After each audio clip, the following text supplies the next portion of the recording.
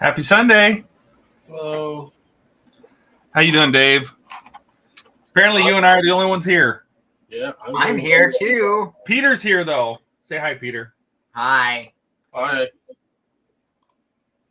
So Peter decided to come by, so he's going to help with this. And if we get through these second 4 stages of the U96, we're going to work on the DB5. But then he saw my Lotus, and he got even more excited. So, Well, that's good. yes. Should be interesting. Let's see. David Giles. Hey, good morning, good afternoon, good evening. Yes. Hello, hello. Hey, guys, there's no link. Oh, that's my bad. Hang on. I was busy posting the first 4 kits of this build right up to the stream. So let me put these in Discord. Hold, please. I'll put it in general. Hang on.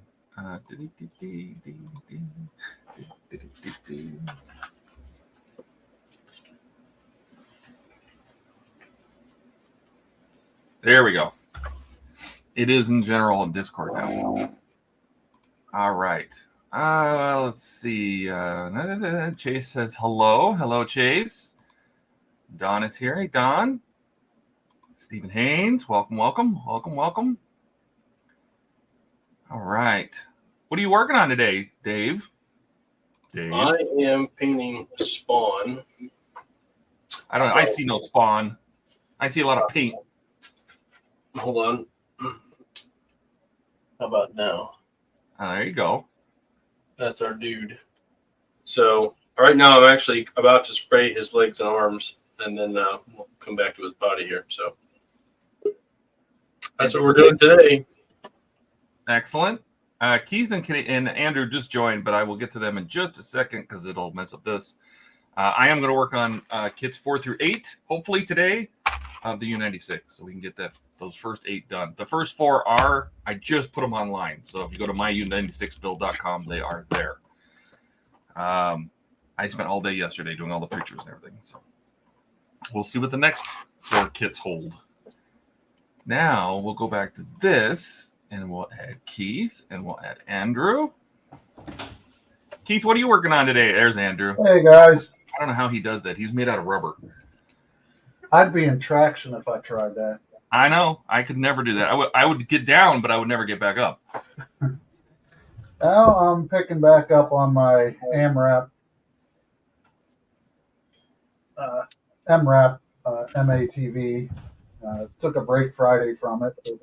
Gonna pick up on that and start working on getting the pieces out and ready for mounting into the top of the cab.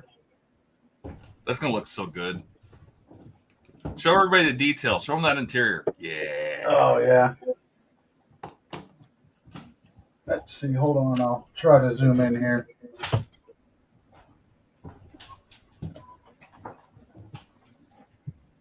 Look at that. Look at that. Look at that photo etch stand, the radio stand. Oh, looks so good. You got some stuff on the firewall now, too, I see. Well, the firewall's been done. I just had to finish the dash. God, So, looks so good. got to mount the back wall, then it could be mounted to the chassis. Crazy good. Excellent. Thank you. Excellent. Andrew, how about you? Oh boy. 2 guesses. 3 guesses. The first 2 It don't looks count. like a big panty liner. Oh, interesting. You asked for a guess. Filling more windows on the 650D. Hey, did you see Phil using that putty and scraping it into the windows? I did. I like filling from the back with the solar res better. Well, I wonder if you could tape the outsides and then use the putty on the inside just to make filling easier. I mean, he basically gave up on trying to make them clear. He just scrapes that stuff in and lets them be cloudy. So, yeah, the issue would be air being trapped inside, right? Yeah. So if you're doing what I'm doing and tape them on the outside and fill from the inside, you're gonna get air trapped inside. So yeah, I still think this is the way to go on it. Yeah, that's why I did it the way I did it. I did the same thing you're doing. So, but I did send him. I reached out to him and sent him the same pictures I sent you, the ones from the 6-footer, the 6-foot. Yeah, they're extremely helpful.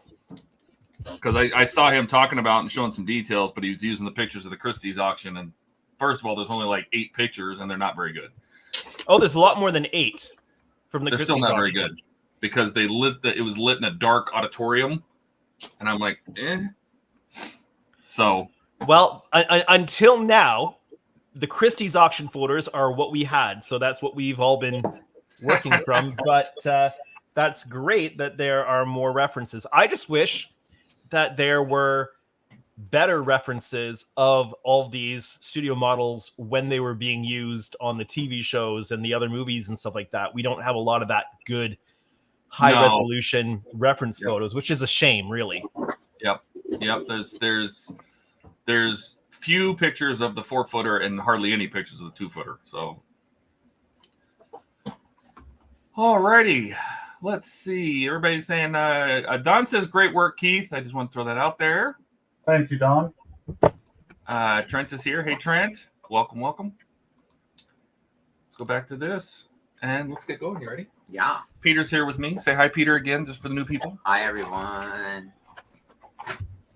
Peter came down to work on the DB5, but this goes first. So we got to get through 4 kits. You ready? Yeah. Do you have to leave at some point? No. All right. I mean, I do have to go to work tomorrow morning. Nah, we're going to keep going until this is done. Okay, cool. That's what I said yesterday or on Friday, and it took 6 hours. So. Oh, this is going to be like the model that's at the Submariner Museum in Groton. Yes. Cool. Let's see. We don't need that.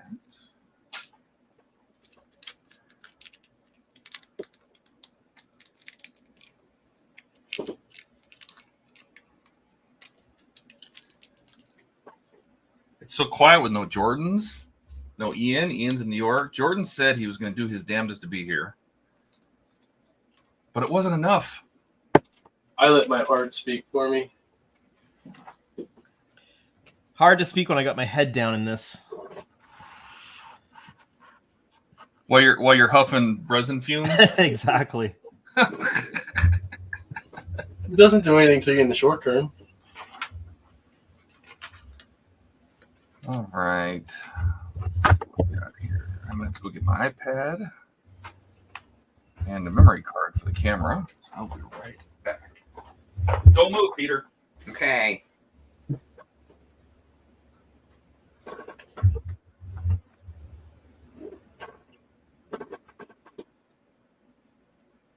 I'll do my best to keep things somewhat in screen for you guys so you can see.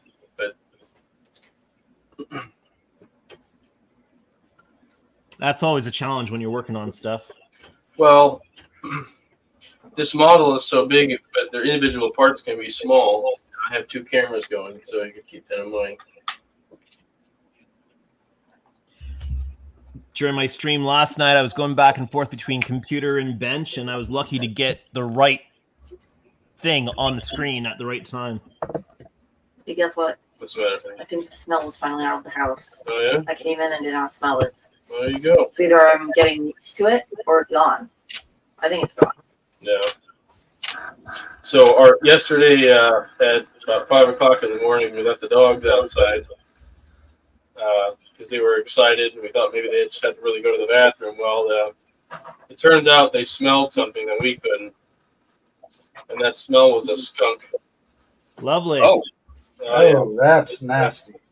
My youngest one got skunked yesterday, but luckily we learned from the last time they got skunked, and we bought 2 different kinds of deskunker, and I washed them immediately outside with the hose and this stuff, and the smell came off of them. Actually, it worked. they make deskunker. Yeah, the best brand I found was actually on Amazon, and I had a coworker actually recommend it to me for the same reason. The Technu is the brand, Yeah. but all it does is it eliminates the oils, which is where the smell comes from. There's an oil in the whiz that. But you have to do it like right away. That's the thing. Yeah, you have to get the oil before it dries. And so I scrubbed them down with this stuff and rinsed them, and they don't stink. It actually worked.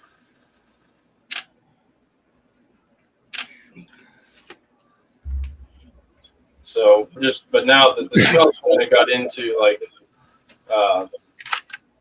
their bed a little bit and their collars, so we had to swap them out. So that's what she's talking about, the smells out of the house. Last time they had skunked, we had nothing on hand. I washed their beds and then the washer and dryer smelled like skunk. That was so stupid. It was awful. I mean, we just smelled skunk for 2 weeks. It was so bad, like our neighbor, not the neighbors, but the mail lady, she's like, yeah, did your dogs get skunked? Yep. Mm-hmm. How did you know? Yeah. It was awful. I'll glue that little piece in over here. Sure. What do I use for glue? So I use my little pin vise and I dip it in some glue. Some glue right there. Okay. Just glue around Did the you pins. paint these? Nope, they came painted. Isn't that nice? Yeah. As long as it's the colors you want. Came with this model comes with fiber optics. The submarine? Yep. Oh yeah, you're supposed to be able to see the inside, right? Yeah. Just glue the posts. Put some glue on the posts, stick them in the holes. That's what they said. That's what she said.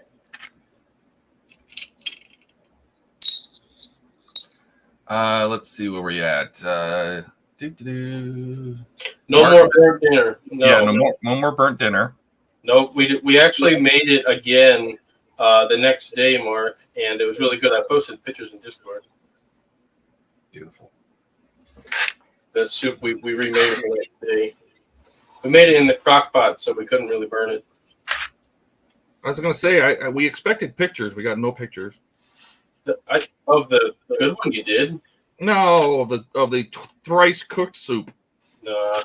I will say the pot we have is a really good one because when I went to get the burnt stuff out, it didn't burn fast. It actually just flopped right out. So I was actually kind of impressed by that.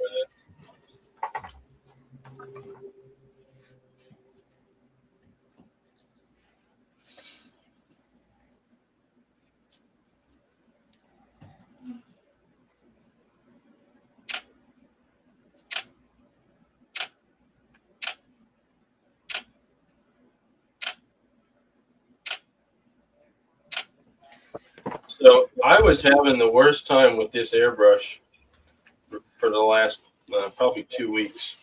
Which one is it? My Harder and Steenbeck, which is really good.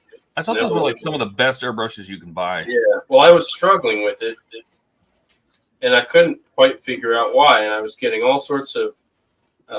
It was leaking air, and then I was having issues with it actually pushing paint back through the whole airbrush, and just nutsing up everything. And I got a bunch of spare parts for where the ball is for the air to let air in. I thought, well, maybe that's the issue. Well, that didn't fix it. And just looking at it as I was cleaning it, I'm like, you know what? There's these 2 seals on the front of the nozzle. I wonder if I change them out, what'll happen. Beautiful. Changed out the seals and it fixed it. Yep. That's all it was. Seals just wore out. Now it's spraying like I want it to.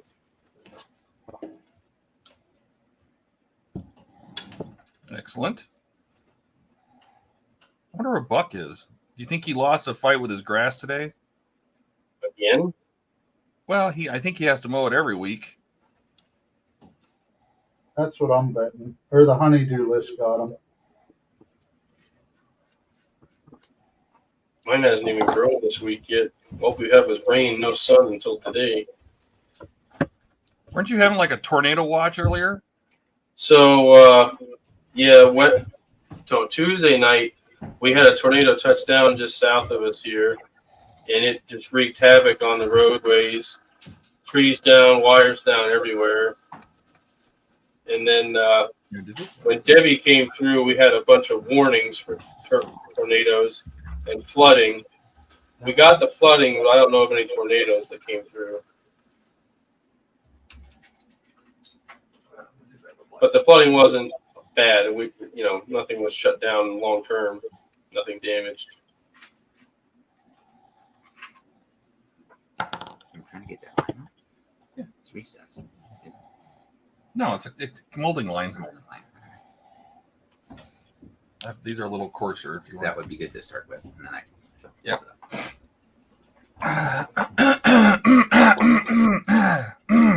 I'm clearing my throat for Ian. Oh gosh, don't start saying his name. Beetlejuice, man.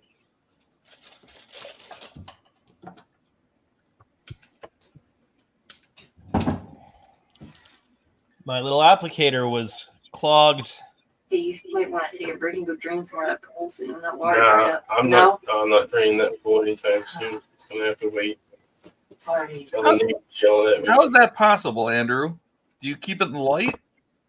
No, just it. Every so often, it'll clog a little bit. There's just this tiny little bit, and so I put the magnet wire through because it's about the only thing that's narrow enough to declog, but the little tiny speck of whatever it is kept getting clogged in, so I had to clear it out from the inside. Should be good to go now.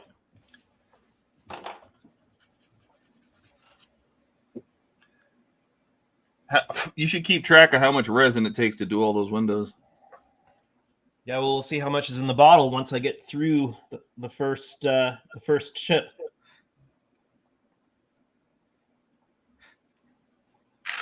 Phil's count was off. There's actually 911 windows on that top saucer.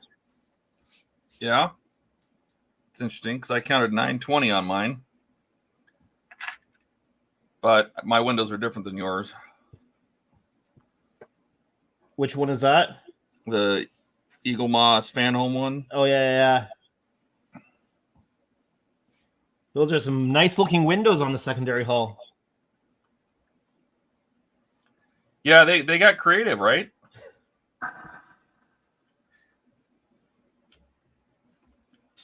They're like, who cares about alignment and keeping things straight?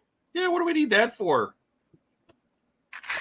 We don't, I mean, who cares about decks? And I mean, I don't know how it got that bad. It must have been, the only thing I can possibly think is that they used some reference picture and the angle was so off that they couldn't get it straight. But wouldn't common sense take care of that? You think, but it was Ben Robinson's project, so that's all I'm going to say about that. That means nothing to me.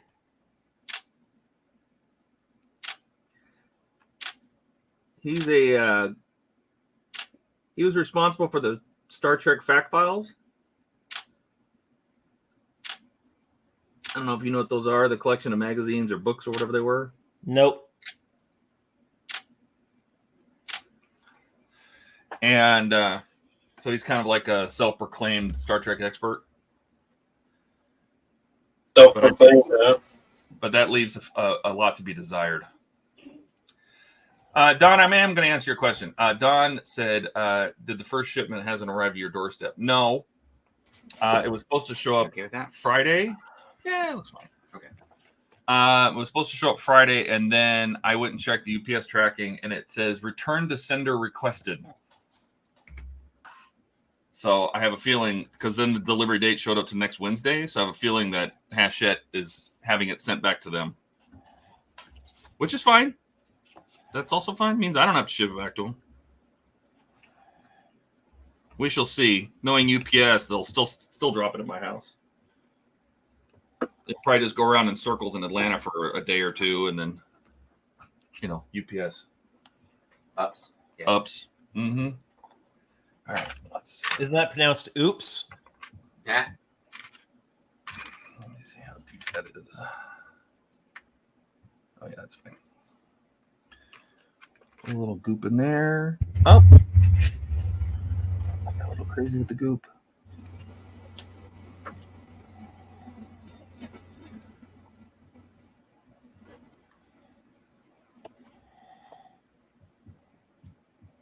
Straight enough for government work.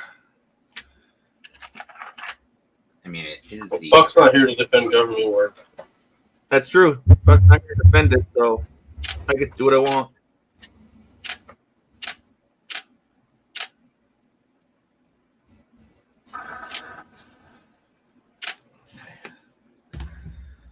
I think we're doing another part of the conning tower with a little speaking tube. Which, if this is the speaking tube, how does the water not go down in the ship? But okay. And then this is a compass mount that has no compass in it. So, all right, that's done. We'll let that dry for a second because then we got to flip it over and put our navigation lights in, our little gummy bears. I say put the detail on for the cover for the speaking tube. What do you think before they go down? They have to put a There's little cap a cap they lock on. it's like a clamp down. Yeah, like a rubber.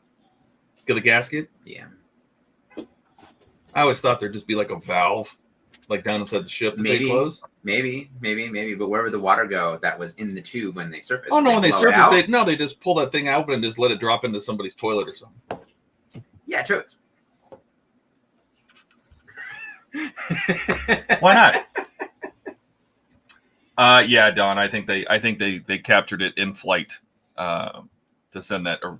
So what he's talking about is Hachette sent me the U-96 part, but never really dropped them off, or they hung out at the UPS for a day or two or three or something. And Ian got his parts. Mm-hmm. So I reached out to Hachette and I said, I never got anything. I don't know what's going on. And the director of operations wrote back and he goes, hey, the guy that took them to UPS, and they did go to UPS, he's out until Monday. So I can and that's tomorrow. So he says, I can either send them another shipment or we can wait until that guy gets back to figure out what happened. Okay. And I said, well, send me another one. And they arrived literally the next day. So Okay. they were, these got here, I think, Wednesday. But that first shipment was floating around somewhere. And then I noticed this week it finally started moving inside the system. Oh, So it must have been like in the backseat of the dude's car. possibly. And he went home, took a few days off. Well, said, oh shit, I got to drop that off. my last UPS shipment sat in Texas for 2 weeks before that. Mm. Nice. Yeah, I don't know why it sat in Texas of all places, but usually they're pretty good about getting stuff out of there.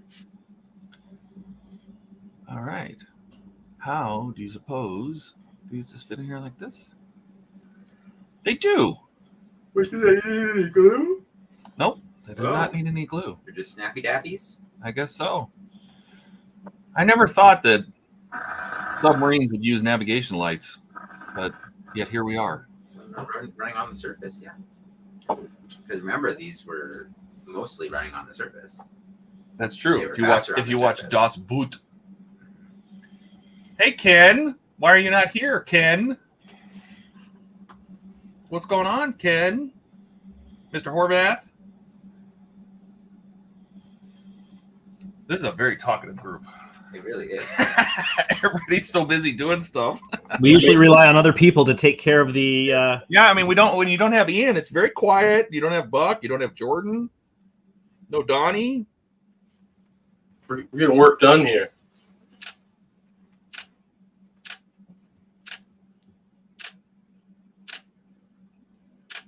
I just hope that we're not troubleshooting the Enterprise for 4 hours again.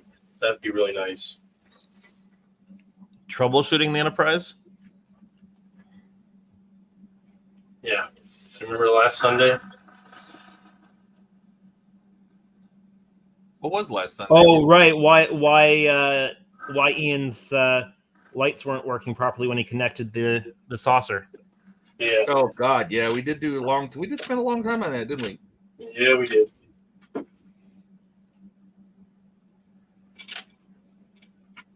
I spent 2 hours last night doing some figuring out the inner lighting kit for the first time.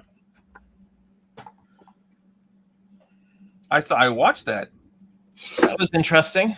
And then I got reams of Facebook messages from Andy, who does the inner lighting thing.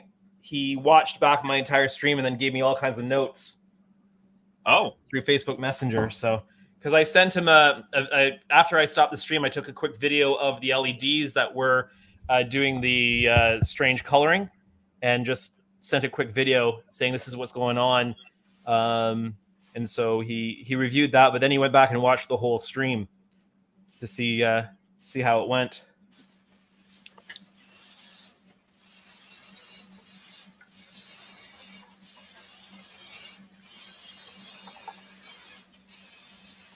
Are they usable notes? Is everything going to work as expected? You mean on that kit?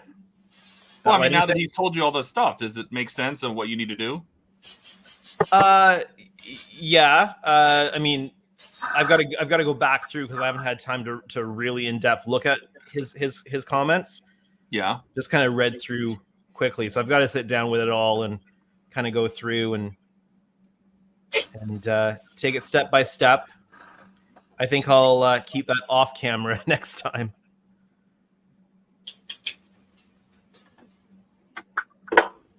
Interesting. And I failed as a YouTuber. I got my very first super chat and totally missed it. Oh my God. Fail. Failed. Yep. What are we going to do with you, Andrew? So I learned last night that my streaming software does not show me. It shows me all the chat, but won't show me super chats and that kind of thing. So lesson learned is to monitor both that and the actual chat from YouTube. Oh, yeah. Yeah. Ken is not here because his bed is nowhere near his hobby bench. Does that mean he hasn't got out of bed yet? Gee, Todd. What? That's what it I didn't sounds get out of like. bed until you knocked on the door, bro. I know. Don says, your troubleshooting of the problem. Let me put this up there. Of course, now it's not going. There it goes. Of the problem with solid, Todd. It's tough to do that when the problem is not in front of you. That's correct. But that's why I test electronics constantly. Constantly, because you never know when you're going to pinch a wire or bend something or break something, or, you know, especially when you're cramming a lot of stuff into a small space. I mean, look at Andrew's Enterprise E's. They're like a spaghetti of wires. Hey, they're not so much anymore. No, you got them all cleaned out? Yeah.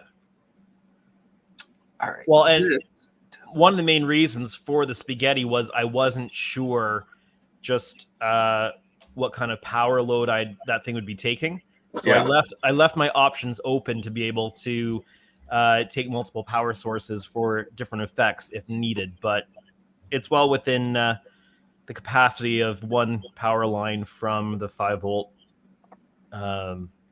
wall thing. So, Peter, Yes. Andrew does commission builds Okay.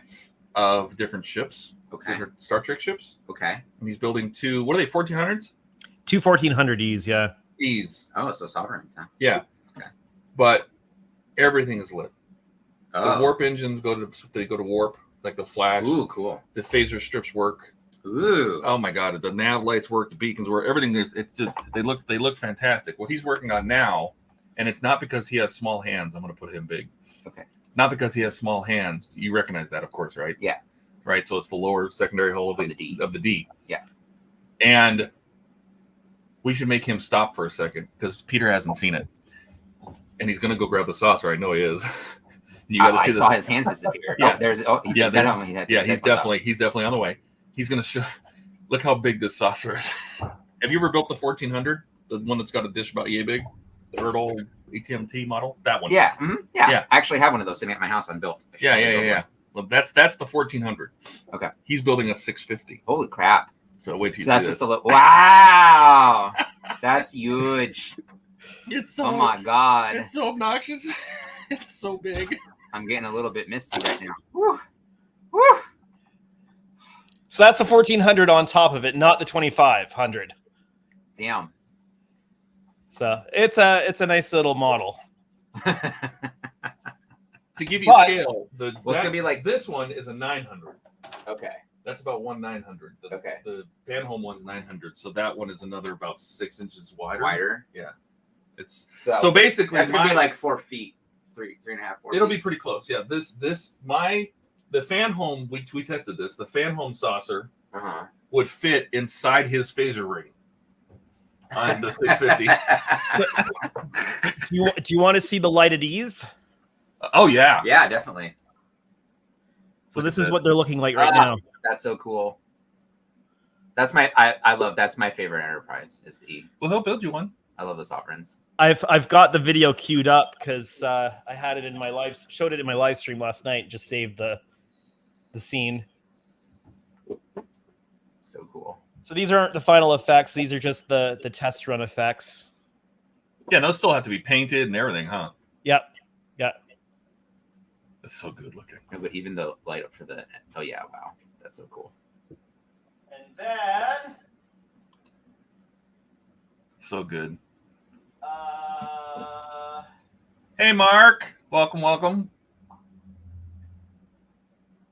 Don, we should have been playing Jaws music in the background. Yes. Dun, dun. Ooh. Oh, what's this? What is this? Is this the final version? that's the previously completed one. Okay. So the fully painted everything. You're getting Peter all excited.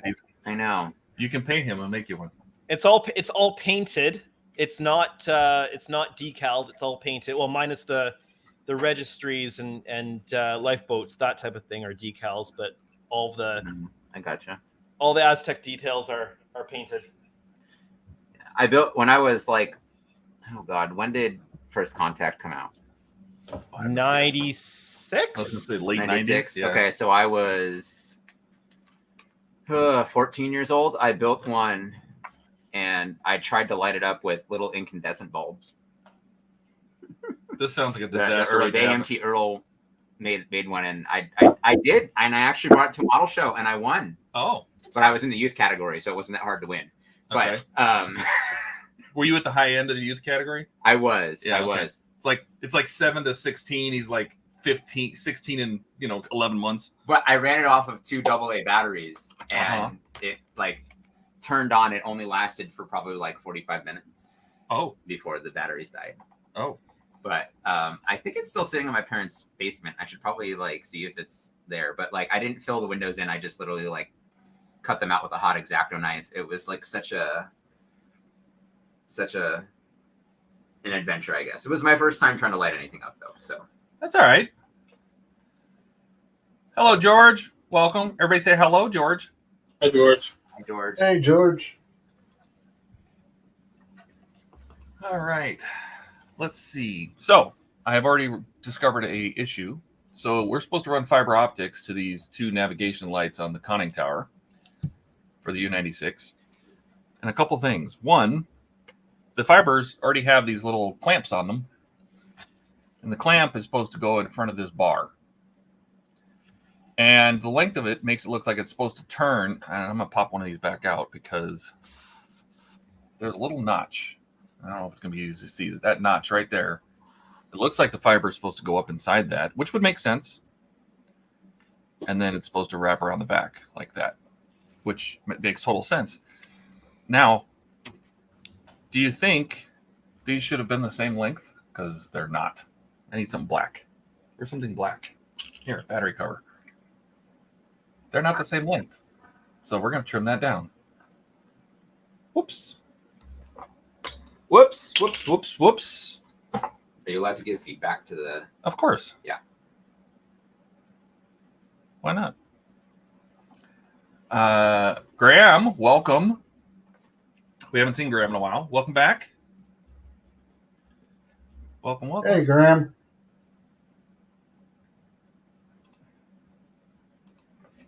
All right. I'm going to text Jordan. Let's see if he's working. Ian is still in New York City. Buck is probably playing Fortnite or something because that's what 60-year-old men do. Just play Fortnite. Yeah. Cool. I can't wait to be that old. That's all I have to do. Yeah, well, ask. Well, see, Ken's retired. Ken, what do you do with your retirement? Tell us. Mark, he asked if one is too long or one is too short. One is too long. The only thing I'm worried about is that I think the clamp is actually in the wrong place because the other end It's not ready to see. But the other end doesn't match up either. So if I put the clamps in the same place, and that one's shorter, that one's longer. If I put the fibers themselves are the same length. So what I think they did is they clamped this in the wrong place. And that is, I might be able to slide it down. Let's see. Can I slide it down the fiber without breaking something? No, it's not. So all I can hope is that wherever these are going, the light source that these are going to is not going to be bothered by maybe a 1/4 inch of fiber difference. Because I'm going to have to trim this down.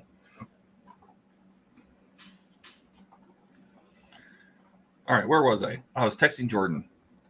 Peter says, I'm on my way. Hi, Peter. Yeah, I said that to you at 11:30 when I was on my way. Oh. Oh, we have a talker. Buck is here. Woohoo! Hi, Buck. I've been Hey, Buck. here. Hey, I've been here. You guys were showing off the Enterprise, so I didn't hop in. Boo. And this is actually the end of the Moomin Stage 48. Were you recording? Not right now. I recorded it and I said, okay, I'm going to leave it here. You guys will see it in the next issue because the next issue is adding the ceiling. But You can make yourself big. I can't make myself big because I got a hold of this thing. Here, Trying I'll to make do it Hang on. straight. Oh, hey, Mark's here too. Hey, Mark. The whole Hey, party. Mark. Yeah, I'm just trying to get this thing straight right now. It is a little bit more difficult than you would think, but I've got it all clamped up and I'm going to set it aside and let it dry. And hopefully everything will come out okay. But yeah, next video I do on this afterwards will be this. I've been doing artworks all day long. Excellent. And by the way, Todd, fair warning on Optimus Prime. I saw your message. What am I in for? Todd Rage. You're in for Todd Rage. Oh, I'm gonna rage. What stage are we talking about here? 2 of them, 48 and 49. Oh boy. All right. Well, here, You're in for a world of hurt. let me push this away. Okay, let's see if I can get it to where you can actually see it. Let's see. Okay, you see that? You see this screw right here? And this one right here. Uh-huh. The heads of them are so perfectly aligned that you almost can't get them in there. I was using a wrench and going about a 1/6 of a turn at a time because it doesn't drop straight in to get it down. Like an Allen key? Stage. No. The little wrenches they give you. Hang on. God. Oh yeah, Todd, rage. Just start raging now about it. I don't want to rage. You're going to. You need to do it on the stream because it will be entertaining.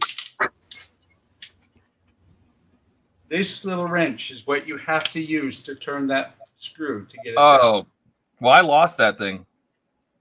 You're going to need to find it Yeah, I because this one here on the first one on 44, I managed to use it to put it down, and then I had to fight to get it back out because those 2 screw heads are about less than a millimeter apart. That doesn't sound like fun at all. No, and oh, by the way, you know how I don't know, and I was really upset because I went to your website and you were not further ahead to tell me how to do that. But I don't know if you've gotten to the point where you put the headlights in. The ones that are angled on the side. Yeah, these ones, these little ones. Yeah, I put those in, but I rerouted the wires. Where'd you route your wires to? Up the center. Okay, because here's the funny thing. Up the center is correct. They don't tell you that until stage 47 or 48. Oh, no, I routed them inside the chest and up the center. Because I didn't want them running around the outside. It looked stupid. Well, that's where they need to go, because when you go to stage 48, they show that they're coming up out of the center of the that engine block. Oh, excellent. Yeah, because I know the circuit board's inside the back of the chest somewhere. Oh yeah. Oh, the circuit board right there.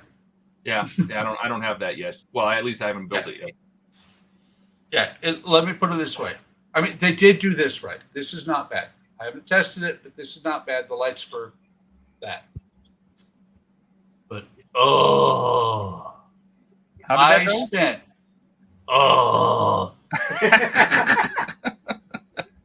I spent an hour putting one screw in. Oh, Jesus. Yeah. And I don't know how long it took me on stage 44, but on stage 48, it took an hour today. And I will be honest, I was going, okay, I've spent how much on this, and do I really need to finish it? Your wife must have been happy. Oh no. An hour for a screw? Well, yeah, there is that. That hasn't happened in a lot of years. Oh, I was going to say, maybe she was actually happy. Could have been. Well, we have a question. I am going to pose this question to Dave. Dave not here. Oh, wait. That's a movie. Here, let's do this one. A little more room. Dave, Graham says, how do I make an off-white a touch of gray? How do I make an off-white a touch of gray? Are you saying ask how to make an off-white? What? You just age enough, and then your touch of gray shows up, man. I'm sorry. Which one do you want to make? I see a note about insignia white. Is that what you're looking for? You see, how is the best way to make insignia white? Well, insignia white is here, and this is flat white from Tamiya. So, but if you only had white, how would you make insignia white? I would add in, like, oh gosh, a very small drop of gray, maybe. I mean, yeah, I think I thought insignia white has but either it's a tinge of yellow. Yeah, because to is it a warm warm you're, white, it's or is it a cool You're white? warming it up a little bit. Okay, now you're right. Hold on, I opened it up. Yeah, whoever thinks, well, that's a good idea. You could add Or like a Like a cream white, hand to it. cream white, like actually, I actually have paint of off-white, but if you only have white and you have maybe some yellow. this is Real Colors cream white, and this here Yeah, but if you have like a khaki, is a little bit warmer. Half a drop of gray and see half it a drop rolling of it out. yellow. that might make it easier. Yeah, I think you're really just warming it up a little bit. So like Just a little bit. So either like okay, a cream yellow white or some kind of very light yellow. yeah, it's like a green sand color. almost instead of pure yellow. If you have like a sand or a khaki or a tan of some sort. Yeah. But I would do it one drop at a time, literally, Like, until what you did I get to the put on color you want. that Merkava? That was like, what is that? Yeah, one to Todd's point, one drop at a time. You're not going to be able to see much of a difference between flat white and it. I mean, I'm looking at them and I don't see much difference coming out of there. So it's a very, If very that was small- automotive. If that was automotive paint, I could tell you how to do it.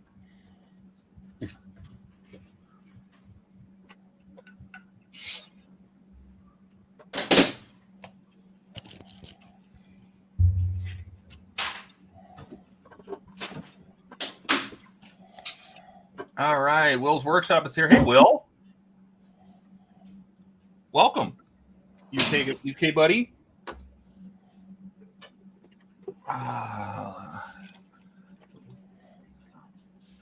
That is a Razer glass file. That's for, Ooh. yeah, that's Oh, so for, it's glass. Yeah. Oh, that's for taking off. yeah. You know, this. Yeah. Screw marks. Yep. Cool. And it works really well because it basically polishes the plastic. So the gate's gone. Yes, I have two sets. They're from what is it? Is it Spray Gunner? Who makes the Razer? Gun Primer? Somebody. Gun Primer. Okay. So this is the big razor kit. So it has the little one, the polishing block, and then the. So what this does is that sands it down. Yep. Right. This returns it to a buff. Okay. Because this kind of polishes it shiny. Yeah. So this returns it to a buff, and then if you want to bring it back shiny, you can do this. Okay. And then they make a small one, which is themed Game of Thrones, whatever, for whatever reason. They make a larger one. So I have the big razor too. If you just want to start with one, just a file. Yeah. From Gun Primer. They're fantastic. I use it constantly, especially with the Perfect Grade Falcon. That one is. I still haven't finished building that DBS, so. Oh. So, for 5 years. Oh, Jesus. Go ahead. Oh my God! What the hell? I'm just showing that the picture that I posted on Discord was true to life. What the hell is this? Are you doing it by? Are you doing it by Wayne heads? Is this how you're measuring how big that C57 dish is? Yes, except for I don't have Wayne's head. Oh my God! I just thought I'd show you guys, and I can't hear you right now. Headphones off. What did I talk about him? Thank God he has a shirt on. What did I just come back to? Oh God! Buck had his head in the toilet. Yeah, that's what I That thought is- it was too. My God! That is how literally massive this thing is. So Graham, Ken says a white and a little buff. I trust Ken's theory on that one. Yes, I agree. Anything with some yellow in it. Yeah, because I think you're just warming. You just want to warm the white up a little bit. Will says, just getting back to plastic kits, completed a 172 Typhoon. Decided small scale is not my thing. Moving to one. Hey, I agree. I can't. I'm not. My models have to be big. My fingers aren't as good as they used to be. So there's a major difference when you go to that scale. There's a difference in how you have to paint it. It's like miniature painting versus like what I'm doing here. It's a totally different technique you have to use, and that's why there's a divide amongst most painters where it's like you usually like, especially when you're first starting out, you usually pick one or the other. You're either going to do really small scale and you're like a miniature painter, or you're going to go with bigger scale. And to me, a 35th scale tank or a 35th scale model or like a 48 scale is kind of the dividing line in terms of military models. You go smaller than those and you have to do miniature painting. You go, those are larger, you can use an airbrush. But when you go down to 72nd scale, it's a totally different ballgame if you want to make it look like a model and not a toy. Yeah.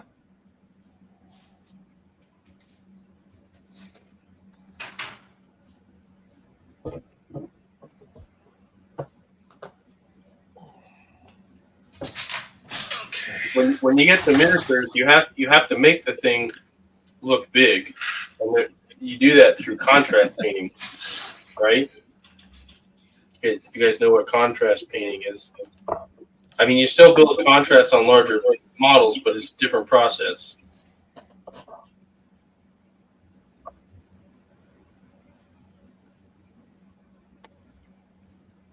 So, Ken, that happened 35 years ago.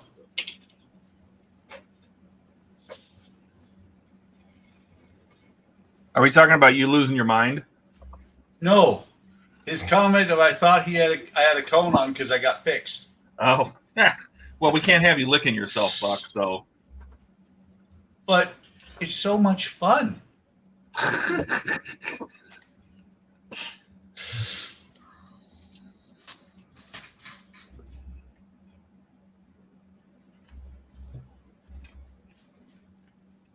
are you going to build that Blackbird? oh, don't you get started on it too? What? You can't have a model like that and not build it. Like what? God. He's asking me when I'm going to build the Blackbird. Well, it's a large scale model. You should build it. Yeah. When I get caught up on my part works, I will. Todd, that's the thing, is if you're looking for a large scale model, I got one for you. Just showed it. They don't get much larger than that. Todd, you know what? When you start building the Blackbird, you Yes. let me know, because that's when I'll build my oh God.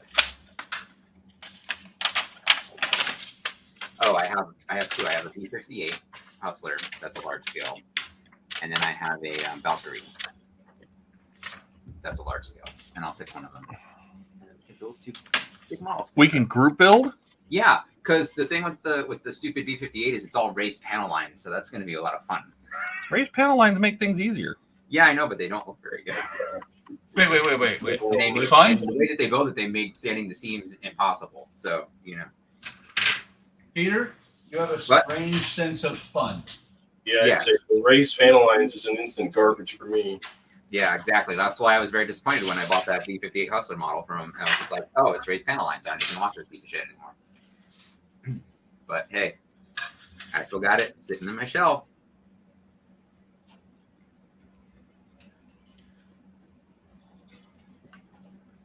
I still got a lot of stuff sitting on my shelf. Well, Buck has an enormous stash. Sounded for a second like you weren't sure what to say. No, I just wanted to emphasize the size of your stash. He's got enormous tracts of land. Huge tracts of land. Oh, that All right. Yeah, since I have a large scale version of that. Oh, very cool. Yeah. When you say Valkyrie, I keep thinking of that thing that Ian always talks about. His something Valkyrie.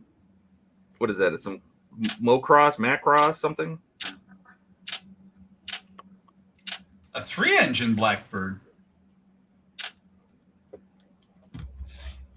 All right, let's see. Will says, I understand fully about miniature painting. It was a free kit I was given and used a bit of practice. Got a 148 Blackjack Typhoon to do now. Looking forward to that. Excellent. Well, if you want to join us, Will, you can.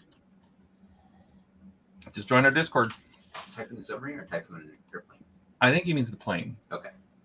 I think. There's a 3-engine Blackbird at the Museum of Flight near Jordan. Jordan where? Oh, okay. That's not a 3-engine Blackbird. That's the drone. With the drone on the back. Oh, yeah. Oh, yeah. Yeah. Gotcha.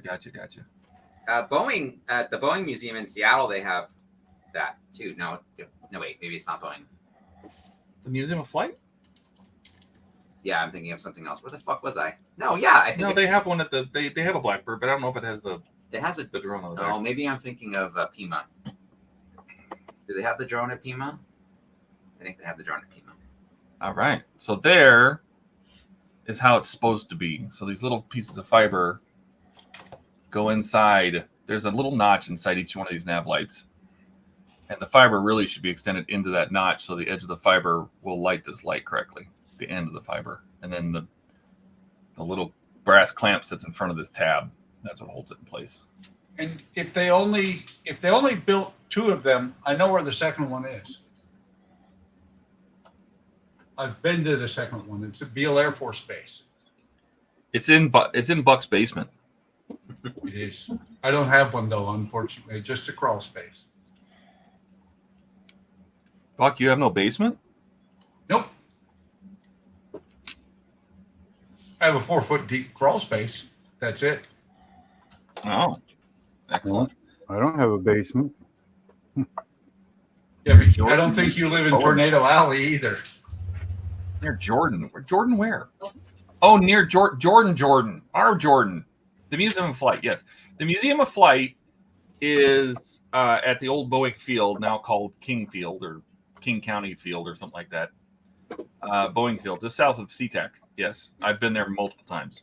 Yes. Me too. It's next to the Boeing plant. It's not a plant there. They use that for a delivery center. Justin lives like right up the hill from it. Yeah, Like, BFI. That's half a mile from it. Yeah, that BFI. It's very cool. It's a very cool museum there, actually. It is. They have Concorde there. They have the Concorde. They You can have walk the through it. You can walk through the 747 Concorde. prototype. They have the or 740 test bed. They have the 787. They have the they have a Air Force One, like the old 727 Air Force One. Or 707. 707? It might be a 707. You're right. Yeah. It's not a Boeing plant though. The Boeing plant's up at Everett. The one at King Field is just a Oh yeah, that thing. Ha. Yeah, Yeah. that's the other one, and it is located, like I said, at Beale Air Force Base Airplane Park. Ah. Gotcha. Yeah. No, wait, what was the black? It was the YF-12 or something like that. Wasn't that what it was Well, called? they had the A12, the A-12. That's it. That's what I was the thinking. SR-51.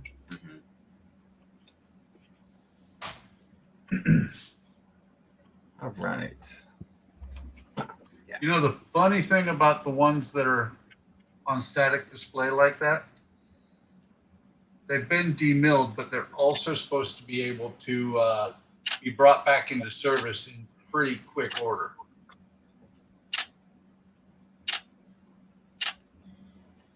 It's like the Boneyard is actually a spare parts place.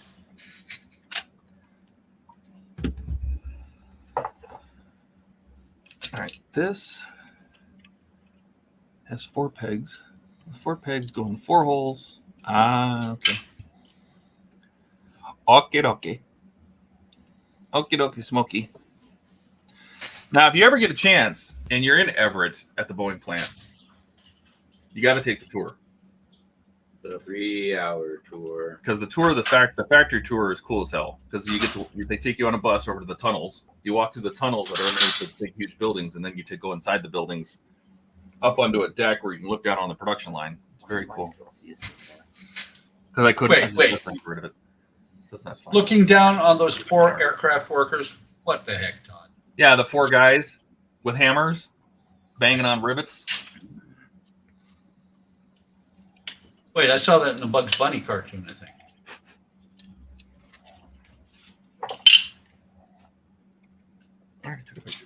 God, you just blew fake smoke all over your mouth. Did I? Yes, you did. I'm a It's terrible hilarious. I'm a terrible It's person. It's hilarious. I thought it was funny. What'd you do, Todd? He said I blew my vape smoke all over my model. Ah, that's okay. That's allowed. As you do, you know.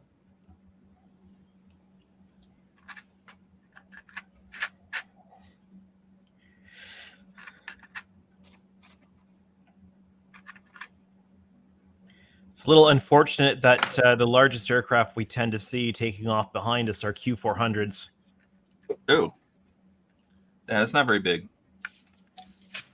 We do get military jets doing training from time to time.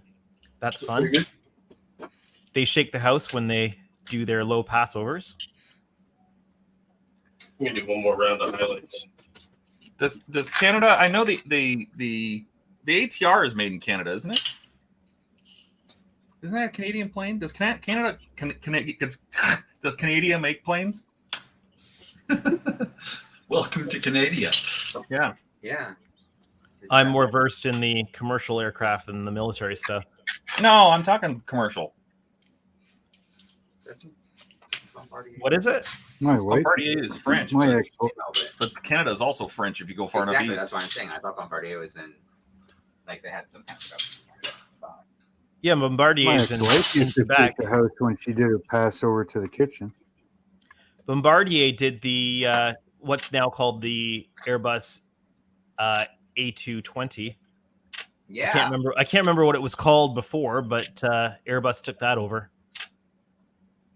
So I think one of the coolest things about the SR-51, if you ever gone and seen it, at least the one I saw in Dayton, Ohio, there's a plaque there that explains that the SR-51 was designed before we had modern AutoCAD. So it was designed by hand, by draftsmen, engineers, whatever, on paper. And what they did when they did get AutoCAD stuff after the design, obviously after it was designed and after it was built, they actually said, well, hey, let's put this in an AutoCAD program and see if we can optimize it. And when they uploaded the design into AutoCAD, they actually found that there was no way to optimize it. It actually was already at the best it could be before it was in AutoCAD. In other words, the guy who designed it, or the team that designed it by hand, was more accurate than any of the computer models we use today. I thought that was pretty fascinating.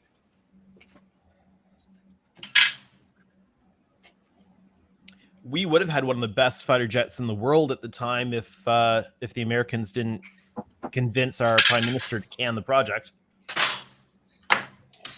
That's our job. What's that? No one else succeeds. That's right. How can we be the greatest military power if we don't stop you from doing cool stuff? Yeah, no, the Avro Arrow was quite the piece of technology at the time.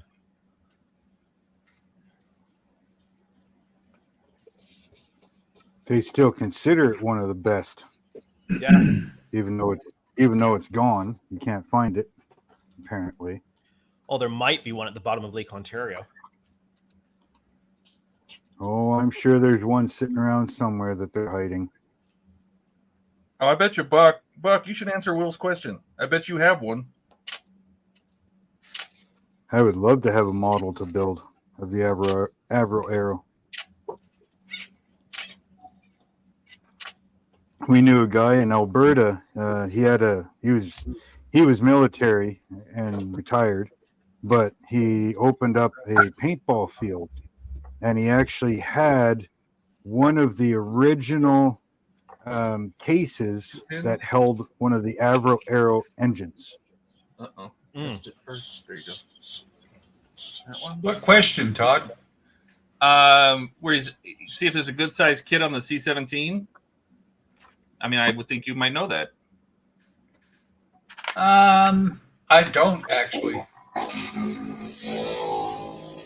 I'm guessing that the largest scale C-17 is going to be the 1/144.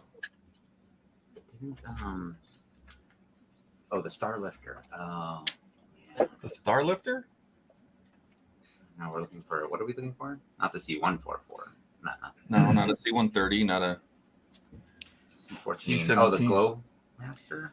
Well, Ken says Kinetic makes a C-17 tooled in 2023. What scale is it? Do you know, Ken? Oh, 172. Well, that's still probably good size for that plane. So, Todd, your teal material Yes. being put right above my green mat looks exactly the same. It does. I noticed that. You want it to. So is that representative of the color it is in person?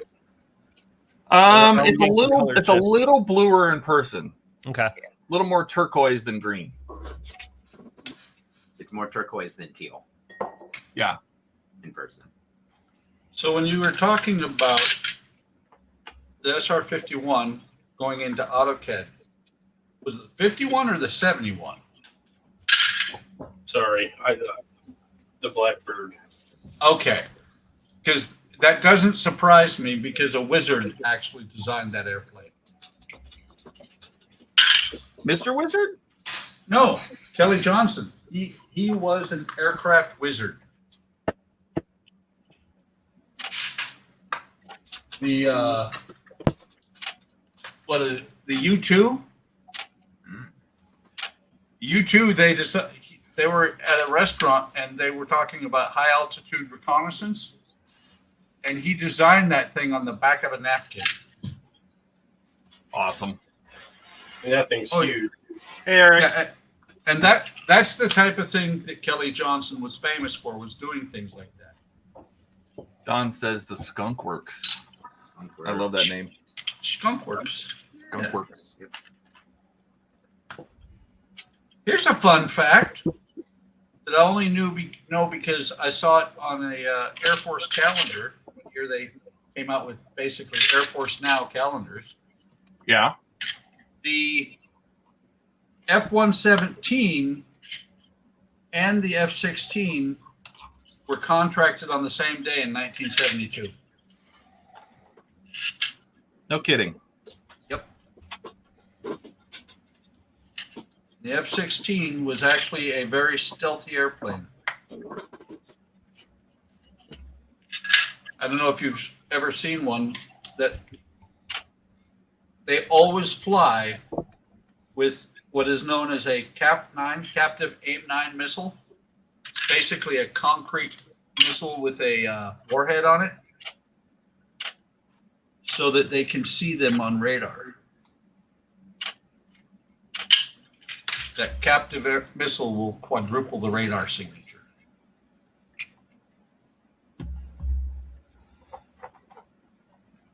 right. Great aircraft, but oh my god, piece of crap for maintenance.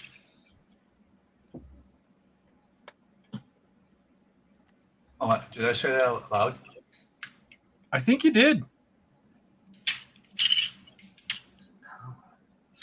Actually, Eric, yes, I did set my tagline. I like it. Oh, what is That's that? cool. I want to build one of those. What is Yeah. that? The YC-14? Yeah. Huh? What? Where? He's pulling up weird aircraft on his phone, and that looks really cool. Look up the YC-14 from Put Boeing. it in the camera, can I was Hey, going to yeah, say look, those look. engines look like they're from Boeing. I? Yeah. Where that thing is. Or you can hold it this way, like everybody else's brain Oh, yeah, works. sorry. That's Whatever. it. It's from Boeing. Does it have any That is- board? That is really cool. It's a Yeah. cool looking plane. Mm-hmm.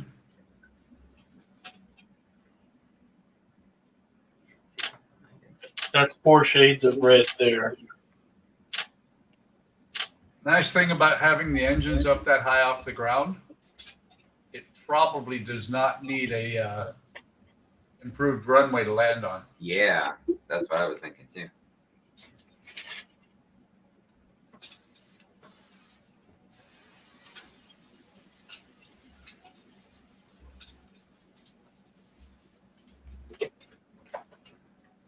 Let's see. Will says still trying to work out what you're all building. Okay, so we'll do a run around. It's been an hour.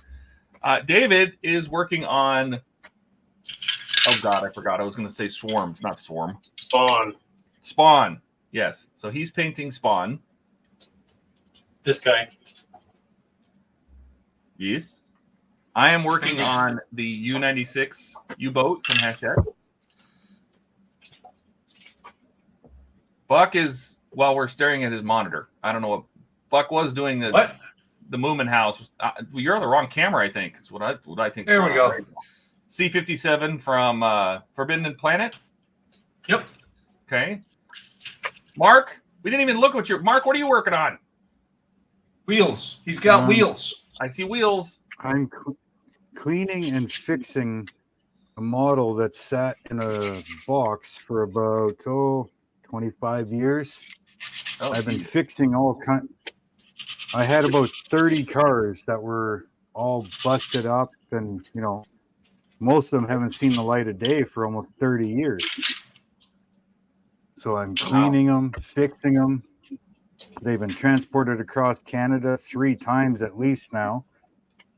And this one here is, all these cars that I'm fixing are from anywhere from age 9 to 17.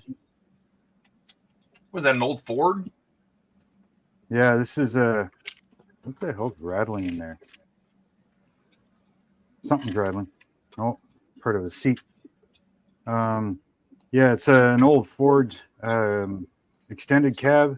This one actually comes with the speedboat for the back. Oh, no kidding. How cool. Yeah. And so that's what this is. That's part of the seat for the boats and part of the windshield that was with it. I've got the boat behind me. Are you gonna But update yeah, the boat too? No, I'm just this one here. I'm not sure what I'm going to do. I don't want to fix them because they're history, right? I built these as a kid. Like this one here is raw plastic, and you can look at this one closely, and you can probably see the brush strokes on it.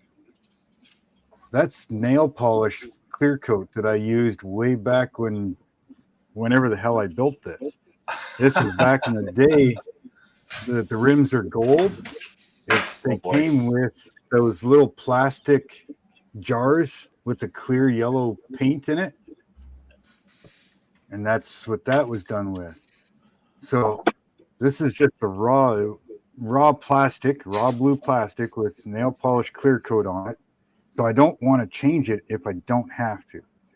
Now I do have, like I said, there's about 30 cars or more that need to be fixed. I'm doing a whole series on it. I just went into one of your videos just now when you said or more. Yeah. Wow. Like you said, there's all kinds, like Porsches, and some of them will be getting redone because, well, I don't know what the hell I was thinking when I was a kid, but I was a kid, right? Make them look cool. But I mean, I've got an F1 car that's the engine come off, like the old Tester's glue, orange tube glue, right? Nothing stays together. Nothing stays together. Except your fried brain cells. Yeah. And they're not together anymore, are they? But this one, I didn't change the color, but I cleaned it up, and the body was coming off, and all I did was re-clear coat it. That's all I did. Wow. So I cleared. Well, back then all I did was probably a Tester spray paint. But yeah, it was all faded and hazy, and you know what I mean. Like it was dry sprayed. You know. Of course. But all I did was clear coat it. That's it. You know. So some of them will get a little bit of a touch up. Other ones are just getting fixed and cleaned. Like this one's getting all fixed, right? Some of them will get totally redone. So that's what I'm working on. Excellent. All right. Where were we? Andrew is working on his Enterprise D windows, his 650 Helios kit. Yeah, continuing to fill the windows, currently chasing bubbles. I don't know what it is about these particular windows, but no matter how meticulous I am, the corners always catch a little tiny air pocket. So I have to tease that out with a little piece of magnet wire. Yeah, you know what I would use? I use flexible dental picks. They work great for scooping bubbles out. Mm-hmm. If you have any. Oh, this is working really well.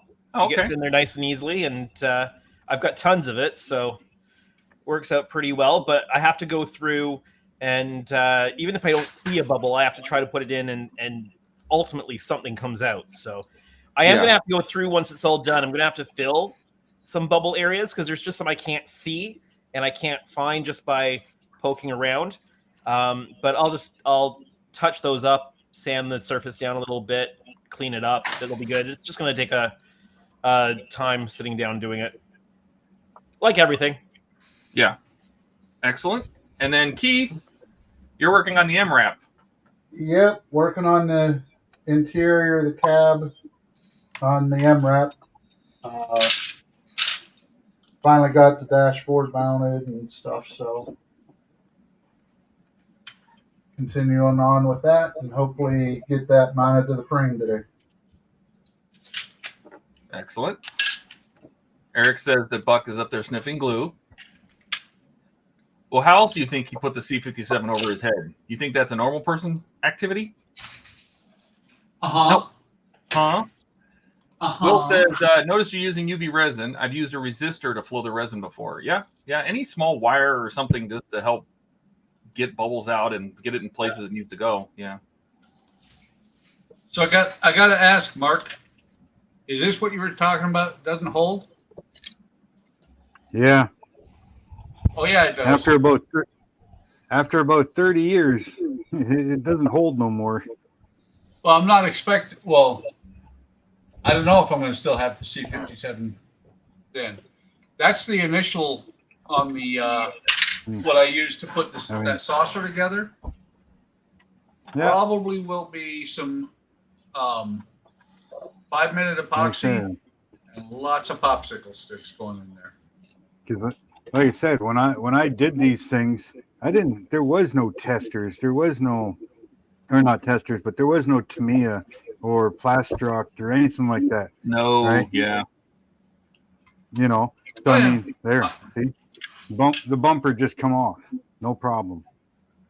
I remember the when nothing holds after 30 years with the orange stuff. I remember when the liquid glue first came out. I was like, that is so cool. I wasn't doing models then when that stuff all started coming out. The only problem with the liquid glue coming out, it should have been, I was in the 70s. The only problem with the liquid glue is that if you put it away and you didn't realize the top wasn't on tight, you can come back in your Polaris submarine with the open side. Yeah, all the panels are kind of mushy. Yeah, it was probably stuff we didn't have yet, or you know, at least Dad, because Dad picked up everything when I did it, right?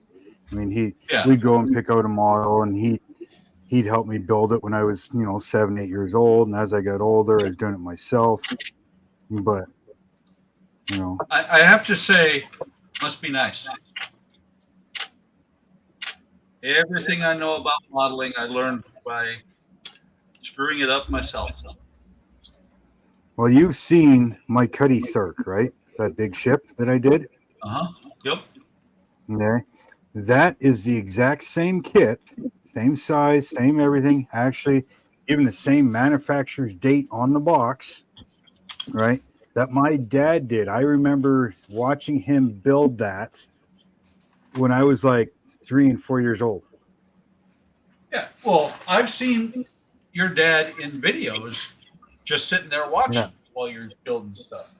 Yeah, that's really cool. But that's the thing is he built that. That model is long gone. So when I found that kit, I'm like, dude, I am so building that, and Dad's getting it. You know, so I gave it to my dad. Yeah. Well, trying to think what the name of it is. I had that Polaris submarine. Whoa, that was almost bad. That Polaris submarine that I did as a kid, I went out and found it again. I will actually complete that model someday.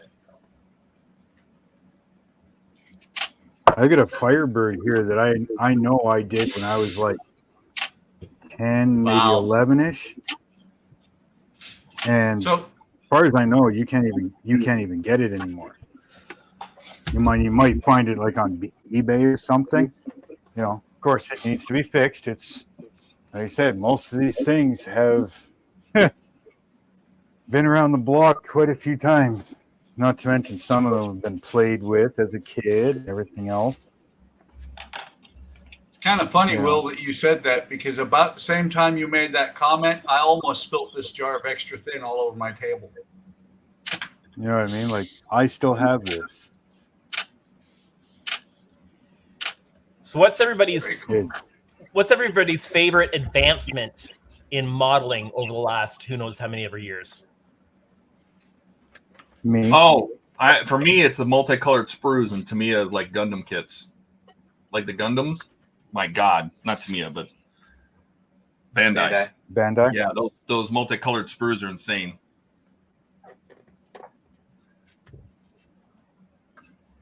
I would have to say LEDs and LEDs getting really, really tiny. That would be mine. Because when I was a kid, you didn't do lighting. You just didn't.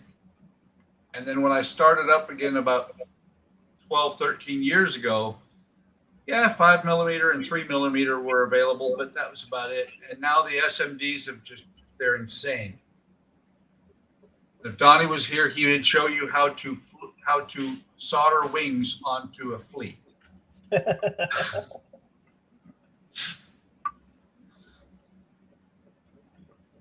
So for me, I mean, like I said, I stopped building when I was like 17. I was back in late 80s, early 90s kind of thing. So, I mean, up till the last 5 years that I've been on YouTube, I haven't touched a model, right? Haven't built one, haven't looked at one, nothing. And so, I mean, for the advancements of back when I was 10 to 17 till now, everything is awesome. The decal setters, the glues, the CA glues, the paints, the brushes, everything, you know. So to me, everything's a crazy advancement from when the last time I did it.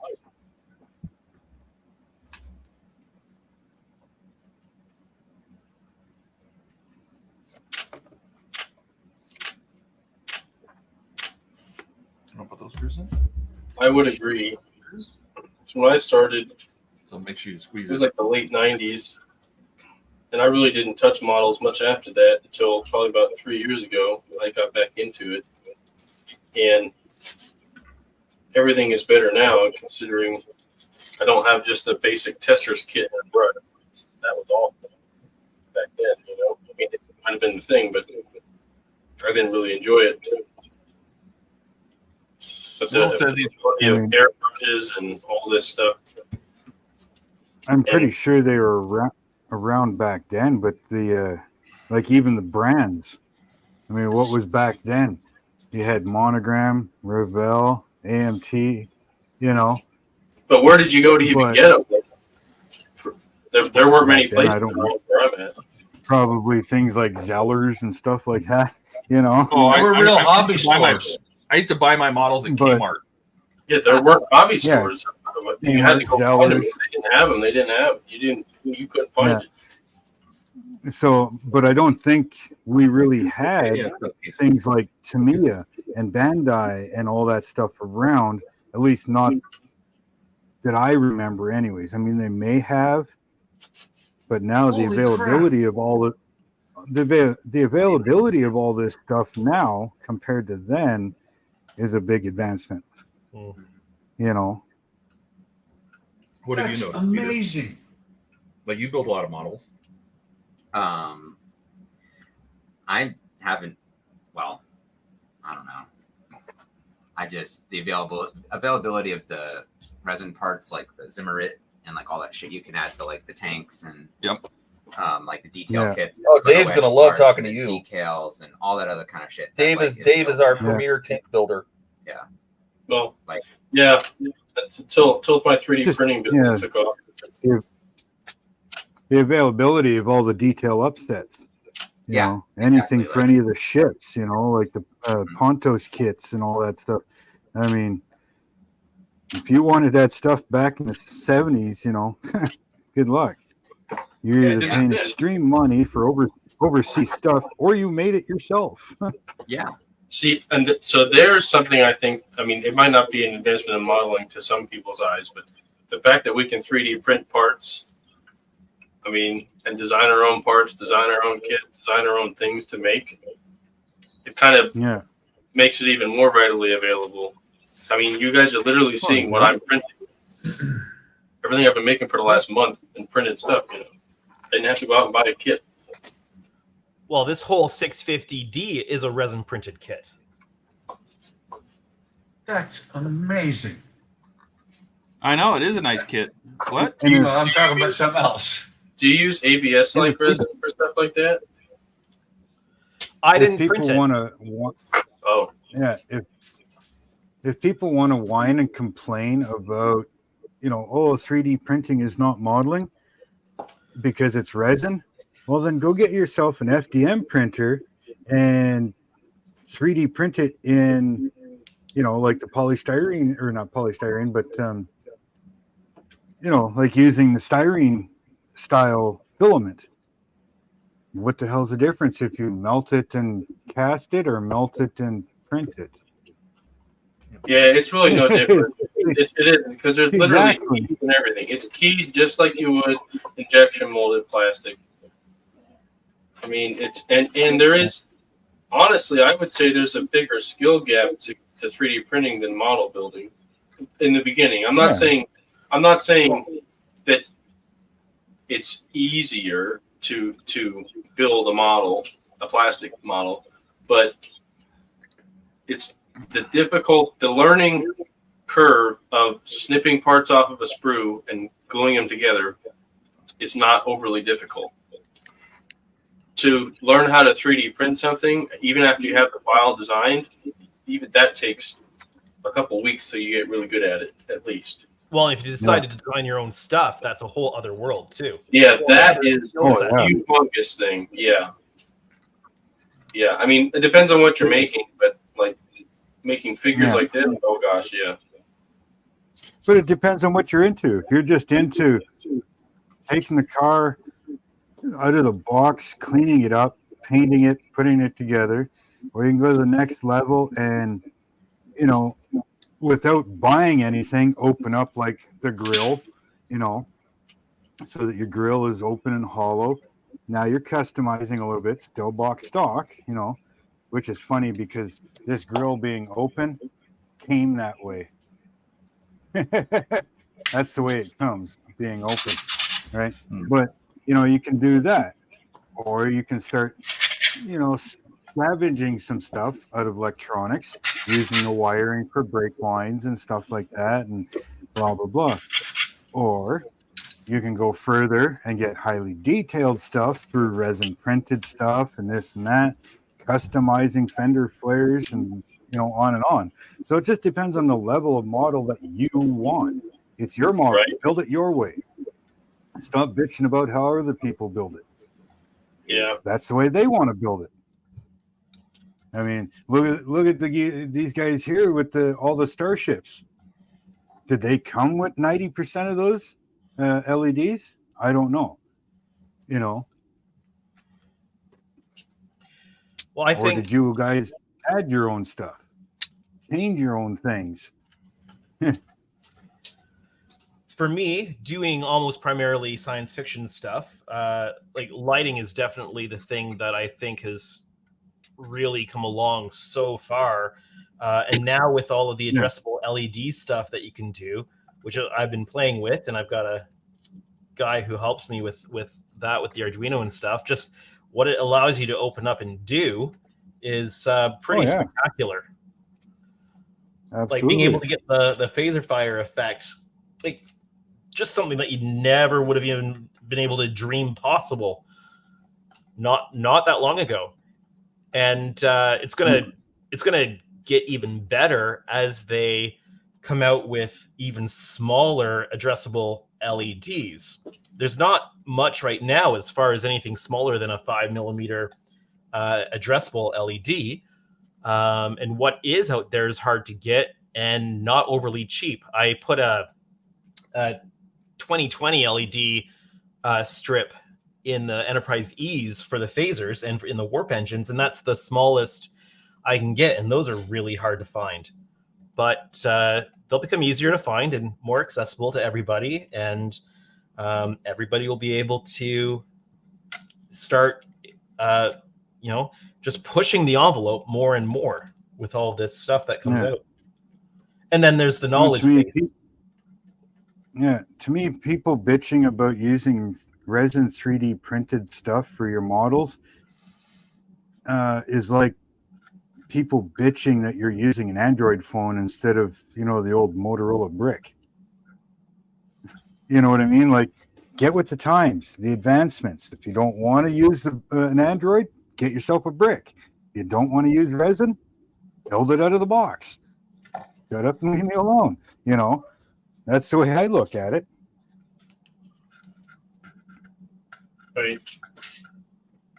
Yeah, I know, like, getting into what I've been getting into here, it's not that I don't like painting my tanks. I'd love to build another tank, but business demands what the business demands right now, and I'm still enjoying this side of things very much so, and I'm learning even more because there's a lot more variety on this end of things. But anyway, what I'm finding now is people in this world, they like to complain whether you use an airbrush. They're like, "Oh, you use an airbrush to paint things. That's not real talent." I'm like, okay, grab an airbrush and you show me how well you can do with it.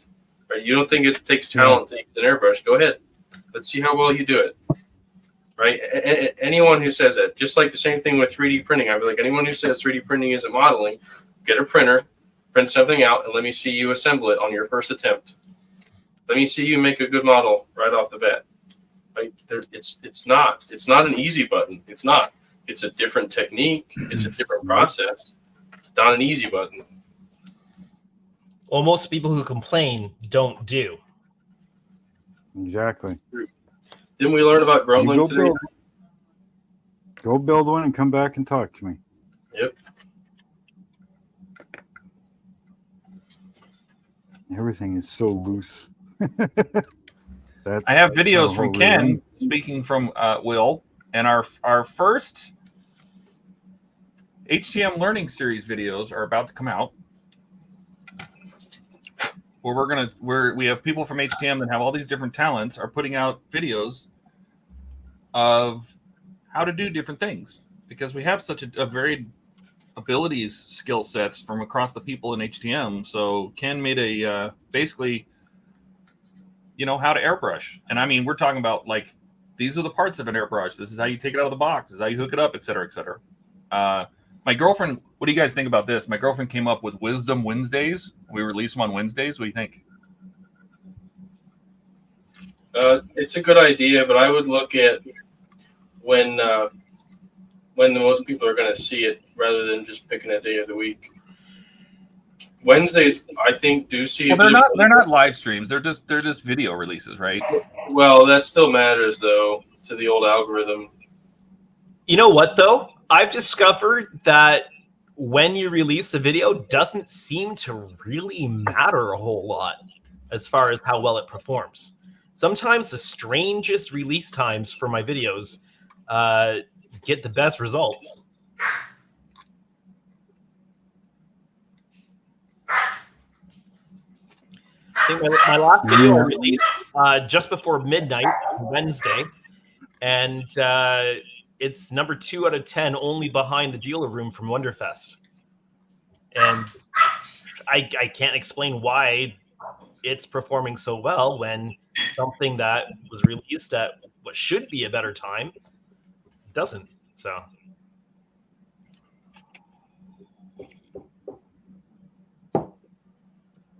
YouTube is a strange mistress.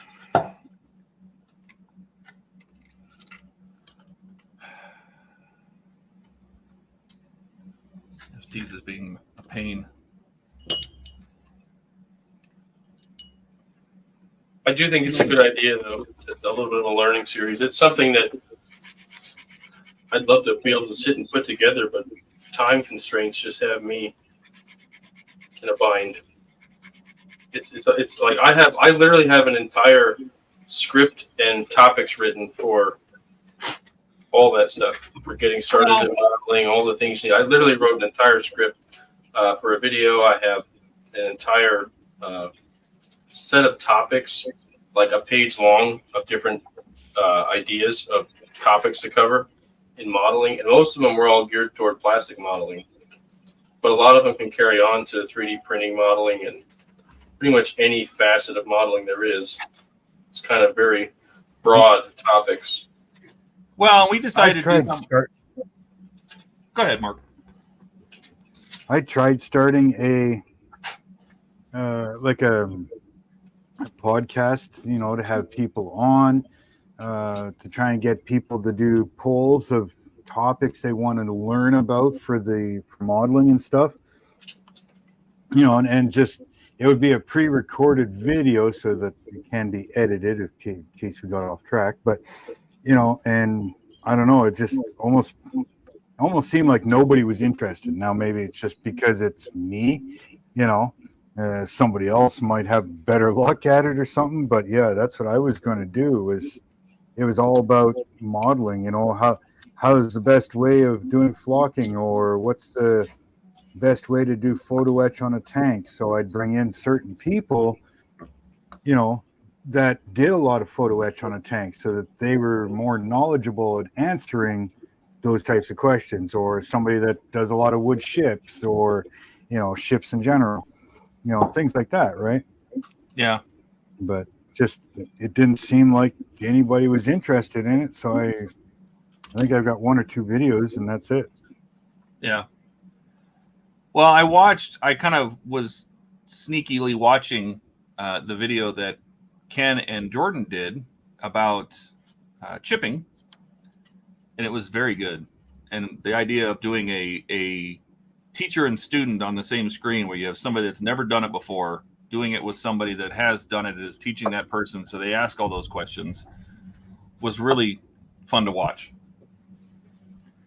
So I think Ken did a couple by yourself. Ken asked about uploading videos. I gave him access to a Dropbox, but there is no setting that I can find that says that you can't upload more. What I'll try to do, Ken, let me download those videos that you sent and empty that folder and we'll see if we can send some more. But yeah, I have the first 3 videos. I'm going to, spruce them up a little bit, edit them, and then try to see if we get stuff out, you know. And I honestly, I just, because we do a live stream on Fridays, we do a live stream on Saturday or Sundays, you know, something in the middle of the week is what I was thinking. We could have Teaching Tuesday. What I find, for whatever reason, it's like nobody will reach out and ask a question. At least I shouldn't say nobody. It's very rare that I get somebody to ask me a question other than, you know, what paint color did I use or what products did I use. Nobody really asks me like, oh, how do I do this? I think I've had one question that I can remember, and it was, how can I dry brush? Like, how do I do dry brushing? Every time I try it, I can't do it. Like, that's kind of the question. Like, I think the one question that pops into my mind that I've received over the last year. And it's one of those things I think somebody mentioned on one of the streams where it's like, people don't want to reach out for help because for whatever reason, it's like, oh, I'm not a good modeler if I ask for help. It's like, no. That's right. That's an awful mindset. I feel bad for people that have that mindset because no, ask questions. That's how you get better. You get better by asking, hey, how do I do this? Hey, how do I do this? Right? How do I make this look right? And like, that's why people don't ask, right? They ask, but what they don't ask. So what they expect is they just kind of expect you to make a video and explain it to them without having them having to ask. So it's kind of like you have to guess what they struggle. Well, and that's why we decided to do it one where it's somebody that's never done the thing before is sitting with somebody that's experienced in that thing. Because that way, when you watch it, Jordan asks questions because he's never done it before. He asks those dumb questions. He goes, well, what about this? Because you think, oh, and the teacher might go, God, I never would have thought that somebody would ask that. And they get the answer. Right. So it's literally the two of them side by side. You have Ken and you have Jordan, and Ken is showing him how to do chipping, and Jordan's just going, oh my God, this is the coolest thing ever. I've never done this before. How do you do this? And how do you do this? And so I like the idea of having them both on the screen. So it's I think it's an awesome idea. I really do. I think it's great. For sure. I think I've even polled my audience of people and asked them, what do you think is the most difficult thing? And it's such a mixed bag. There's not like one topic that's great to cover. There's just so many different things. And that's why I said, okay, basically my takeaway from my polling was I need to just create a getting started in modeling, because I think the biggest group of people in YouTube that come to watch videos in modeling, they're not people that know what they're doing. They're people like Jordan was when he first started, where it's like, hey, this looks cool. I don't know how to do it though. And you almost have to like start it at the beginning. And you see some of these artists out there, they do great work and they're really popular on YouTube. But if you ask like their audience, like, what do they do? A lot of them, they just like watching it, or they're really good. Like they're already pretty good and they want to learn more. But a lot of people get turned off by really good artists because they're like, well, I can never do that. It's like they have the mindset of there's no way I can do that. And it's like, well, how do you break through to them and say, yes, you can, and here's the steps you take, right? So I think it's a really good idea. Donnie says maybe it's a limitation of Ken not being a subscriber to Dropbox, and others maybe he can only upload so much in a certain amount of time because he doesn't subscribe. Well, you can sign up for a free account. Maybe that's what you need to do. But I don't know. There's nothing on my side that shows a limitation. I don't know. Eric says, Dave, sometimes people have run into other model builders that are rude or talk down to you or straight out don't say, bother me, Google it, bro. That's what I mean, but we're not like that. So yeah, I know exactly what you're talking about. I've run across these people that even look at my stuff and they're like, oh, you did it that way? And it's like, oh, yeah, what's wrong? Well, you shouldn't dry brush. Dry brushing is a bad thing. I'm like, you know what, pal? If you don't like dry brushing, I'll show you the door. And if it hits you on the rear end on the way out, even better. Like, seriously.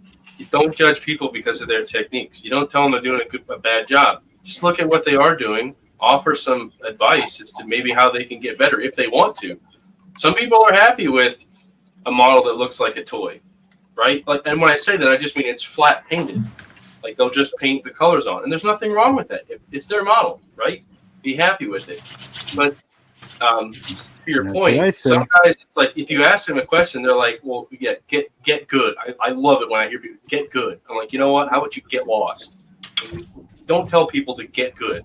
That's rude. Because, not everybody, like I've talked to some people and they're older and they don't have as steady of a hand. So they struggle. It's like, well, what do I do? You know what I tell them? Instead of buying a smaller scale model, buy a bigger scale model. That way, you shake your hand. It's not such a big deal, right? There's Wait. Dave, are you saying something directly to me? No. Because Buck went with the biggest one he could find. Oh, I get it. Okay. Yeah, I see. No, I didn't mean it that way, but you get my point. It's like, hey, make a bigger model. Make a bigger model. I saw the opportunity and I took it. That's right. Yeah. Yeah. There's nothing wrong with that. I paint a little red dot. Nothing wrong with that. Just to call it out a little bit. Hi. I haven't decided if I'm gonna like paint. So what I thought was so cool earlier is I went out and searched, and the hobby shop that I used to go to as a kid has changed hands multiple times over the last 45 years, but it's Anchorage House of Hobbies now in the exact same place. Used to be Spinard Hobbies. Kind of cool. At least it's still there. Yeah. Yeah. There were 2 hobby shops around me, and they both shut down last year. One of them wasn't very good though. They had, I mean, not for what we do. They were more of like for RCs. They actually had RC tracks and stuff. But Oh yeah. just it wasn't very popular. They closed it down. The other one was a model train shop, but they had Tamiya paints and everything, and they had great diorama materials. It was a humongous place, and they ended up shutting down their store and basically shifting all their supplies to some warehouse somewhere they sell out of online now. So, Hey, Gordon. Shut down. Welcome. Okay. How do we do this? So if anyone is interested in learning how to dry brush, I can do a tutorial because I'm literally doing it right now. Yeah, I think one of the ones Ken did was a dry brush. I think it was the one right before I started watching the 2 of them. It's such an easy technique that helps bring out textures if there's textures there, obviously. Yeah. But it can be challenging when you first start out because it's like, I don't know how to do this. It doesn't really make sense until you do it. Yep. Well, that's like anything. Oh yeah, of course. That's fair. That's a very broad statement, but So many things just seem daunting But- and impossible until you just get doing it, and then it starts to click. yeah. Yep. I'm wondering how to move it. That's for me. That was the Sherman on my desk at work, the model that I won't sell because that's the model when it all clicked. It all started making sense then.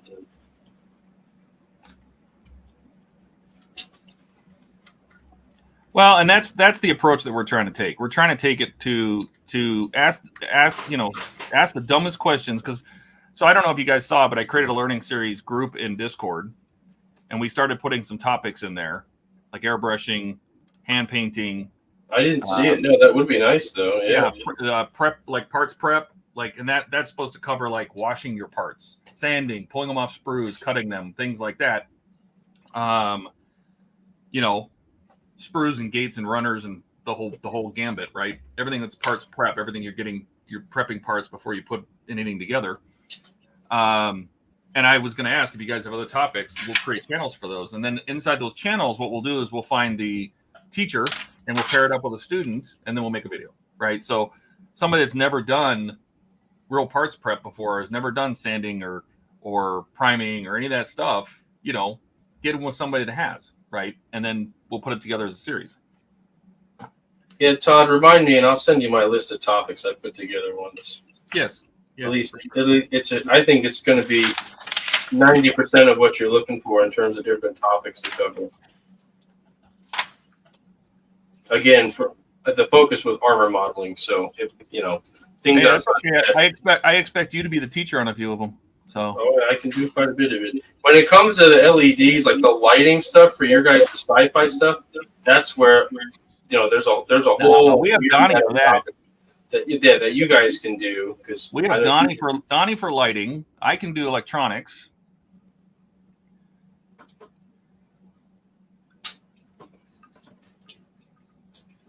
I think you guys can.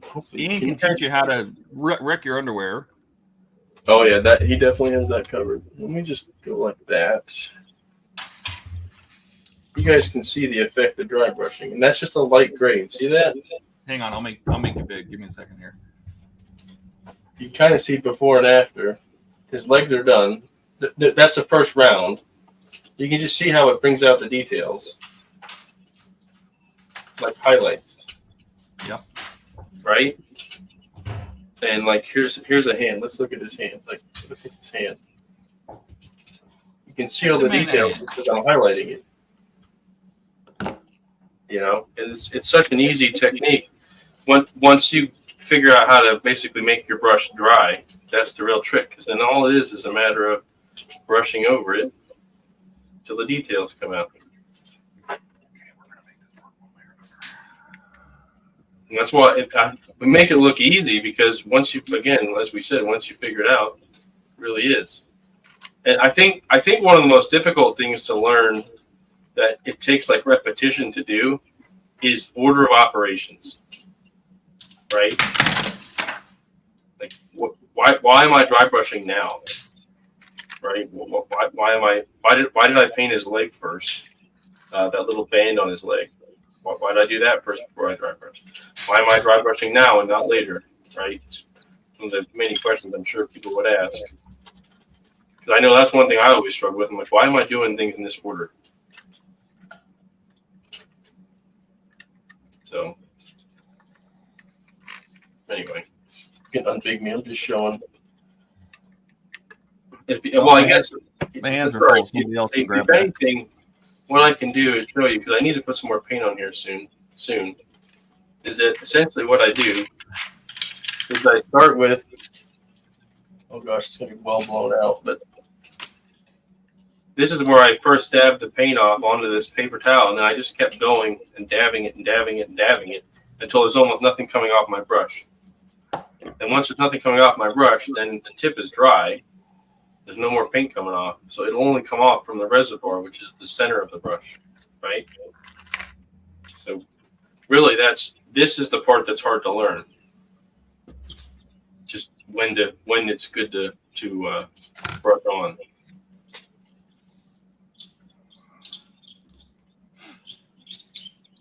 You can see how it only ever grabs the details on top, the protruding details, which is why we're doing it first before we paint like the base coat on.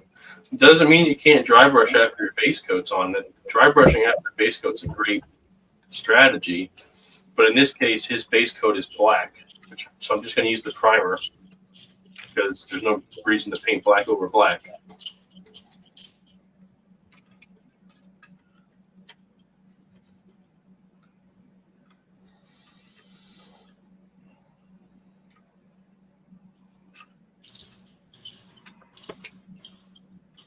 Something squeaky. You can still use this to create different shades of highlight too. Like you don't have to stop here. Sounds like somebody has a pin vise. Yep. Come on. Look at that round rear end there. Ian would be so thrilled.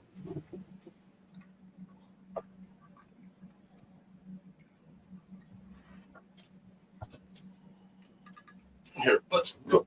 I think there's a way that we can go back to everyone. There we go.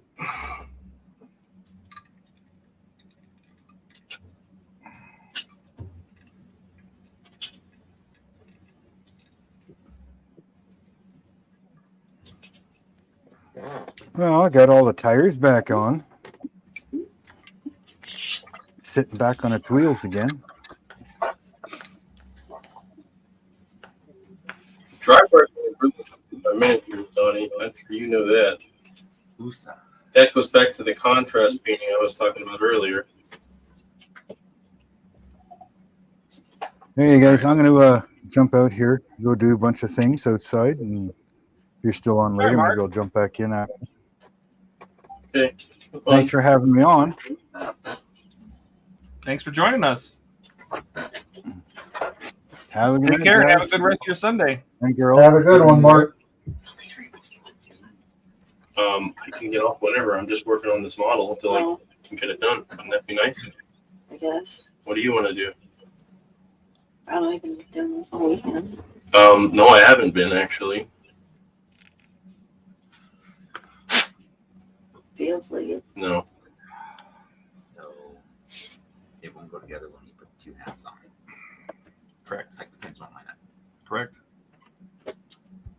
But you need the pins to line up so that it holds the top seam together tight too. Correct. This little part sucks. I don't like this little part. Like I said, that's what happens when you mix plastic with. Well, and they just put the instructions there to file or sand this part to make it fit. Yeah. Mhm. So what it is that this little shelf, I guess is what it is. It's got two pins on the bottom, and it holds the front of the conning tower together to close the gap. And the holes don't line up. They say sand or file this part to fit. Oh, Facility you say that. is the two die cast parts, even when you slide it together. Don't squish line that up fiber. either. Don't squish that fiber. I'll squish your fiber. Where does this fiber go? Down to the notch. The second notch? That one. Yeah. Okay. That's the frustration side before you get angry, Todd. Angry Todd. Todd. I think I remember Angry Todd. Todd, just Dave tutorial incoming. Yes, true. Todd, just work on the Optimus Prime stage 44. Right. That will be did well I beyond Angry Todd. Did I ever hear from Jordan?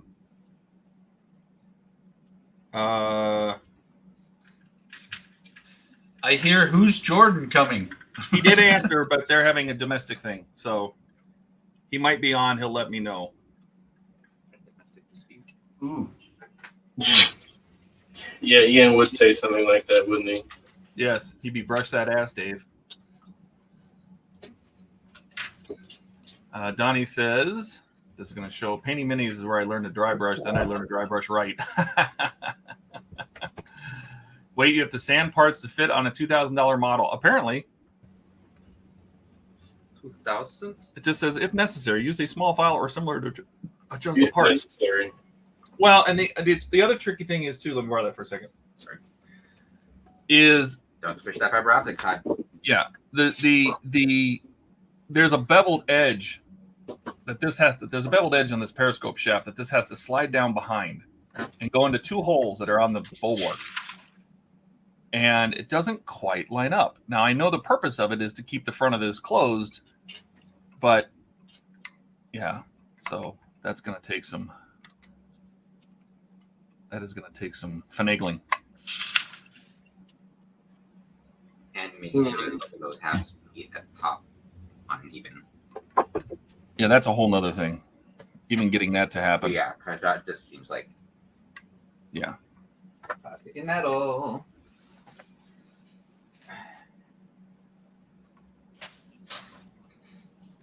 Wow. Every time I look at this Enterprise D, Uh-huh. I never knew that there was Aztec on the D. Oh, yeah. A lot of Aztecing on the D. That's what made my brother give up on building that Constitution refit, Yeah. was the Aztec pattern. Because he couldn't, he kept making like masks, like he was cutting masks out You of know they like, make, disc what film. size was it? The 537 or the 350? Todd, this was back in 1991. Oh, all right. Before the I was going to internet. say they make This masks was now. before the internet, and we were reading Fine Scale Modeler magazine, Mm. and there was an article about doing the refit. Which is still around, by the way. Yes, And is a nightmare of a kit. yes.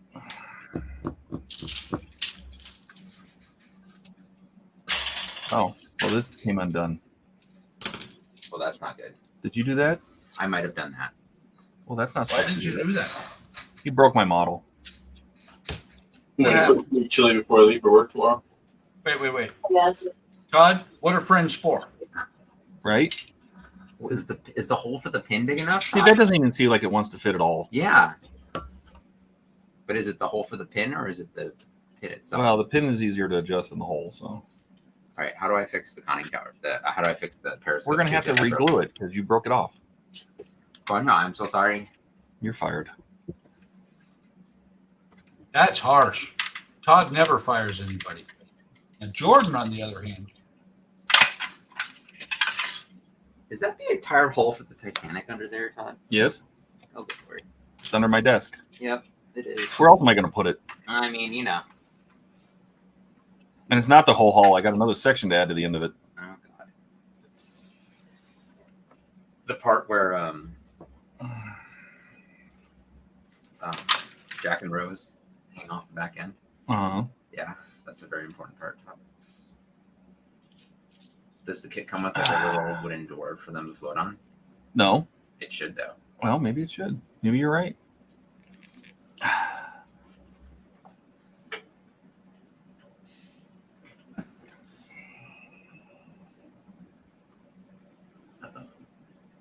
Donnie, there is no insulting second prize. I think it insults itself.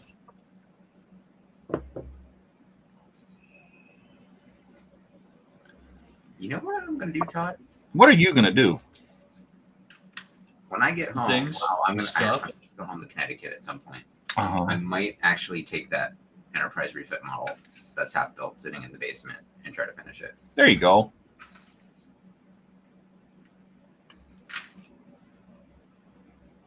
Lord knows my brother's not gonna do it. Although he has started building Bandai kits. The Gundam ones. He says, "Don't insult the second prize." Why not?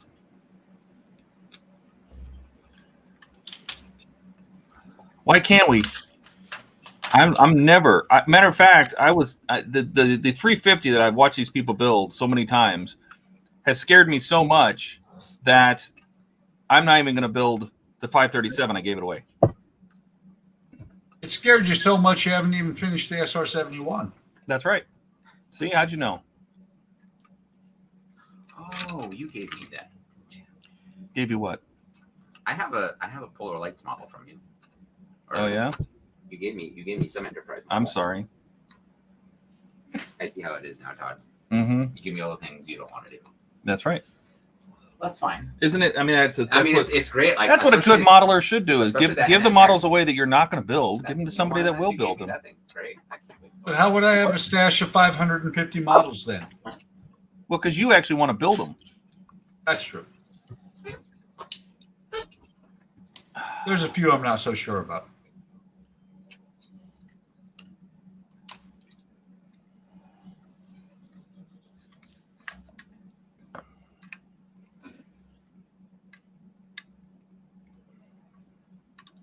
And I will build my 350 Enterprise sometime.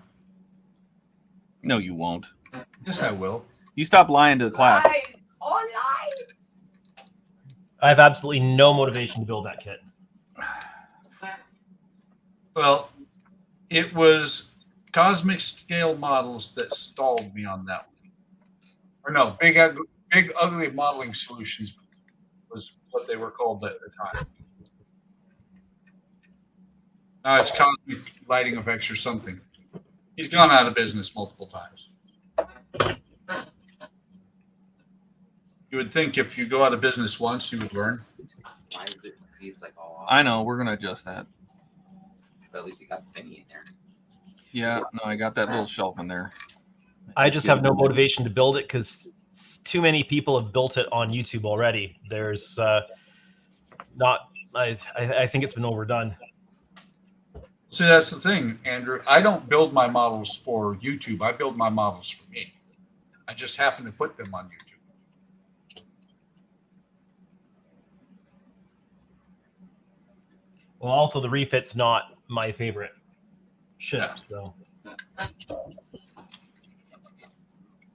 if I get a chance to build something just for me, it won't be the refit.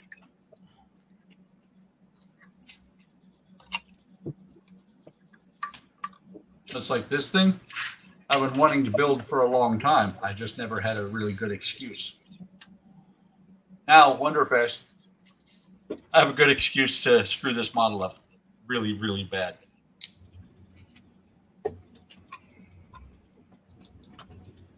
I have a 1,000 scale Akira class on my shelf that I'd like to build for myself at some point.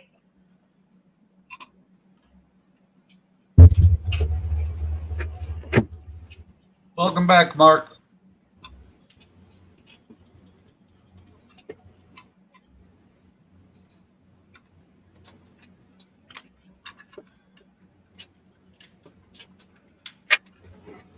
All right, I'm going to ask you to do me a favor.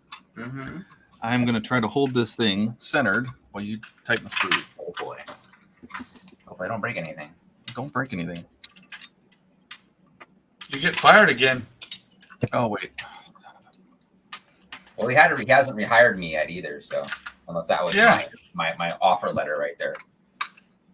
I'm gonna hold this while you screw these screws in. Uh-huh.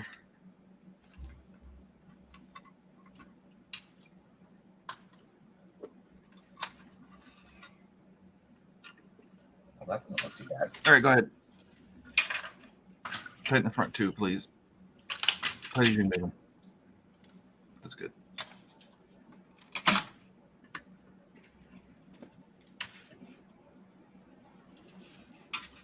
Okay, back to.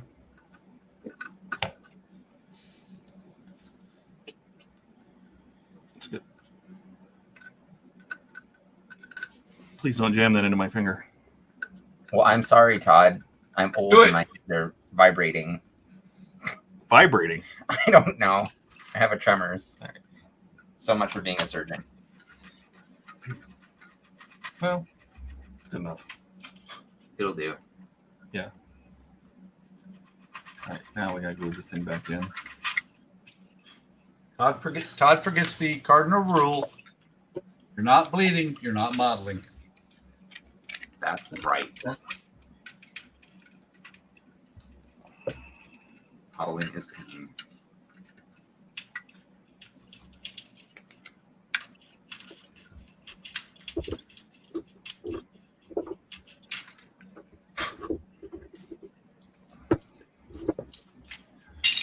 You have accelerator? I do, but I hate it because it'll make me vomit. Really? Yes, everybody on the stream knows what it's like when I have Zip Kicker out.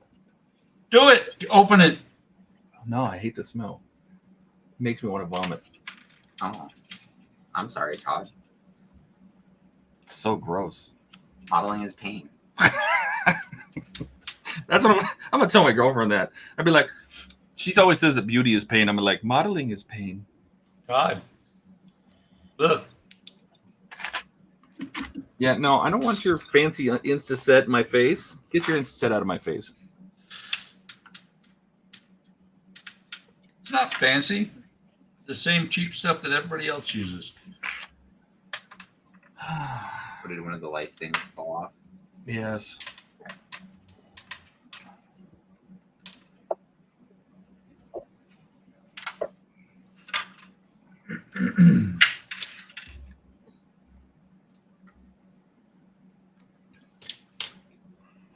Put that on now. Yes. Do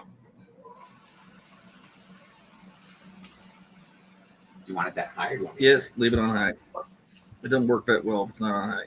to... Okay.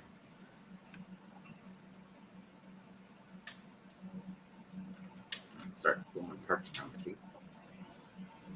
How's that? That's three layers of dry brushing. That's good.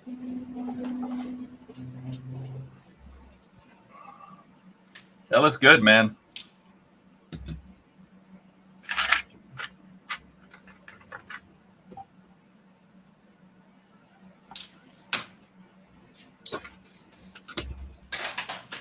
You see how actually it highlights there's only light coming like on this side of him.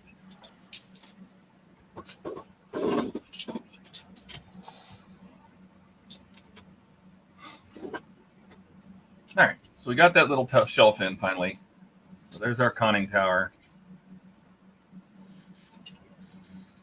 This little shelf, little benches in there. Or I guess those would be decks they stand on.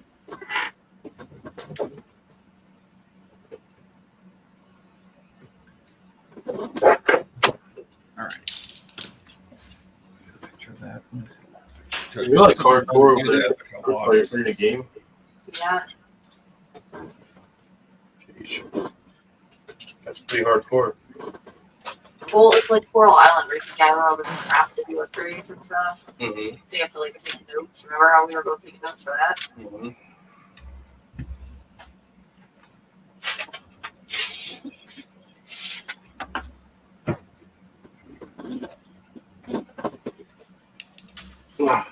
Hey, Mark, that is the Oshkosh MRAP MATV, and that is the fire suppression system you're seeing.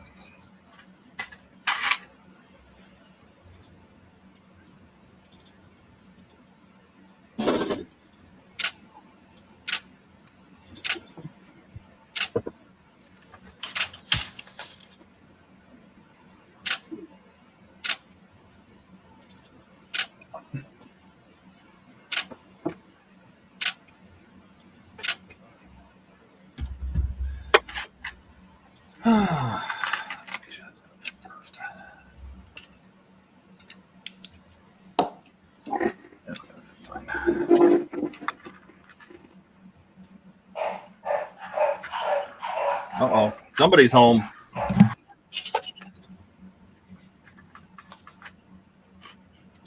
Is that somebody's wife? Must be bugs. She was outside doing stuff and she just came back in. The dogs are like, oh my God, you've been gone for 5 years. Where have you been? You smell other dogs on you.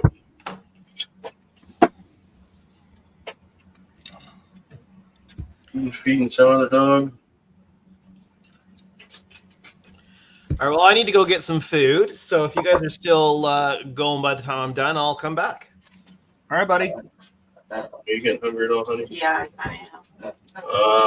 Why didn't you just say that then? I don't know. We can't make chili though. It's like too late. Well, I don't have to make chili. I can make something else. That's one.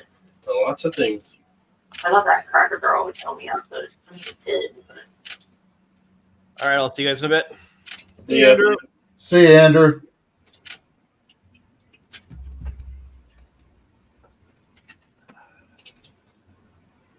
All right. Boy, are you getting hungry? Yeah, of course I'm getting hungry. I'm getting hungry.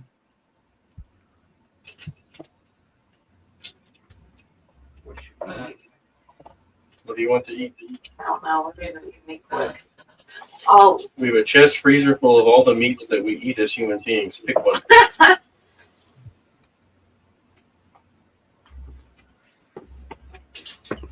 What are you hungry for? The age-old question. I'm sure that's caused a divorce or 3. What do you want for dinner? She doesn't know what she wants, but if I suggest something, she'll know what she doesn't want.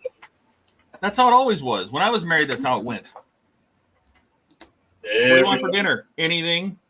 How about Chinese? No. Italian? No. Okay, well, that's, Burgers? No. okay, well, that's No. not everything then. Pizza? No. You're mine. Mexican? No. What do you want? I don't care. Okay. You don't care, but not those things. I love it, yeah. It sounds about right.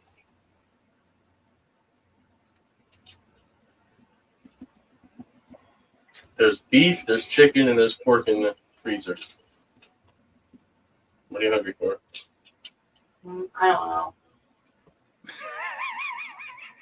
That wasn't the options provided. That is not one of the options. I don't know how to cook. I don't know. What? What happened? Oh, son of a bees. With me?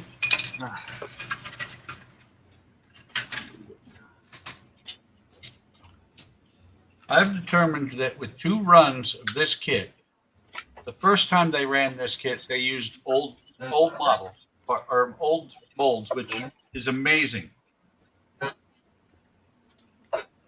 They created old models or old molds for this kit.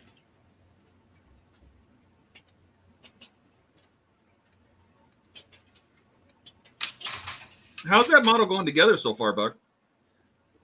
So they created old molds for this kit, and that was an indication of how well this model fits together. As in, not.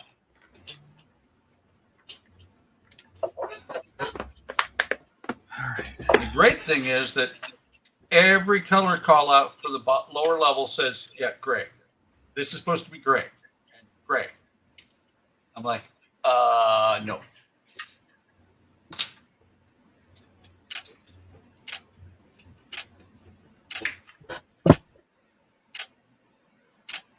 I mean, I think I showed it on this stream on Friday. That there is the best bulkhead seam for the doors.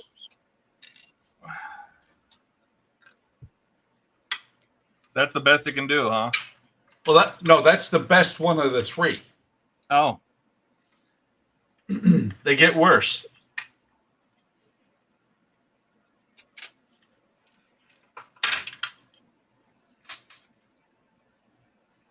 I mean, remember I talked about all the I forget what they're called, injection holes.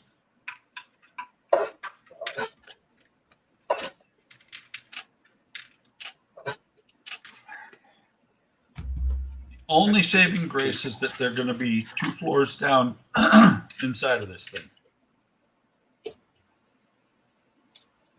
All right. Now they get easier. Number 6. Nice. How'd you know? I'm good. You're just that good? Uh-huh. All right. Kit number 6. I should go easier from here because it's all like just a few parts instead of a bunch of parts. I don't know. I thought there's a lot of screws. Yeah, but it's putting hull together. So. It's a few bunches of parts.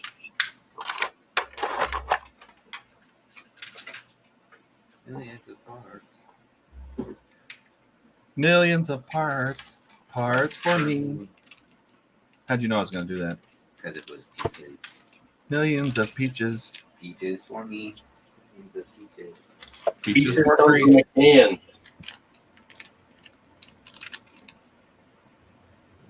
They come from a can, Todd. And who put them there? I love peaches. No, You don't like peaches? you're ruining it.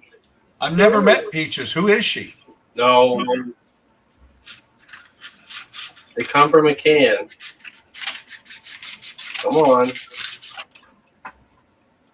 I don't know what you're doing. What are you doing? An The inside lyrics to the joke. song. What? That's the lyrics to the song. Peaches come from a can. Look up the lyrics. Come on. Peter, What? look up the lyrics. Oh, God. You heard the man. Wait, was Kit powered by a turbine? Yes. Oh. Well, in the In theory, story, yes. yes. Okay. In the show, no. They tried really hard to not show the engine bay in the show because they didn't have the money to put something pretty there. Look at the Batmobile.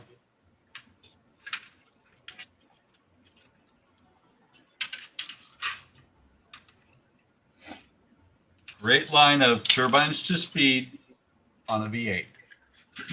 On a Buick, no less.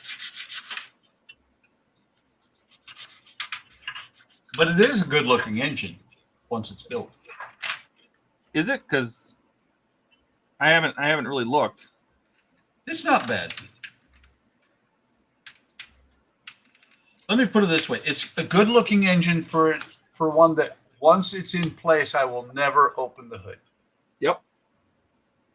Uh, That's how you know it's a good model. my internet is horrible. Get it by Wi-Fi. Which one's yours, Ajax? Mm-hmm.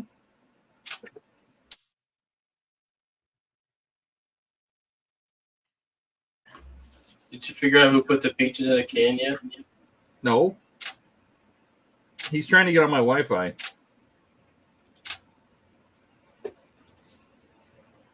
There, Todd. Yes. That's not a bad looking engine. It doesn't look terrible. Did you paint it or anything, or it come that color? That is stock. Oh. Yeah, sure. Oops. Is it capitalized? No, Okay. Oh, didn't like me. Hold on a sec. Oh, wait. There it goes. that's okay. I don't like you either. You know what, Todd? Ah. Nobody sorry, likes just- Todd. I'm sorry if there's a little bit of an echo coming from me, by the way. 'Cause Echo. I'm using my speakers so Peter can hear instead of my headset. If you turn it up just a little bit, you'll have a good echo. We can make chicken fingers. Yeah. Pictures, candy. Buttons. Well, that's one thing off the list. I don't see anything about a can. Yeah. Dave is wrong.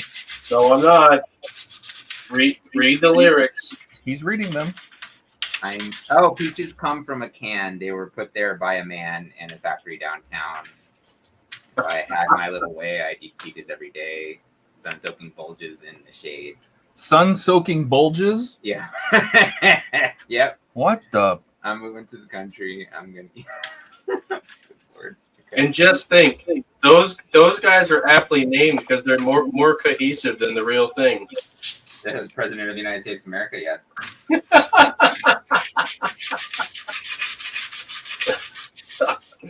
Oh god. It's like the only song I know from them. That's the only Did song they I know have from any them. other songs? Yeah. I'm sure they do. It's like, who was it that sang that song from the Romeo and Juliet movie with Claire Danes and Leo? It was.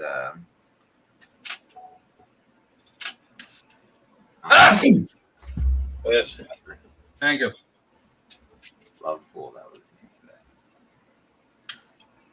Cardigans. Yeah, they were named after a piece of clothing. Okay, cool. As you do. As you do. Yeah. Anyway, like they had a whole album. I actually made the mistake of buying it, and it was not great. Well, you see, back in the '80s, if there was a song you liked, you had to buy the whole album. I remember that. Yeah, I remember that. And then when singles came out on cassette, that ruined it up. for everyone. Or put a tape in your pants and walk out and get in trouble. Todd, what the hell That's- is that? What the hell Have is you done that?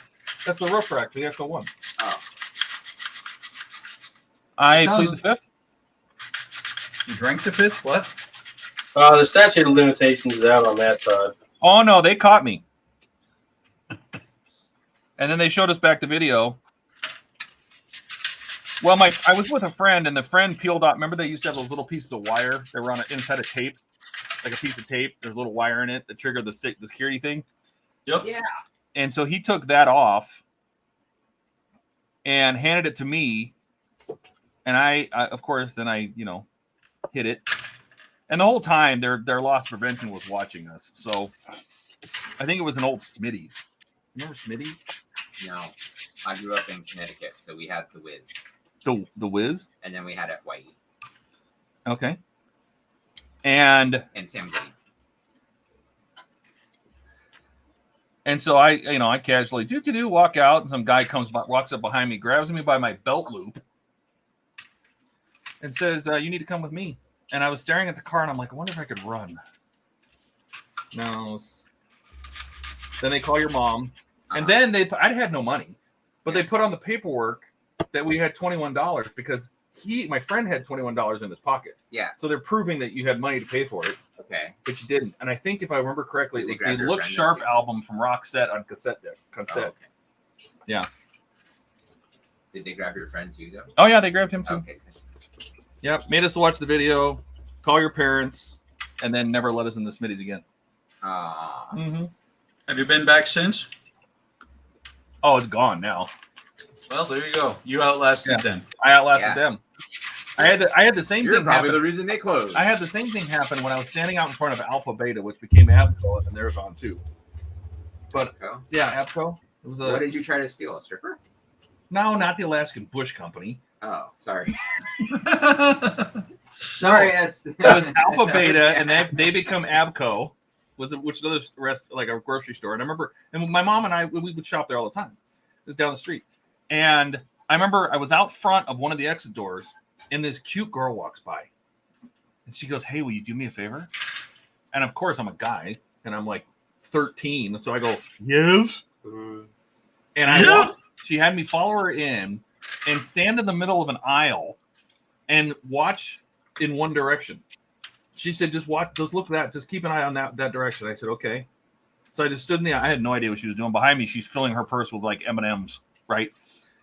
Like candy.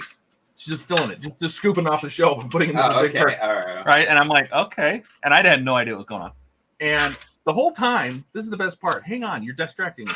The whole time I'm watching, I'm staring down. She didn't tell me what to look for. I'm looking down the end of the aisle to the guy putting milk in the dairy cabinet. Okay. And he's just staring at me, and I can't figure out why he's staring at me because he's looking past me and watching the girl steal all the stuff. And I didn't know I was supposed to say something.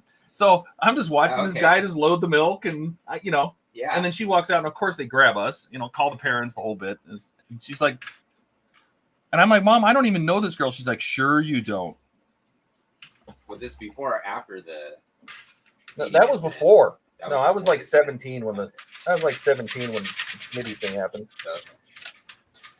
I had to do community service. I remember meeting some girl in the van when they were taking us out to pick up trash, and she had stole a lipstick. Was the van down by the river? No. And down by the river. But I remember So that guy what being you- really cool. First of all, he didn't make us work, and then he took us out for ice cream. So what you're saying, Todd, is you're part of the criminal element here. Oh yeah, probably TOS or something. We shouldn't talk about it.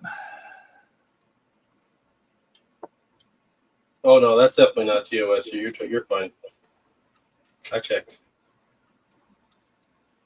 Todd, I think the only time I stole anything, I stole money out of the cash box when we were at the Christmas fair selling wreaths for the Boy Scouts, and I wanted to win a raffle prize, so I stole like $6 Oh my god. out of the cash box. You're a bad to go person. Buy raffle tickets. I did win the raffle.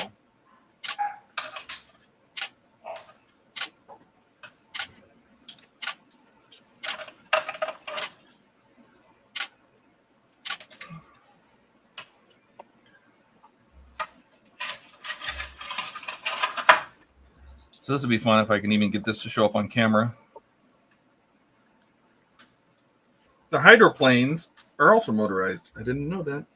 What? The hydroplanes That's on cool. the submarine.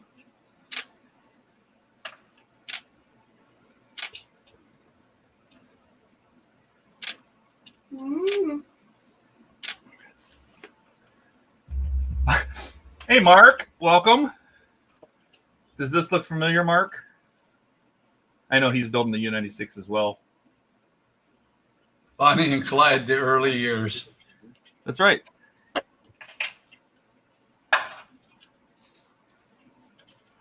So are they going to get Warren Beatty to play you? Why not? Because he's old these days? I'm old. Yeah, whatever. I have to say that's been one of my all-time favorite movies my entire life. All-time favorites your entire life? Yeah, Bonnie and Clyde. Love that movie. Always I don't have. know that I ever saw it. If you saw the one on History, or was it History? Discover, I think they did one. That one is a little bit more gritty, but Bonnie and Clyde with Faye Dunaway and Warren Beatty was an awesome movie, and I think it actually won Academy Awards. It doesn't depict them as near the heinous criminals that they were. The one off of Oh, were they just misunderstood? they were just misunderstood. Okay. But they were very heinous criminals, and actually, they deserved what they got pretty much.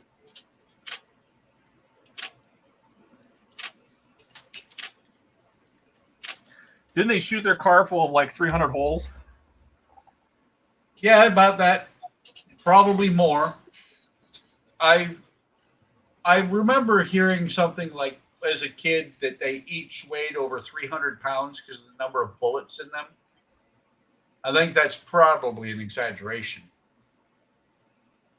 But they were, even though they were very violent criminals, because of the era, they were considered by the public to be folk heroes. The Depression era was really rough.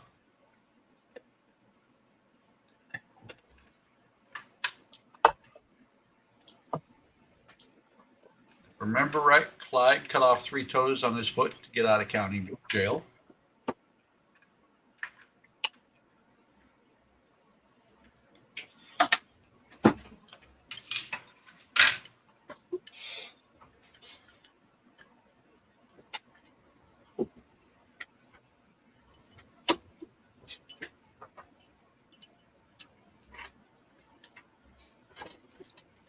When I was a kid, it was one of those movies that if it showed up on TV, I'd watch it.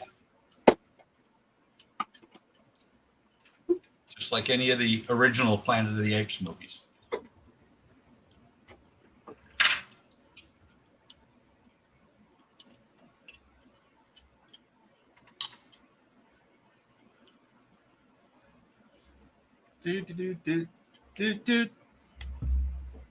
Do. Oh, sorry.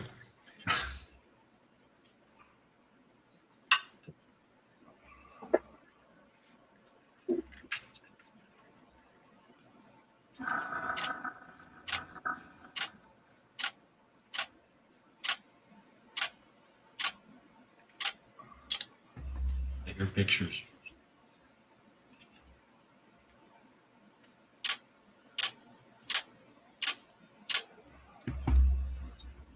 Wait, who's washing their hands?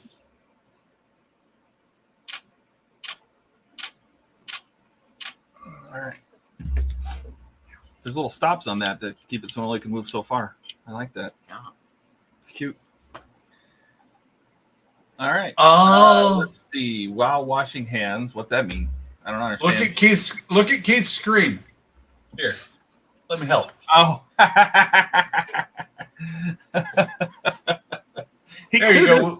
He couldn't have said he was stepping away. We should just leave that up until he comes back. Yeah.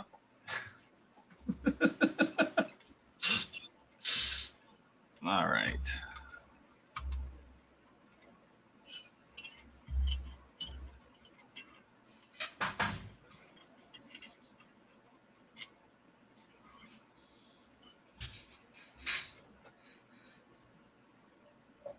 Stay. Stay. Good dog.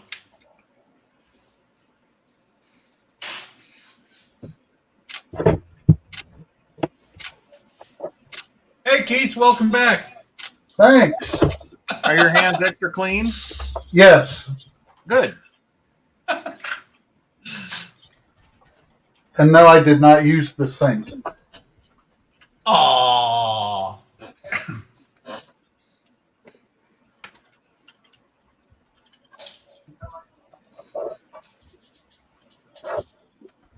You didn't go to your bunk, did you? No, that's the other key. I know that. This is definitely not going to stay together.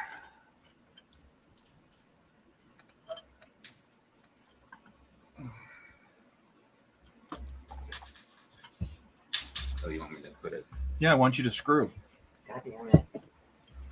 this hole right here. Which hole, Todd? Put it in the upper right hole.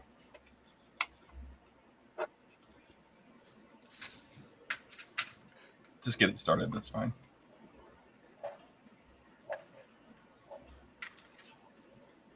Beautiful. I just want to be able to get a picture of these two pieces together.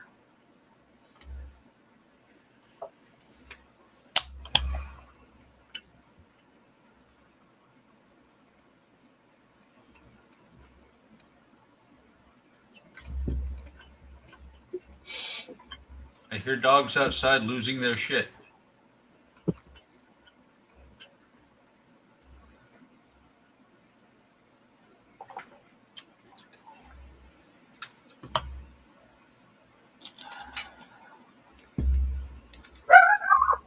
Oh, dear. That's not mine. That's ours. She's traffic copping out the front window. Ah.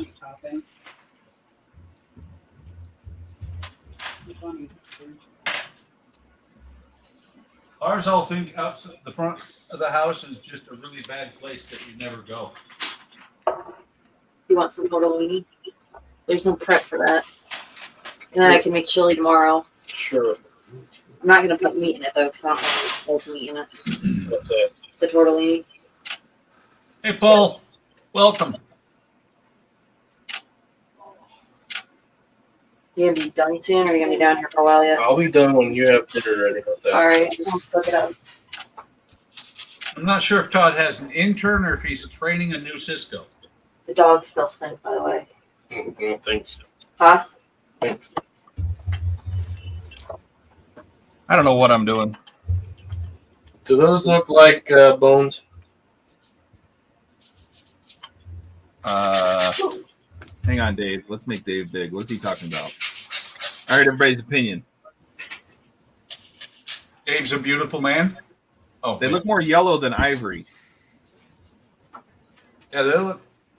So I'm looking at you guys big, and I have my reference photos right next to it, and it looks right like the reference photos. It's like a brownish. That's not really like, not clean bone. Like horns? Yeah, like horns. Oh, I gotcha. Still feel too yellow to me. But that's me. Might be my monitor, but they look golden to me. A tarnished gold. That's what they look like to me too, Buck. This is the color that's on them. I just brushed it over a yellowish color. It might just be my camera or something.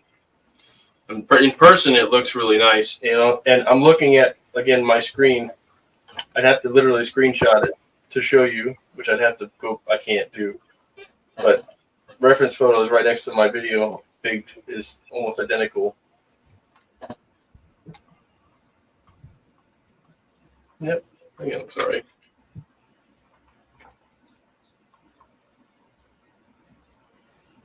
It's definitely the look I'm going for. It's a dark figure. We don't want it to be too bright, you know?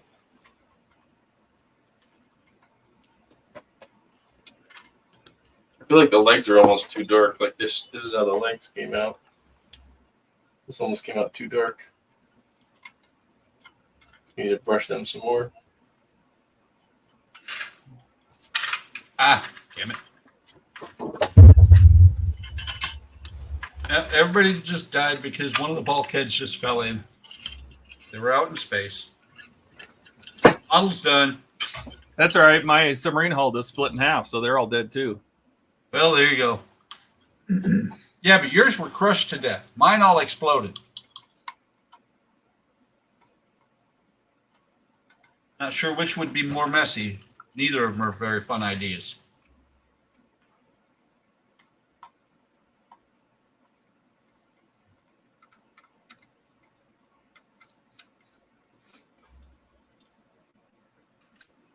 Old bone looking. See, Ken got it. Yeah, like old bones. Them bones, them old bones. I don't even remember what commercial that was from.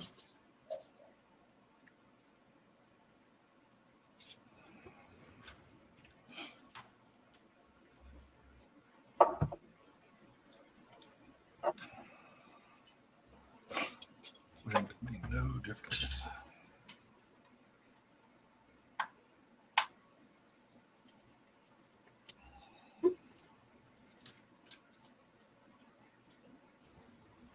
I'll be back.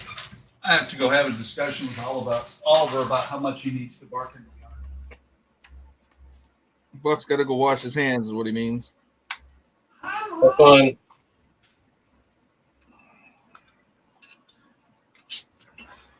Do.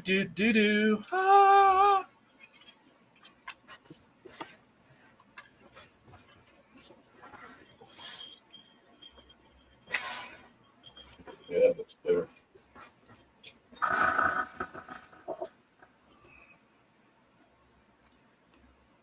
The Olympics are over already, Paul? Really?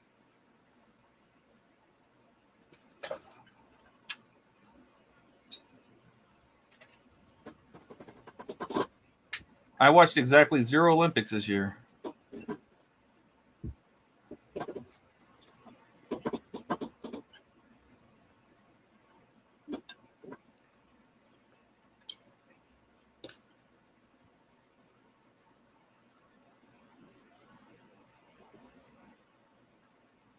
Three hours you're never getting back. Well, did they I heard the opening ceremony was just as weird. I didn't watch that either. Am I a terrible American that I didn't watch the Olympics? No, I didn't watch any of the Olympics either. I heard we won the highest medal count, as usual.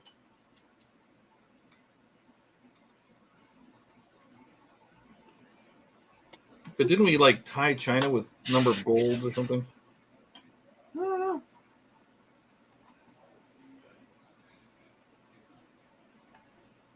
Last I heard, we were one behind China on that.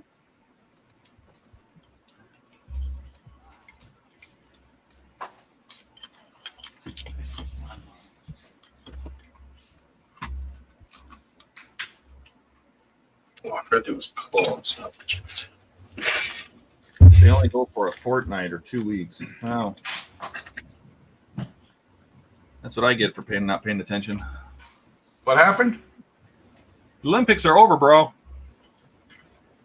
We had the Olympics? Yes. Wow.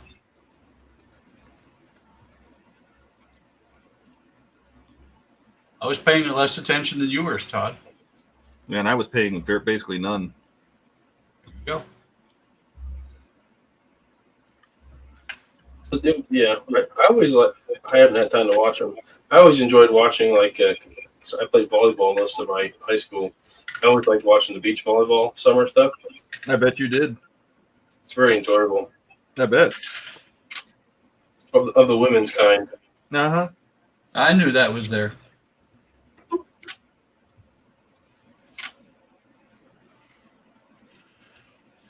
I might have to go back and rewatch those. I don't have to wait in between, you know? It's kind of nice. We just binge watch now. Well, when equality comes full circle and they get to wear the same outfits the boys do, could get even better. The benefits. Although, to be fair, most female volleyball players are like, it's like female basketball players. They're like really tall and skinny. Yeah. But they're very talented regardless. Was there a point to that? No. Just saying.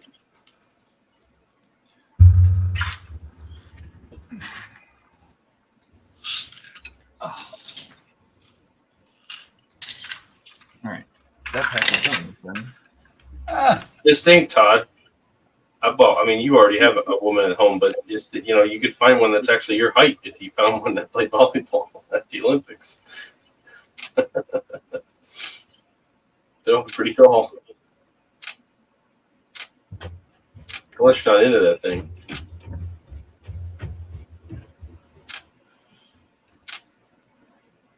I don't want one tall. I've done No. tall. Nope. Number 7.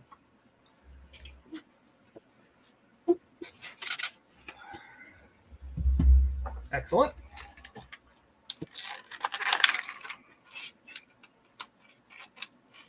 Another motor.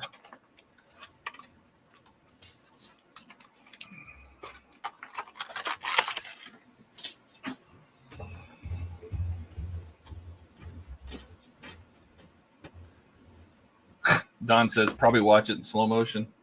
Dave What's might wrong just with do that? that. Hey, listen, I like to do the replays. You know, they just happen to be in slow motion. Nothing wrong with that.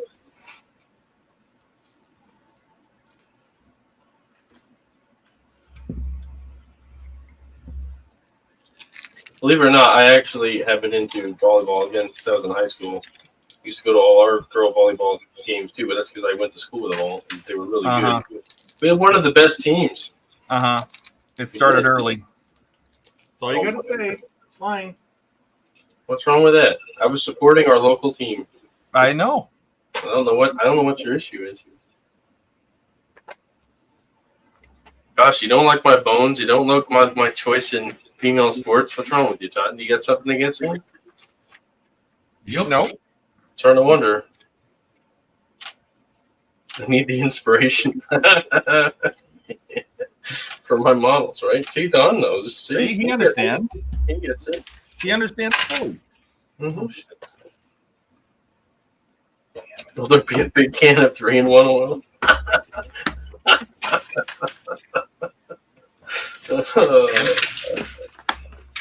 You know, I was on a business meeting today, or the last week, and I went to say I have a case open with Cisco, and I went to say they're going to lab it up, and instead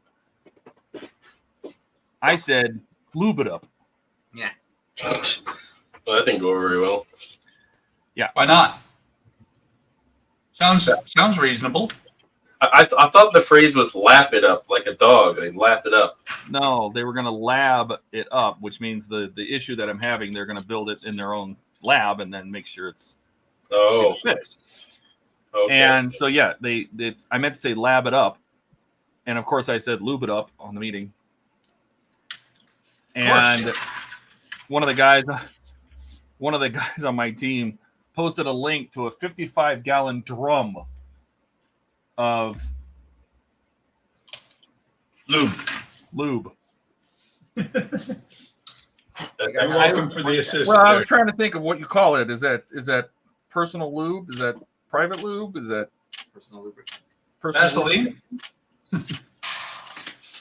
But it was a 55-gallon drum, and I'm thinking, who in their right mind needs a 55-gallon drum of that stuff? Somebody who's going to lube it up. Apparently so. I said we should send that to Cisco. Maybe there's a adult shop somewhere that offers a monthly lube subscription, and you just bring it by and they fill up your lube. Is that a thing? I don't know. It is on Maybe they put it Amazon. in the back of a truck and they come to your house and fill up your lube. Do you have a lube reservoir?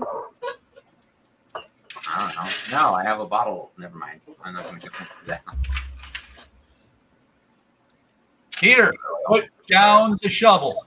You're digging yourself a bigger hole. Actually, my hole is very small. Never mind, sorry. Oh God. Fantasy beach volleyball? That sounds like some kind of weird anime thing, Mark.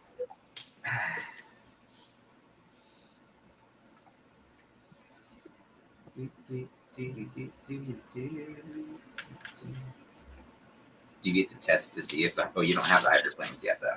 I do not have the hydroplanes. I do have a test board, though.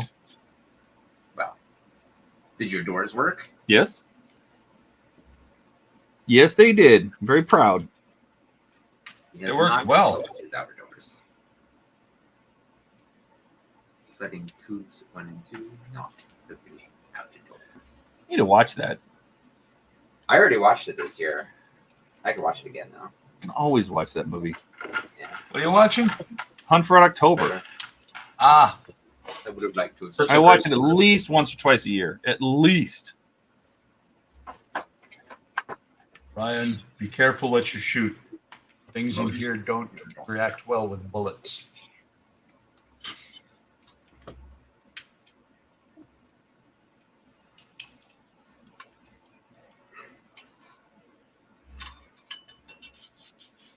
See, Ken knew what I was getting at. It's a good movie, but the book is better. I wouldn't say they're not. It's not that they're not as gifted. Maybe, let's say, endowed would be the word. Certain rights. Well, aren't they usually like skinny little rails? Well, they're not always like. I'm not saying they're like skinny as a rail. I'm saying they're usually very tall. Like, and typically when they're taller, they also are a little bit skinnier. You know, but there's nothing wrong with that. I don't think that makes them any less attractive. I'm just saying they're very talented and they're very tall. Typically, especially the ones up front, they got to be able to reach over that net. Great things come in small packages. Yeah, okay. I still don't like a Chihuahua, so I don't know about that. Ankle biters. I think the rule holds true. I know what I'm trying to do. I need this red. Oh, look at that. I hope it works. I'll be back. Thanks for the warning. He's gonna go wash his hands. Oh.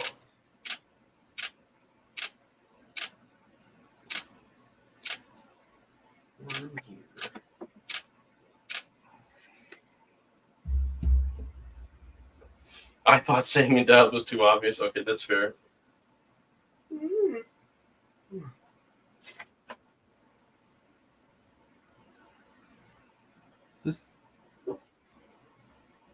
I don't know if this paint's thick enough to be used as a dry brush. Guess we'll find out.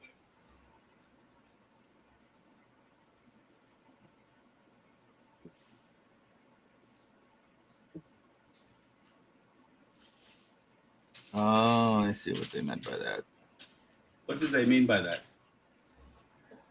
One side of the tabs on this part are longer than the other.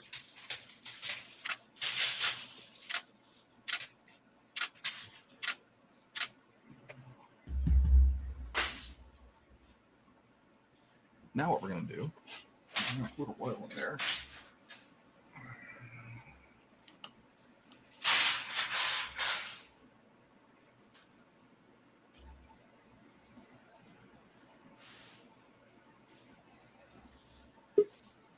Who dat? Who dat? Who we got let in? Hang on. Who Andrew. is it? Oh, he's back. Welcome back. Thank you. Who's back? Welcome Back back. Had my food. I'm ready to go for a little longer. Back again. Wait. Todd, you spent my money on Friday. I spent your money. Look. Ah. That thing's great. I know. You spent my money on Friday, Todd. That's okay. I take full responsibility. Let me check. I want to see if you lied to me. Todd, Yes. take a look. What's lied because to me. your screwdriver's magnetic, you dork. Well, no, that was my complaint, is the fact that I picked these things up the same way. That's okay. I have many more of these now. Many more stuffs.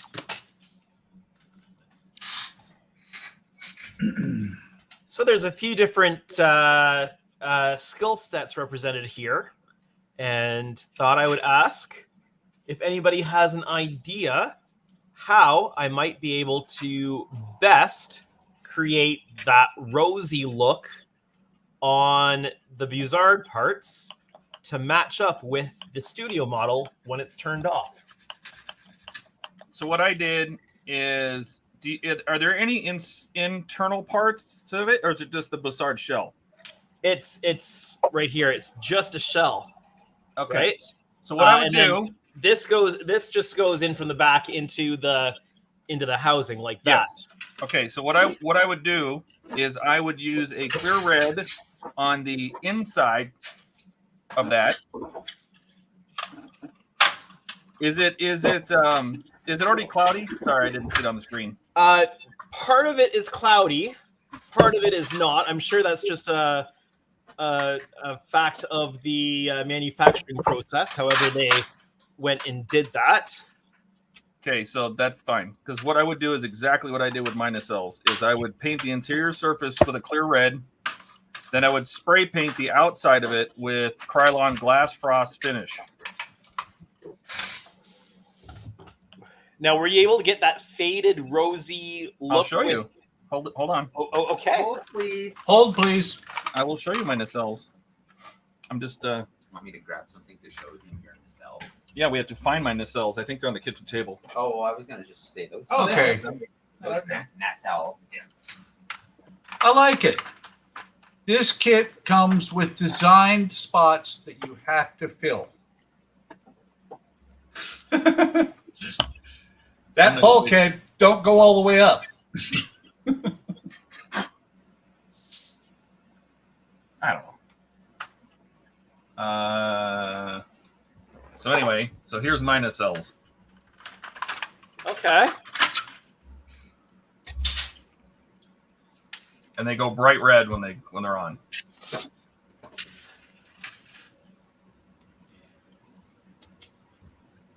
So what did you paint on the inside? So this actually has internal parts that were red. So that's why I'm saying if you paint the inside red, you should get the same result. Because I'd love to be able, and I don't know how practical it's going to be, but if I pull up one of your photos, Yeah, they're. But that's you got to remember those are faded too. Those are really. I mean, it's 40 years old, so. But that's what I tried to. I tried to match between the painting that they did when it's in space dock. You know, where you got the idea for the gold, you know, and whatever. But and then the front nacelle and going off the pictures I took of the 6-footer. So I did a red interior and then frosted the outside with Krylon frosted glass spray. Yeah, because I figure if I go a little heavier, where it joins to the nacelle, I might get a little bit of that higher concentration, and then have it a little lighter at the front. Yeah, but I was just curious what some of the thoughts might be.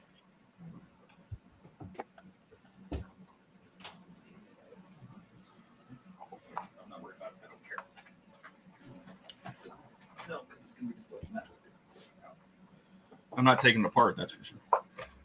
All right. Unless you have an insert where you don't have to actually paint, because the thing about when you paint that here, let me go back to this. Sorry. When you paint it, it may be a little too much.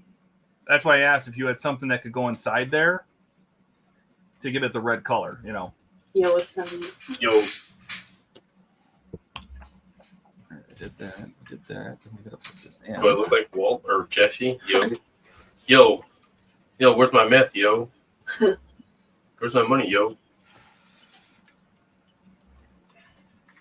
Show's almost over. What are you gonna watch? When Yeah, what are you gonna do after Breaking Bad's over? I don't know.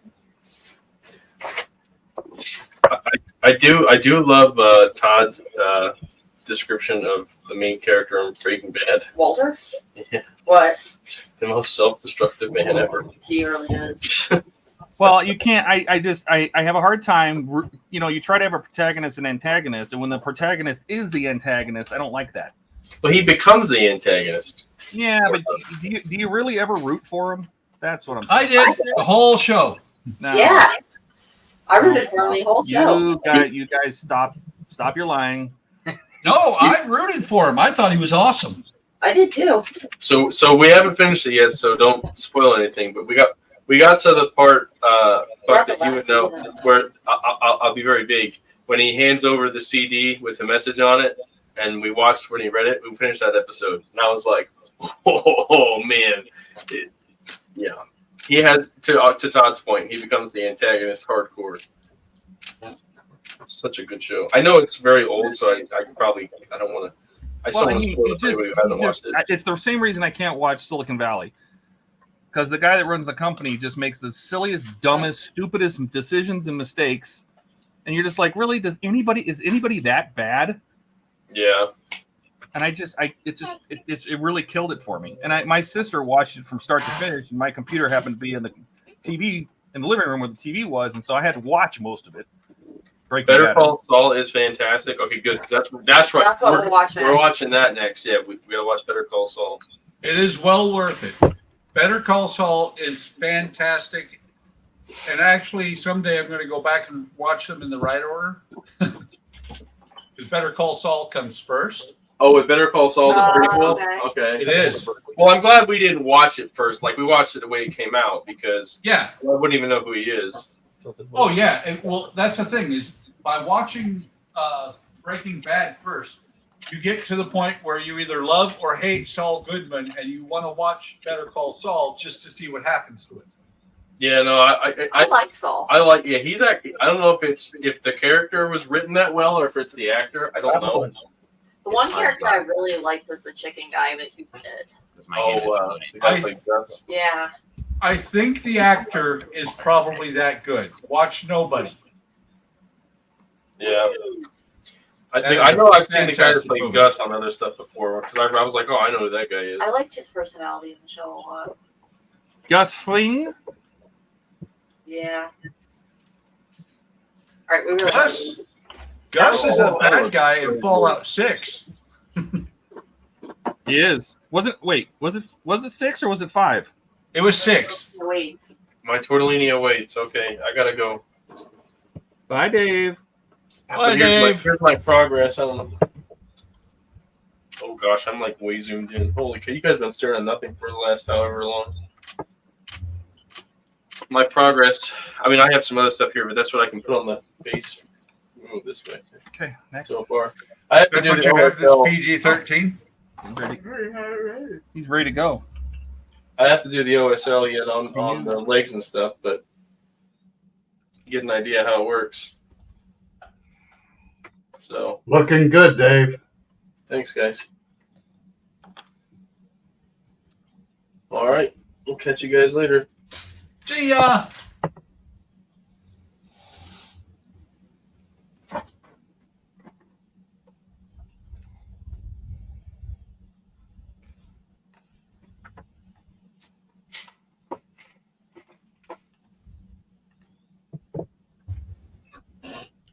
To answer PJ's question, chicken sandwich on cheese buns. Nothing crazy.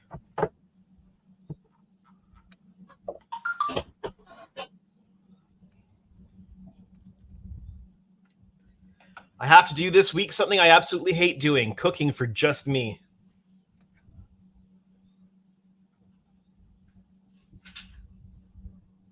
So I'm not sure how much longer I'm going to be here, but probably about an hour. Then I'm on the last kit of this second pack, and it looks like to be really short, and then I'm gonna work on the DB5. So I'll be here for a while. Well, in about an hour, we're going in the hot tub. I am not going in your hot tub. I didn't invite you. That's mean. That's just rude. I don't have a hot tub cam either. Oh, thank God. I can't handle a hot tub. I can't handle the heat. It makes me nauseous. Buck naked tubbing. What's wrong with that? It's your second channel.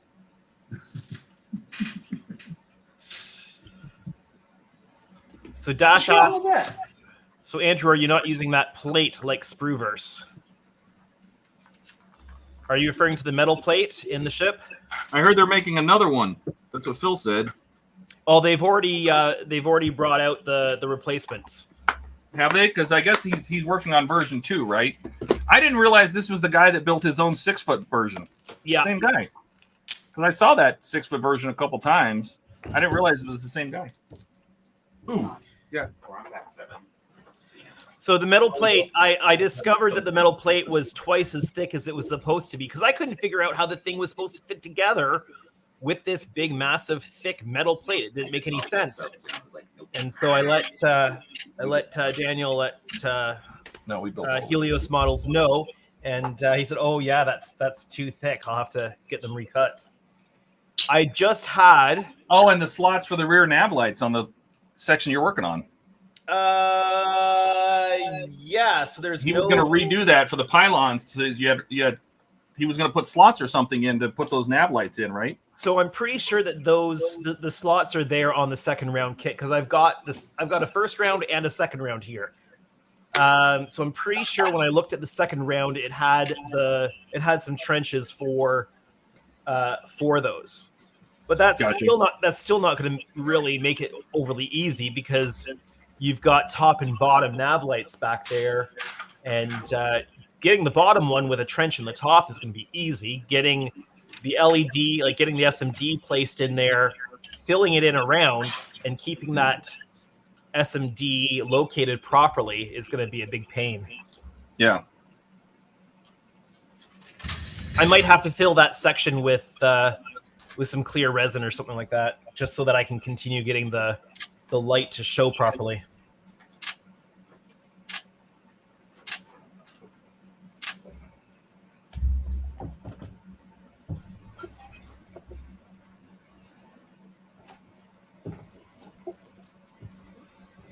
Because this is the first round part, and there isn't anything for getting those lights back here. I'm going to make you big. Hang on just a second. All right. Yeah, that's the part that I saw that Phil had, right? Yeah. So on the second round kit, and I'm not going to dig it out because it's in the bottom of the box right now, but there are trenches going back for those on the second round. And I'm surprised that Phil's not, I don't know if he's not clued into this fact or isn't worrying about it, but there's a second trench going to the pylons that's actually covered. So you can run wires through the fully covered trench if you want to.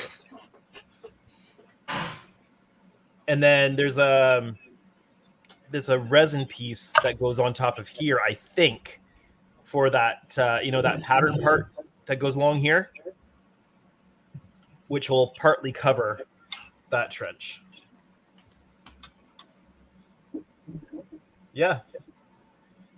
So I've got kit from the first round, and I've got a kit from the second round, and there's some minor changes in the second round kit from the first.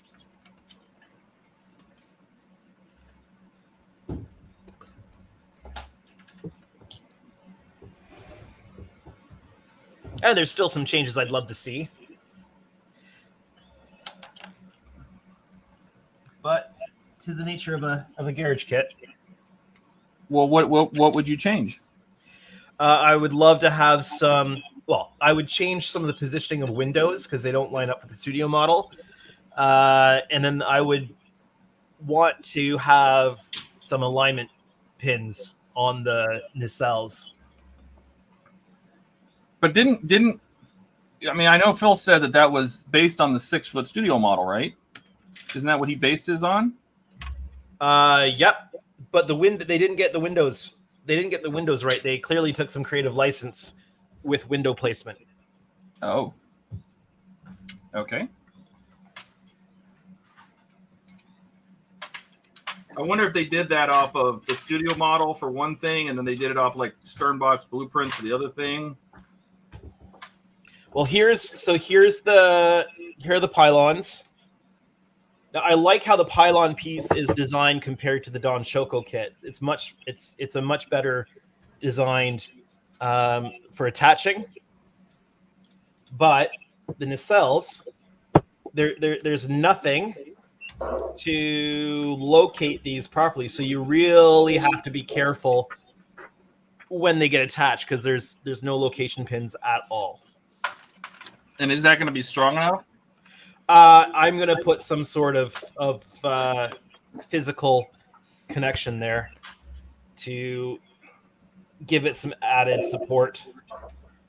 I'm not sure which side this is. I think this is the port side here.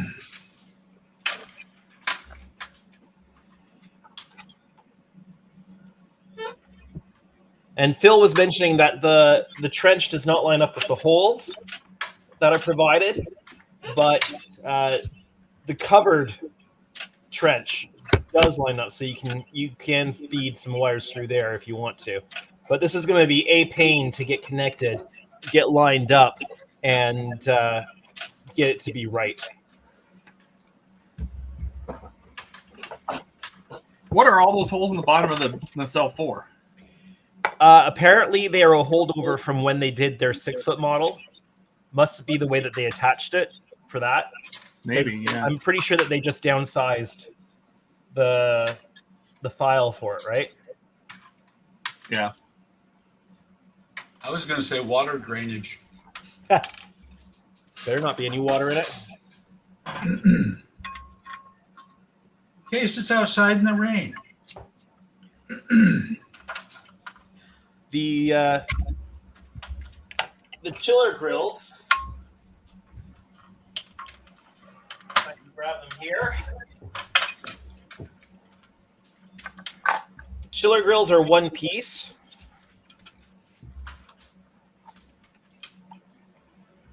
Like all the way around one piece? Yeah. Oh. If I can get this piece of cardboard out without damaging it, because they are fairly delicate. But they're one piece. They're joined in the front here, which will make securing them a little easier. But I'm wondering my best options for making sure that they get all the light that they need.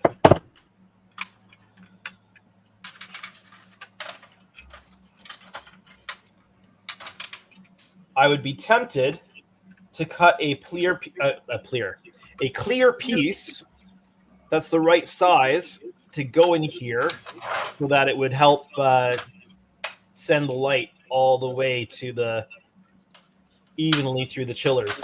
I'll have to play around with that. Not sure what. Why not just use a cob strip and just wrap it around the chiller like I did? Well, I'm going to be using everything's going to be addressable LED strip, right? For this stuff. Yeah, but if you wrapped it all the way around the edge of that grill.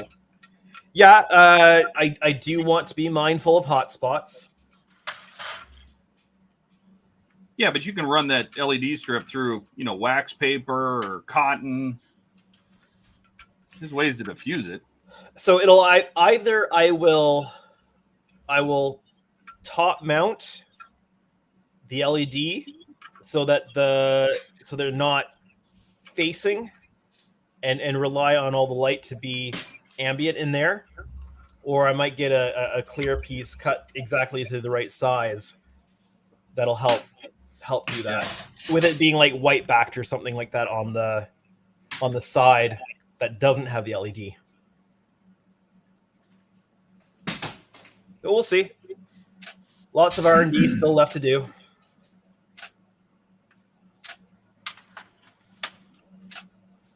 And I might just do it in a way that nobody else is doing it, just for the sake of doing it differently from everybody else.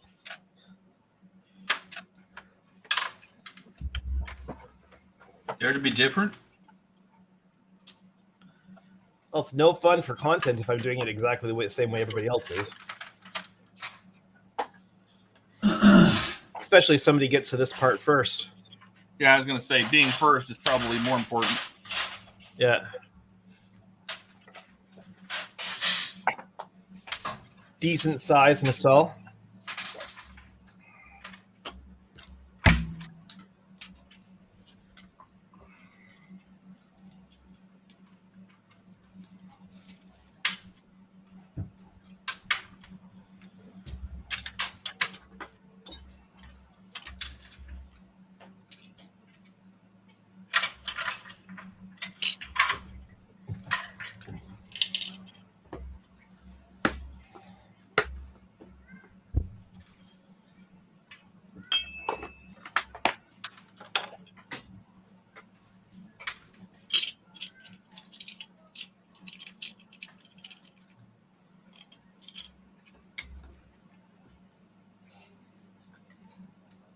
Dash would like to know how much those parts cost for that Helios kit.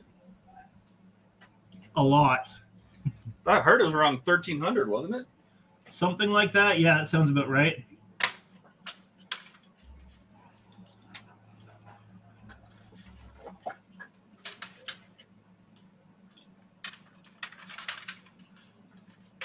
I mean, I'd love to get one for myself to build one day, but I have to move a lot of projects off the bench for that to happen.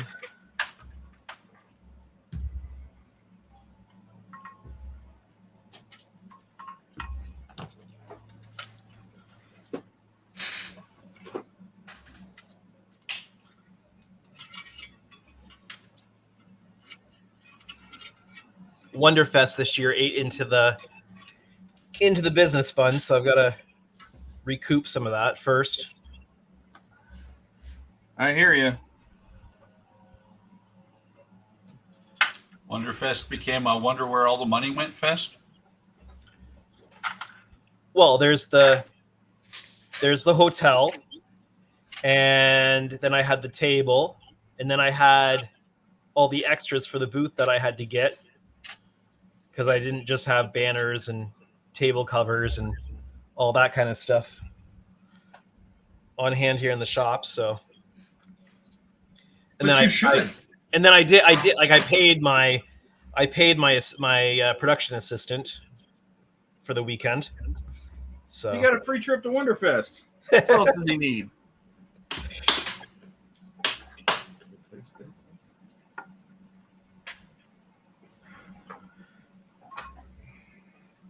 Although I'm tempted to bring him again for next year, because it would be really helpful having that extra set of hands for doing all of the content creation.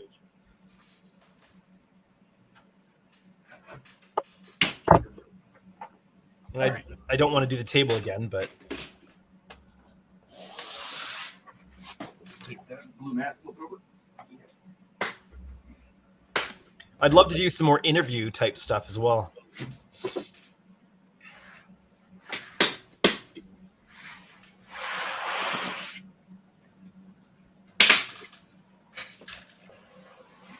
Oh, are we getting a mat swap here?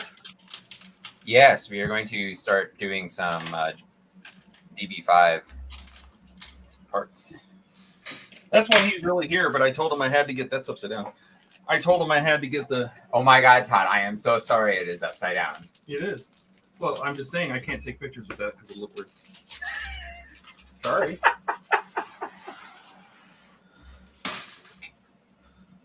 Wait a minute, Peter, did you just get fired again?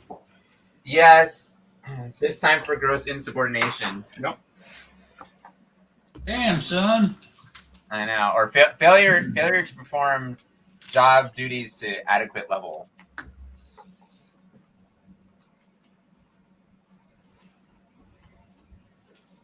Oh, I want to see Borderland. That's gonna be good.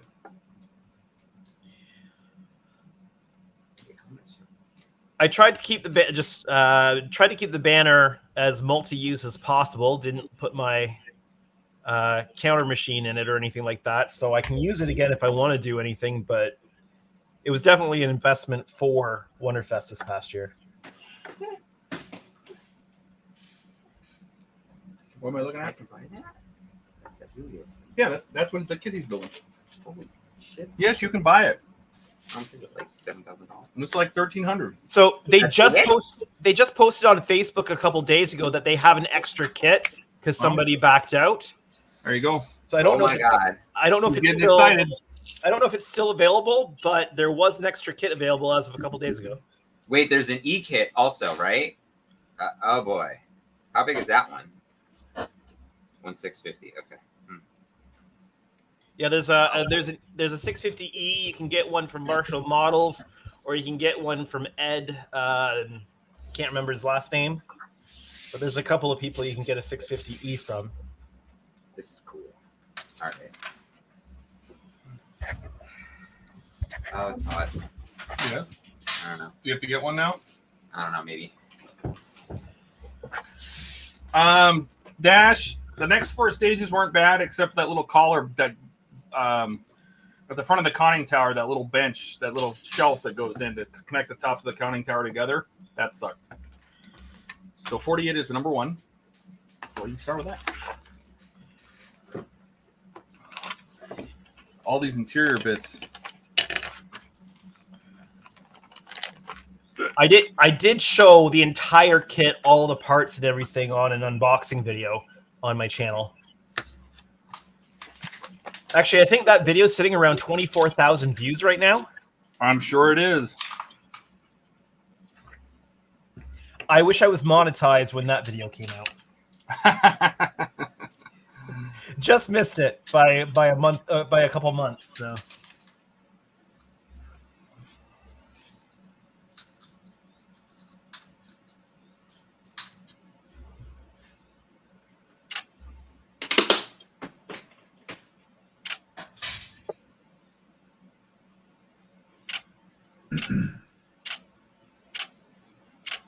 Boop, boop. Oh, damn. I lost a subscriber. Hate when that happens. Very nice. Like, what did I Oh. do? To be honest, I'm not surprised considering I have 54 new subs in the last month.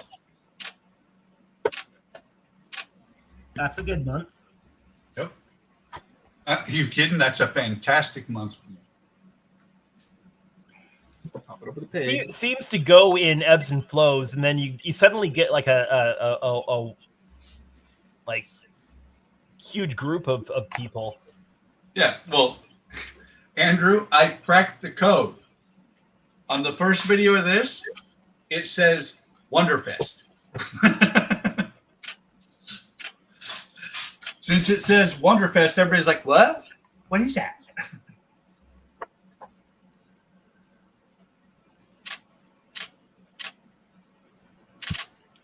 Well, the video I released like Wednesday just before midnight.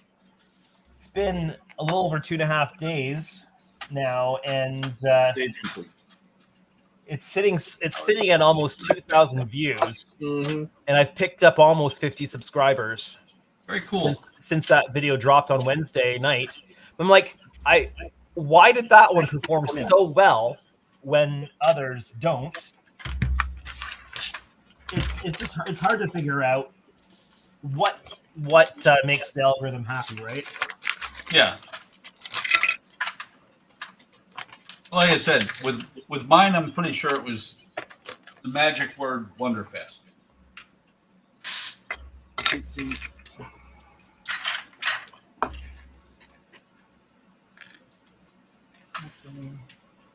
That thing, this thing, 21, 20, 36, 37. Okay. Actually, my counter on my bench has flipped over a couple times since I started streaming with you guys tonight.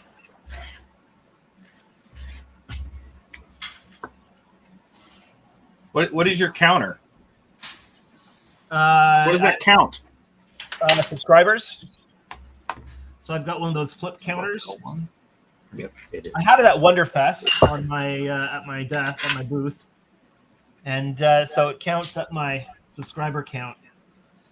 So it's in the background in most of my, well, in all of my intros and outros and stuff like that. These models do use glue. Probably get screwed in the back. Nah. So you know how in airports they used to have those all the information boards, but they were like We can wipe it. flip letters, so they could like flip through each of the letters. It's the same thing, but for numbers. No, I sorry, I have one. And I was able to get it with my logo, my channel logo on it and stuff. So it's really cool. I had a clock that did that when I was a kid.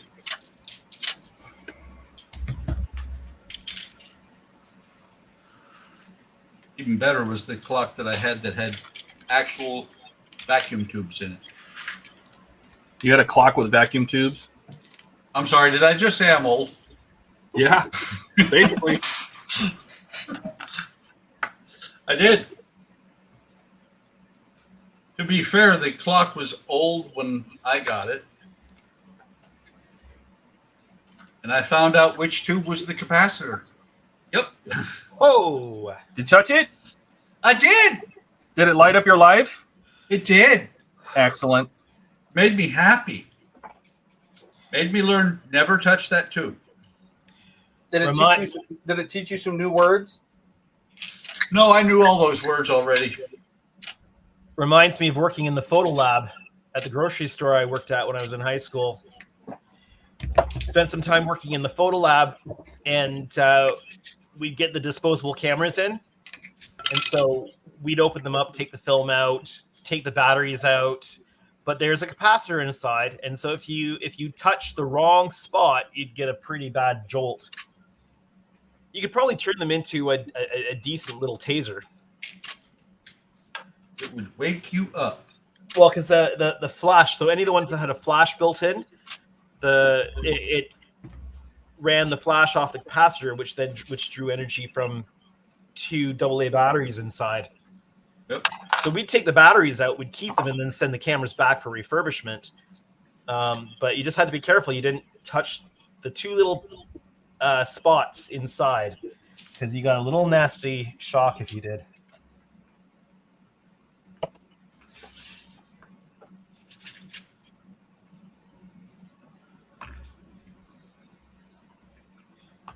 Isn't the cute little seat?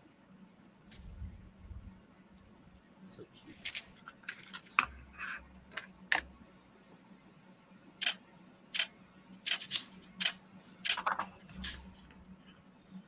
Was there a lip? Did I do it all the way on the top, the other side there? Is that on all the way? That's right, kids. People used to take pictures with film. And you had to wait a week, until you finished the roll to find out that you took a really bad picture.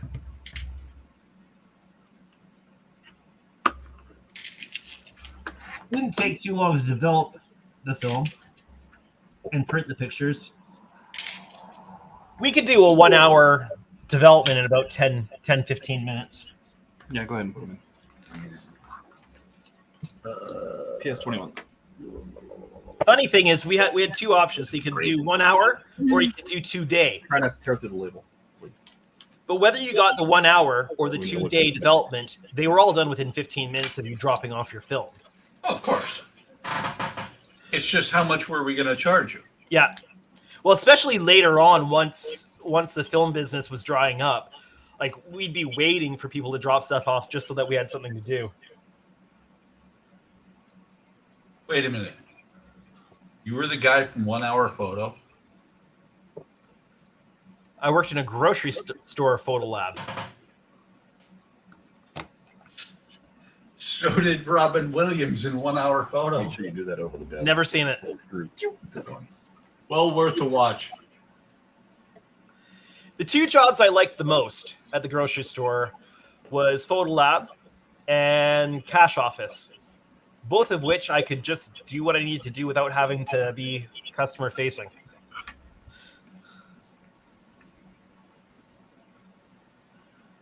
Particularly enjoyed just going up to the cash office and counting money for however long. I could watch what was going on down below through the window, but could avoid customers. Perfect job for an introvert.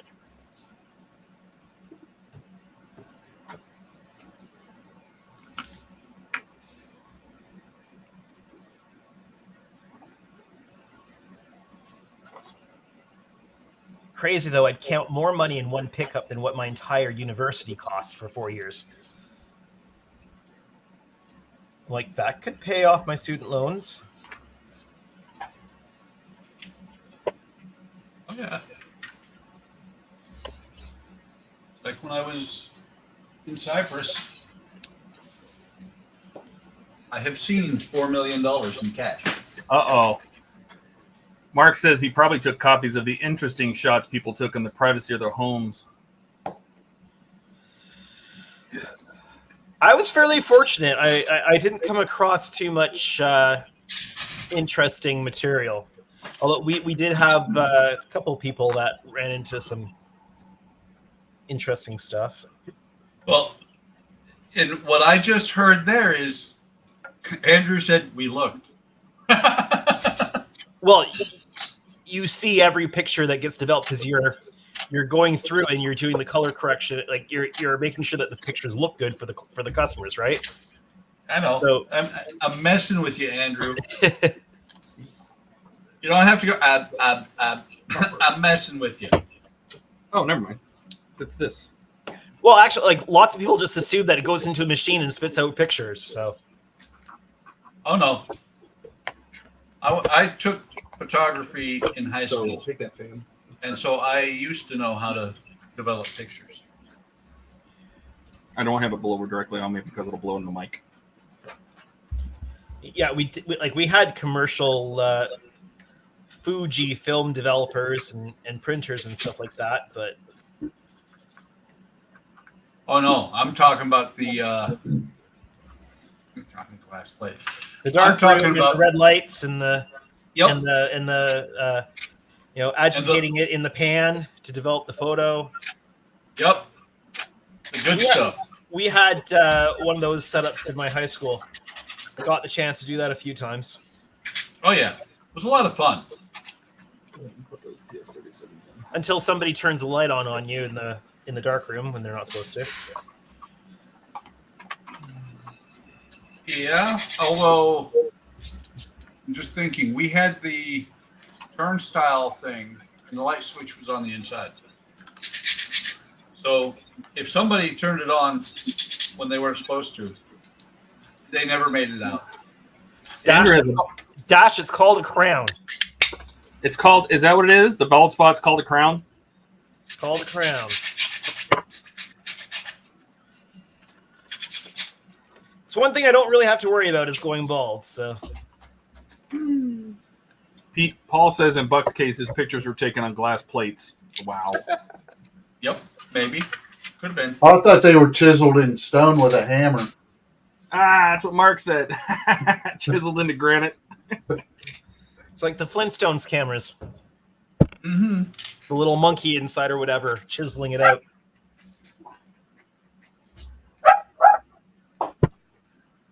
But I can't say much. I'm only a year younger than Buck.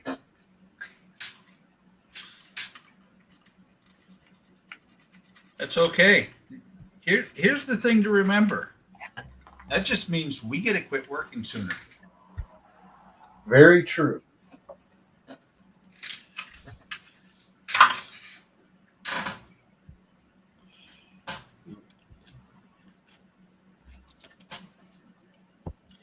I just thought retirement means full-time building. It does. Okay, Todd, this is where you go. Okay, here goes Buck. He's gonna flex. Put that last screen. Yeah, we're not there yet. I'm taking pictures. Hey, Buck, Yeah. how much time to your retirement? How did you know I was opening that? Uh-huh. Here comes the flex. That's why. There you go. 2 years, 6 months, 3 days, or 3 weeks, and 1 day, But no one's counting. and 22 hours and about 2 minutes. That's 7 o'clock on the day I retire. But nobody's counting. No, not at all. PSO one in there.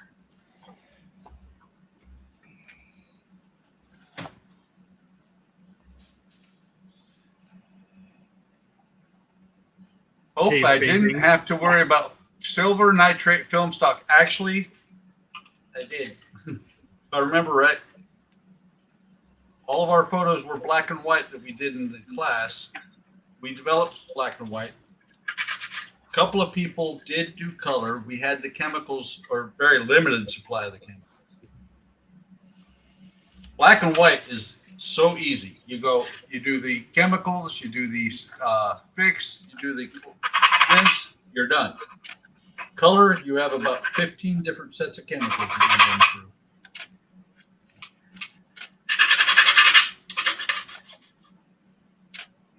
Okay. Next. Other side. With a pin. And all. Go to set and line up the assembly as shown. Tracked and placed and use a PSO principle.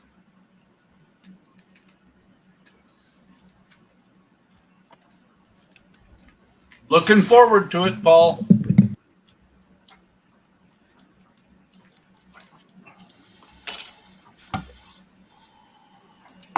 Those pictures can fly everywhere.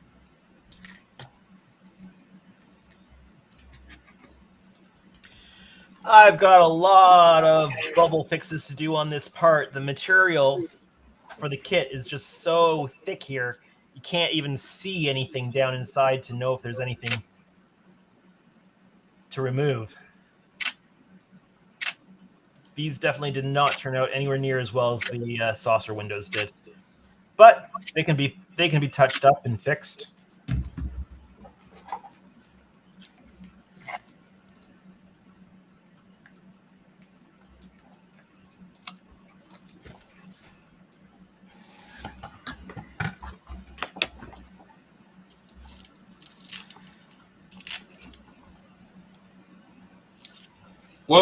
Is it just because the holes aren't as fine, or what? The part's got to be a good almost a centimeter thick in some of these windows. So they're like super deep to get material in there.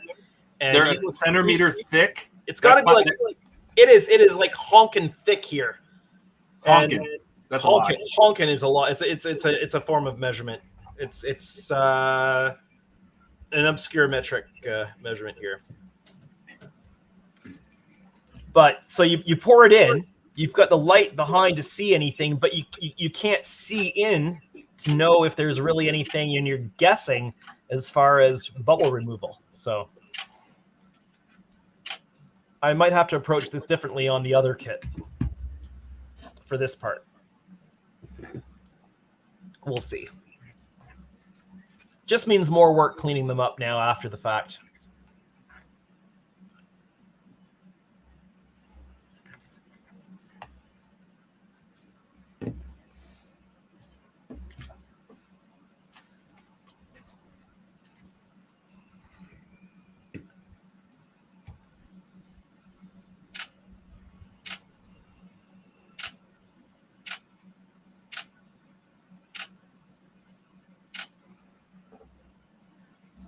Next.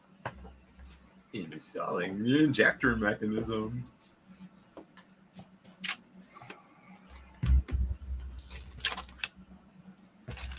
Stayed fitty. Donnie's back. Hi, Donnie. Donnie, you are referring to the flying embodiment of evil, our Canadian geese. They are evil incarnate. Ooh, that's metal. That's metal. That's metal. That's plastic. Springs are metal. So the only piece that's plastic in this is these two things. That might be what mounts the seat. Yeah.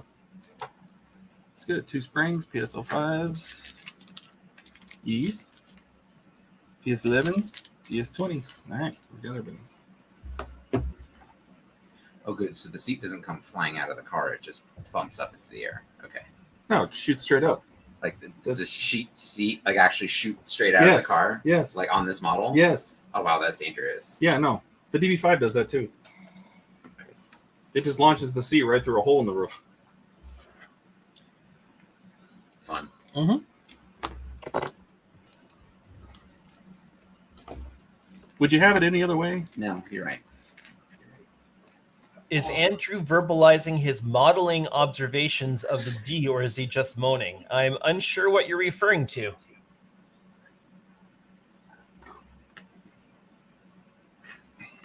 I'm looking at these tiny windows on the neck and thinking that's going to be a lot easier for me to fill those afterwards with microcrystal clear.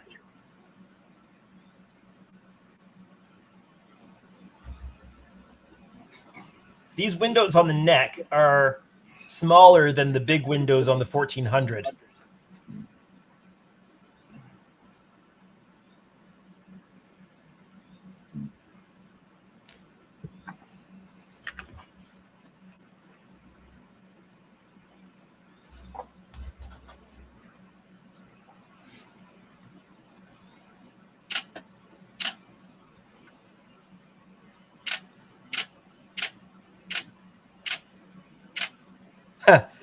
Andrew, geese, crickets, runways, you seem to have an issue with things that fly or jump. Yeah.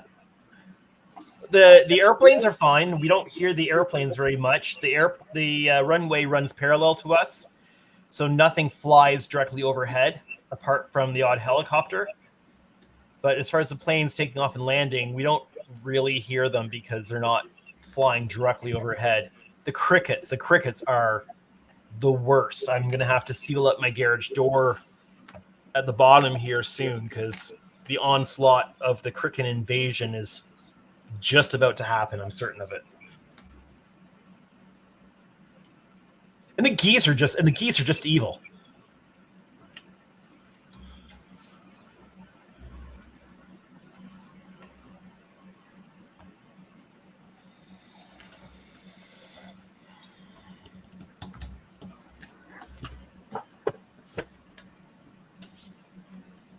Canadian geese are mean. Oh, there you don't mess with the Canadian geese. They don't say I'm sorry.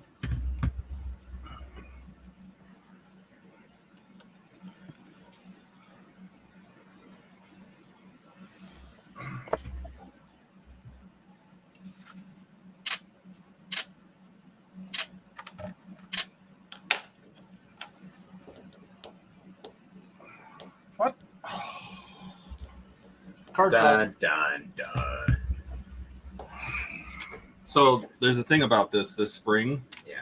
They don't really show the instructions. There's a lip. See those little tongs? Yeah, that there's you a gotta lip. lock it You on. got to kind of compress it underneath that. Yep. So I think the easiest way is going to be to do this is take this, slide it, and just slide it down. Yeah. And kind of push the spring down as you do this, because this captures the spring. But if you try to bend the spring in there first, it kind of bows up. Yep. Which I and guess then you it could makes do. It, yeah, but it also That works. that works. You just want to make sure that spring is captured It's by those captured in teeth. there. Okay. So- So not gonna like fly out. Yeah, but I got to take more pictures, so Okay. I got to go get my other card, which is full. So let me delete it. Okay, smokes.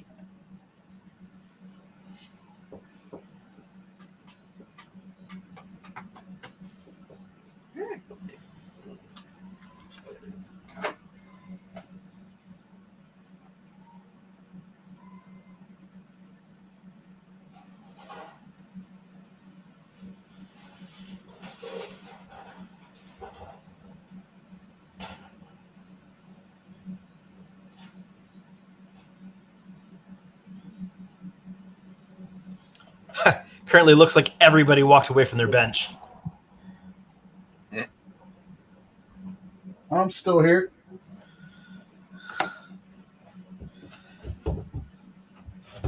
I'm trying to figure out my next steps. That's what I'm doing. I've been Looking at drilling.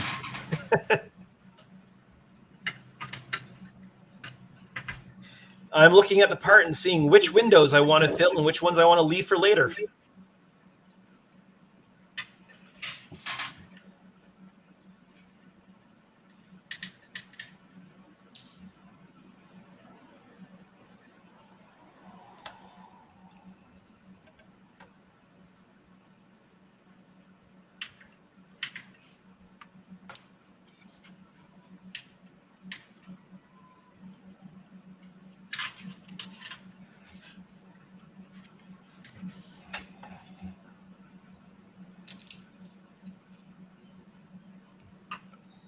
These cards only hold like that one only holds like 750 pictures. Okay. What size is it? It's a 32 gig. My 64 that I'm using now will hold about 1400. So.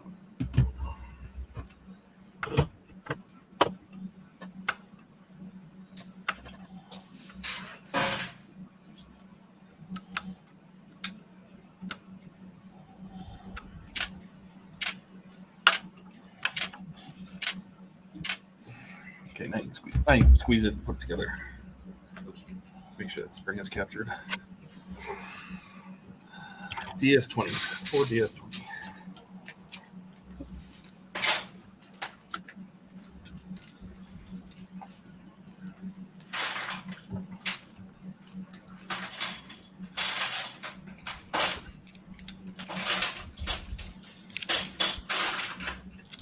Sounded like Andrew says he's a geezer. Wow. Andrew's the baby of the group. Well, if Jordan's not here.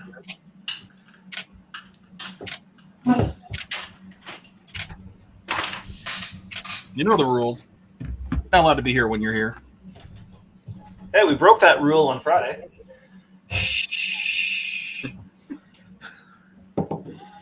We're gonna pretend that never happened. Almost tore a hole in the space-time continuum. That's right. Something about ruining subspace or something. Ooh, All right, gonna go get a coffee refill. Be right back.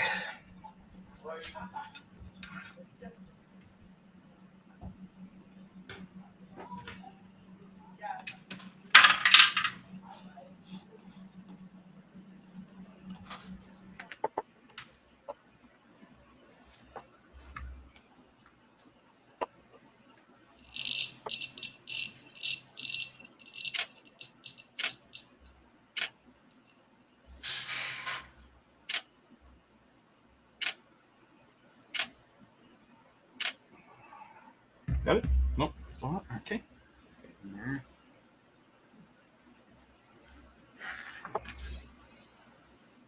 Hey, Todd, Yes, sir. breathing LEDs. If you hook a bunch of them up at the same time, they don't cycle at the same rate, do they? They kind of get out of sync with each other. Yes. Good. I use two inside each of my Bassards, and after they slowly get out of sync, so it just looks like they're doing this, you know, which is what I wanted. Yeah.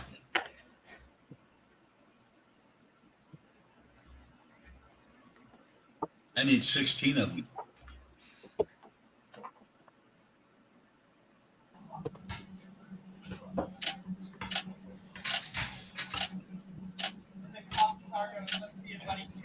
Do we need the chassis? We need the interior, right? Yeah, so we need the chassis. I don't think that's the chassis. I think that's the interior. Yeah, the interior mounted to the chassis. That's sitting on top of I was just sitting on Yeah, top just of grab it. Okay. Try not. I think you can even pick it up by the seat. Should be. Watch out for wires. So, what do you guys think?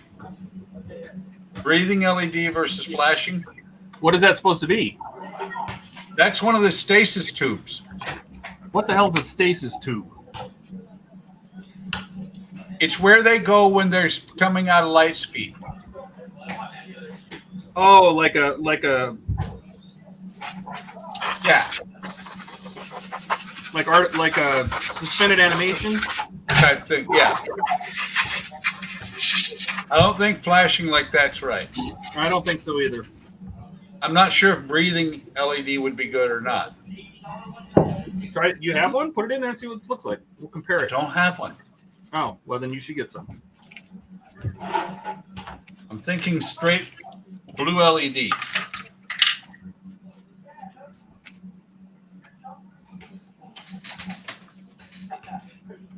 $500 billion LEDs and not a single breathing. I have no bluing LEDs. How do you not have any bluing LEDs? I don't understand. I don't know.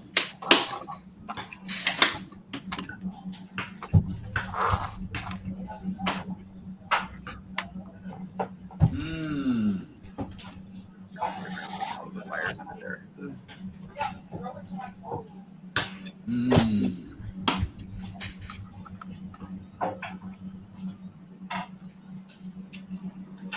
Have blue flash. But I'm thinking.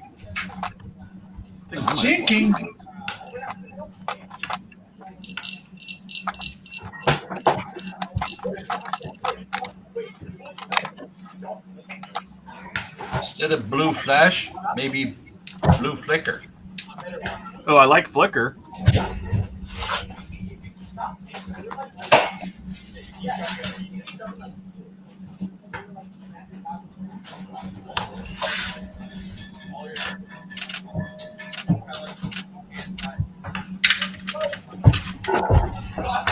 You notice it's in the far back so that if I don't decide it doesn't work, it goes away.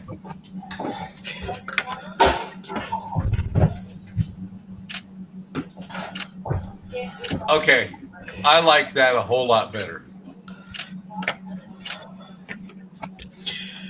Let's see it. Yeah, definitely. Yeah, Yeah. that for sure. That's cool. That's even better than breathing because breathing will go completely dark. That doesn't. Yeah. I like that Well, one better. It's better than breathing. It's also better than just a solid light. I just don't think that I need to put 16 of them in there. I don't know. It might look pretty cool having them all just flickering at different rates. Yeah. Well, the problem is this whole area gets mostly covered.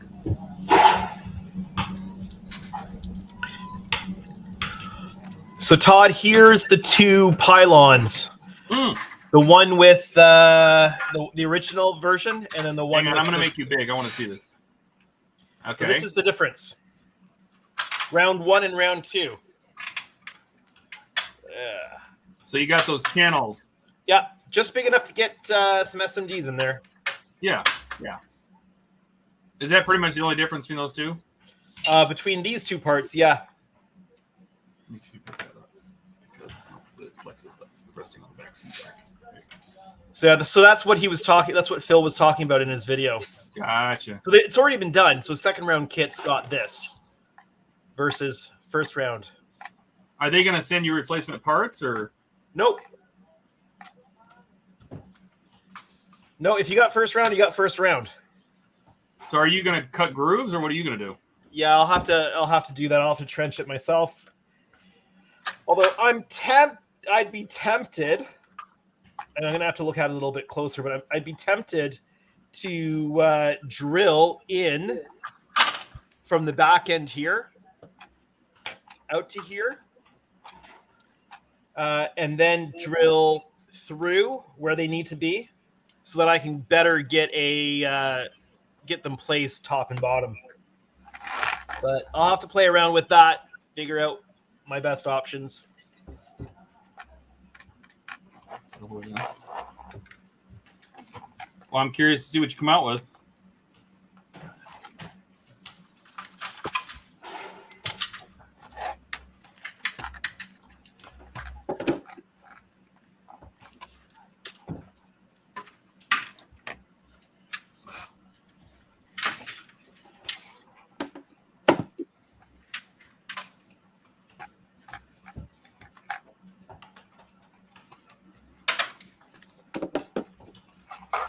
Well, I think I'm at a stopping point. So I'm right. going to go ahead and jump off of here. Oh, yeah. Well, thanks for coming by, Keith. Well, thanks for letting me join in. Anytime. Yep. Thanks for coming by. I think that's going to look good. Yeah.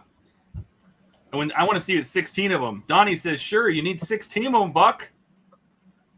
It's a lot of work, by the way. Yeah, so your point is? I only have another 300 or so days till Wonderfest. Let's see. Let's see what the clock says. Well, I will see you gentlemen on Friday. Have a good week. You too, man. See you, Keith. See ya. Au revoir. Oh, that's a horrid view. Yeah, we'll kick it back to this one. Oh, no. I don't have enough time. There's only 292 days left. Oh, no. Got to get my room booked.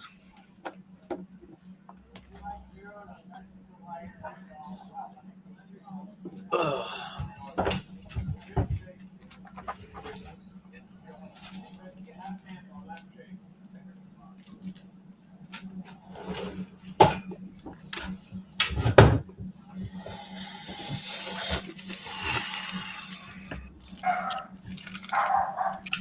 Oh, wow. Tickets went up, too.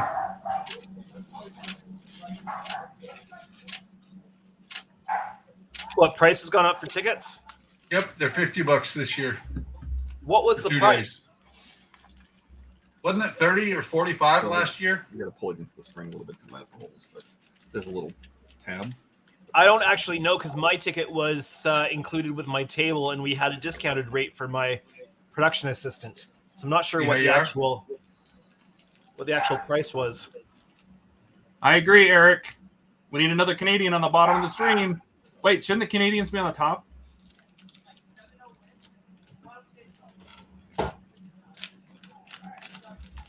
USA North, let's go.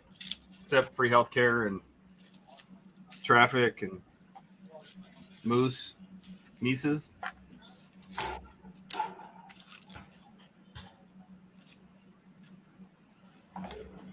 I mean, to be fair, if it's goose and geese, why is it not moose and meese? And in fairness, it's not free healthcare. We pay for it through our taxes. Yeah, it's socialized. But if we have something major wrong, like if somebody has cancer or something like that, they don't go broke trying to pay for it. Just get it started. So you can get the other one in. There you go. Well, that's what we do here. We have to bankrupt people when they have something go wrong. What is me? You're the greasy one. Oh, apparently I'm the greasy one. Oh, so this is going to keep it from flopping around. Yep. Oh, these rates have gone up. I'm gonna have to go wash my hands. You want to get food at some point? Yeah, I'm hungry. I'm hungry now. Let's go. All right, what do you want to get? I don't know. Let's Grubhub something. Okay. Is that an app? I have it. Okay. I'll do it. I get a discount through Prime anyway. Are you doing? Mm-hmm. Free delivery. But it is an app, right? Okay. Yeah. Okay.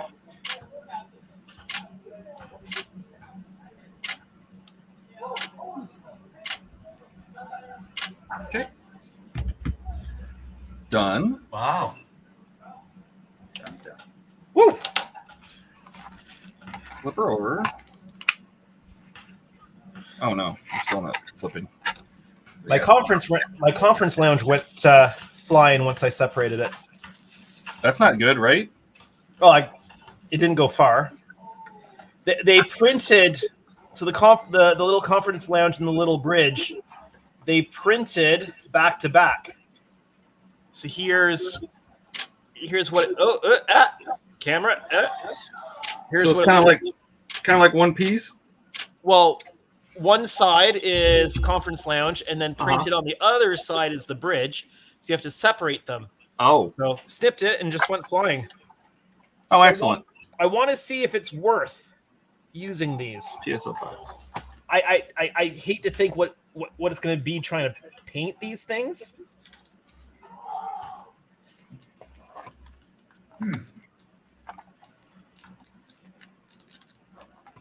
Well, you can have Donnie do it. He's our mini painter. Dash says it's the last calm before the Ian storm. Yes. Jordan is busy. Yes. Mark says you're not talking about healthcare. Yes. Ken said it would be good to see Ian again. I don't know when he comes home. If he comes home late enough, he might jump on. I don't know if he's coming home today or tomorrow. It says that he landed. It said on Discord he's landed. Okay. Well, if we're still going, he'd probably jump on. But I think he's like an hour from the airport or something.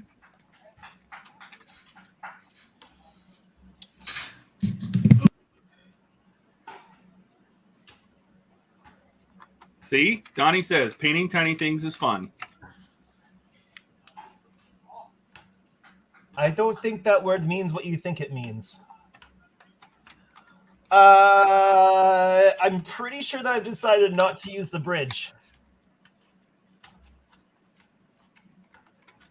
Even without anything in there, all you see is the horseshoe and the command chairs.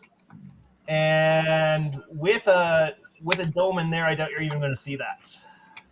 Are you going to use a clear dome or a cloudy dome? Well, if I don't no bridge. If I don't put a bridge inside, I'll make sure that the part is frosted. There you go. But the observation windows are a bit bigger.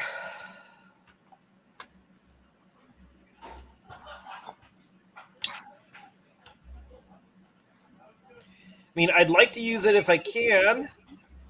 The measurements for this aftermarket print came from this saucer, so...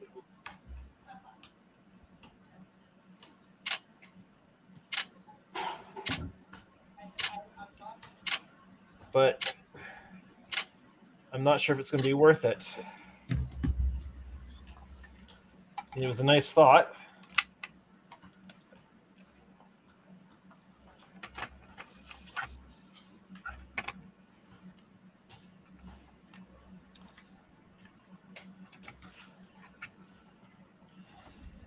I think I'm going to have to temporarily tack this in place just so that I can see well enough to decide whether it's worth it or not.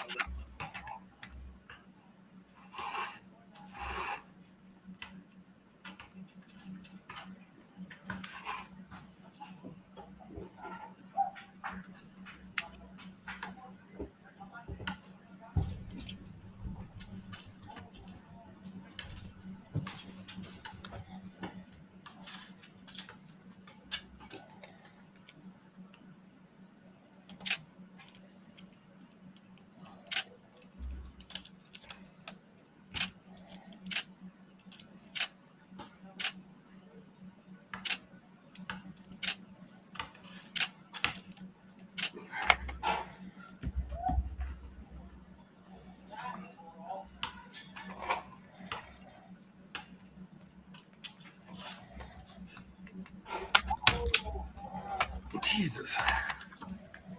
Yeah. That is a very strong spring.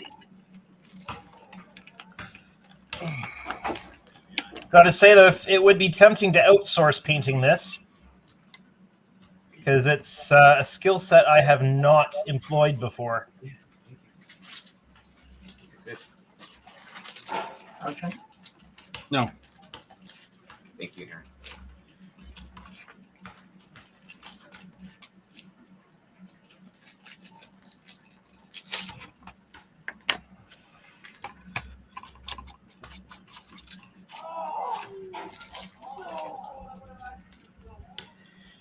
Can you guys hear the guys playing basketball?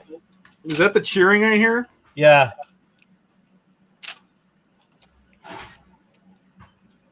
It's so nice out right now. I've got my big garage door open. It's helpful for the solar res fumes. The conference round, I think the conference lounge is worth it. I don't know if you guys can see in there on camera.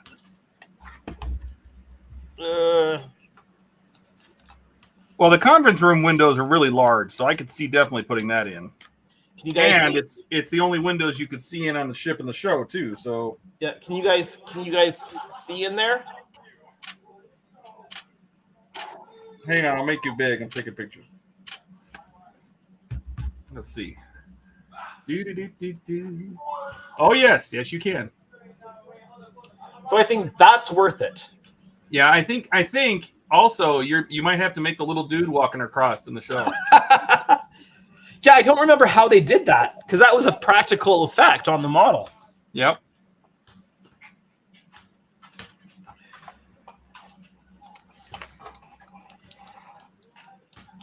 I'm going to toss the bridge in and see if I can see anything. I don't think the bridge is going to be worth it.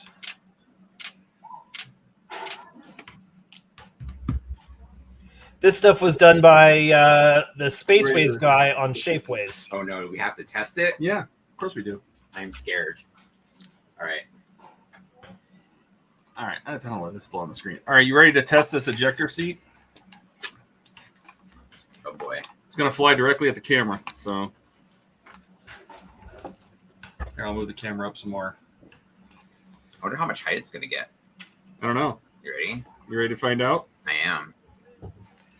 I was born ready, Todd. Here it goes. Ah!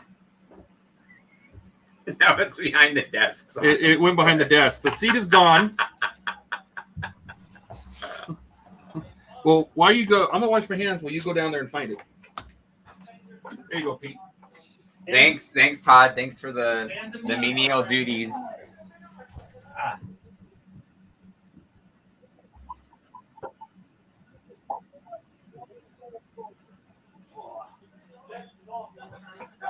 Oh boy, got it.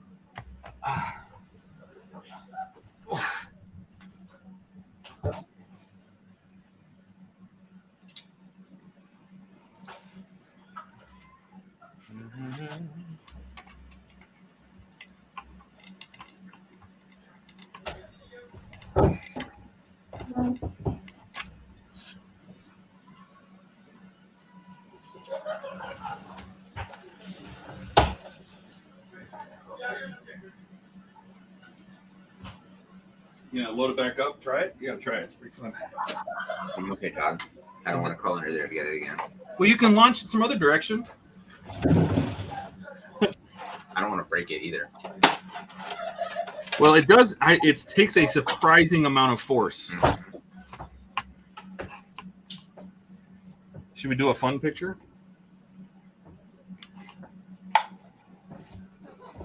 Let's do a fun one.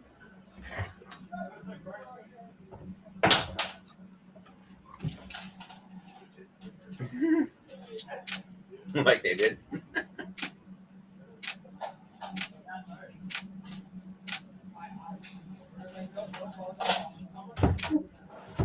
It's really hard to hold it that way.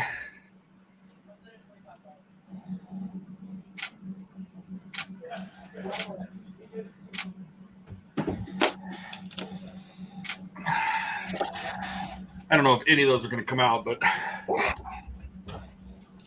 anyway. Ejectocito.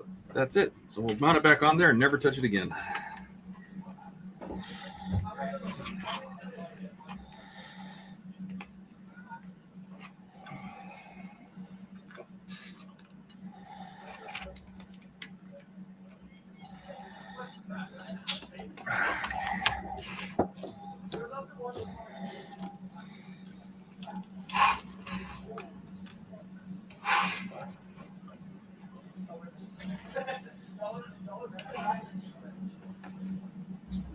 All right. That's right, Dash.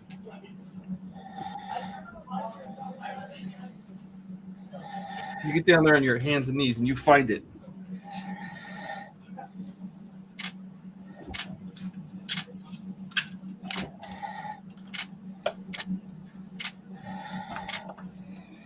All right. Stage complete. Stage 51.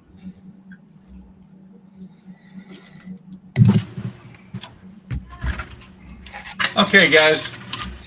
16 holes drilled. Excellent. 16 LEDs wired. Not yet.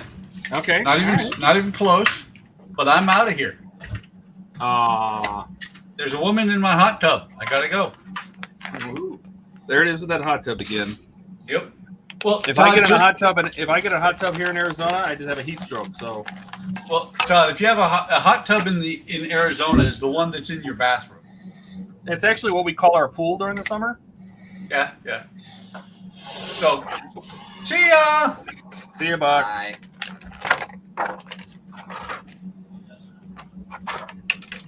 Have a good night. All right. Mark says, Todd, get the intern, that's you, Peter, to watch Goldfinger so they have some idea. What? I don't know.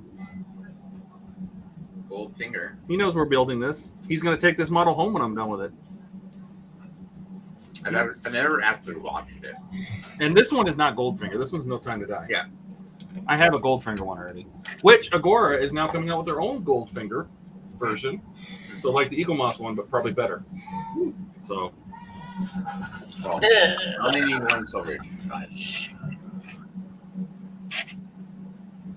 Silver Birch, my I friend. am thinking about maybe doing an E. You should do an E. I like these. What is the best Enterprise E, Andrew, model kit to buy? Big or small?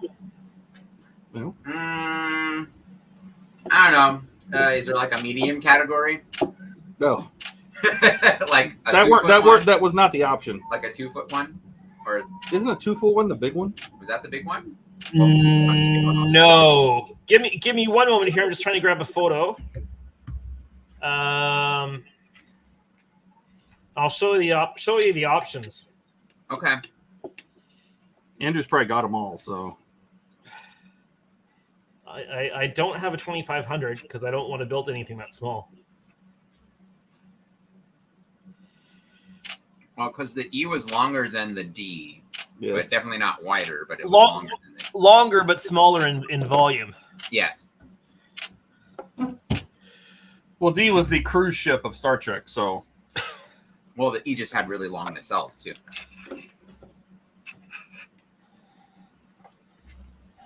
Let me get this honking piece of Starship out of the way.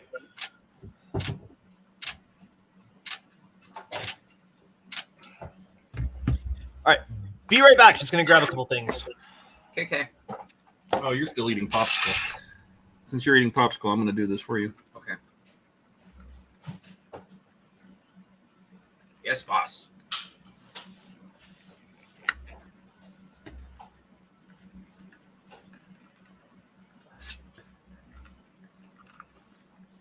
He's over here sucking on a popsicle, which also sounds bad.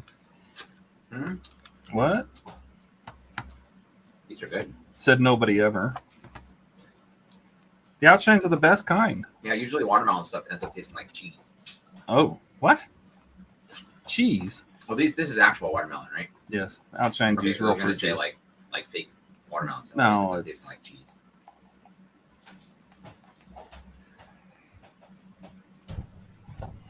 Let's see. Probably going to buy both, Don says. Yes, but the film will explain the ejection seat guns, let alone the rotating tire gougers. Yes.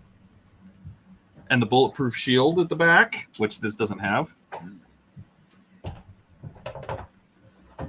That looks like a good size. Yeah, it looks like it's almost 2 feet, right? How long is that? So it's about 18 inches, I'm guessing. He's a metric guy up there. Okay. Up there in the weeds. Well, how many centimeters? Actually, you're looking at about 19 and a quarter inches, 19 inches, 19 and a quarter inches Okay. long. So it's kind of like the size of the AMT Earl one that I did a long time ago. Well, that's what it is. This is the. Oh, that is the AMT Earl one. Okay. Yeah. So the current box.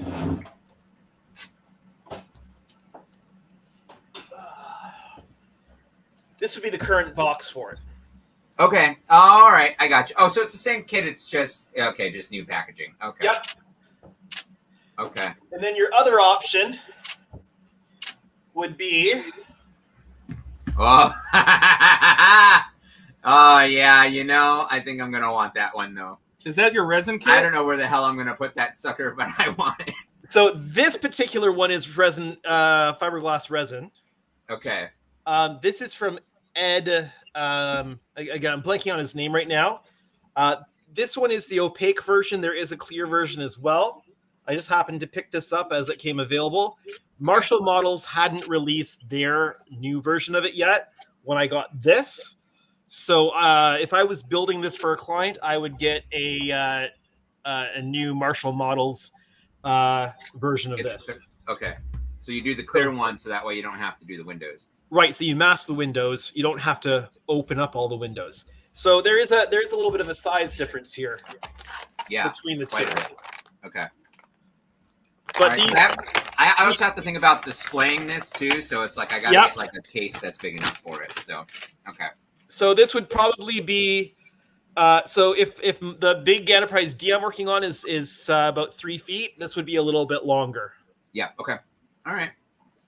Yeah, but you can get a current version of this from Marshall Models. Okay. Cool.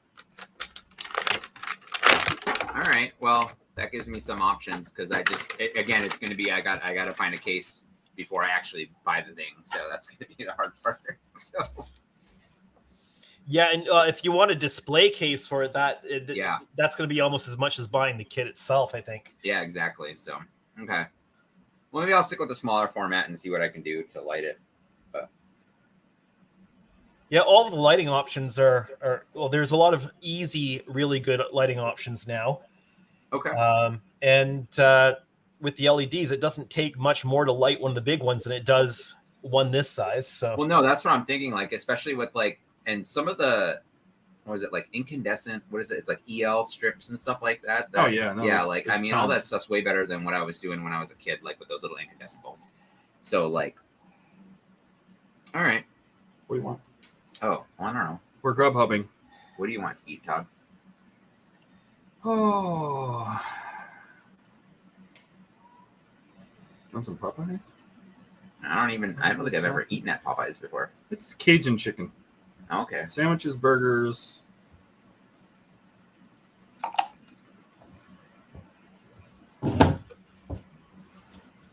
Yeah, maybe the smaller format would be more manageable for me. Rallies. Oh, God. Like Checkers Yes, rallies. no. Oh, No, if you've never had enough sodium in your diet, go to Rallies. Well, my brother used to like going there when he came out to ASU originally.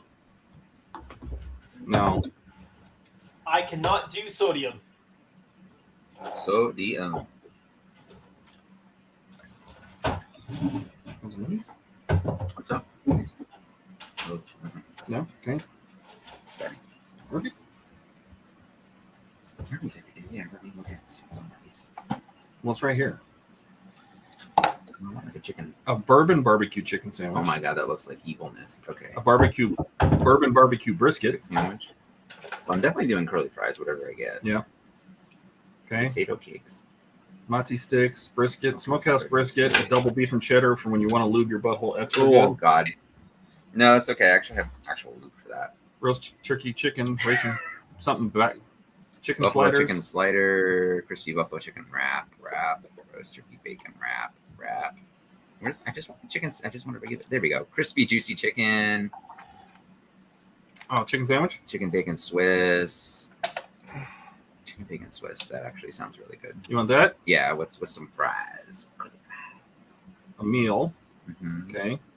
And you want curly fries? Yeah, Large? let's do large. Uh-huh. Here she is running. Oh, Ooh, yeah. okay. So is that EL in lighting in the back, or are those like?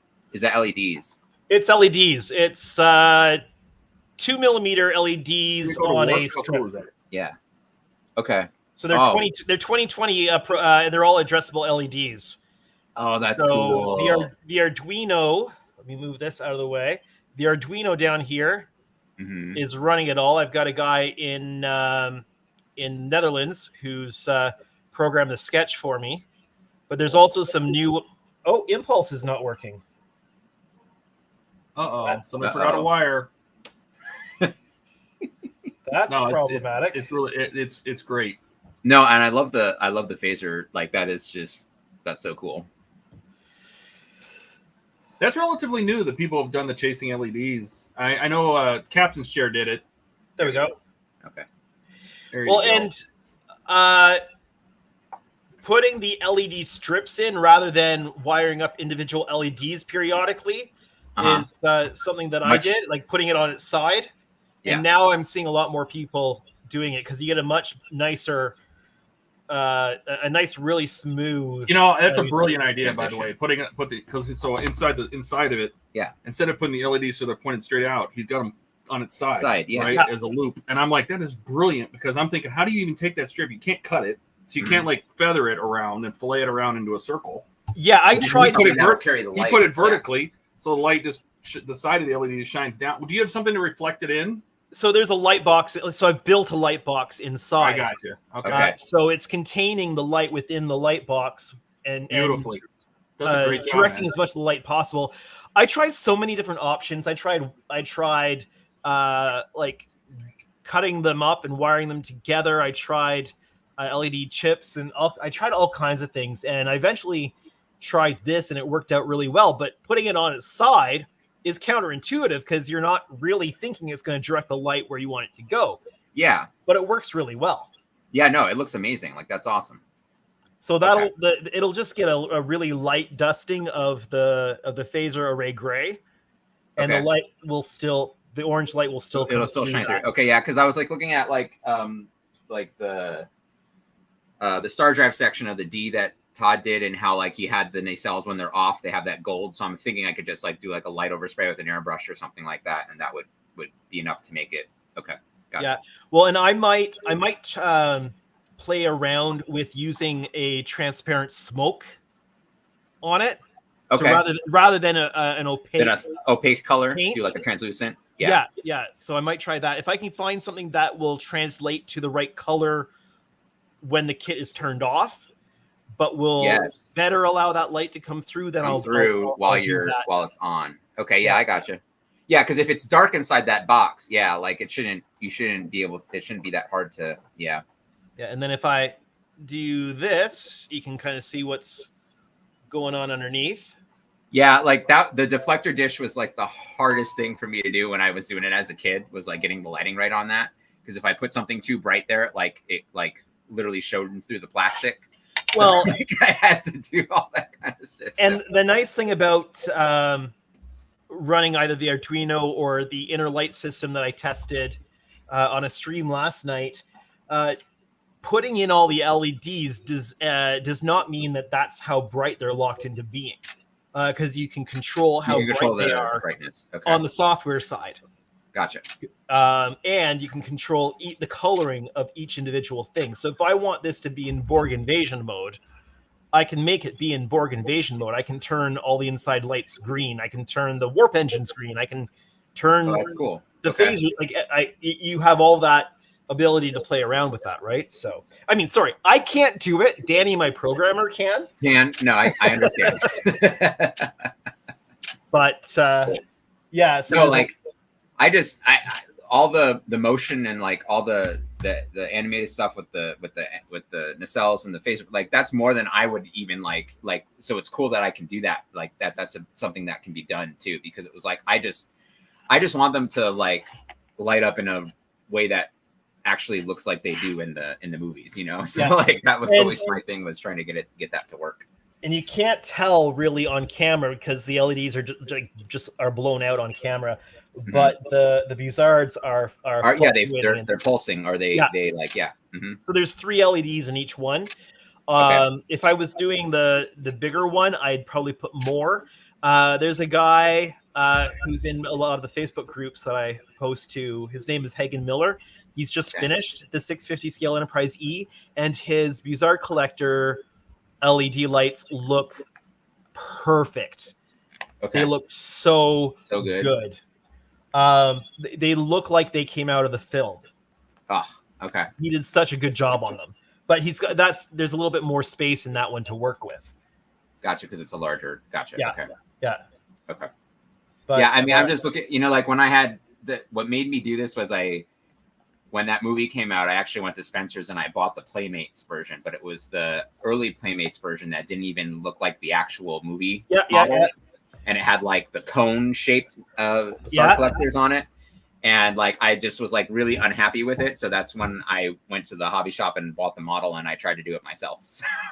Well, I came out of watching First Contact because I was in high school when it came out. So I came out of watching First Contact, and the movie theater we were in was actually in a mall, and there was a hobby store in the mall. So I went from the movie theater to the hobby store, but it wasn't out yet. It wasn't actually in stores yet. So I'm like, I can't get it. Yeah.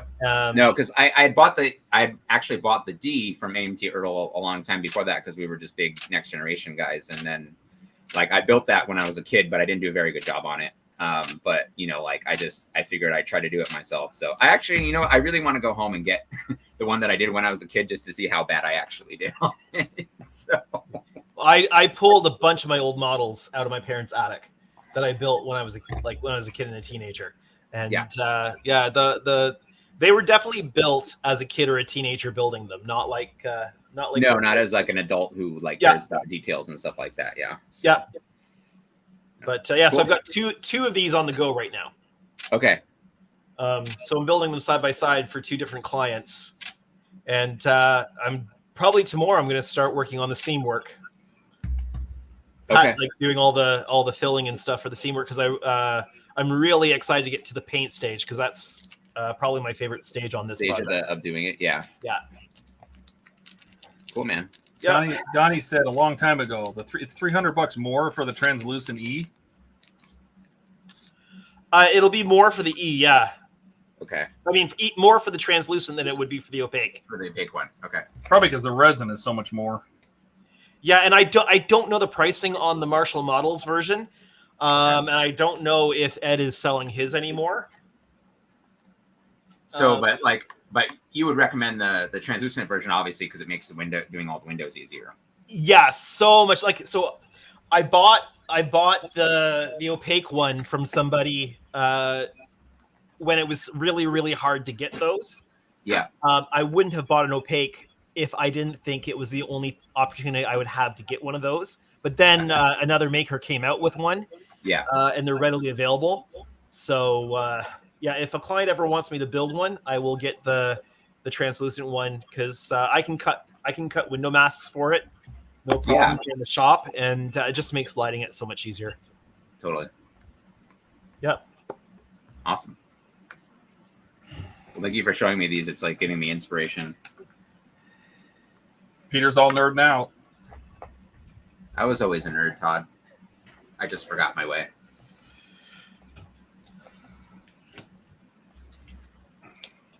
Oh, thanks for building that whole set for me there, Todd. I was there was a guy at Wonderfest, and he was in the row, but it was in the aisle behind where I was, and I could hear these phaser firing all the time, like the sound of Starship phasers firing. And so during a slow time, I got away from my desk and I went to see, and it was the inner light desk. And so I ended up getting a couple of those kits and just went through them for the first time last night on live stream. Never looking at them before, never looking at the instructions before, and just got to the point where I was able to get the phaser fire effect sort of working.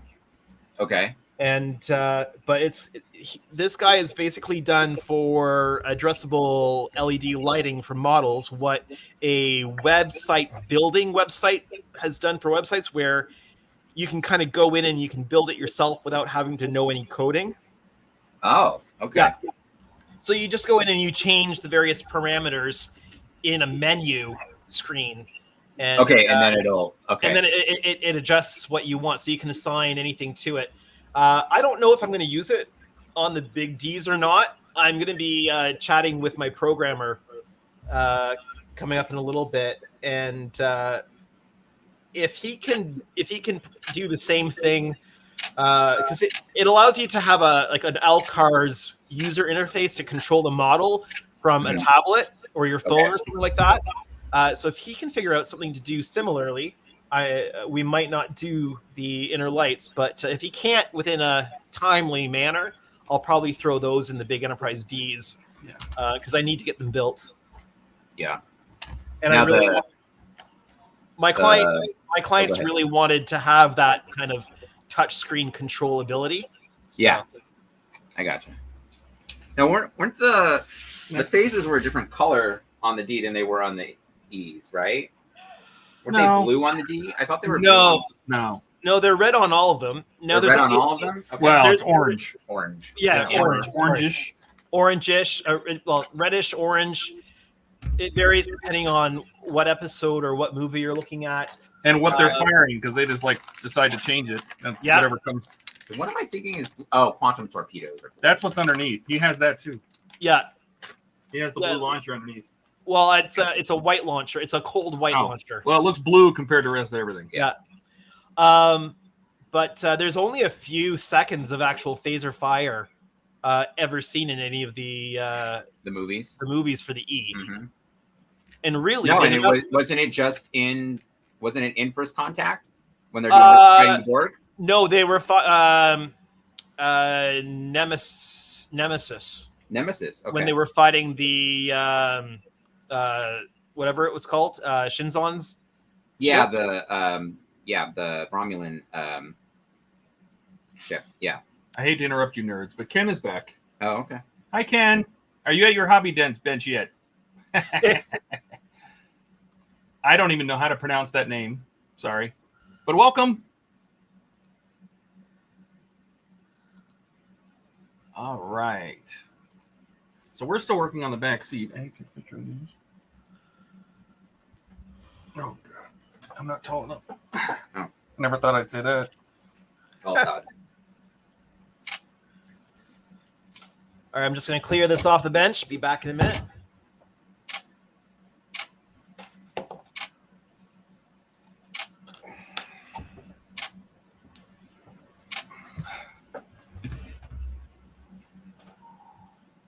Oh, you were saying hello to them. Oh, okay.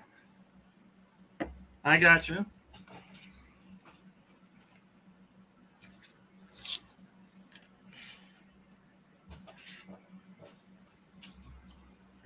So StreamYards does not, I don't know if YouTube translates, but StreamYards does not. So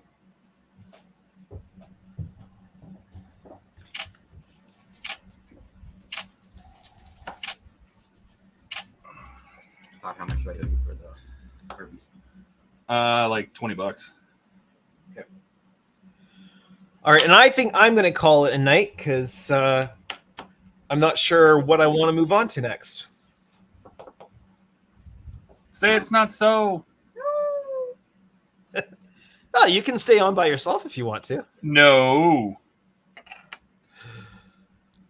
we're almost done anyway. I think there's one stage after this. Oh God, we're only halfway through. Yeah, there's like. Oh, the stream's. Well, I don't know. Does everybody want me to stay on? I'll be all by myself. You and I will have to share stories. Oh God, that could be horrible. Yeah. Yeah. Stream's been going for about 4.5 hours. I know. How about this? I will stay on until the food gets here. 4.5 hours. That's more than double what I would normally stream on my own. Well, then again, it's harder. I've gone 7 hours before on a Sunday, so It's harder to keep the conversation going on your own, though. I have Peter here. No, I'm saying like if I'm streaming on my own, it's harder to keep the conversation. Oh going. yes, yeah, it is. Are you cool if I It feels like you're just talking to yourself. Yeah, that's fine. Just my email or my phone number. just $20? Do you want to play? Yeah, that's fine. Actually, I'm going to try to get a couple pictures before I go.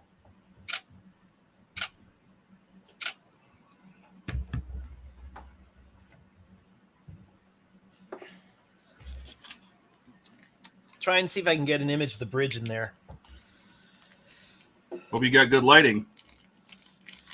Oh, the problem is actually too much light. Are you getting blowout?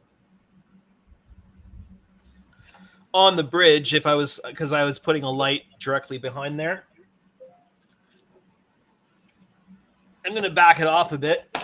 Try to see if I can just direct enough light in to be able to see without blowing it out of there.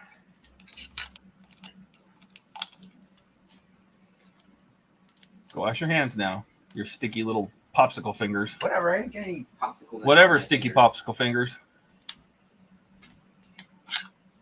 Oh my god, it's the light outside. I keep thinking it's like nighttime.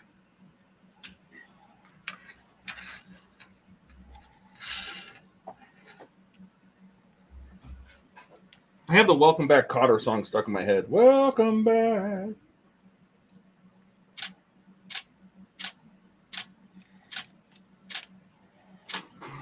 I know that's because Ken came back, and that's all I could think of. It's all Ken's fault.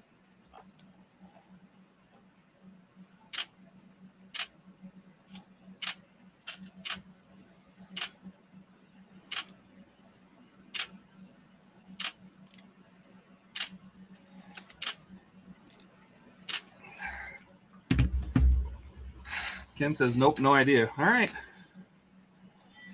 Uh-oh. Is that our dinner? Hold, please. Already. Well, it's not that far away, so it really depends on how close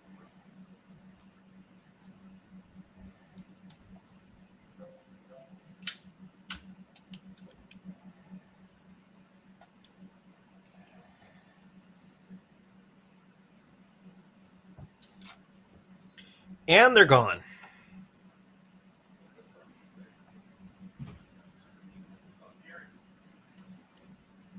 Not the food.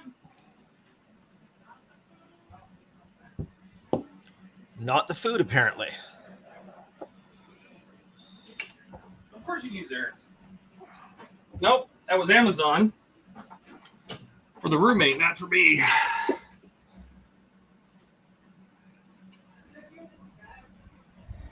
I could. Just the two of us. We can make it if we try. That sounded terrible, and I apologize. There's really no good way to take this picture.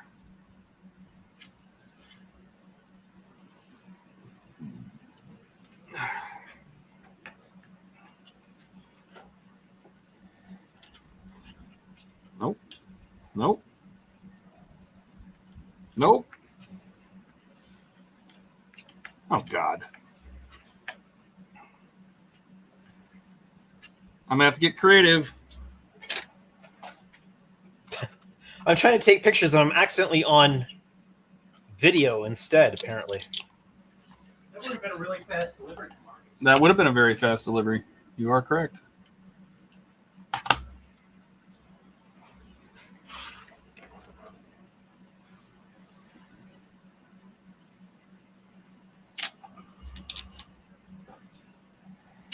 What'd you order? Arby's? No, I mean specific. Oh, you'll find out when you get here. I'm already here.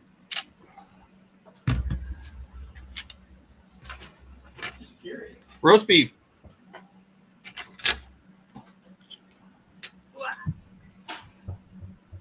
$54, bro. Wow. Let's go. Here's our dashboard for the DB5. Well, at least the frame of it.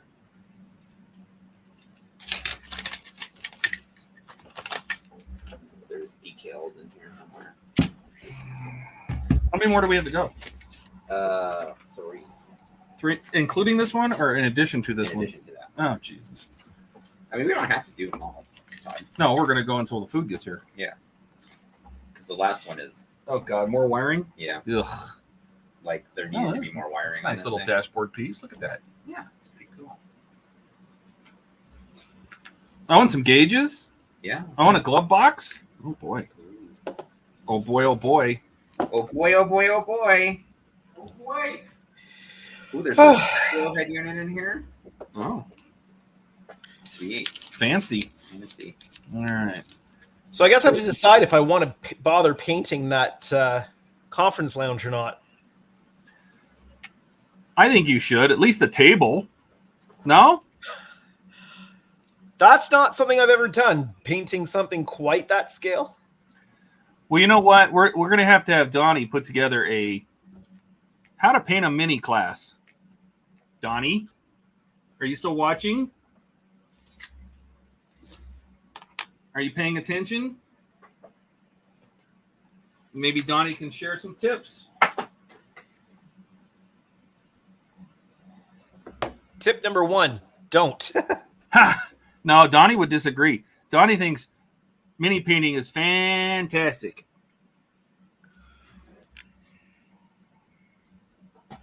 See, Donnie says, I can do that.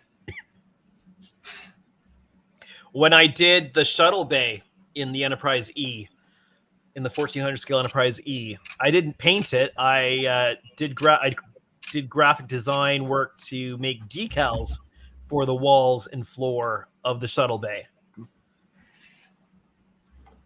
Can't do that here.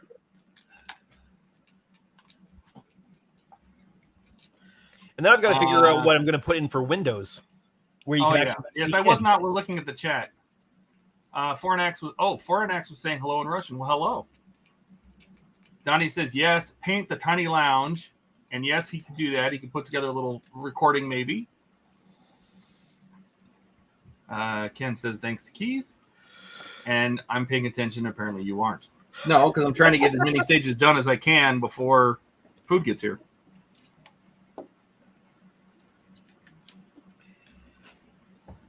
Well, at least I've got a better idea what might work and what might not work when it comes to this bridge and conference lounge detail thing. I don't think with a dome top you're ever going to see anything inside that bridge. So I might leave the bridge part. I out. would agree with you on that. But the conference room, if I can get clear enough windows in there, it might just be worth doing. And what are you going for? Specific like movie style, like because the wall is different depending on. The wall is different. This was molded with this was created with the Enterprise wall, Ooh, which is indicative of the earlier seasons. But I mean, that's the way. But isn't the ship based on generations, or is based on? The ship is based on generations, yes. But the conference lounge, when he designed it, he went with the most iconic look, right? So the little ships are actually molded in. No, because there's a D that holds it. There's a D-shaped post that holds it the right direction. It should be at the top. Yes. Pull it apart and you'll see. So I don't know if you can see on there or not. Camera might not make it visible. Here, let me make you big. I'm on the tiniest screen in the world, so. Oh, you can see the ships. Oh, so you have to paint that. Paint the whole thing brown, and then just dry brush those things gold, and you'll be done. Yeah, but then there's all of that stuff, right? Yeah, but that's just painting some chairs and a table.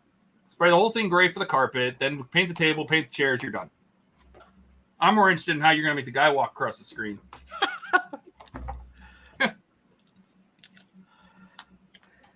Got it? All right. Well, I will try to do my best on the conference lounge. Donnie says use plastic from a blister pack. Oh, for the window? Yeah, you could. Acetate. I used it all over I used it all over my Titanic make windows. Yeah, if I can find something that's durable but flexible that I can get in, because there's a curve to these windows, and I'd have to mount it from the inside. So here, I saved a whole bunch of blister packs from my. Let me show you. I saved a whole bunch of blister packs from my Ecto build. Yep. I have these long strips of acetate along the bottom. So if you want them, I'll send them to you. But I saved a whole bunch of them because I figured I might use it on the Titanic because it has this big long strip of plastic. See how optically clear is it? It could be better. Yeah. I might have some, the bottom is cloudy, but these top edges are very clear. And I can see right through them. But I might have, I saved a whole bunch of these. So I can see if I have any that have a very clear section. I mean, how big across is it? Oh, it's like less than 2 centimeters across. Oh, and okay. Maybe like 7, 8, 9 millimeters tall. Okay. So basically a centimeter by 2. I mean, you need some room to glue it and stuff.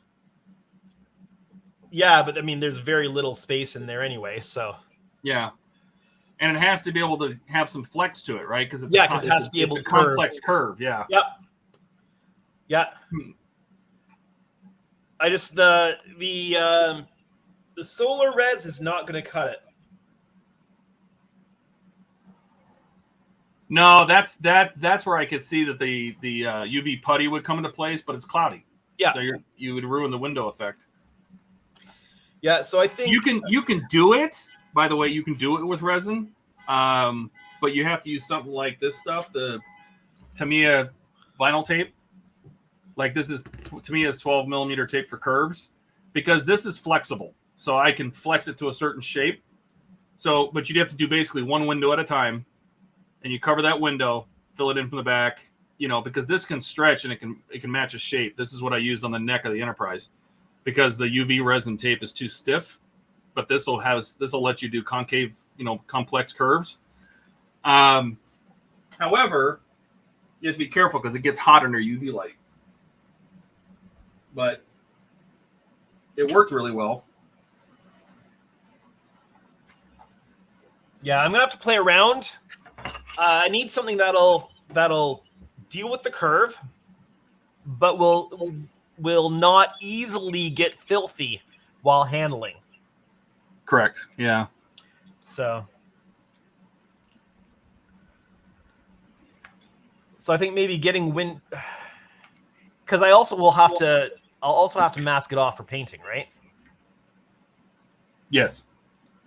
So that's going to be the other challenge.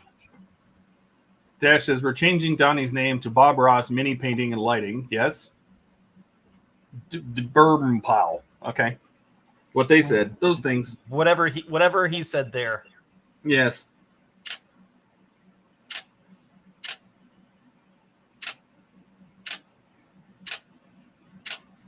My goal is to give as much detail to my clients as possible. There you go. Should I put the door in? But break the pins off? What I would do is I'd start on this side and maybe drop that pin in. Drop that pin in up here. Uh-huh. Like that. And try to slide it down. Yeah. Okay. So if I can give them that detail, I want to be able to give them that detail. Yeah, that would be fantastic. If you just send it to Donnie, he'll paint it for you. That was easy. He will do it. Donnie would probably consider it a good challenge.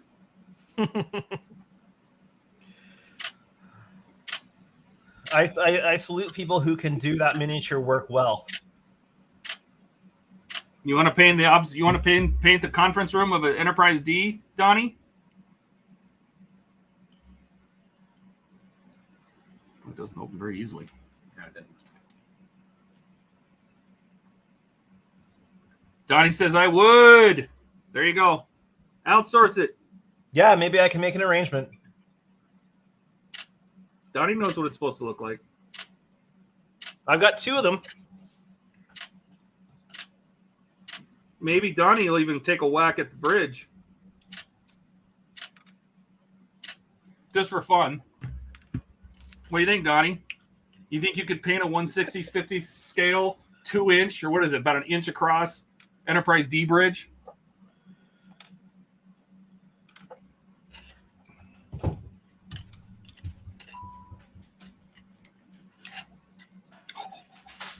I know. Look at that. That looks really good. Now I'm curious. Donnie says twice the fun. Excellent. Look at what else is going to go in there. So the bridge is 2 centimeters front to back. Donnie doesn't care. About It could be on the head of a pin. He'd try to paint it. conference lounge, because that was the question, is about 2 centimeters across. Yeah, tiny. Donnie says, heck yeah. Hey, Kenneth from Georgia. What's going on? Yeah, so far. Because essentially there's the bridge piece. I'm going to make you big again because what we're doing is boring anyway. So there's look at that little tiny thing. Does bridge it have the piece. back walls and everything, or is it basically just the horseshoe and con nav? Well, no, this is the floor and everything that's attached to the floor. Uh-huh. And then this is the floor of the conference room. Yeah, but does it have the back wall of the bridge, or is it Yeah, just... yeah. So these are just the pieces that have those details. And then this. No. This. Yes. Yes. Wow.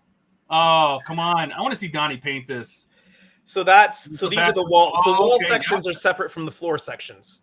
I got Right. it. So that's the back of the observation lounge, and then the walls of the bridge. Oh, my God. That's epic. Yeah, who says size doesn't matter? You know, they should have done the ready room too. Well, you wouldn't be able to see in. I know, but they should still have just done it. Yeah, which is weird because the window that the Captain Picard always looks out of is nowhere on the model. So Well, and there's no way to get access to that window through this kit anyway. So even if they did find And a then place to where put it did- in there. I'm putting what's over here? What? There's no Oh. screw that goes there. So Going so outside. You know what though? It wasn't there a scene, and I think it was a CGI scene where they backed out of him staring out of his window. It was the end of one of the seasons, I think. yeah. And they like show us part of the ship, and you're like, "Well, where's that at?" Because that's never anywhere else. So Like, the floor none of goes, the models is it there or nothing. so the floor goes in with into the wall pieces. Okay, Donnie and- says that is so cool, and he cannot wait. And then the bridge goes in like that. Sweet. Hey, Donnie's done commission minis before, so. But I'm not saying he would charge you. So there's But 2 I'm- of those. He would probably do that just for fun. And that, no offense, but it might come out better than what you got, Andy. So Did I Donnie, say there's I've 2 never of called these. you Andy. I got that from Phil. He calls you Andy. Yeah.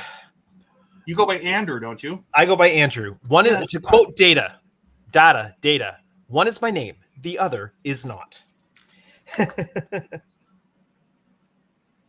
is Yeah, I do not. I do not go by Andy. Double edge. So this side goes in the hole. okay. Trying to get fingerprint on. Coño, you already got your fingers on it. Why don't you make me whiz? Let me clean it up. So Donnie, I'll have to chat with you. Okay, don't worry. I shall do this. Now I need to do it. All right, so we're putting in the clock now. This is exciting. You'll have to let me know when you're available to chat. Donnie could get on the stream right now. Nice. I don't think it snaps in there, so just be careful. I think the clock itself holds it in. Yes.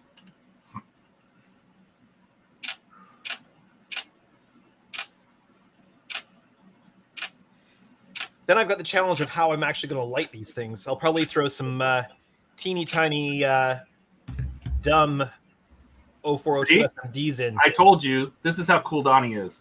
I wouldn't charge you, Andrew. Those would be fun to paint. Well, I appreciate that. He would have such a blast. I think he would really enjoy it. Kenneth says, I'm just 8 steps away from completing the engine on your Pocholoda 72D. Oh, my JM Bricklayer is on the way. It's still in chain. JM Bricklayer. Why does that sound familiar? All right. So that's in. And I'm pretty sure we just put the clock up behind it. Let's screw it in. This is one of those things that intimidate me to do myself, partly because I can't mess them up because I can't get these parts again because Shapeways went under. Mm-hmm.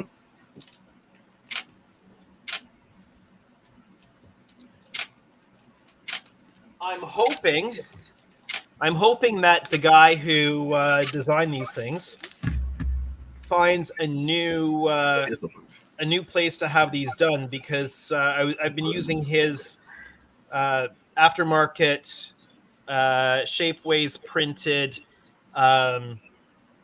deflector housings for the 1400Es, because the 1400E deflector housing that comes with the kit is not right at all, and does not fit at all either. So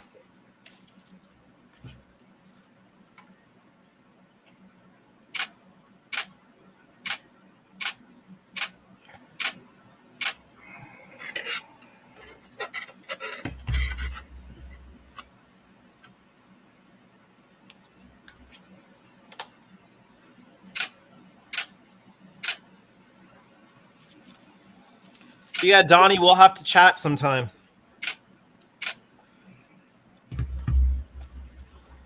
Okay. Uh-oh. Push this little button into this little thing. Good luck. Have fun with that. It's got to go in there. Do you have any tweezers? I have tweezers. Do you want pointy tweezers or snub nose? Actually, you know what? No. I'm just going to try to do this with my bulky.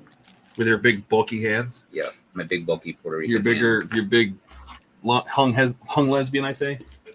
Well hung Oh, lesbian. that's so nice. Thank you. You're welcome. Oh, motherfucker. Yeah, I got it. I told you. Look who joined. Just for your benefit, buddy. What's up? Hey, Donnie. I was just sitting down to fix this circuit board I made last night. I told you. I said Donnie would probably get such a kick out of painting those. He'd probably do it for you. What's going on?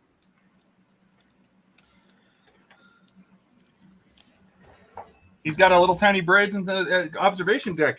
He's looking to paint. 2 of them. Because there's 2 of these suckers I'm doing. And they're Those do look tiny. so cool. That's why I hate that Shapeways went under, because you could get cool little crap like that.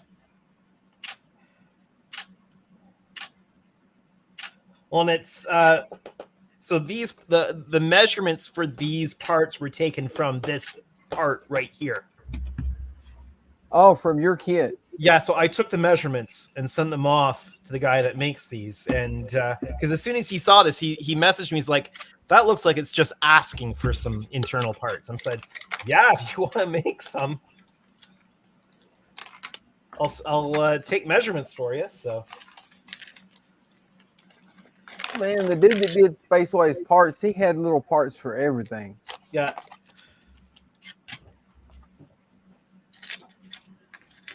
I'm not. I think I have. Yeah, I think I've only got one. I think I've only got one of his deflector housings left, and I've got one E to do after those 2 are done. Oh, one deflector housing for the E? Yeah, because the one that comes with the kit is not right at all. So this was so much better. I mean, there's some fit issues with it, but nothing a little putty can't deal with. It's like the letters go on the bottom. I hadn't got around to building my E yet, so I didn't buy any of his parts for it. So he's when I was chatting with him last, he's going to try to find a new place to have his stuff done. That would be nice. From what I've seen online, none of the other online printing places are any way at all comparable to what Shapeways was. I mean, I don't know. I never tried any of them, but Ken says Andrew's amazing and incredible, just like Todd. Thank you. Say thank you. Merci. I found my switches. say thank you. Merci. Merci beaucoup. Is that very much? What is that? What's the buku? Beaucoup? Very much. That was that drink that they sold in the 90s. Wasn't that? I thought that was Boku. Boku? I thought it was Mad Dog. Mad dog. Hey, Todd. Yes, sir. How's this for making a stupid mistake? Do you see what I what'd did? you do? Hang on. Let's see. Uh-huh. Oh, that's just horrible. Totally horrible. I have no idea.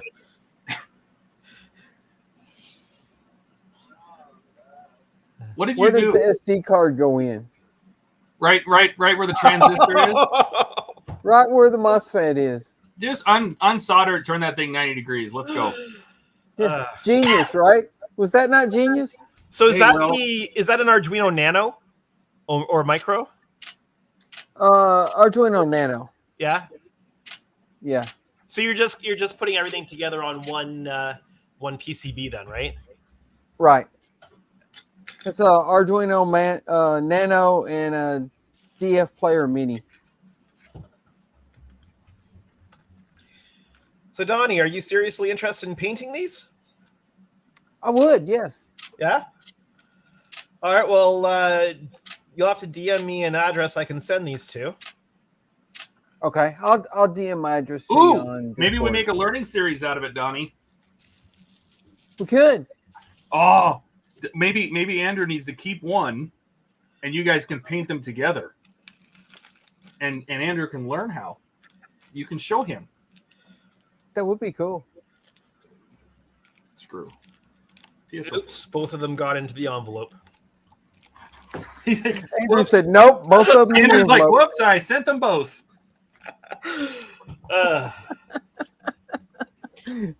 Dang, I really wanted to do that, but unfortunately, I mailed them both.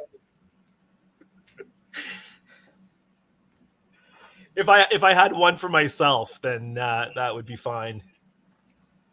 If I can give these clients the best thing possible, that's what I want to do. I know my limitations, and I know when it's better to outsource. Right?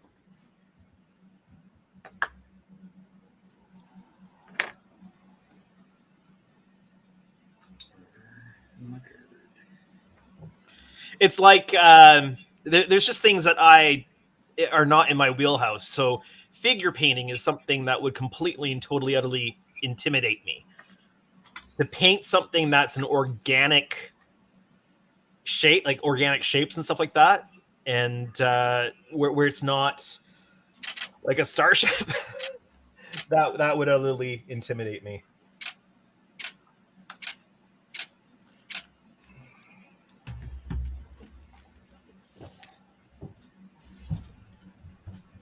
Got it? Sweet.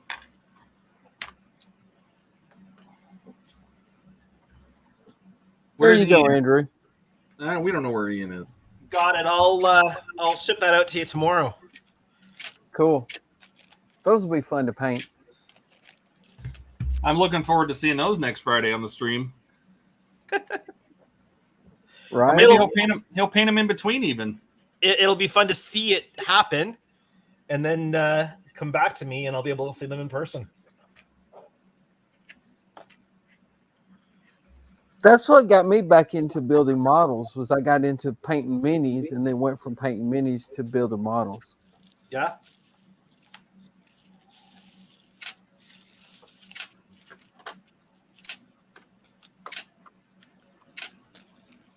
It's amazing how Bouncing many around. times. Sorry, Do what? Go ahead. I was just going to say it's amazing how many times I've heard the exact same story that people built when they were young, got out of it for quite a while, and then eventually got back into the hobby later on. Yeah. Like I everybody built has models. the exact same story.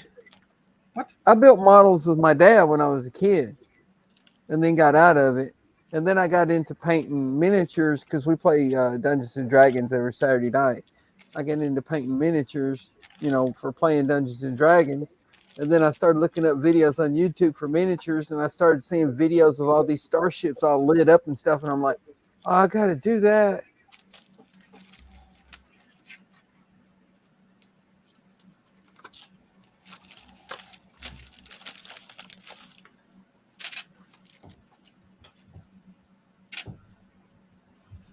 I don't know. That's why I like lighting stuff so much, because I got back into building models just to light stuff. Yeah. Have you ever gone back and lit an old model you already built? No. I'm afraid I would destroy it trying to get it apart. Right? So, Donnie, are you building your own sketches? With my limited ability, yeah. Yeah. I help them where I can. A lot of times I just go, Todd, help. Yeah, that's where I completely outsource that part of it. Although if I can work out that whole inner lighting system, it may do everything that I want it to be able to do, and be configurable myself. So that would be beneficial. Well, I found a lot of, lighting systems online that do a lot of stuff. I just can't find one that I can afford that's pre-made. Yeah. Well, I'm going to be... This whole board's about maybe $8 or $10 worth of parts. Yeah. So just chatting with Danny, my programmer, and he's looking into combining, so pairing up the Arduino to actually run the lights with the Raspberry Pi to do the user end of it. Because he was saying that where the Raspberry Pi is great at doing the user interface and all that kind of stuff, and dealing with all the user inputs like switches or like commands and that kind of thing, you can also like build like a little Cars interface or something. Yeah. So, but he's saying that we can slave the Arduino to the Raspberry Pi so that the Raspberry Pi controls the Arduino, because the Arduino was designed to do this kind of stuff of running the LEDs and that kind of thing. But what do you use the Pi for then? The Pi is better for controlling all the switches and commands to the Arduino to do things. Oh. So he's starting to look into that. So that's kind of cool. I really like how the fact that I've put my stuff out on YouTube has opened up the opportunities for me to connect with all these different people, and we're able to crowdsource really cool things to put into all these builds. Right. So it's like the hive mind for modeling.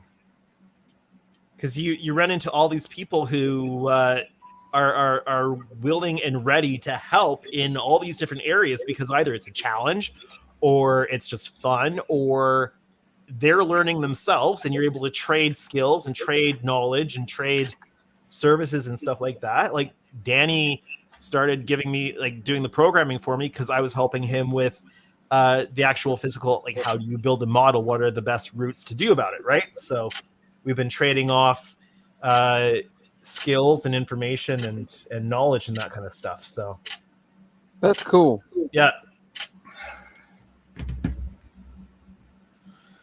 Yeah.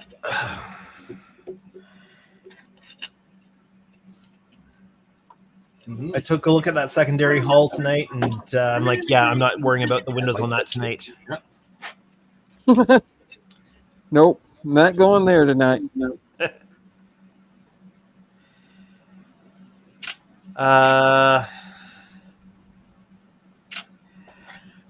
Yeah, it's it. Yeah.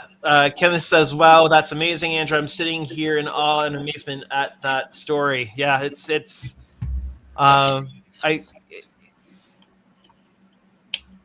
it's great when people are willing to share knowledge. and help out each other. And sharing that knowledge pushes everybody to get better, because somebody has an idea. Somebody then takes that idea and takes it even further, right? So, and that's how we get better things in These the PSO5s. Yes. in the hobby. It's cool that so many people are willing to share it. Yeah. Because some people don't.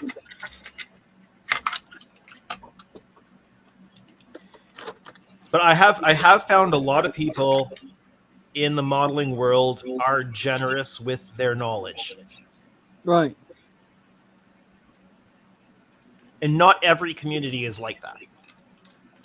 That's true. That's very true. Well, you've got guys like Boyd who were very generous with their time and their knowledge, and shared it openly and freely. And it only benefits everybody. Whereas if you're gatekeeping your knowledge, holding it to yourself, and I can't remember who it was earlier on talking about, the guys who are like, don't ask me, Google it kind of a deal. That doesn't help anybody. And you don't get to benefit from where somebody else takes that knowledge that you gave them. Because they'll take that and then they'll expand upon that and come up with brand new things that then you can use and incorporate and then expand upon. And it just snowballs and keeps going. Yeah, they do that on the Arduino community sometimes. Oh, they're brutal.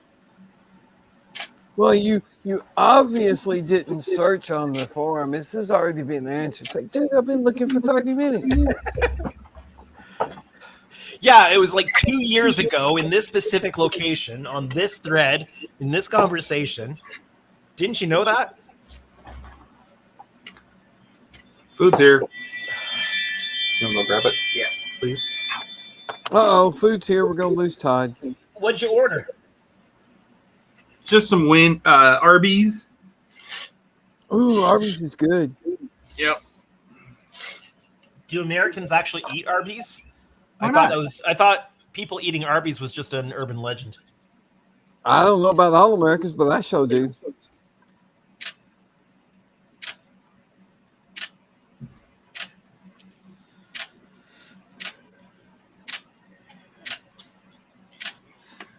I guess I'm starting the arduous task of touching up these windows. Filling in where the little holes were. Yeah, lots of them came out great. There's the periodic ones where I missed a bubble or it was hiding, I couldn't see it, so I got to go through and just touch all those up. So there's our dashboard so far. Oh, that's cool. I love the sideways radio. Right? There's our dashboard. We got to build the gauges, but we're going to do that after we eat, which means it's time to go. Hey, Are you going to get stick an around, SD card Donnie? in now. Are you going to stick around? It's only going to take us like 20 minutes to eat. Or are you done? I don't know. What's Andrew going to do? I just started something new, so I don't mind sticking around for a while. All right. I'll stick around for a while. I was going to man. leave earlier because I didn't know what I was going to be doing next, but I'm going to start working on touching these windows up. Dash says, you like that putty that Phil's using for his D? It's interesting. Not something I'm interested in using myself, though, but... Oh, the UV putty? Yeah, it's interesting. Like, I'm excited for some of these guys to start building this kit on YouTube. I mean, one side of it would be great if I was the only one that I was getting all the views for it, but it's going to be interesting to see all the different approaches that people have in building this, because I'm going to build it one way. Phil's going to build it differently than I'm doing Lou will it. do it another way. Lou's going to do things differently yet again. Wayne's doing it. Yeah, and so there's going to be lots of different ways. Yep. And the viewers get to decide which way they think is best if they're building it. So, yep. All right, I'm gonna go eat. I'm just gonna mute myself. Carry on. We'll be back in like 20 minutes. All right. Takes that long to eat Arby's, and they're gone. Maybe. They're already gone. I mean, it'll come out faster than it went in, but yeah, whatever. See how good Arby's is? Have you never ate Arby's? I've had Arby's.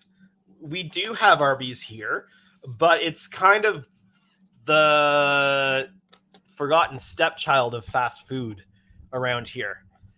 Really? There's only one in our entire city.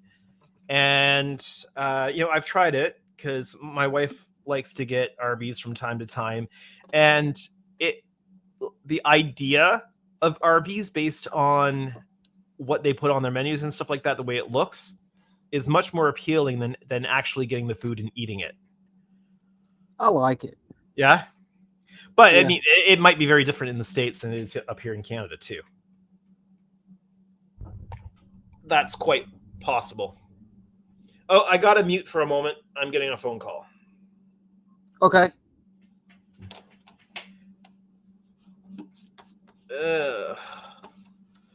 Trying to find my mouse.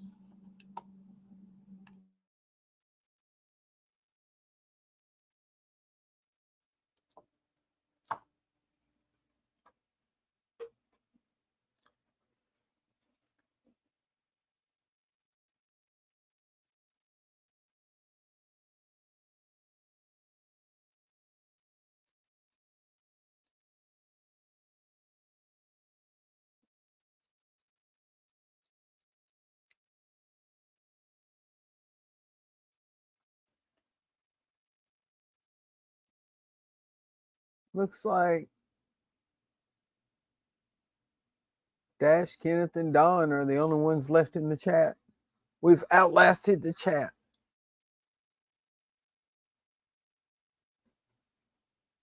Gotta look this schematic up again.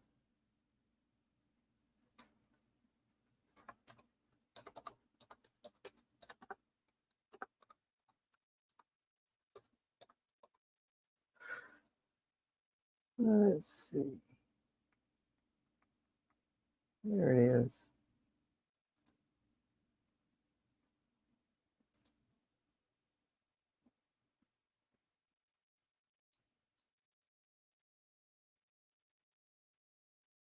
I actually got the schematic for building this from a model train site.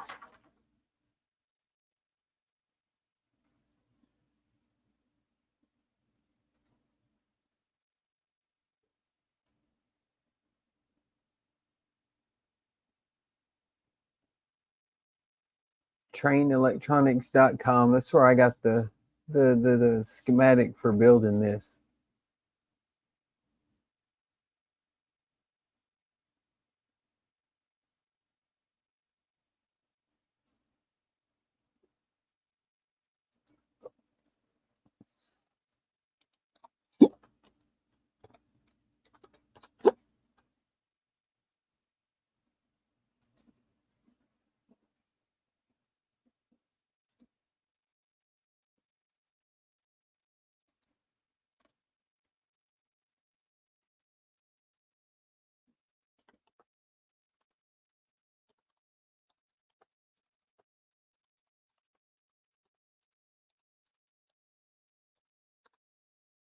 Nobody left with me. It's getting quiet in here now.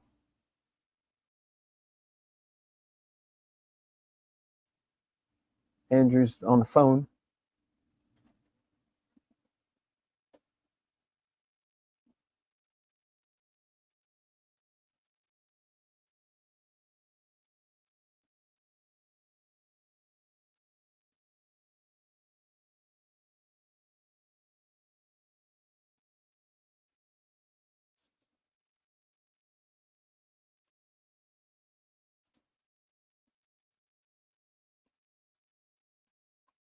Trying to find my...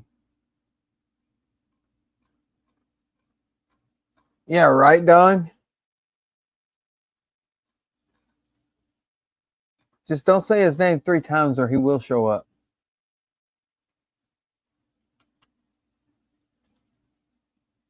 At least it wouldn't be as quiet in here if Ian was here. That's one plus.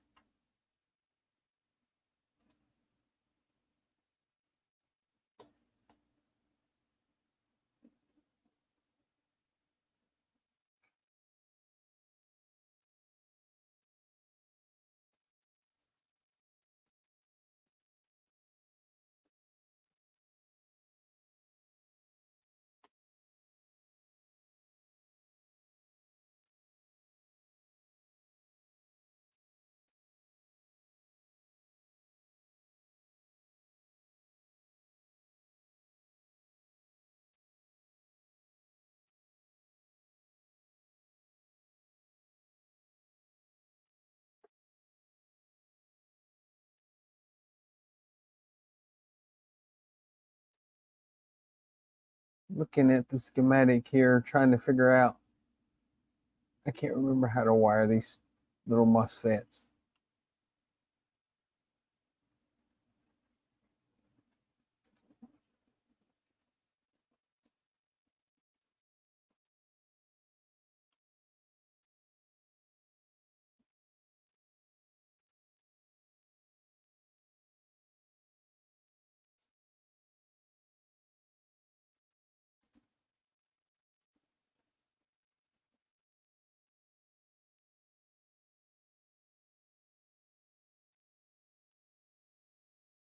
Ah, here we go.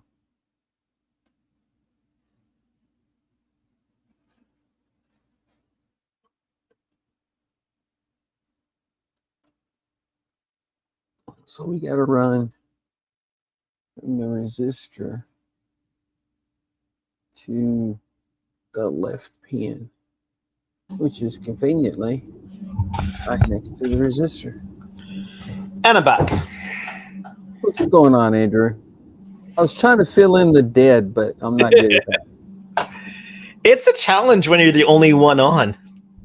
I know, right?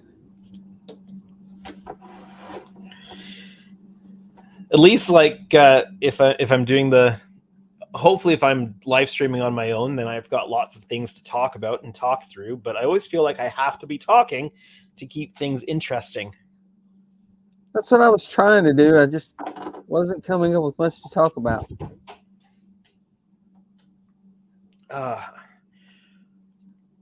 I just almost went about using the solar res without preheating it first. You can, but it doesn't work as well for filling windows. Yeah. All right, I'm just going to grab some hot water here, and I'll be right back. Okay. You can fill the gap again. Yay! I get to talk to myself again.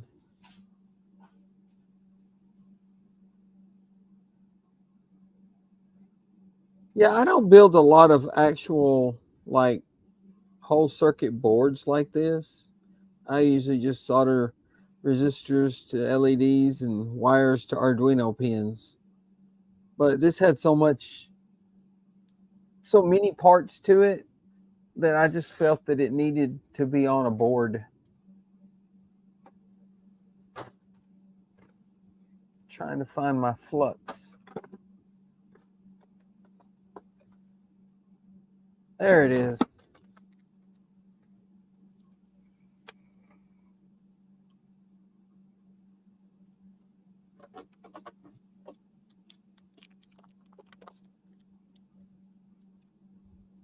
You can talk as much as Ian Dash?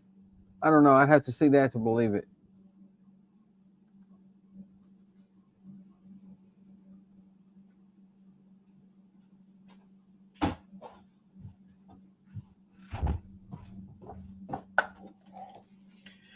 There we go. One of these days, I want a workspace that has a fully functioning sink in it so that I can grab water, hot water, cold water, whatever I need right at the workspace. Wouldn't that be nice? Yeah.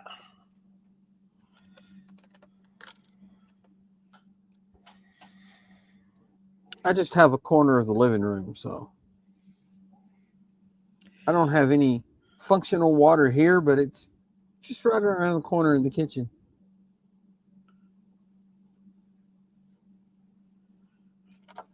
What's going on in the chat?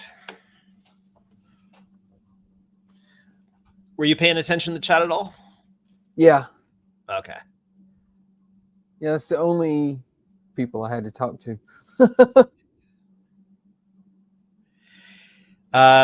Don asks, is there Windows supplied with your kit? There's holes where windows are, and I have to Window fill them with holes? resin. Yeah, window holes.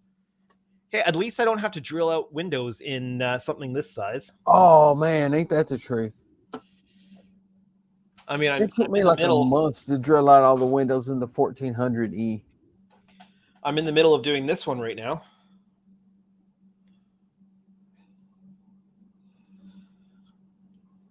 Cleaning out those windows. Those are good. I'm down to those edge windows on the starboard side, but those ones are all done. It took me like a month to do those. It's time consuming. And mine are not as perfect as yours are. Well, they're time consuming, especially if you want them to turn out well. But I'm fairly well known now for windows, for cleaning out windows. They look good. They look real good. One of my better performing videos on my channel is a window opening tutorial. I think I saw that.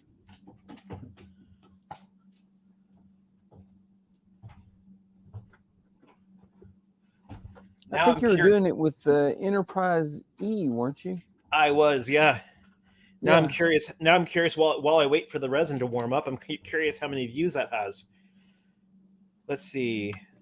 So I uploaded a video 3 days and 21 hours ago. So Wednesday night, almost at midnight, and that's almost got 2,000 views. But let's see. I don't understand why that particular video is doing so well.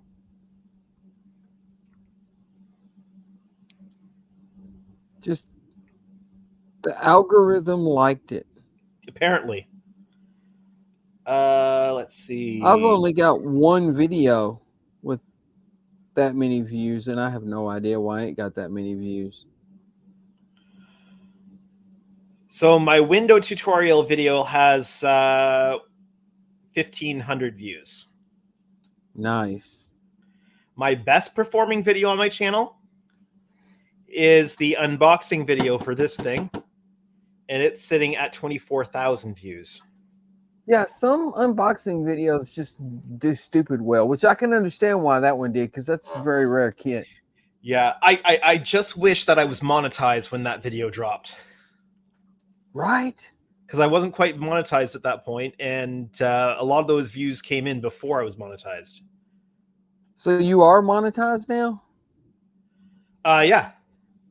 I'm actually Congrats. I'm getting my very first payment from YouTube at the end of this month. They've notified me that I'm getting a payment. So nice. Congratulations. Thank you. Don says that explains the resin. Yeah, that's why I'm filling in all the windows. I'm filling them in, and then I'm going to make masks for the windows. I've got a Silhouette Cameo 4 here in the shop, so I can. I don't know enough to do intricate like Aztec masks or anything like that, but I can cut rectangles for windows. I can do that. And then Don says, I think that Todd and Jordan are using resin on the fan home kits. Yeah. Jordan was on Friday night resining up windows on that thing. And Don says, congrats. Thank you. Yeah, they're doing that because it looks a lot better than the provided windows. Crappy little plastic windows. Yeah, can they do anything about the alignment of the windows on the secondary hull on that kit? Not really. Because if I remember right, most of that right in there is metal. So yeah, it'd be kind of hard to re-drill the windows.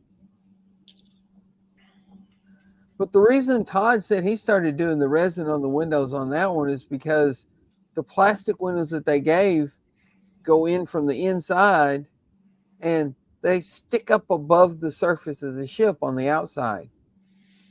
Yeah, I could see that doing it. And so at first he was trying to sand them down smooth, and then he decided he just resined them all.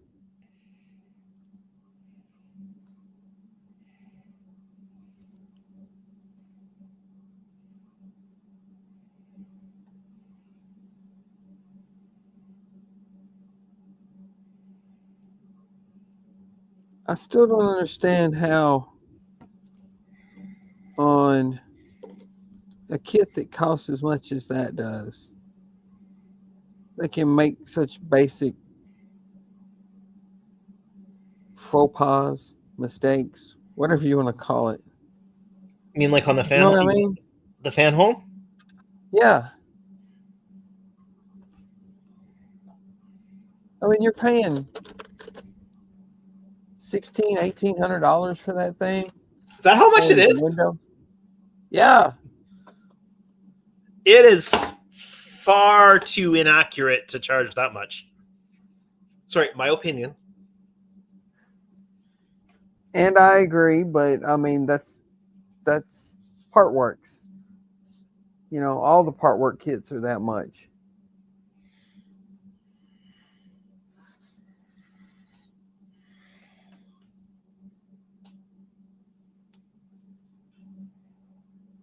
But you're paying it, you know,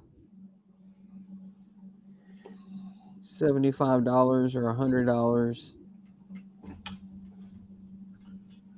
Well, when I saw that kit come out, I thought, yeah, there's no way I would ever commit to paying X number a month and get parts periodically and risk the company going under and losing it all and not getting the parts and stuff like that. It just seemed a little bit too scammy to me.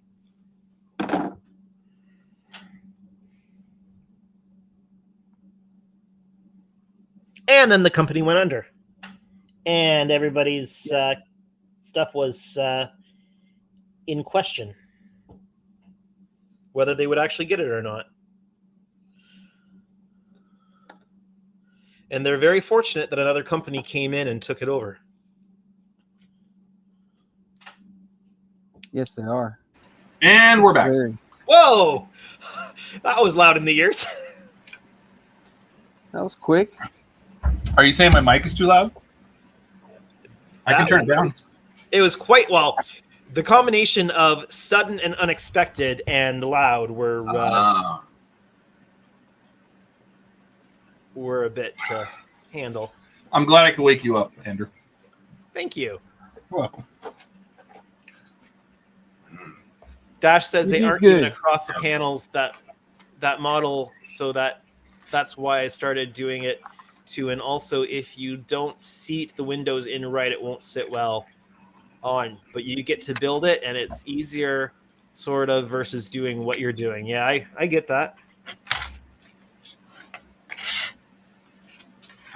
I Don't don't get me know how wrong. much easier it is, really, I because each one of those windows is a separate little piece of plastic. So I can see part work stuff being incredibly fun to do. Just like I can see Lego being incredibly fun to do. But the cost of it just seems prohibitive from my perspective. And I'm already doing all this stuff. So I've got my hands full with all this stuff. My wallet nor my commission builds would appreciate me getting sidetracked by that stuff. How many subs do you have? 2,100? Who, me? Yeah. 2336. Yeah, that's more than enough. They want you to have a few thousand at least. For what? If you want to be sponsored by them.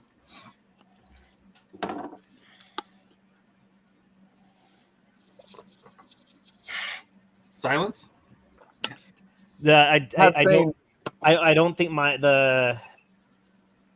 my time management can handle doing part works.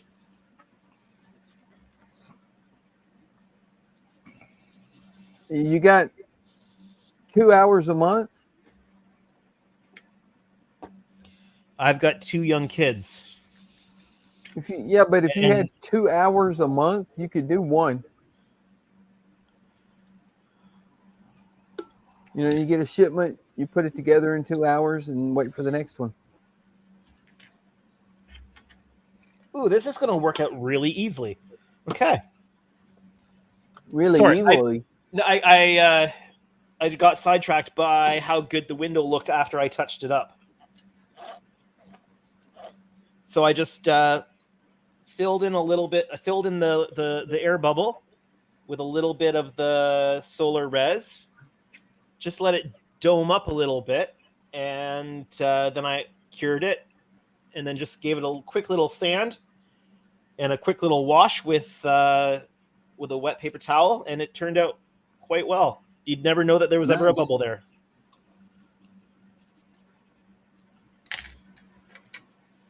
I mean, it's going to be time consuming, but That's part of the modeling hobby as it is. That's going to work out quite well, I think. Now I go through these window by window and check them. All 911 of them.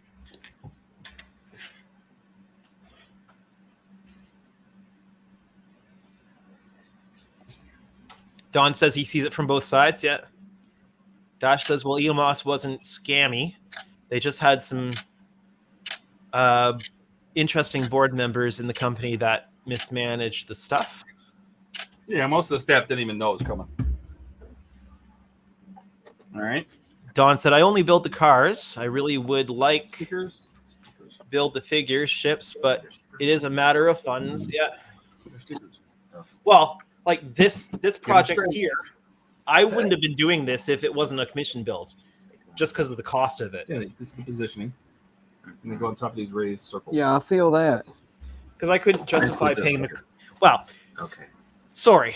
I'm considering seeing if I can pick one of these up once I get some other projects off the bench and funds have come into the business to do that. Just so that I have one for myself one day. But Do I need to do it? if I wasn't doing this for commission work and getting money back from my builds, I would like wouldn't, to. I wouldn't be investing in it myself. I do have to take pictures, and I look like an idiot. That's how Make I it can straight. afford to do this. It's the I'll money do it. I made off of painting minis.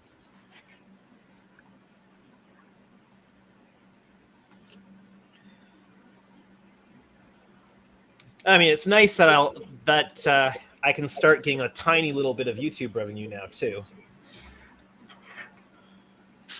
I mean, it's not anything earth-shattering, but But it's better than nothing, right?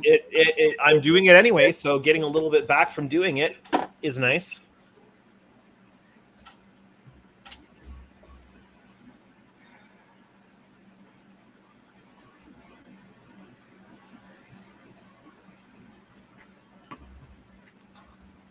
Most everybody agrees that they were EagleMoss was just terrible with their management. Their management was terrible, and they got greedy. They tried to get involved in too many things at once, stretch themselves too thin, and then just completely imploded when COVID started. Yeah. Well, it seems like they just took on more than they could actually handle. Promised more than they Yep. could deliver. That's exactly what they did. They wanted to be the biggest. They even said it. We want to be the biggest distributor of collectibles in the world. Okay. They Hold didn't my make beer. it. Hold my beer and watch this. Oops. I keep getting the area I'm working on right underneath the nameplate. Like the Hold on a second, maybe I'm leave it on the couch. Oh, right under your little Canadian starships. yeah.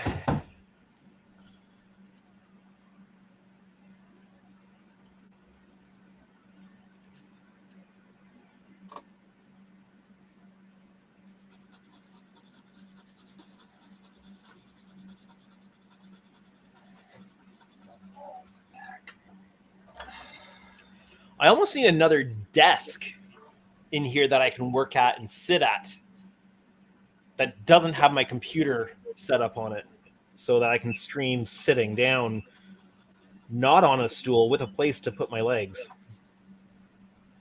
Yeah, my computer's up on my desk has like a little hutch on the back of it. My computer's sitting up there. I mean, I do have another desk in here, but it's way over on the other side of the garage. And right now it's holding the saucer from the other Enterprise 650 Enterprise D right now. Yeah, good enough. It's the problem with Maybe you the need large scale kits is that it just take up a lot of space. And I'm Yes. working on two of them at the same time, so double the space. I have no room for two of those things. I have no room for one, really. Oh, we've got a 2-car garage here that I've taken over half of it for my model building studio, so the other half is storage. Don says, I was just thinking, maybe I'm crazy. He's only tried taping the surface when applying the clear resin. He is. Aren't you? Yeah. Yeah, that's what I do. I tape the outside and I put in the clear resin from the back. But periodically, there's a bubble that I've missed. I haven't been able to get it out, or I just couldn't see it. And so that's what I'm doing right now, is just going through and touching up those little tiny defects where there was an air bubble trap that I couldn't get out. So I'm doing that from the top surface. So I'm just going through window by window now, looking for those.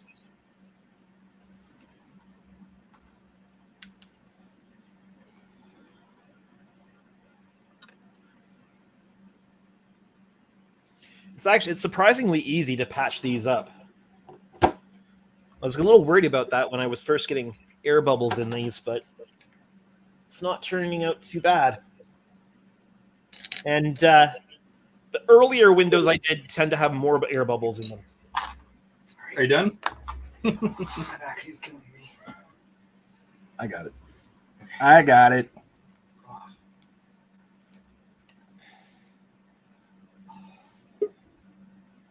Uh-oh. Knock, knock. Ah, I just flew in from New York, and boy, my arm's tired. Snarf, Yeah. snarf, snarf.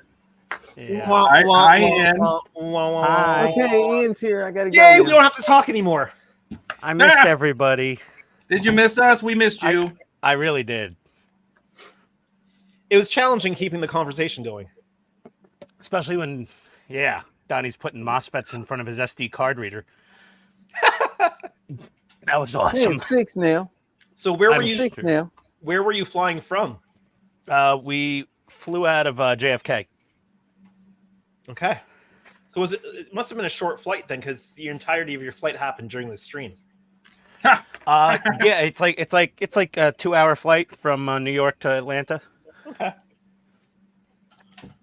I think they slow the plane down just so they can give everybody a free bag of Sun Chips and a soda.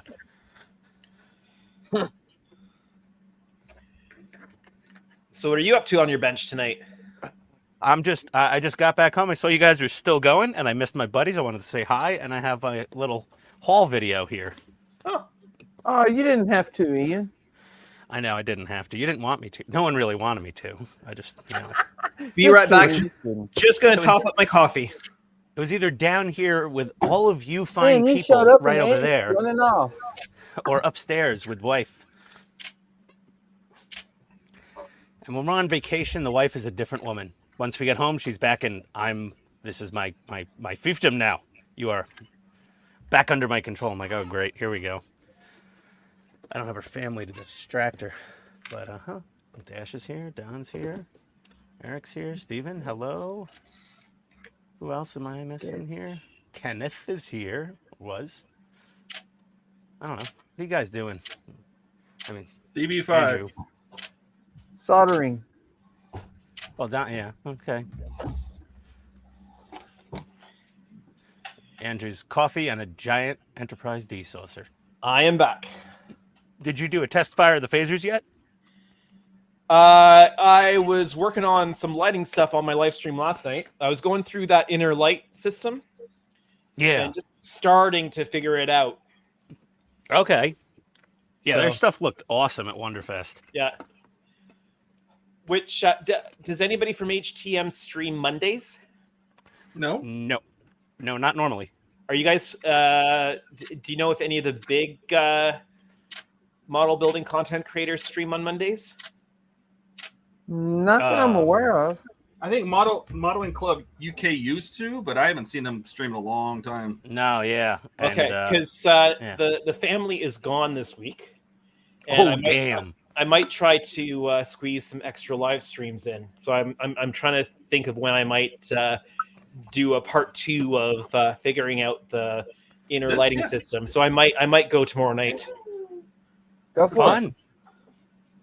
I just don't like to Nope. step on other people who are streaming. So Yeah, Well, like here's the Wayne does thing. Wednesday, Thursdays. There's Yeah. only 7 days in the week, and there's 7 bajillion YouTubers. yeah, but if there's somebody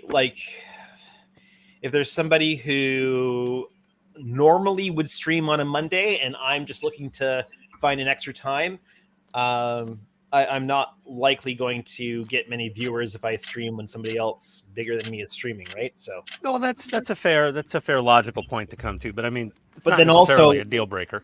but also I don't want to step on anybody who I might take views away from either. Mm. So- Yeah, I wouldn't worry about it. We're not at the size where it's like we're gonna hurt any huge streamers, and Yeah, we're not Wayne, so yeah. Well, I'm not doing an 8-hour Lego stream, so There you go. That's pretty rare for him. Yeah. Did I show anyone, you what I did on mine? Oh, Like with Captain Jack? working on the Captain dash. John? what did you did? We made it Ooh. magnetic, so it's removable. Ah, cool. Very Oh, nice. nice. And it just pops right back in there. There you go. Is that how your mom got you to eat the food when you were a baby? Come on, open up the shuttle bay for the shuttle. They put magnets in me? Maybe. I don't know.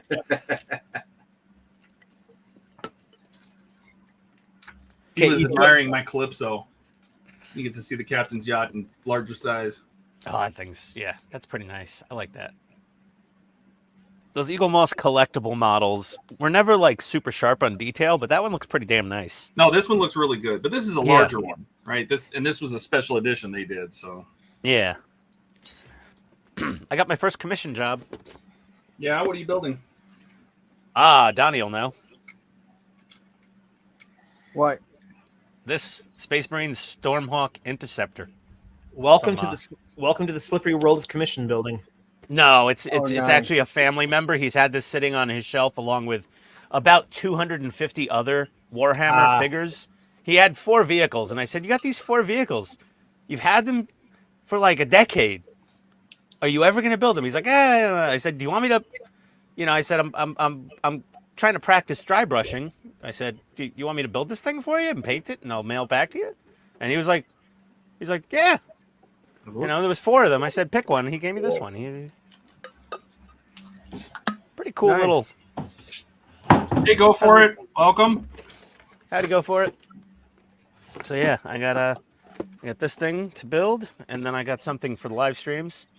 There was a sale at USA Gundam store. This is a Maser beam tank from Godzilla. Nice. So there looks like there's some opportunity to add some lighting effects, custom, and yeah, it's a tank, and that's my wheelhouse. Got that little thing, and then I got some window masks for a 1/24th scale Eagle Moss Mi-24 Hind attack helicopter. Foreshadowing. Do you Our have Dave's one of cluster. those? I hope to have one fairly soon. So that lights up from behind. That's why we put the decals on the clear part, right? Yes. Okay. Well, it lights up around the edges. Oh, okay. They're not backlit. Lights up around Is the that- edges. Is that Aaron? It's Peter. Oh, Peter. Oh, the infamous Peter is actually here. Why, yes, I am. You're not just using Todd as slave labor to build your DB5. Yes. Whatever. That's pretty much how it is too. What are you talking about? I've been putting in all the screws. Uh-huh. Sure, You, Peter. you did build all the rest of those wheels because, like, I Peter. would've, like, The only person who people think bullshits more than me is you, probably. yeah. Well, that's my life, though. I'm just all bullshit. So, Nice to hear your Unapologetic. voice again. likewise. Okay. I got to clean up my leftovers from the U-96. Todd, I saw you said, I was planning to do the first 8 stages, and I only got through 4. Yes. Yes, me too. I was like, I'm going to do the first 8 in this. And I was like, no, 4? This video's already an hour long. I'm done. I got 5 through 8 done today Oh, good. on the stream. Oh. Did you do your little door thing? My little door thing. Yeah, the torpedo doors. Yeah, that's the It's first 4. They're so fun. Yeah, exactly. They fit really nice and flush, too. Oh no, is there a button that needs to go in? I was impressed. I need another cookie sheet Post. now. Ignition switch or lights? Probably lights. Right. Oh, more garbage. I can't really work on the U96 on the live stream because I'm not Todd. Sure you can. Eh, Why can't you? because I gotta hit record while I'm doing it, and then I'll be talking to you guys, and then I have to edit video, and editing video, ugh, gross, icky. It's like girls in 3rd grade, unless you're Icky. Todd. Did you start What's the wrong ick with baby movement? teeth? Is that what it is? No, I didn't start the ick movement. What's this ick movement? Oh, the ick. What's your Icky. ick? You're icky. Yeah, what? Yeah, the ick. I've been seeing that on YouTube a little, and it's like, what? Can you people find a better hobby? Have you gone to a hobby shop? Just pick one. Well, most people anything. can't justify why they feel that way. They just do. Yeah, they've That's just what got they a call the general. They've got a general ick. I don't even know what to say sometimes about this. So, Ian, you don't like editing at all? I prefer not to do any editing if I can help it.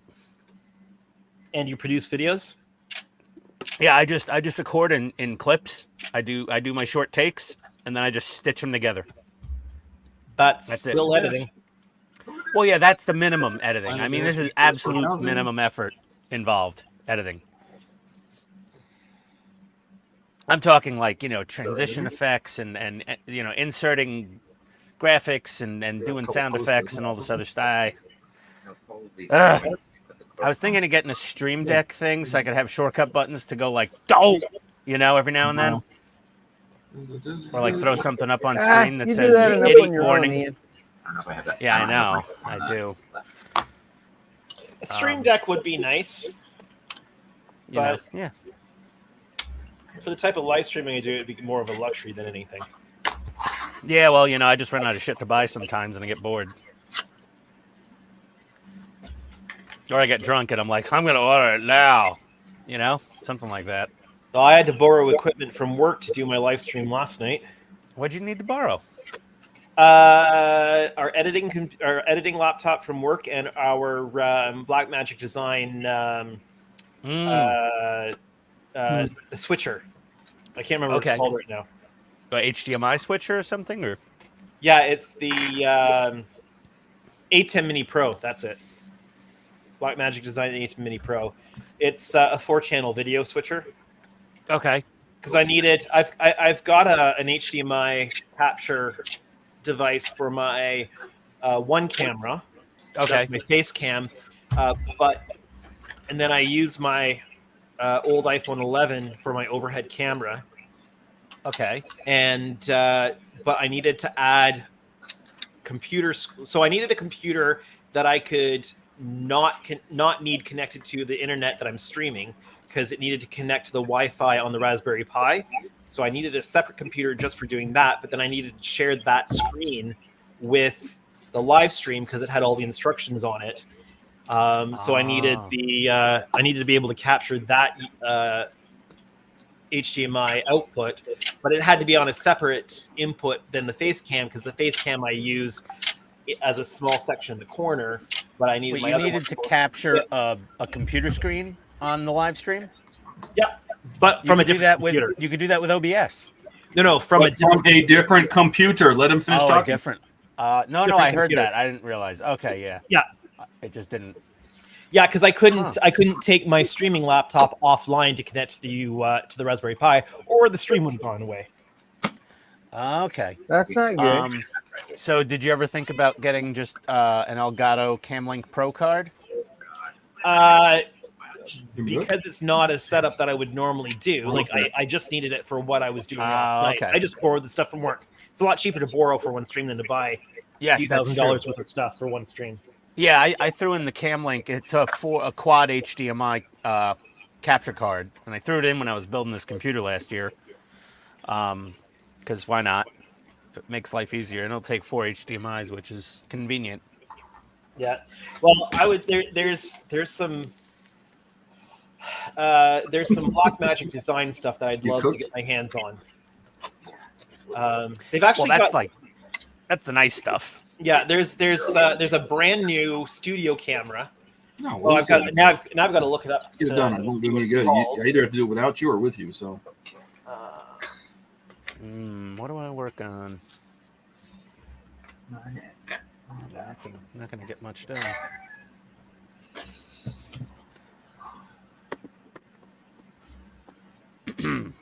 Did you know Haribo makes sour gummy bears now? Nope. Yep. I was excited when I saw it. I bought some in New York.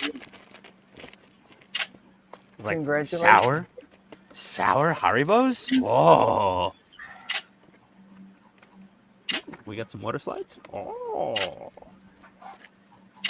So there's Clear this parts. there's this brand new Blackmagic design studio camera. Yes. You can get it in 4K or 6K. It's called a micro studio camera, Okay. and looks amazing for like just in studio live streaming type of stuff. Cool. Yeah, I'd love to get my hands on a couple of those, along with some other Blackmagic design gear. Yeah, But I'm gonna that make- stuff costs money. I Yeah. need to get some of these projects off the bench before I can buy some fun stuff like that. Yeah.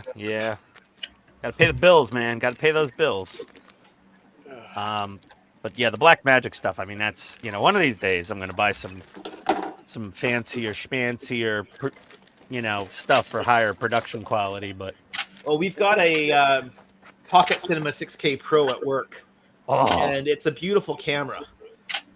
So we use that for any in studio filming. And I mean, it's great. I mean, we never use it at the full 6K capability because we can't post anything at that resolution level. Yeah. But it's nice to have that and be able to work with that. And of course, I will borrow that when these things are done, and film the Enterprise Ds with the full 6K. Actually, I'll probably take one of these into work and use the green screen in our studio, and do some filming from it. Yeah. I mean, the 6K. I don't even think YouTube supports 6K, but it'd be nice to have the raw footage. Yeah, well, I'd love to have it just for myself, right? Yeah. Because then once these go off to their clients, I can't get any more footage from them. So Yes, that is true. A8. Let's see. How small are these parts? There's tweezers right there. Todd. There's tweezers right there. There's a reason I'm not using the tweezers, Todd. Is there? Yes. Well, that's not how you're supposed to hold it. Don't start with me. What Don't are you start. doing? You don't Oh want my- Sociana to come out because What are she you get doing? angry. Oh God, this is gonna fly. It's gonna be in the carpet in 2 seconds. I told Todd, is he- you. It's gone. Man, it's gone. I told No, it's not. you. It's right there. No, you're done putting these in. Drama queen. Jesus Christ. This is awesome. I'm done talking. did somebody burn the going. stew? Yeah, somebody burnt the stew. That's one way to put it. I'm like, you're gonna fling that up. Off it went. Was he holding something with tweezers? Yeah, his dick. You know what, Todd? Yeah, you earned it. Whatever. Fuck you. Oh my God. So mean around here. What happened while I was gone, Todd? You turned into an angry man. No, everything fell apart while you were gone, Ian. I'm telling you. What? Everything No. fell apart. The stream was No. all like normal and shit on Friday. No, Oh, it wasn't. Jordan and I were here at the same time. Yeah, that was a weird. That was a glitch in the Matrix right there. oh yeah, they were both on. Man, I missed it. I'd like to say I'd rewatch it, but there's probably like 5 hours of my life I don't have to spare right now. So okay, yeah. Shit wasn't weird enough without me. Is that what you're saying? We could definitely feel that your lack of your presence. Yes. Oh, okay. Well, I'm glad I was missed. And people asked about you. I think. Okay. Well, that's nice. That's very nice to know. Ken personally gave me a welcome home via DM on Discord. That was very nice of him. And what am I doing? How did I even wake up one day and think I was like, yeah, I could build scale models. No big deal. So I'm an idiot. Good question. And I was, man, when I took that Warhammer model, I was intimidated by it. I was like, what did I get myself into here? Well, as we learned tonight, if you're intimidated by something or if it's out of your wheelhouse, farm it out. Oh, stop it. Farm it out. Where did this come from? He farmed it out, man. Yeah. Who farmed it out? Did you farm Andrew. something out, Andrew? Are you Outsource. outsourcing? Outsource. What are you mailing shit to Indonesia? I don't know where Donnie lives. Oh, you mailed him something to paint? The bridge in the rec room Really? or the lounge, whatever it's called. Conference room? Is it Yeah, in conference room. transit or does Donnie have it already? No, it's still here. Oh. So Andrew, you don't think you got it in you to paint the rec deck and the bridge? If it was for me, I might take it on. Oh. So now But you're Donnie's taking it on- subcontracting. Donnie's taking it on as a challenge, so This isn't outsourcing, Andrew.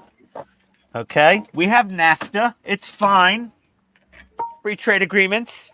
You're simply hiring a subcontractor. You know, I can build a kitchen. I can't install the granite myself. So I get a subcontractor to do the countertop. That's all. It's normal. People hire you, Andrew, as a contractor to build. It's just like doing a house. You know, you farm out the plumbing, and when there's a detail that you want to be extra nice for your customer, can't go wrong with Donnie. Put all the plastic right back in it. You excited, Donnie, or intimidated? I can't wait to get a hold of it. I like Get painting off. tiny things. Yes.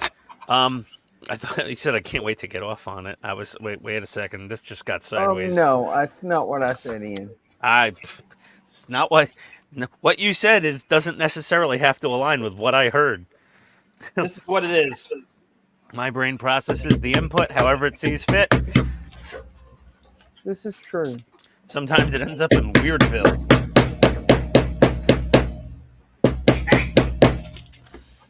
Ian, Really, this Todd? is what it is. Oh my God, that's tiny. It's about Yep, the you bridge. gotta you gotta send that to Donnie. The bridge is about 2 centimeters front to back. Do you have figures for it? No. 650 scale One, figures. okay. One Oh, yeah. 650 scale mini would be half the size of the 350 scale ones almost.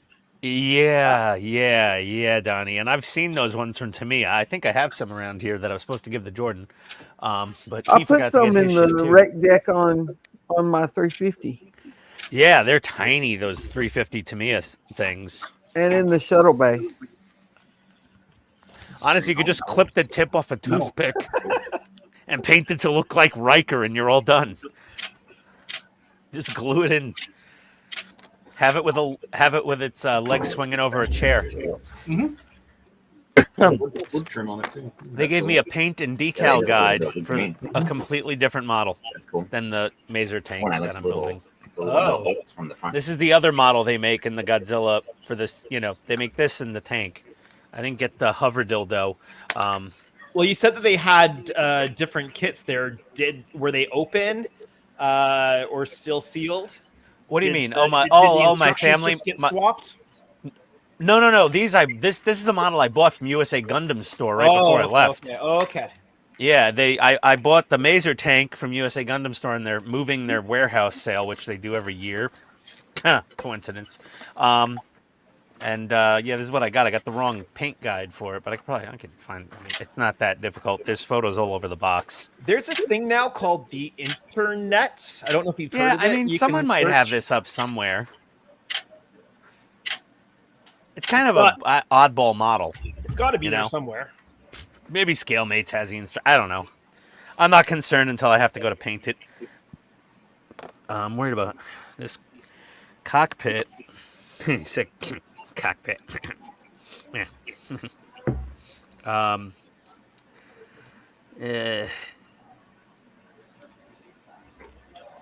So you either get the solid, completely solid cockpit or a completely clear cockpit. Oh, that's so annoying. Why couldn't they do window inserts like a normal bottle company?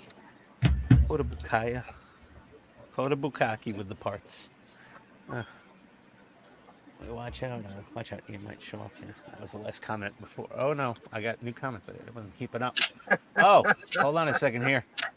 Since you're online, you got to buy something now. Yes.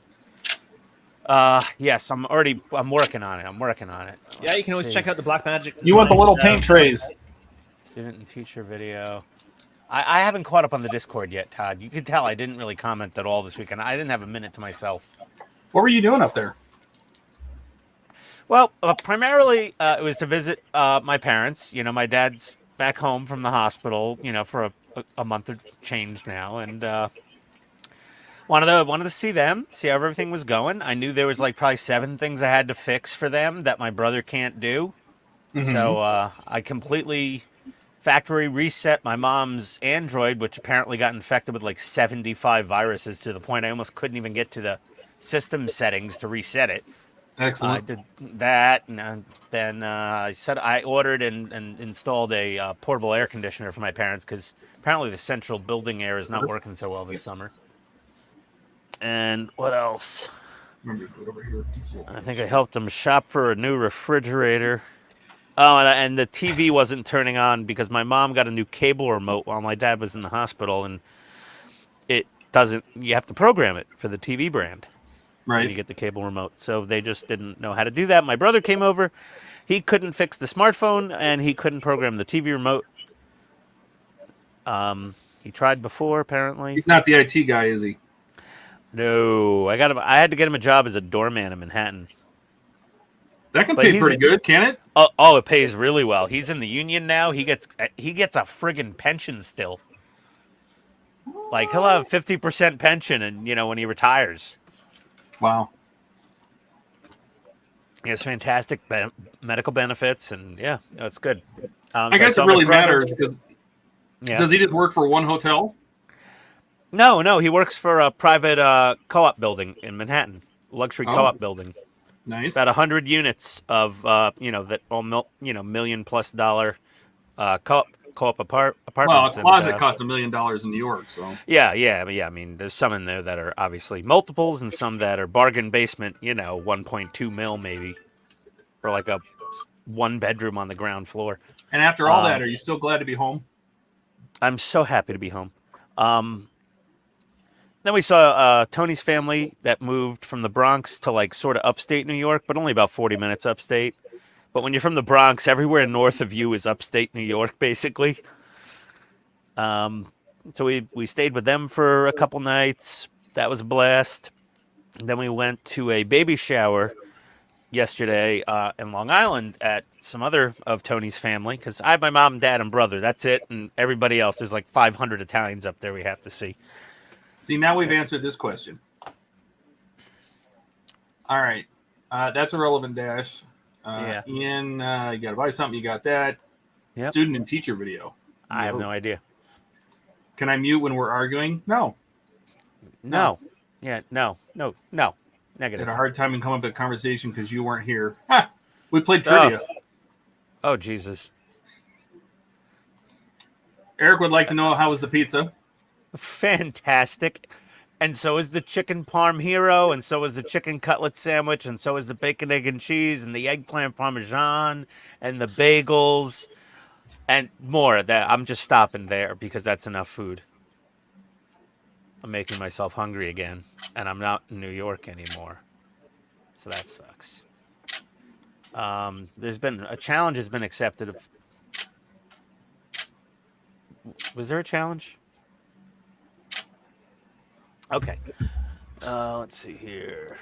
I gave up reading chat since Ian showed up. Yep, that's what happens People can't talk over me, but they don't have time to read at all either, it seems. Hey, we can read it. We just can't read it out loud. Hey, you can interrupt me. You just say, hey, dumbass, shut up for a second. That's it. That's all you have to say to me. I'm not even kidding. Todd knows. Are you sure? Yeah, you literally, though, you have to this is the magic words. It's, hey, dumbass, shut up a minute. That's it. I'll remember that. If you substitute any of those words, it doesn't click in the memory. Because I hear shut up all the time, but it doesn't stop me.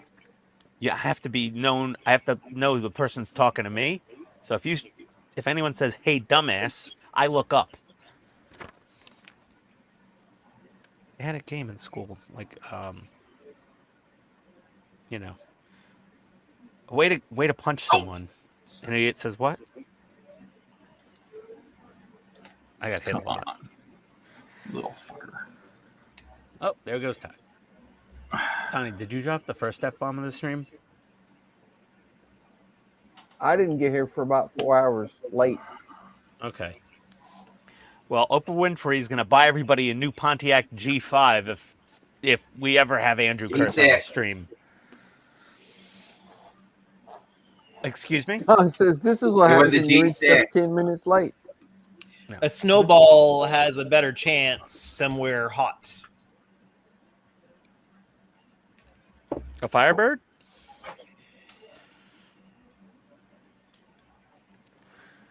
I You don't get a think that's what he car. meant. Oh, okay. All right, I said no a idea. snowball has a better chance of survival in somewhere hot. And hell. You can't even say hell? Uh-oh. Should I be earmuffing around you? Could be Florida or Texas or Arizona.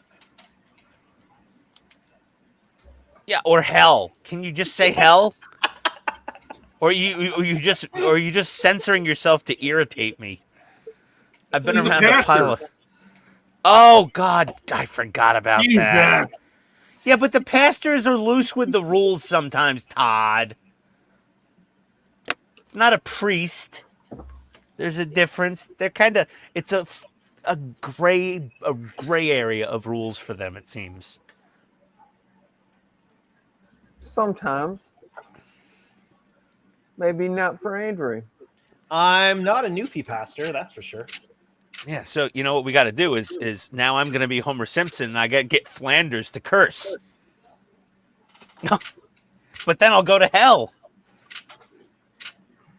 And Andrew won't get in any trouble. He could just, go to church and do his thing. They're like, okay, yep, that's a good one. You're good. All set. All evened up. But then I get interviewed and they're like, did you make a pastor in Canada curse once on a live stream on YouTube? And I'd be like, guilty as charged, but you should have seen it was awesome.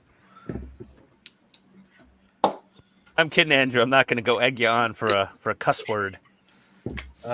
You'll be trying for an eternity. Hey, my wife said the same thing. He's already planning on burning for an eternity, so. Yeah, I'll hold your seat at the bar, Todd. Mm-hmm.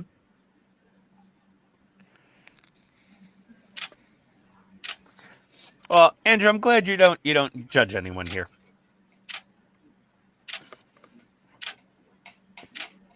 He didn't say that. I don't know. It's I never inferred. heard him say that. No, he said I'm a pastor, which said, Ian, you're an idiot. I'm not going to say HE double hockey sticks. It just Okay, had the radar. process. Here's our steering wheel. Just like driving a boat in this car. Did you have to get a 5-pound sledgehammer out to get it on the shaft there, Todd? I did. Yeah, that's normal. I don't know if I had hammering in my video on that part of the build, but there was hammering involved. Sweet. Hey, Ken, I'm good. I came down for a little late night fun. I think the wife figured out where I am and hasn't bothered me. Or doesn't care. Now all I do is install Audacity and record that clip. We were sleeping in, guest beds all week, so we were way closer than we normally are, and she's just sick of me probably by now. I flail about in my sleep sometimes. I've been known to hit her across the face with a forearm every now and then, but, you know, not in my sleep, not on purpose. I would never raise a hand to her other than putting up a no symbol if she said, "Do you want me to make this for dinner?" It'd be like a crossing guard. Nope. Talk to the hand.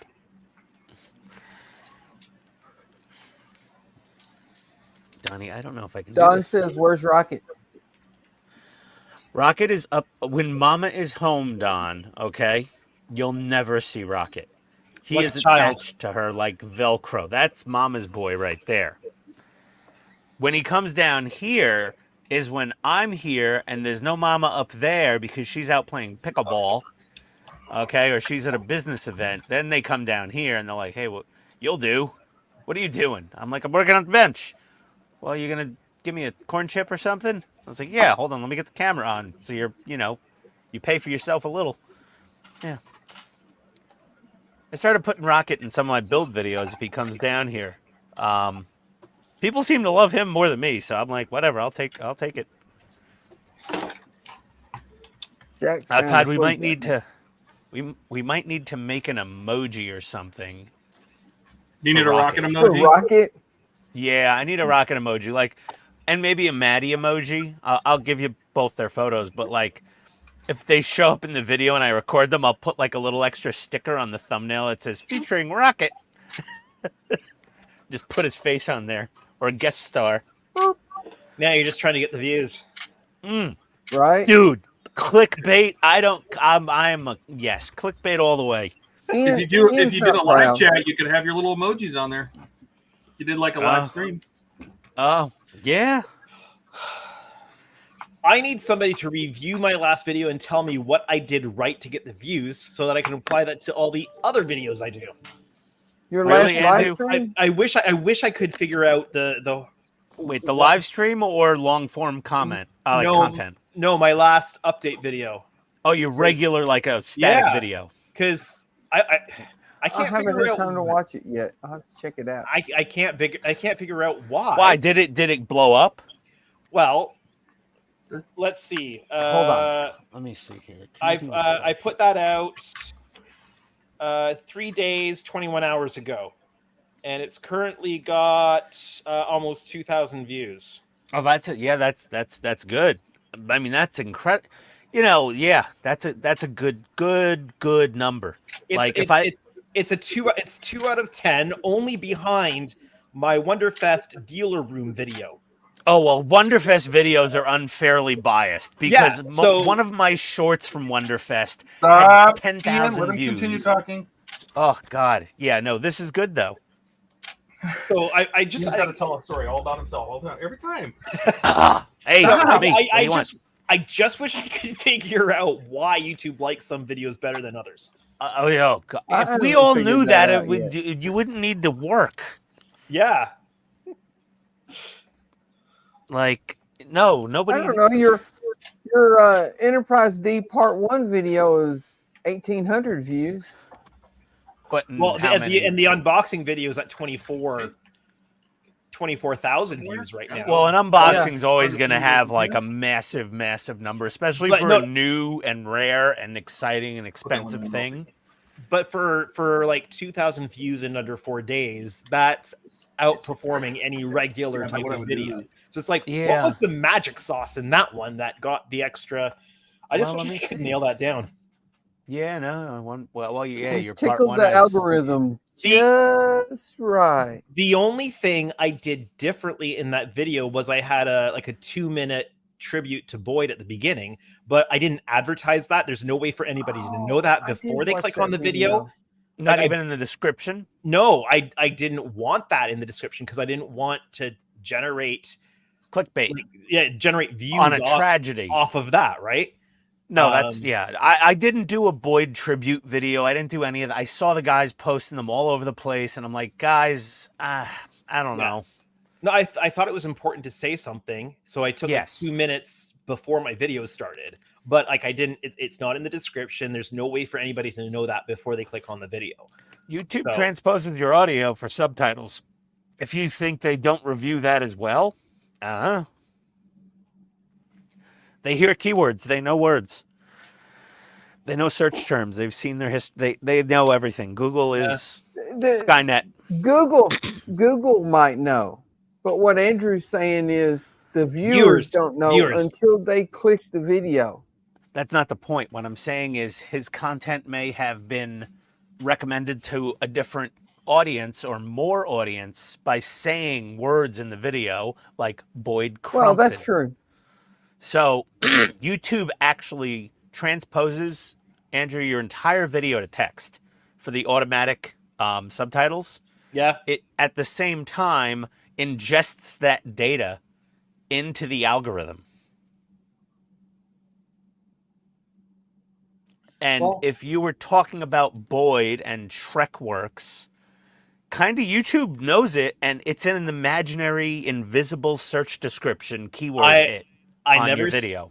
I never said the word Shrekworks in it at all. I know that. Okay. I mean, I don't know. Boyd helped me get above the 100 subscriber threshold. Maybe he's helping me now. I don't know. Yeah, maybe he's helping in the afterlife, man. I mean, I don't not believe any of that. I just, in 4 days since I dropped that video, because I dropped it at a weird time. I dropped it like just before midnight, Wednesday night. Yeah, there's like it's a weird time. Like I was just pushing it done, and I wanted to get it up and posted so I could go to bed. Like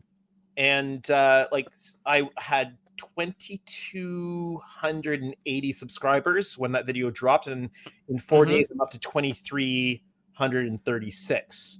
Yeah, that's a good video then. Like almost 50 subscribers in 4 days from that video. Like here's what happens. Blows my mind. Yeah, I really feel I'm just looking at the thumbnail and the description. I'm not seeing anything different than your other Enterprise D650 scale.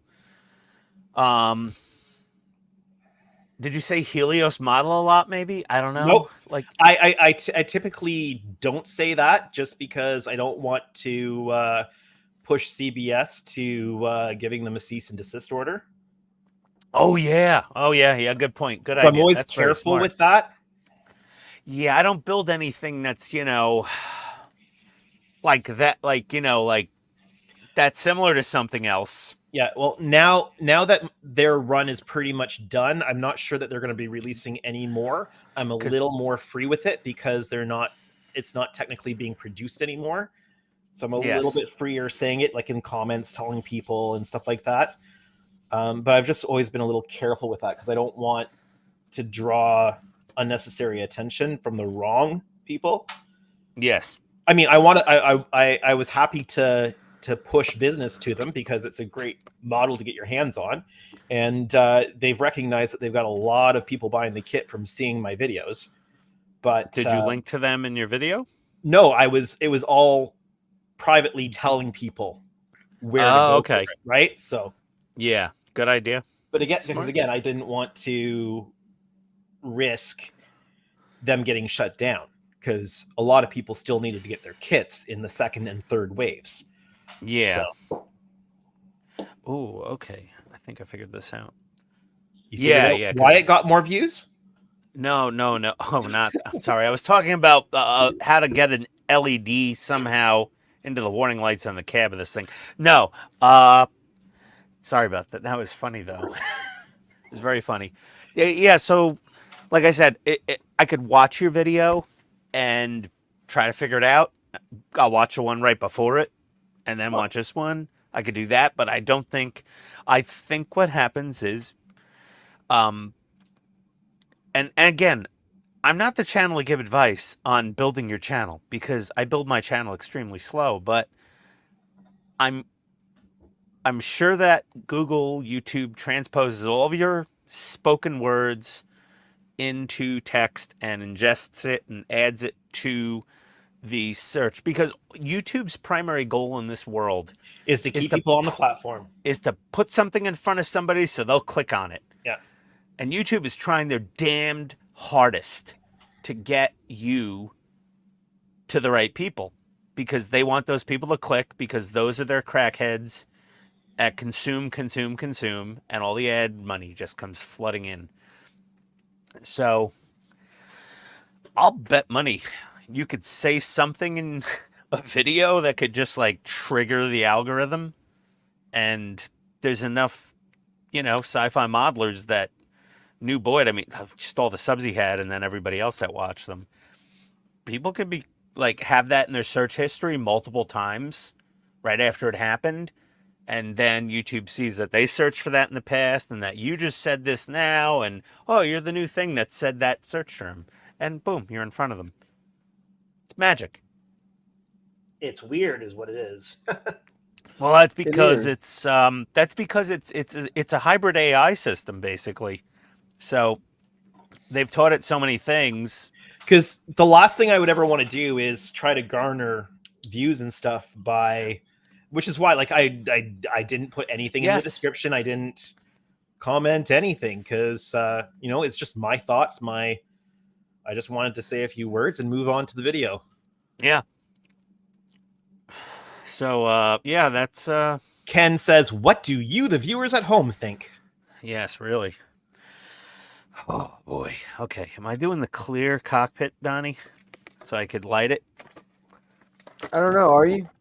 I don't know. Let me look at this. Oh, you're Mr. Lighting. You're Mr. Pro Light. You're like in the front of the protest outside the non-LED lighted modelers convention. Like you're holding up the signs. It's not done till it's lit, and you're all chanting over a bullhorn. So That is true, but are you going to light it?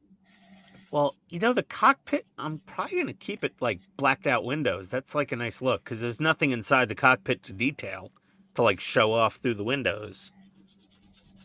So I think, but I do want to light these little warning lights on top of the cockpit. What do you think? Have those blinking or cool. something? And then I want to light up this backlight with just a regular like little, Evans flashing LED or something. And obviously the main gun, look at that. Sitting there charging up. I want to light that. I may have to get creative. Put like a breathing LED or something in that. Yeah. Like pulsing. Oh yeah, no, totally agree with you on the type of LED, like a breathing, pulsating type LED for sure. But what I think I got to do is these parts are very small, and I'm already losing the water slide decals. They're pretty small parts. How big is the main gun? Time to solder some SMDs. Yeah. Oh, it's got a lot of room inside of it. You know what I think I'm going to do? What do you think about side glow fiber optic, and the LED is in here at the end of the fiber optic, and that's all side glow fiber. Depends on how good the side glow actually is. Yeah, it's the question, isn't it? Well, it's actually cool. If the side glow looks good, that's a good idea. Right? I mean, that's the only way I think I can get it. It's a really skinny. It's a really small part. For that main glowy part. Yeah, no, it's a clear part. Yeah, they gave you the clear parts. And it looks like it's slide molded. I don't know how far. There's a slide molded hole in here for connection. And I'm wondering if I could shimmy a side glow fiber into that little piece and have that glow. I mean, it's better than nothing. But I don't think I can. This is true. I mean, I don't think I can get any amount of LED. I mean, how thin do they make LED light strips? Do they make them like 1 millimeter? Oh God, maybe I'll buy some. Do they? Where is I'm not on Amazon. Oh yeah, I was gonna order. 1 millimeter LED strip. Let me see. 1 meter, 1 meter.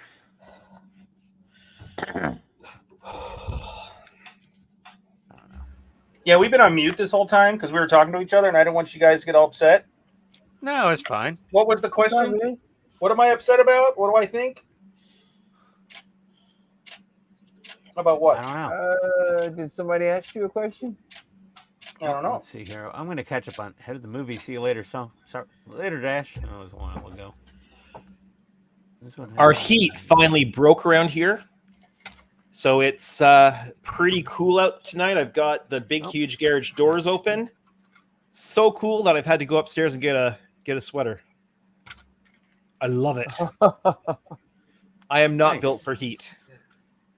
Oh, yeah. Where's the rocket? There we go. Oh, sorry. Is that the wrong? What do you? Let's see. What do you think, Todd? Supposedly it's about 17 degrees here right now, so it's my kind of weather. I have no idea what that means. I can't do that math.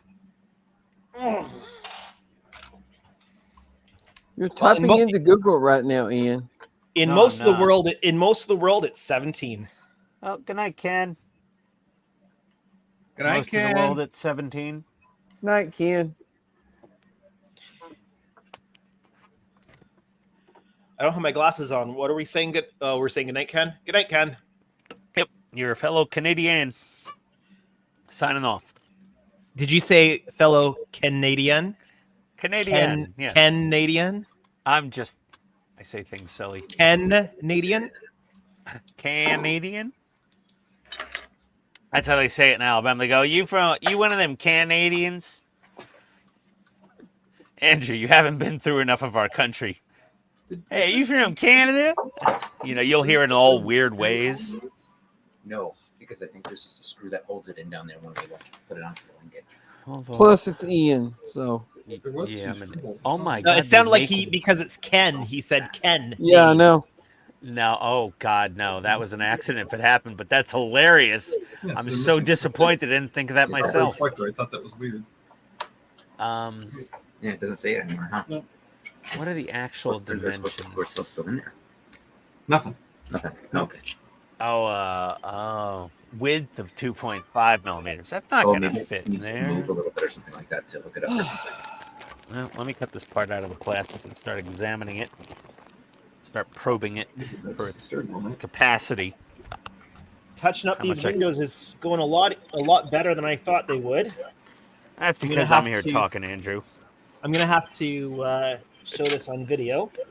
We didn't put the shifter in, right? On purpose. On purpose. You record the whole time that you're. Oh no! I film short clips Okay. and I edit as I go. So I film a clip and then I import it immediately and I throw it into my video editing software. Okay, but are you gonna? What I'm saying is, when you're streaming, or if you're streaming through OBS, do you ever record your footage from the live stream on your computer? No, Look at the chassis. no. I'll Well, he- set up. Oh, I'll we should set show up- everybody, huh? I'll do a setup and film specifically to show this, and then do it that way. All right. Okay. So the interior is now Ooh. mounted. Dashboard's mounted. Nice. Oh, that was Everything's in good. there. Steering wheel's in there. Ejector seat. Ejector seat's in there. Where's the map? Where's the radar? Oh, Oh, it's under the door. uh, Slide it up. I have often wished for an ejector seat in my car. That's you gonna go. light up green. yeah. Where's the ejection seat switch? Right man? there. Under here. No. The James Bond button for it. Oh, I think it's. Oh in no, the, it's in glove the box, it's isn't it? no, it's in the isn't it in the steering the shifter? No, which I took no, out. that. Oh, maybe I don't know. What's It's under in the the- armrest? It's No, I don't usually think I don't think it's in there with the. it's With No. usually in the gear shift, isn't it? yeah, it's in the gear Yes, shift. you're right. Yeah, And I took the gear shift out because I don't want to break it off. So it'll go Because- back in later. you listened to the idiot who broke his off 3 times already. No, I don't ever do that. Wait. Did you have side mirrors on this? Oh, I already broke those off. So. No, that the body and the mirror is coming like Pac-10 or something. And which did not happen on any other model is that we can open the glove box. We can put Yes. our gloves in there. Yes, I mean, the gloves. Yes, we can put our gloves in the glove box. yes. I mean, Todd, if you're ever going to break off some rear mirrors. Oh, I didn't ever notice the old shit handle. I don't think my Eagle Moss one has the old shit handle. Probably not. But that's done through pack 7. Pack 7, yeah. Yeah. And I have Nice. pack 8. It's just Peter's back is busted. Did I do Pack 8 already? Yes, I saw the video for it. So Oh, is this yours or is it? No, it's mine, but I'm going to give it to Peter when we're done, and then here's the next Okay. one. Okay. I Yeah, asked Todd Peter doesn't if he have wanted enough to- room. I asked Peter if he wanted to do it. I asked Agora if I could build it.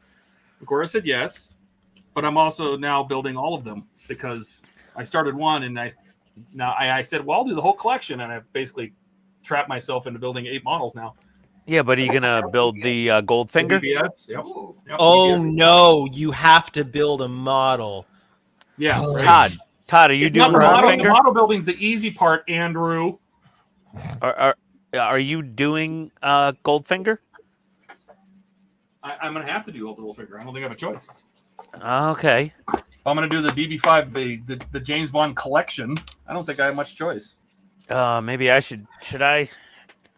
Yeah, You never built the Eagle Moss one, right? No. Well, this one will be better. All So right. let me guess. You're saying that the hard part is creating all of your content that goes along Of with course it. it is. Absolutely. Oh Without a God, doubt, it takes so much 100%. time. Content It took- creation slows down the whole process. It took me 12 hours yesterday to go through all the pictures. I took 1,355 pictures of the U-boat yesterday, and that's just for kits 1 through 4. I had to go through all those pictures. I had to edit all those pictures. Yeah, no, it takes an incredibly long time. Okay. Yeah, a lot of people just don't understand. And then write the articles and everything. Yeah, a lot of people don't understand how much time the content. What are the creation 8 portion cars? adds. Go up to what are our models? Let's show you all 8 That's cars. what I'm on right now. Of course, they're doing the only one that's not a Bond car is the Jaguar XKR with the machine gun in the back from That's a cool one. That's Living fun. Daylights, I think it was. No, that's Die Another Day. Die Another No, Day. Die Another Day. Yeah, with Yeah. Holly Berry. Yeah, and Madonna. Don't forget Madonna was in there. Oh, forget Madonna. I'm very- done with her. I'm sick of her. The fencing coach. Freaking getting cameos because you married so to what Guy else are they Ritchie doing? or something. They're doing the Vantage or the DVS from. What was that one with Timothy Dalton? Living Daylights, yeah, I think. Yeah, the V8 Oh, Vantage with the got the skis skis on on the it. side. Oh, that's the one that Ian can't wait for. Yeah. That is my favorite Bond The car rocket motors of in that. all time. That one's coming. The Yeah. XKR. Who's the hers? Lotus, You got the Lotus. Wet Nelly. Wait, you do know the whole lineup, and I don't. That's actually Look at the getting built. website. Yeah. No, we're just looking at the website. They have pictures. Oh, and they. Well, they have pictures, yeah, but it doesn't guarantee it. No. I'm pretty sure they're going to do everything that was at Bond in Motion, and that's pretty much the cars that were Bond in Motion. I was there. Well, my car was right in the middle of Bond in Motion, if you remember. Okay. The Vantage was like they put it out there, so you could walk around the whole thing. Like they gave it a prime spot because somebody at the I'm actually wearing my Peterson Museum shirt right now. If somebody doesn't believe me, I can prove you wrong. You really don't have to. Oh God, don't show us your body. Just go like this. What? Yeah, just climb under the camera like Andrew does. Peterson Museum. Yeah. Enough of that. Yeah, I got my hat on. Don't worry, everybody. I'm normal.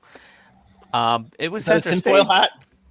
Yeah, Yeah, the Lotus was there, it the is. DB9 Well, was all the Bucky's. DBS, Yeah. DB9 Yep. was there.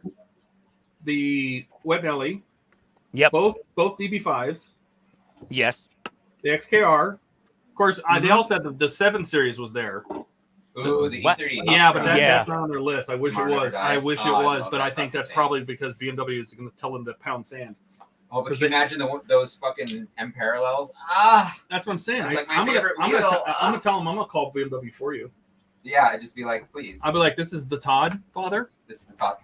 and you got to The give them Todd permission. father. You need to let them do this because the 7 Series would be sick. It Dalton, would. what was that? I Is that would. what he I did? was honestly, scared. I really love the remote control 7 because I'm an RC car guy. I was like, he's got. Oh my a god! phone Could app. you imagine if they gave you the remote and it looked just like the back of the phone? Mm. Oh my god, that would And be that's what controlled, awesome. Yeah, that's what that would be controlled so the car of all its features. Oh. And it had a Oh. teaser built into it like it did in the No, movie. but still. Should I send Liam an email about this? Yeah. Now, engine running. 'Cause- You tell James and Liam, your boyfriends, that you need one of those because we need that 7 Series. That would be badass. Do you not email them every time you put up a new page for them? No, Oh, I email them you bug the shit every out of them like video. that. I email them every video. Oh God, I'm sure they love Why? you. They're so nice. I'm sure. They know where to find them. I know, but they're nice, and they're just they're nice to talk to. I'm never really like, Box safe. oh, they hate me, or they hate their life, or they just have to deal with me out of a necessity. But I'm gonna get out of here, guys. I got to get up early. I'm in the done morning, too. so. So All right, I lost a part somewhere on the floor, I think, and I'm just gonna crawl around the basement. I'll hang out until you're done. But bye, Donnie. Later, Donnie. Andrew? Later, everyone. Cool. Just clean with a brush. Yeah. I'm really proud of Donnie. He's building the whole circuit No, board. no, that's awesome. That's nice.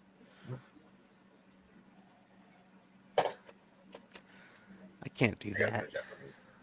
DBS. Did I really drop the? Well, paint? are you? I just got to do the suspension. I did the interior. I did Are you gonna want to body, build the DBS? I'm going to want to build the DB10. Oh, you want to do the DB10? Yeah, because I don't. I'm gonna do just the put DBS. Aaron on the stream already. That's what they do. It's not Aaron. It's Peter. Sorry, Peter. Just mic him up. Which DBS is it? You got to tell me which DBS it is. The one from Casino Royale. What? The one that They're flips. doing that one? Yeah. I want to do that one. You just said you didn't want to do that one. God damn it. That's my. I'm gonna buy one of those, Todd. The one that's busted? No, like I'm gonna buy a DBS someday. That like it'll be when I retire, so then it'll be like $60,000. Hey, Is that what it is? Todd. Yeah. Can we just call Peter Margot from now on? Mm-hmm. Okay. Margot? Yeah. Yeah, why is the Oh, floor if wet? he doesn't know the Why is the reference, floor wet, Todd? I don't know, There you- Margot. when you have a friend named You want to come Todd, in that door? Oh, Don's bailing too. Time to go. Later, Don. Take it easy, buddy. Let me see. I- What's next on my list to build? I'm pretty sure I dropped this part on the floor, and it's a tiny little piece of green plastic. And My next thing to build is technically Knight Rider, I wonder if the model's still on sale. Let's order another one. which I don't know if I want to build because I'm trying to hold off as long as I can Why? because I'm waiting for Mike Lane's dashboard mod. Yes. He redid all the electronics, Yeah. so the whole dash lights up and has a startup sequence. Okay. Okay. Which he's sending us. He's making some slight changes to it. He's making a version 2.0. Okay. Based on customer feedback of the first kits, so the first assemblies, the first mods. So he's making some slight adjustments, and then we're gonna get that one. I don't know why you haven't signed up for that one yet, Ian. The Knight Rider. Is that the remote for it? Is the watch? Yeah. Yeah. Wireless. I mean, you know why I didn't sign up for it, Todd? Why? Because remember we had that conversation about it when you were. Yeah, and I getting said it was a black Trans Am with a fancy bumper. Yeah. Yeah. Now, what do you think? It's still a black Trans Am with a fancy bumper, but And a jet But- turbine underneath the dash makes the car. Yeah. No, Or the dash just is gets the black. only thing. But that's make- interior. From exterior, it's just a black Trans Am with a fancy bumper. You can't tell it's anything. There's plenty of black Trans Ams with bowling ball hubcaps that are driving around the world. They're not all Knight Riders, right? So you put a bumper on it in a scanner, but if you don't get close and see the dash, it's Yeah, really not. I know, but the dash makes the car. Yes, and when I asked Mike about it, he said he was doing a whole dashboard. I'm like, then I'll have to sign up. Oh, the DB5 is done. We did that. That's good. So then after that is Ecto 1, the end of Ecto 1, the last two stages, Do I have to get the vacuum cleaner? and a whole bunch of U96 between now and then. Do you have like a build schedule or something that you're Oh following? yeah, no, I have to. I have 25 boxes of Partworks in my room. It's the only I don't want to put them back to back. So when I put them on my Partworks, I try to separate them out. So they kind of like there's here's the 10 of this and then 10 more and then 10 more. But not with the U96. Since I have so many parts of the U96, I'm going to do them every week. So it'll be like U96, then 2 other Partworks, then U96, then 2 other Partworks, then U96, so on and so on. Oh, I just found a missing part from my Agora Leopard 2A6 under here.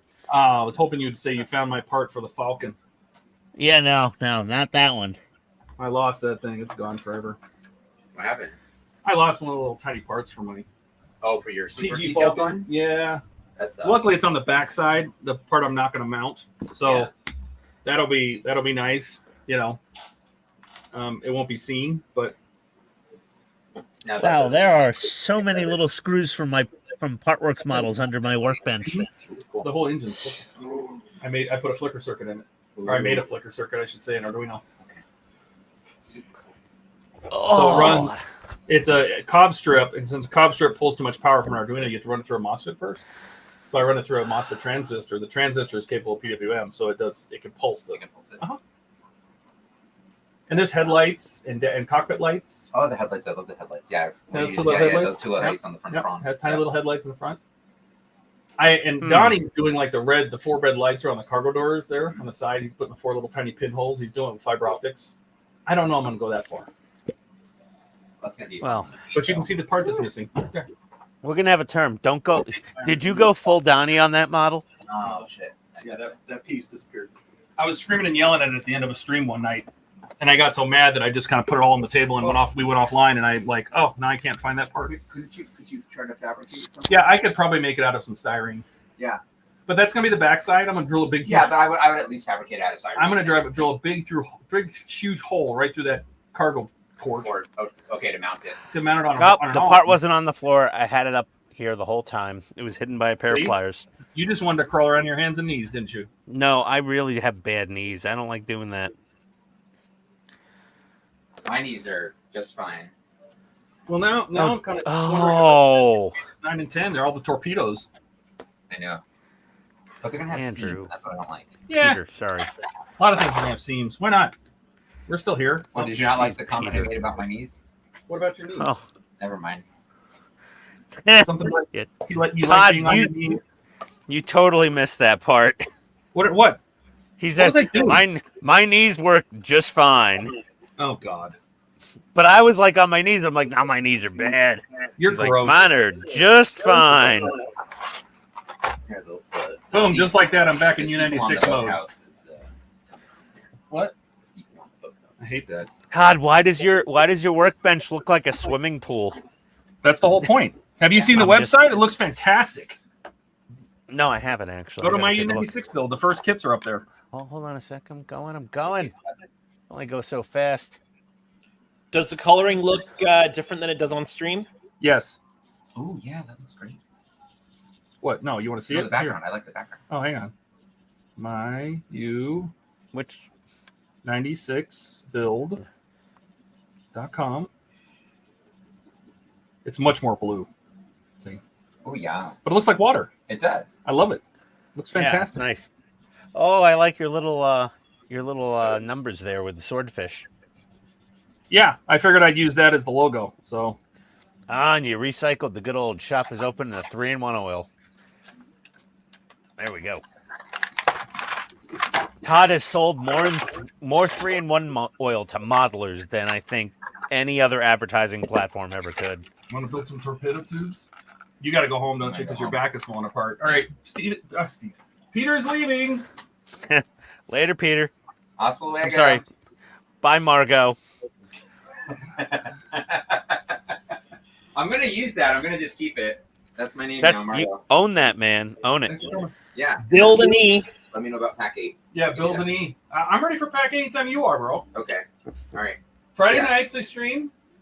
Sundays we Sunday. stream. Night, Don. 'Cause I think Saturday Andrew streams. on Saturday I'm coming. Oh, next I'm this a few coming minutes Saturday. late for I'm that gonna one. go Next play Saturday Funday. I'm probably doing a big Lego build with Rebecca and the kids. Okay. Saturday night. So All right. So maybe Sunday. Friday night or Sunday afternoon. If you build an E of it and have any questions, don't hesitate to ask. Oh, he wants Yeah, to there build you an E. I want to build an E. See? A knee? Bye, Peter. Bye. Wait, a knee? An E, Enterprise E. Enterprise E. Oh, good God, no. Not unless the part work, obviously.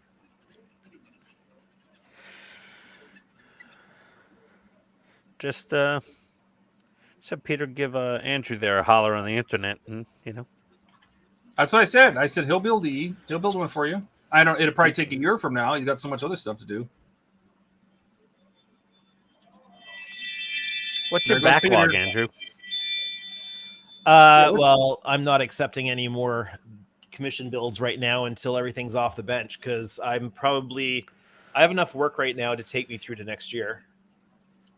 Okay, well, that's not a bad problem to have. because I've got the 2 Enterprise E's, I've got the 2 650 scale Enterprise D's, then I've got a 1400 scale Enterprise D to do after that, and then a 1400 scale Enterprise E after that. Oof. Wow. Yeah, I would. Yeah, I'd shut it down for a while too. Yeah. I told him bye for you, Eric. So unless somebody comes to me wanting something special, I'm not taking any other commission builds. Ah, yeah.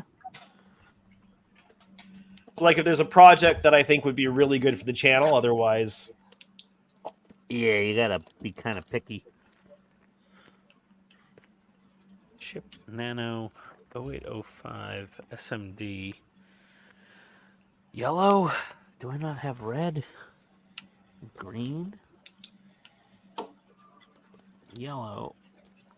Green. Uh-oh. It's good to have you back, Ian. Red. That might work. Oh, is it, man? Really? Thank you, Todd.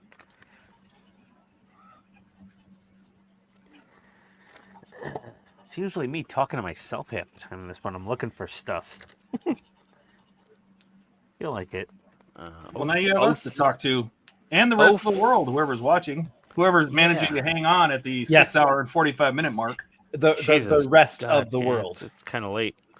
0402 yellow. Green. Oh, these are all 9 to 12 volts. I don't want to power this tiny little tank with 12 volts.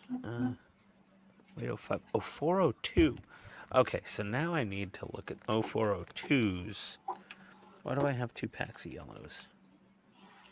So I had somebody leave a comment on one of my videos a couple weeks ago saying that professional builders only show don't show their mistakes and only show their best work. I'm like, well, that's worthless. I'm like, that's nice, but I like to show the journey. So I'll show my journey, warts and all. I try to make all the mistakes before I write the article so I can cover those in the articles. Yeah. Hold on, we got a great comment here. Yes. Read that. Ian's so desk true. is the perfect representation of his mind.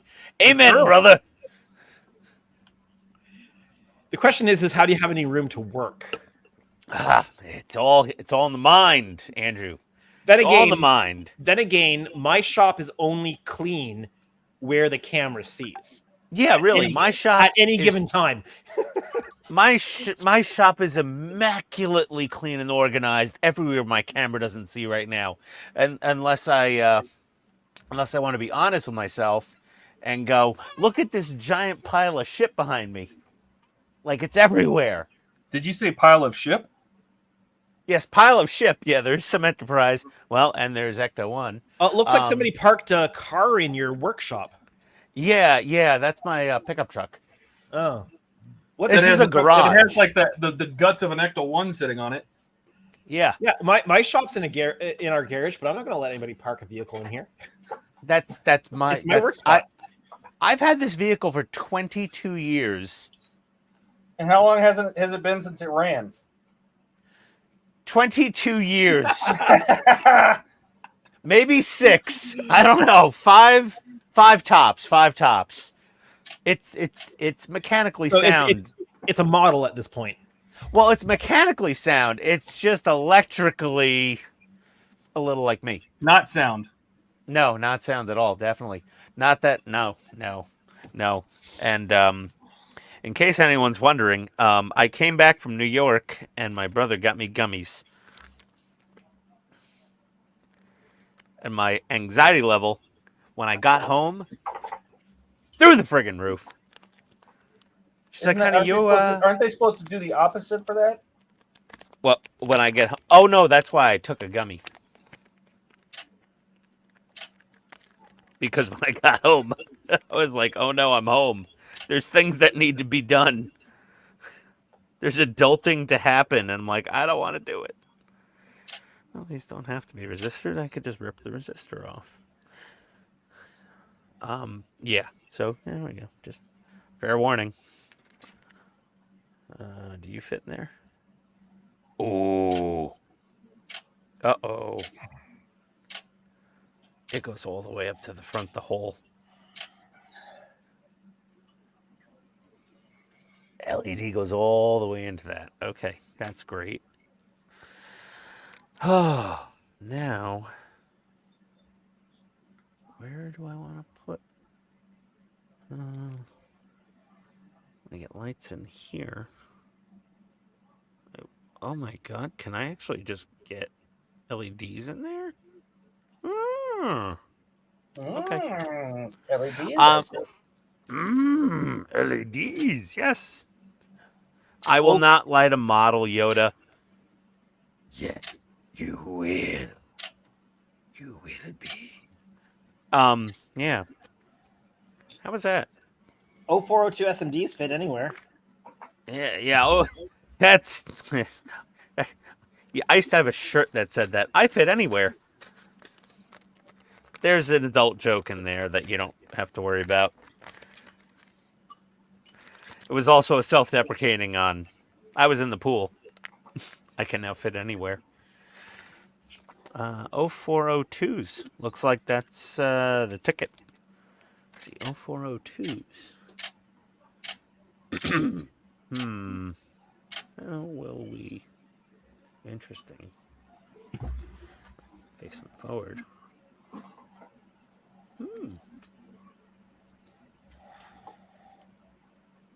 Okay, I need 0402 red LEDs.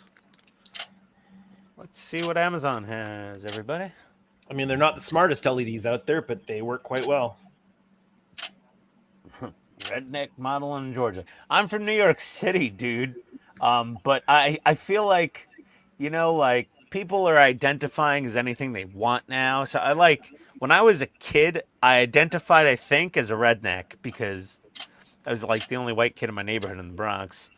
I was like, I must be the bumpkin. And then my first vehicle I bought, everyone saw it behind me. It was a 2002 F-150 SVT Lightning, which is a souped-up F-150 that is a friggin' death trap if you actually get into a real accident.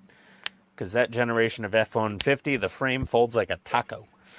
But yeah, redneck in New York. Yes. In Georgia, I'm a little classy down here, to be honest. I don't think people like that. Let's go on Amazon here. Caught up on comments. Oh, jeez, that's such a small LED. Yep. Well, when you're building a tiny scale model like these 0402s, like I have them for the tenant controls to do my RCS thrusters on the 350 refit. So I got these. Yeah. They're fantastic for navigation lights. Oh, yeah. I used I think 0805 with an LED with a fiber optic pipe I stuck into the hole for it.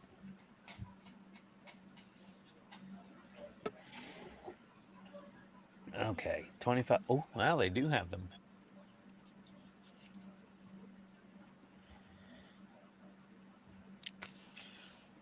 They're also great for just sneaking in places where you just don't have much room for lighting, but you need a light there. Yeah, really. Like, I'm going to order a whole bunch of these, I think. Pre-wired. If Donnie was here, he'd be like, I just soldered my own 0402 LEDs. I'm like, yeah, okay, Donnie. Yeah, I know you need pre-wired. Yeah. How much is a 50 count? 1680 for 50 of them? Worth it. 100 count. Unavailable. Dude, 50 pre-wired 0402s for $16.80. They are certainly worth their weight in latinum. Right? Warm white. Let me see. Red. Here we go. Okay, $8. I need red. Oh, no, but I wanted them to flash. Or pulse. Put them on a flashing circuit. I don't have any room in this model. Let me look. Well, at that's the problem when you put controllers in models. Well, yeah, I mean it's a really small model. This is like I paid $30 or something for this. It wasn't a big thing, but if I can light it, I want to light it. And I want to do it with like, I don't know, pre-done stuff, kind of. Well, you're not going to get an 042 SMD that is like a flasher or a flicker or something like that in and of itself. Well, you'd need something to drive it. No, it'll have. They have LEDs with that are that small that flash on their own. Like there are chip SMD LEDs that have a built-in flash or pulse or anything. They do that small, like 0402 SMD size. I don't know if they're 04 or 2. They might be bigger. They might be the 805s. That's the one issue with the addressable LEDs right now is that you can't really get them in the smaller sizes right now. Yeah. Yet. It's just not, the technology just, I don't know, it is maybe just not quite there yet. The smallest I can get are the 2020 strips, but those are a pain to get, and they're not inexpensive by any means, but they're great for the phasers and the warp engines in the 1400 scale kits. Well, yeah, those are way smaller, so you need thinner strip. Because, let me see here. The, where are they?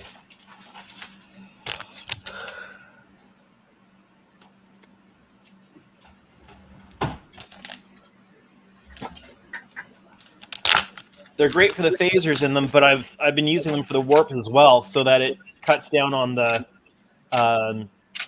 hotspot potential. Yeah. There's the 2020s. There's the 2020s. Yep. Oh.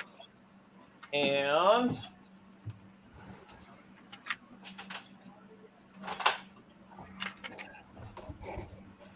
so 2020s versus the 50/50s for size comparison.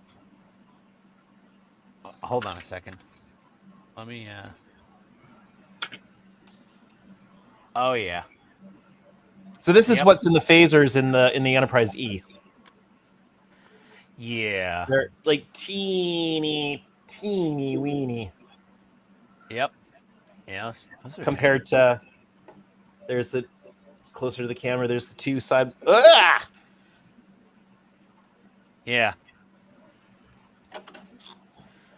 But I have to get these off of like AliExpress. I always feel a little dodgy when I'm ordering stuff off of there. As you should. As you should. I've never had an issue getting them there, though. They just take forever.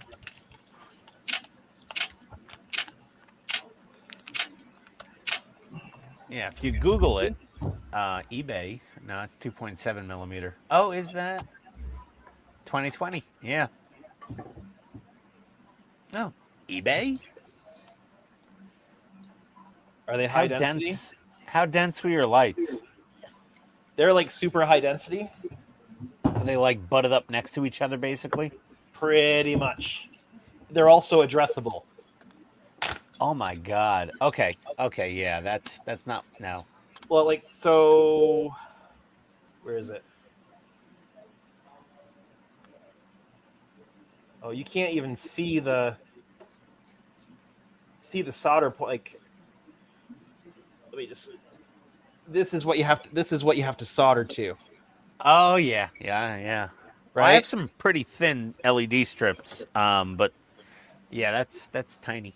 And then they're like super densely packed there. Is that? Hey Todd, do you think that's the 1.8 millimeter, or whatever the hell size it was, LED strips we had to find? 2.7s. 2.7 millimeter. That's the thinnest cob I could find. Yeah, 2020. That's a 2020 strip. But right? these are addressable. They're not addressable RGB though. Yeah, no, that's the tricky spot. Yeah. But they're great in the phaser strip on those little ships, and they're great in the warp engine because their sheer size and density eliminates the hotspot issue. Yeah. So it really cuts down on the amount of diffusion you have to do on those nacelles.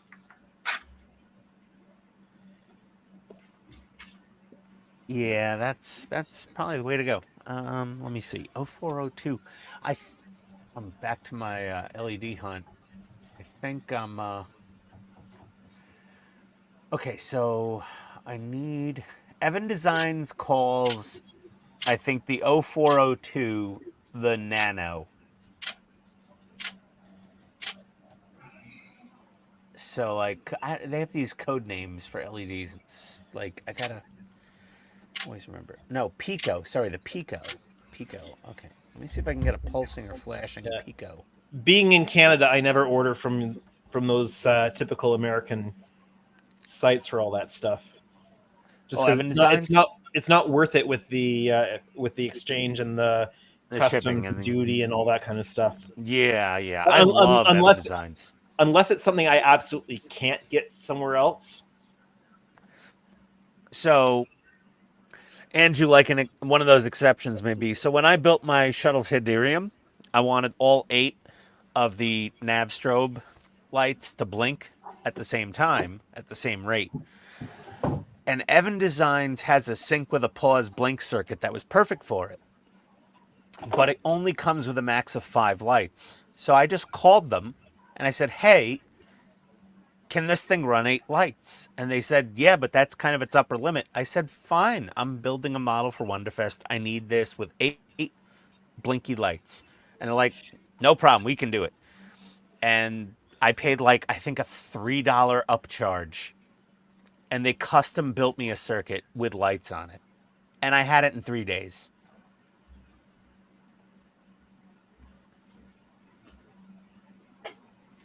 Now you could do that with an Arduino. Well, yes, but I'm not it's not my forte. Oh, you don't have a guy? I don't have a guy. Oh, I mean, Todd could help, I'm sure, but I don't want to put that burden on him just yet. But you heard what that. Do you need? You I'll heard have that. it written. I'll have it written in like 10 minutes. What do you need?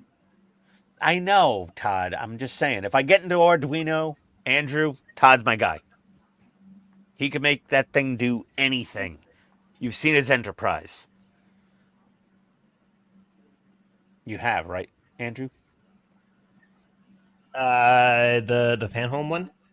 Have you seen his his model remodel test run of the Enterprise doing all the lights and sounds? Yeah, but I don't have phaser strips. I don't know if I've seen a full on end result show of it. Todd. Yeah. She's done, right? Yeah. Like I'm waiting on his decals. I thought you had the decals. No, I'm waiting on dry rubs. Oh, are we?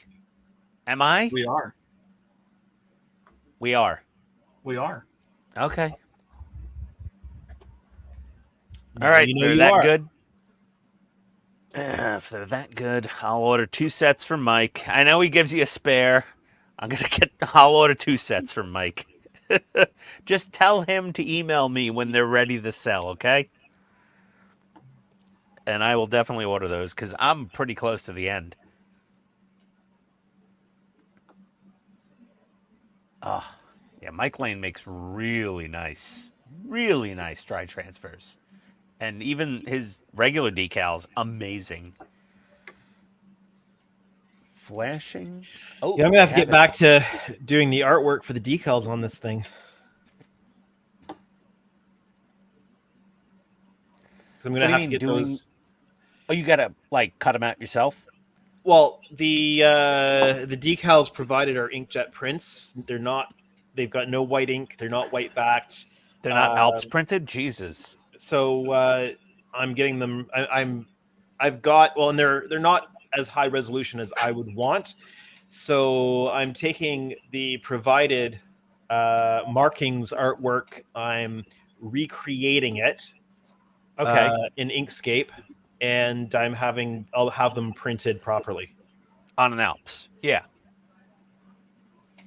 A printer that could print with white ink, basically, and that prints with Was Yeah, it I'm gonna dye sublimation? I'm gonna have somebody that knows what they're doing do it. So, and I yeah. Again, something I'm outsourcing. Well, I mean, everybody outsources custom decals. I mean, very few people have the capability to do that themselves. Well, if it doesn't need to be white, if it doesn't need white ink or to be white back, I'll just do them myself. But it does. In this case, it does because it's going on the Aztec patterning, right? Yeah. Now, some of it I might just paint. So, like some of the pennants and the registry and stuff like that, I might just make masks and paint it. Because you have a cricketer? I have a Cameo 4. So Cameo 4. That seems to be the one to go with, right? The Cameo. A lot of the modelers talk about the Cameo over the cricket. Yeah, Like I haven't ever used the Cricut, so I don't know how it does comparatively. Apparently, it's like the QVC version of the Cameo. I don't know what that means. Do you have Home Shopping Network, HSN? No. What's your shopping channel? I have no idea if we have one. You know, where it's like 24 hours a day and they're just like selling stuff and there's a toll-free number and a website and a price. And I'm aware of that 90s concept. No, it's still alive in America, dude. Really? Yeah, QVC and like HSN are still a thing. I had to help my mom with tech support this weekend to get her QVC working again. Didn't the internet see? Hasn't the internet killed that? Hasn't the internet killed that down there yet? No, they embraced the internet early on. They got online quick, QVC. If you need something on 4 Easy Pays, you go to QVC.com. That thing will ship out of Pennsylvania, and you'll have it in a matter of days. That whole concept just seems like 30 years ago.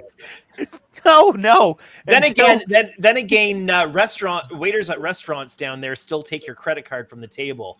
That seems weird to me. Well, yeah, the restaurants that don't do that get messed up tips because we don't know how to work the pad down here to type in the proper amount, and they just get like 40 cents randomly when I wanted to give them $40. There is no restaurant here that does that anymore. Every with the tips?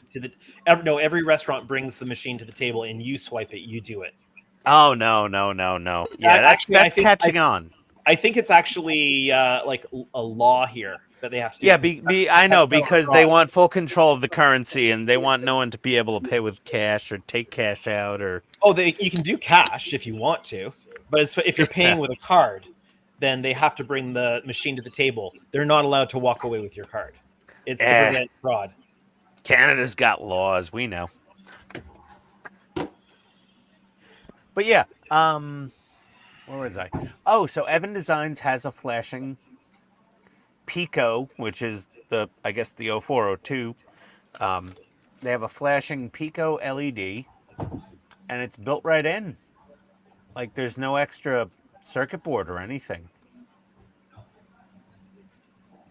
It's just absolutely tiny. That's good if it's available. I'm just going to go refill my coffee. Be right back. Oh, okay. Yes, I got to order these. Normal flash, fast flash. This is interesting. What do you suppose that hole is for?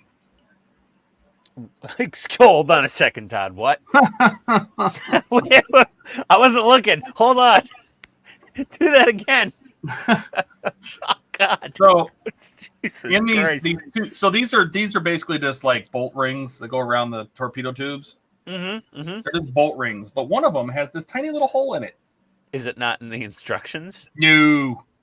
It calls them both. They're just part P, and I'm like, okay. You know, there's a pipe that's going to go into that or something. Well, it's either best case scenario a molding void, worst case scenario you get it wrong and a pipe has to go through there. Oh, yeah. Is there no other? Oh, wait.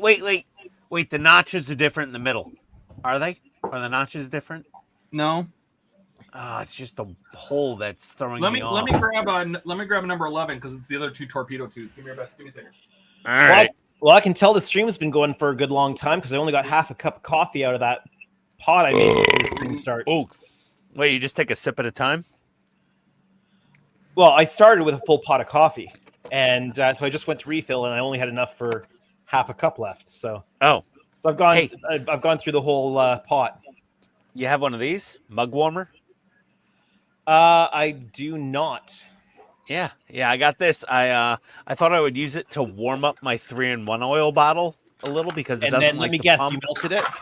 Oh yeah, the bottle melted all over. There was oil all over this thing. It was everywhere. I had 3-in-1 oil. I smelled like my dad. You know, everywhere was 3-in-1 oil. What Yeah, I this need one is, doesn't. This one doesn't have one. I wonder if it is. It's just a mold void. what I need is something that I can keep water warm, so that as I'm doing the solar res, I can put it back in and keep it warm. This will work perfect. This will keep water hot. Also, you could just fill a Yeti type tumbler here. You know, one of these things. You could fill that with like boiling water. It'll keep it hot for a long time. Why do you need hot water for resin? It flows better. Yeah. Oh, to keep the resin warm. Yeah, no, Yeah. totally mug warmer or mug warmer at this point, I guess. I mean, I don't need it to be warm when I'm just doing this touch-up work, because I'm just putting like a drop on. Because every so often there's a window that either I missed a bubble or I couldn't see it to get it out or whatever. But so I'm just touching it up on the outside. It's working really, really well, but I don't need to worry about having it too warm for that.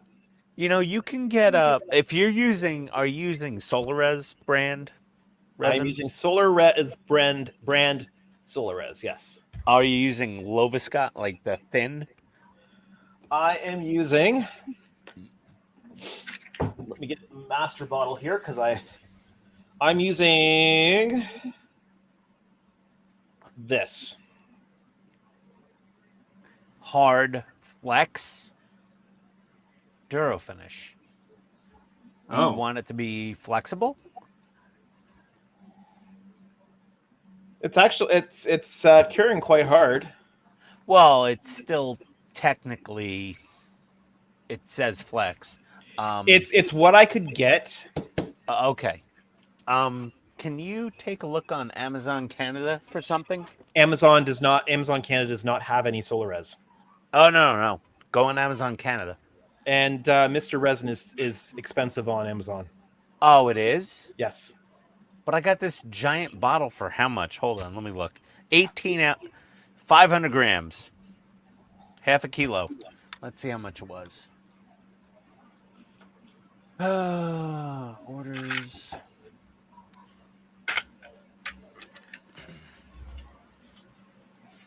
Resin. Where's the last order? So 500 grams, crystal clear, Mr. Resin, $134 Canadian. Okay, hold on. 500 grams, $44.99. So there's a little bit of a price difference between Canada and the US for that. Yeah, really. Wow. What? It's got to be some Canadian, thing. Let me see how much 1 kilogram is.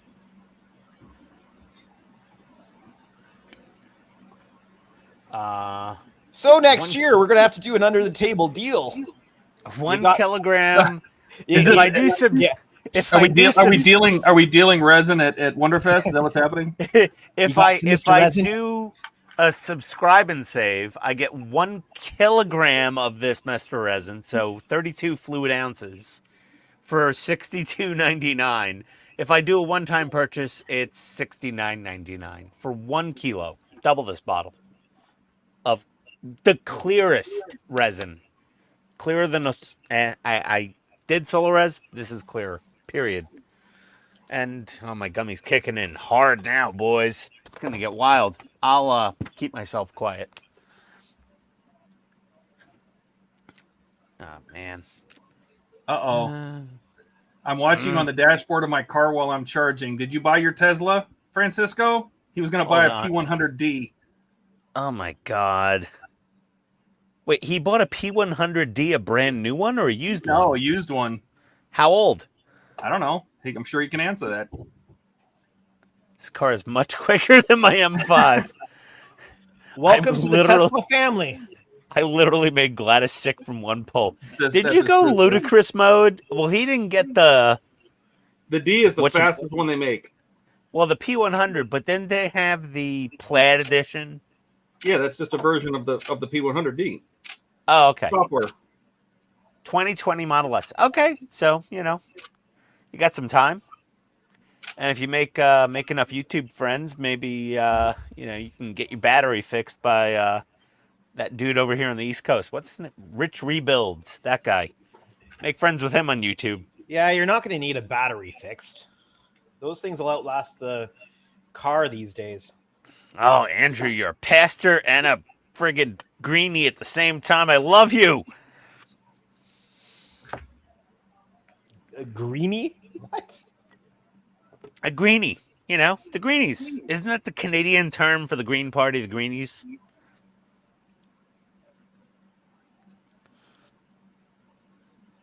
No? He just likes his Tesla. Yeah, I would love a Tesla. They're bonkers. You just hit the gas pedal. It's like a video game. What is this, Grand Theft Auto or a car? So I have a Model 3, and it's the best car I've ever driven. Like, to drive, they're phenomenal. Like, no matter what Tesla you get, I mean, obviously a Model S is in a different class than the Model 3, but any Tesla you drive is amazing to drive. When you bringing it over, Francisco? That's all I want to know. And yeah, you can watch YouTube right in your car. I took a Model S P85D in my Lightning from a 20-mile-an-hour roll. I had him for a while. And then he left me. And then I caught him again because he topped out. But once we got near 140, he was in the dust.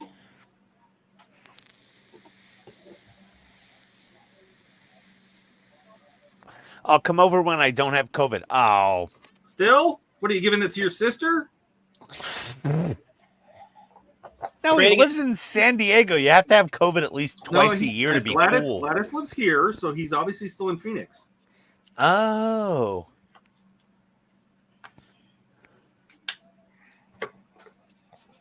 Yeah, no, 100D would walk a Lightning, even with mods. Yeah. No, the P100D is ridiculous. No, that thing'll walk that thing will probably walk a Z, like a Corvette fucking Z06, like C8, the brand new one, mid-engine, flat plane crank. That is kind of a sexy motor, isn't it?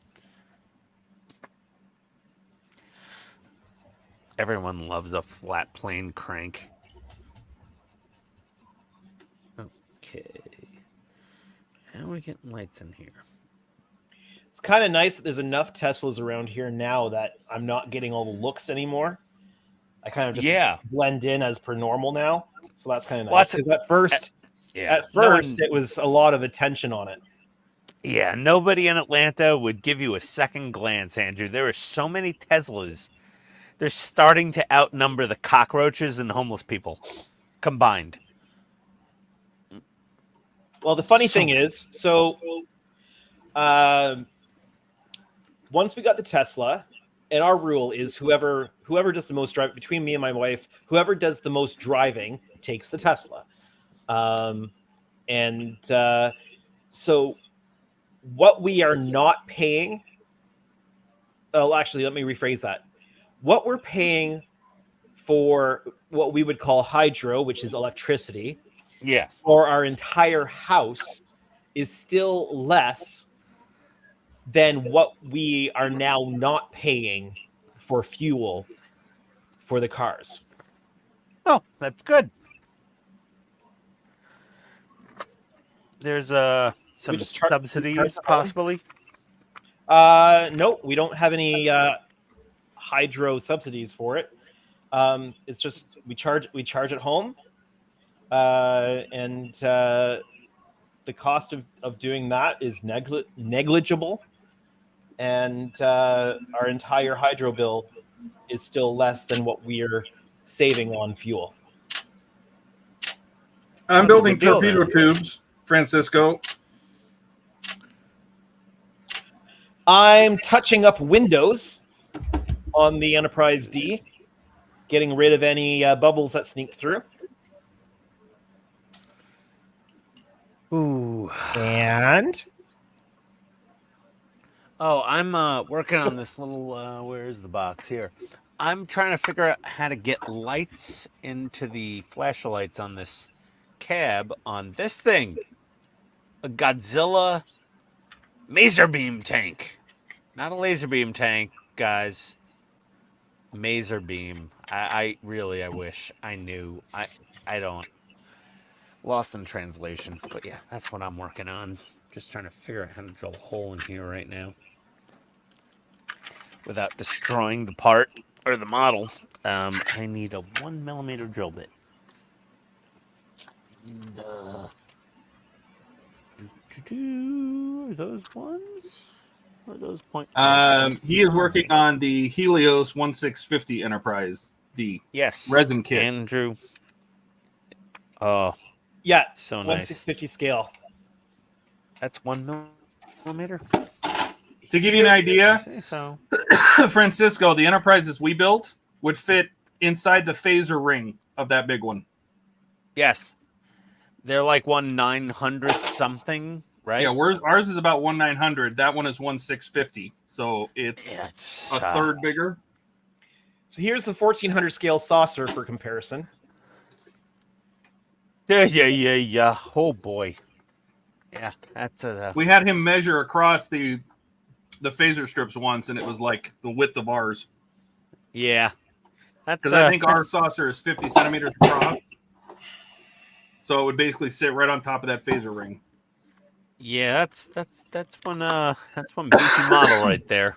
No, Francisco, which you're more than welcome to come over and help me build anytime you want. Hachette is sending me the U-96 boat. U-boat submarine. I got a 2 Cisco. So this thing is pretty insane because it opens up. It's got motorized props and motorized hydroplanes, motorized props, dual mode lighting. It's going to be a monster, and it's all gonna be cutaway. fun. Yeah, I'm excited. Looking forward to it.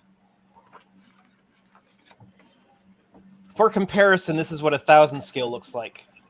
Oh, oh. Yeah, and ours is 1/900. It's just slightly smaller than that.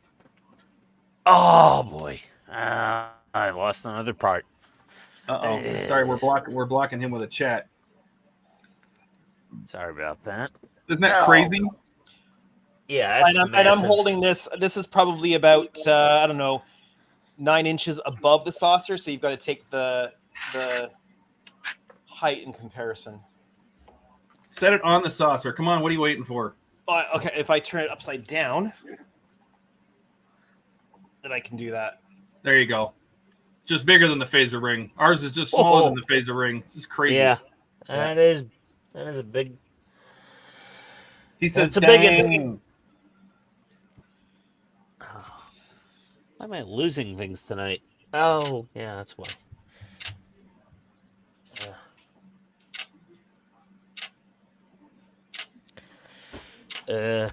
I just lost. Oh, there it is. Found it. Oh, found it. It's a good night.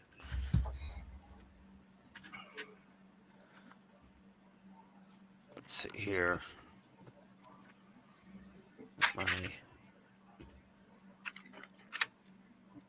That's pretty much what we all say.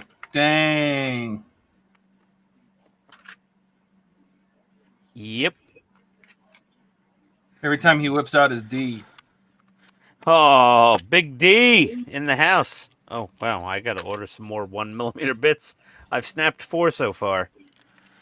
These are fragile. That's about the normal number, though. Yeah, I mean, these PCB bits are amazing, but they're so brittle. Amazingly brittle. Yet, these bits are used to drill holes in PCBs all day because they're on a drill press. There you go. That's the Android head size comparison. Oh my God. It is 1.5 heads tall.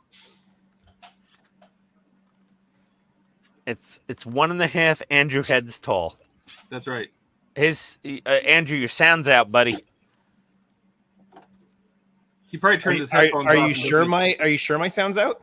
Oh, there you go. Yeah. You're back. I just wasn't talking.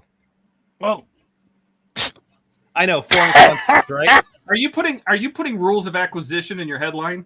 No, that's not rule number 9. oh Jesus! You didn't notice that before, Todd? I didn't say I a just thing. noticed it. I just read it noticed and I was just like, oh yeah, Ferengis. Yeah, that's a good one. It was subtle. Only Star Trek nerds would get that one. Oh, before I left for to have my dinner, it was it's across the bay. ... Oh God. The Enterprise, when they had to go get plutonium or whatever the hell it was, they were trying Nuclear to extract vessel. Nuclear vessel. I think Friday it was nuclear vessels was my Vessel. Yeah. was my Vessels. tagline. Man, I missed out. Like I said, I missed you guys. But I also had the Star Trek 4 theme going through my head that night. So, Well, that was very whimsical. I could always tell when I have like a whole movie theme playlist on Spotify, and when it comes up to Star Trek 4, you immediately hear the traveling circus tone that comes into it. You know, whimsical and fun. I love movie scores. I don't know about you, Andrew. depends on the movie score. Well, I mean, I can see the movie when the battle in the Mutara Nebula score part plays for Rev Khan. Yes. Like you can see, he's thinking 2-dimensionally. I've got this thing where I can literally hear the exact score of whatever or piece of music going through my head. So I can literally hear it in my head as if I'm listening to it. Yeah. So when I get it stuck in my head, it's literally like it's playing inside my head. The whole full instrumentation. That's obviously a mental issue, and it's awesome at the same time. I love it. I wish I heard music in my head all day. But it also means that if I hear something, I can generally play it. What do you hear in your head instead? Voices, ringing? Are you musical? Yeah, I played piano ever since I was like old enough to read keys. Oh wow! Are you any good at it? People tell me I am. Oh, he's one of those guys. I've played piano since I was a kid. I just don't have one now. It's sad. It makes me very sad. Why don't you just get a keyboard? I have an Alesis Q8. But That sounds expensive.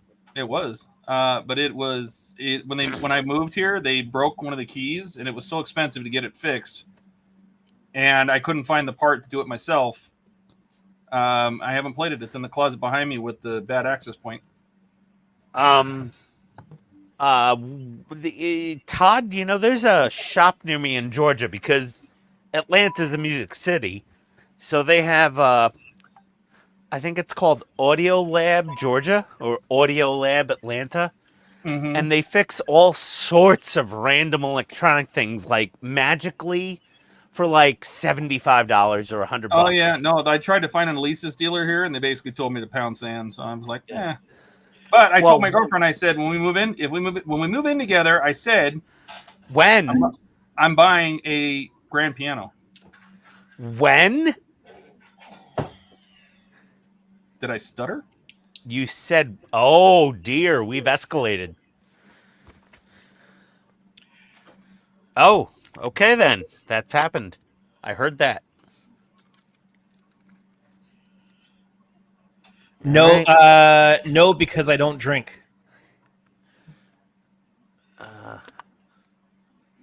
Where are we here? So I have a Yamaha hybrid piano here at the house. That's what I had. So it's a hybrid. So it's got the full action of a real piano, minus the hammers, and there's special tips where the hammer felts would be, and the motion is measured with lasers and translated into digital sound. Lasers? Laser beams. So you get all the feel of a full piano action, but it's digital. And then I have a Yamaha S90XS that I keep at work. So it's a full 88 key weighted keyboard. I used to have a Kawai 4'8" baby grand. Yeah. And I loved it. I sold it because I thought I was going to move to Seattle, and then I didn't. And then I wanted my piano back. It was too late. I don't have space for a grand. I'd love a Yamaha C3 grand piano, but it's about a 6-footer. But I don't have the space.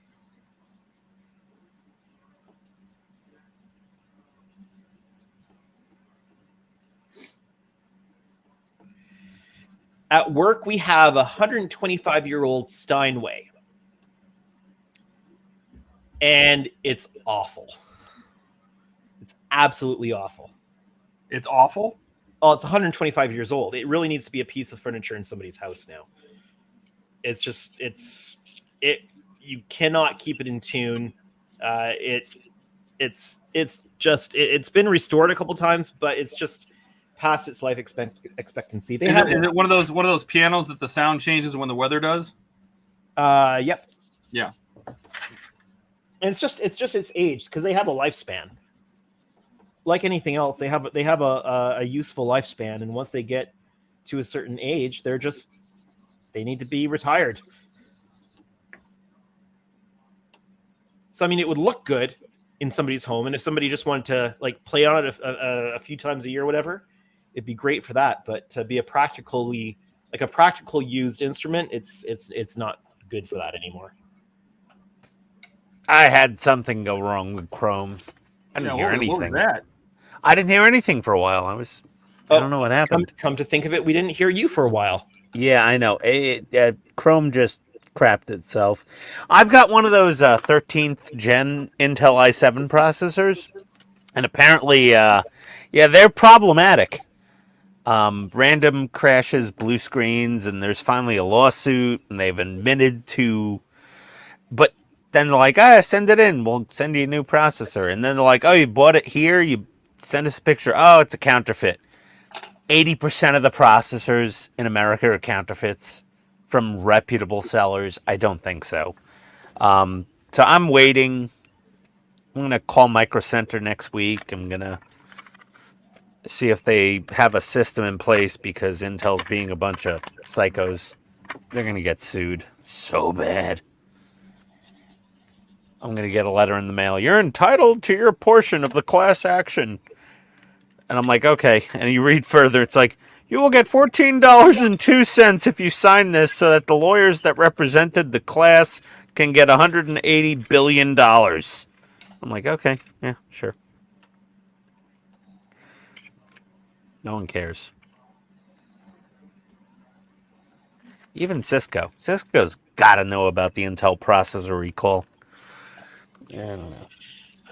To us up here, it sounds like Americans sue at the drop of a hat. We're very litigious. Somebody is. Yeah. That's like a national pastime, is baseball and suing people. Oh, I just went right through. Okay. Well, that's what filler's for. What are you doing?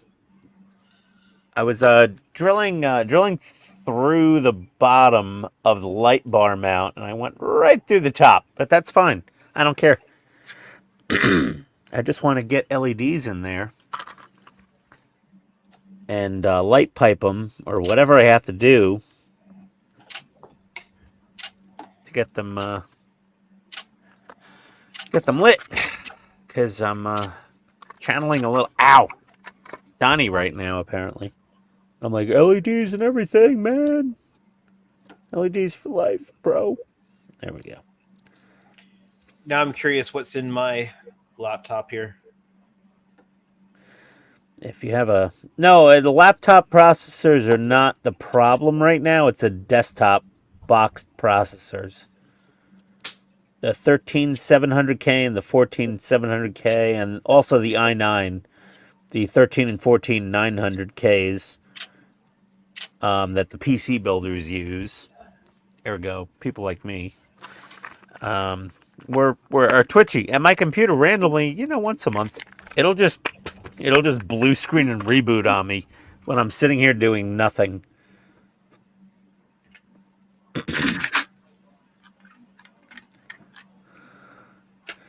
I should probably order some more 1mm drill bits. It's an AMD Ryzen 5000 series 7. Oh, you're fine.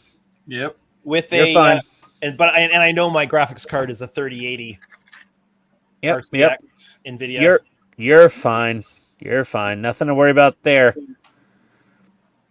You're good to go, I've Andrew. got the Republic of Gaming Scar Strix 15 gaming laptop. Okay. Yeah, you're fine. No worries. Once you said Ryzen, you were out of the picture. Everything's fine. I'm an old school Intel guy, so.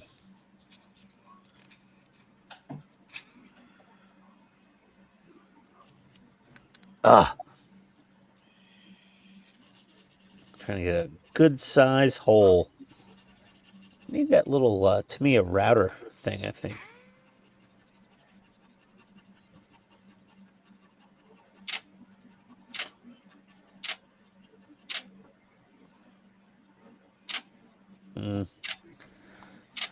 I used to like Apple for the creative stuff, but there's so much decent creative software now for PC that it's not worth the cost for an Apple.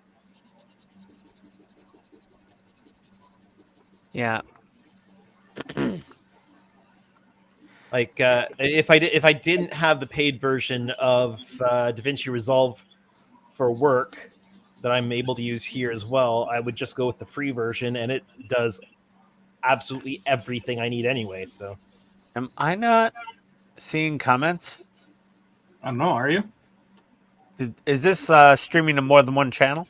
No. Oh, the only one I got is not AMD Baby. That's the last thing from Francisco. Oh, because I was like, who's talking about MacBooks? I'm like, I have a MacBook Pro in my backpack right now for testing purposes.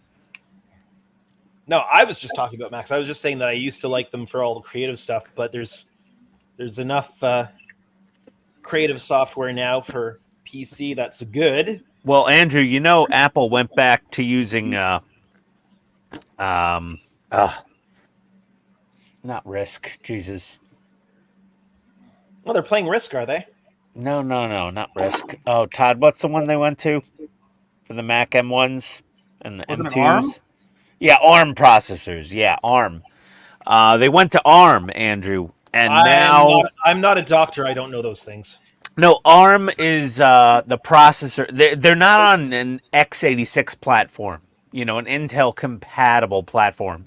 They're now on ARM processors, which are used in like tablets and things. And there's so little software that's natively compatible with it. It's a shit show. What I'm hearing right now is want. I don't understand. Well, let's say this. I don't worry about it. Let's say you had Mac software for your Cameo printer. It's not going to load on a new M1 or M2 chip. If you had an older MacBook with the Intel chip, be fine. But now they're on ARM processors with these new M1, M2, MX, whatever numbers.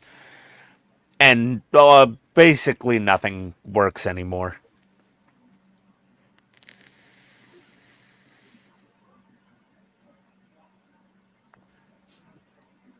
Yeah, ARM, yeah, Cisco. But yeah, that was it. So yeah, be happy.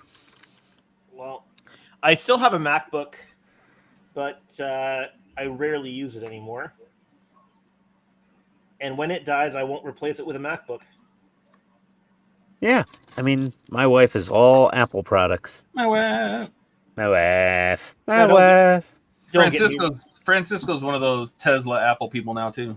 Don't get me wrong. I'm still all in on iPads, iPhones, iWatch. I don't think I'll replace my watch when it goes, but I won't go for a laptop. The reason why I'm sticking with Apple phones and stuff is because I can't stand Android. Fair. I've tried it. I don't like it. It's fine. Not everybody, no one's perfect.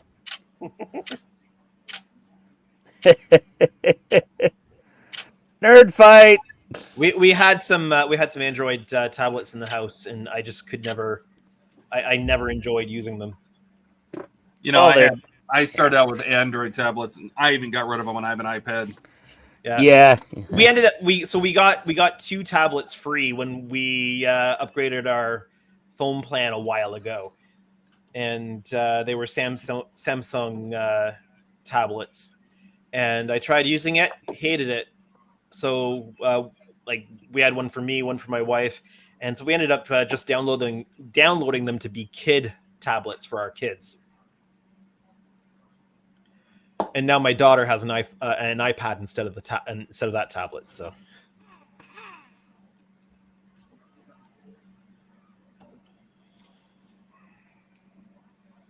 and I'm Francisco gutting loves this his light bar. PC desktop and his PC laptop, which I agree. Yeah. But my tablet is an iPad. But he Yeah, also so- loves his iPad, iPhone, and Watch Ultra. There you go. yeah, so I'm using a PC laptop, but my peripherals are Apple. Yeah, I have a MacBook Pro, which I call an iPad Ultra because it's got a keyboard. It's basically the same thing. Uh-huh. I like it. I like it a lot. It's great. It just boots up. It does things, but a lot of the stuff I use just doesn't really jive on it. Well, for me, it's not worth the cost of a MacBook Pro anymore. Yeah. Mine's like 2 years old and change. I Now- already had to have the battery replaced under the Apple Care. Now, the one thing that I will continue to use my MacBook Pro for as long as it survives is using what's it called? Main stage. When I'm using an older keyboard, because then I can drive all the sounds from main stage. But I don't use it as much since I upgraded to my Yamaha S90 XS, because the sound sampling on it is just so much better. Like the grand piano on it sounds like a real grand piano.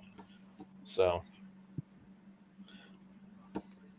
only if I'm using like an older, like I've got an old Yamaha DX7 2FD kicking around, and well, the sound, it's old FM synthesis, and so the sound isn't all that great. But I can connect it via MIDI to the laptop and drive current sounds, and just use it as a controller essentially. That works. Cisco's done. Oh my God, he was charging this whole time. So when I go to sell my house or rent it out, whichever happens in the next couple of years, because they're building a 15,000 employee hospital down the street and revitalizing the intersection right around the corner from me, and luxury apartments are going up, I'm going to put a level 2 Tesla charger in my driveway. I'm just like, whether I sell or rent this place, I'm just throwing in that level 2 charger. So Francisco, why were you charging so long? Were you going from really low in the battery to 100% full? Well, he said he'll jump back on when he gets home, I guess. But yeah, he bought a used P100D today, Todd? Guess so. And I guess he was... Maybe he doesn't have a home charger yet, because if I'm traveling, I never have to stop more than 10, 15 minutes. Yes. To charge if I'm traveling. And I'm guessing he just bought it. I just plug in when I get home. So yeah, maybe it was given to him with no battery, and he doesn't have a charger at home yet. There is, because it shouldn't take that long to charge at a supercharger.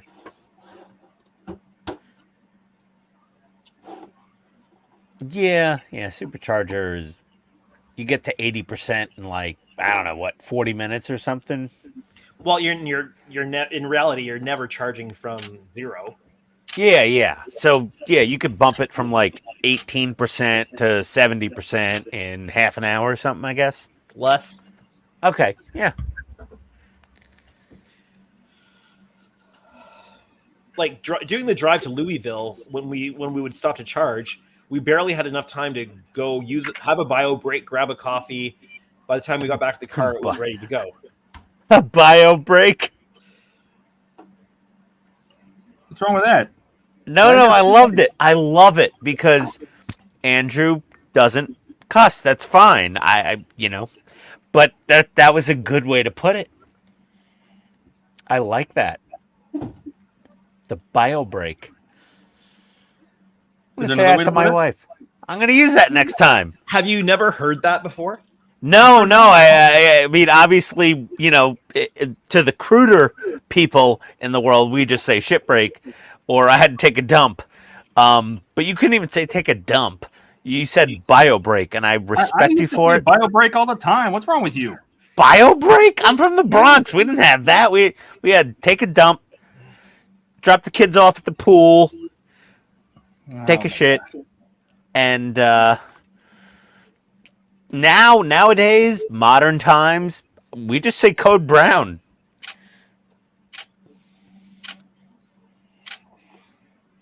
I said it at breakfast today with my family. I was like, code brown, I gotta go.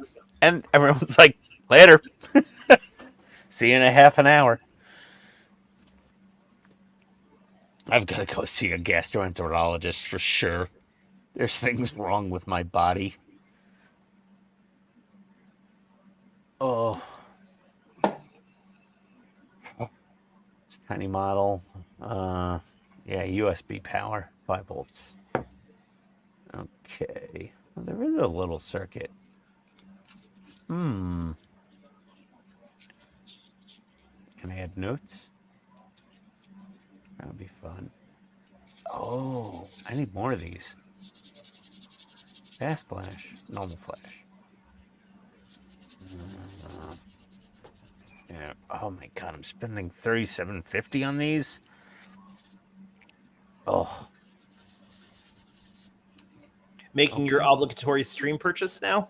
Yeah. Well, I'm like buying these tiny itty bitty LEDs for this little model, but I also kind of am thinking about the roll bar on the 66 Batmobile from Fan Home, and I'm like, oh well, these might work out just perfectly.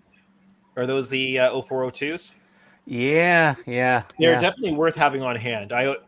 So I had a huge pack of white ones. I couldn't find them, so I thought I'd use them all somehow. So we ordered another pack of 100. Then I found the pack of 100 I had.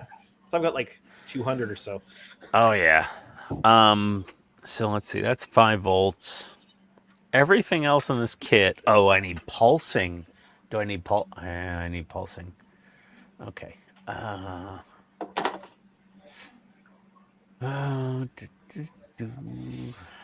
go back here. Let's get some more. Breathing mini LEDs. Here we go. Sync LEDs. Let's see. Oh, there's a sync breathing. And you can get them in Pico.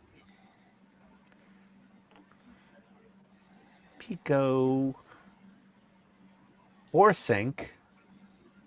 Oh, I can get 4 Pico LEDs that will fit in this ribbed barrel right here. I can get 4 Pico LEDs that will breathe. Synchronized. Oh, there's flickering. Okay, guys, vote. What are these for? Yeah, right here. Do we want the other flickering or blinking or Flickering. breathing? Flickering or breathing? For fire? Flickering? Flickering all the way. No. It's like charging up, ready to fire. Still flickering. Flickering. Okay, flickering it is. Flickering. I can get 4 of those. $14. Oh, it's 2 circuits in the board now. Oh, Jesus. Ooh, TD. Go TD. Oh. Okay. So we're going with. What do you think? Is that more yellow or orange? I think I'll do yellow and then just tint it with some Tamiya clear orange. Much better Sound idea. Right? Yeah. That's a much better plan. Yes. Yes. Okay. Yellow, Pico, which is the smallest, I think. Right? Let me check my cart. Pico. Yes, Pico. Pico de Gallo, sized, yellow, 4 synchronized flickering at 5 volts on 1 circuit.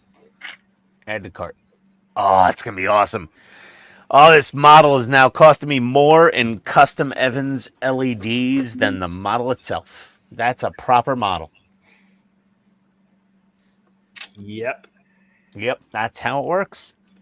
You can always spend more on the ammo than the firearm. Same thing with modeling. Always going to spend more on the option parts and the supplies than the actual model. Most of the time. Todd, do you concur? I concur. Yes. Andrew, you concur? Obviously. Doctor. Happy Hanukkah. Why didn't I concur?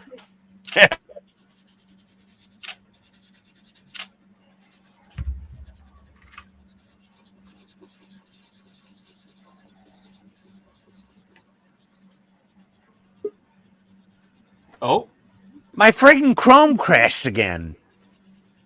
what is going on with your computer, man? I've got that 13th Gen i7 in here. Obviously, something's friggin' wrong with this. Oh, God. I was worried. I was like, Ian built it. You know, the computer's got to have some quirks. No, I have a faulty processor. At least it didn't crash Firefox. I can still do my shopping. $51.50. Evan Designs. You vex me. Always taking my money. You task me and I shall have you. Yeah. Oh, do the whole quote. I will chase you around the blah, blah, blah, you know? I stab at thee with my last breath. Evan Designs, my last credit card payment. I stab at thee. Through the Antares Nebula. Ah, yeah. Where's Jordan? He's probably got that line memorized. Oh, God, yeah. I'm surprised Andrew doesn't, though. Can you not say stab? I don't have that memorized. I can do to be or not to be. That is the question. Whether 'tis nobler in the mind to suffer the slings and arrows of a No, raging fortune. that's from Undiscovered Country. He's looking for you to con his brain, so. The only reason I memorized that for grade 9 English class is because it was Star Trek related. Okay, fair enough. Ooh, free shipping over $50. Thank you, Evan Designs. I need a discount code one of these days, guys. No longer does he stab at thee. Yes. No. All right, Evan Designs, you got my money. Send me my LEDs. So I ordered 10 flashing Pico SMDs, so 0402s. And I ordered one set of sync LEDs with a flickering effect for the barrel of this, like Todd said. And I'm going to glue 4 itty-bitty LEDs in a row inside this tube somehow. And managed to fit it in this little itty-bitty model that's down here. And, oh, good God. What have I committed myself to? But yeah, that's what's going to happen. I guess. Yeah, we'll see. So, this has been a fun stream of just breaking drill bits and shopping.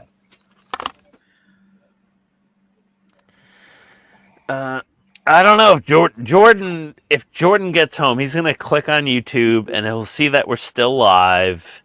And I'm going to text that little bastard now. Let's see here. He'll assume it's a mistake because it's so late. Yeah. Let's see here. He was dealing with family issues. I wouldn't text him. Oh, he is? Yeah. Oh, then I won't. I didn't know that. I thought he was working. You didn't tell me. I didn't tell you. You're right. That's fine. Okay. I didn't text him. Well, there you go, Eric. Let's. Hey, I was gone Friday, Thursday, Friday, Saturday, and I wasn't even going to be on tonight, and you guys were just going forever, it seemed. And we still are, crazily enough. Yeah, it's getting late. Well, whether it's on stream or off stream, I'm going to be here doing Windows tonight anyway. So Yeah, really. I mean, all right. Well, I guess I'm going to figure out how to get LEDs into the clear parts now. Let's grab those. That's an 0805, 0402 yellow. things Be would be careful. Things would be a little bit different if the family was around, but Oh yeah, yeah. You're bachelor party mode. Well, as much as you could be, I guess.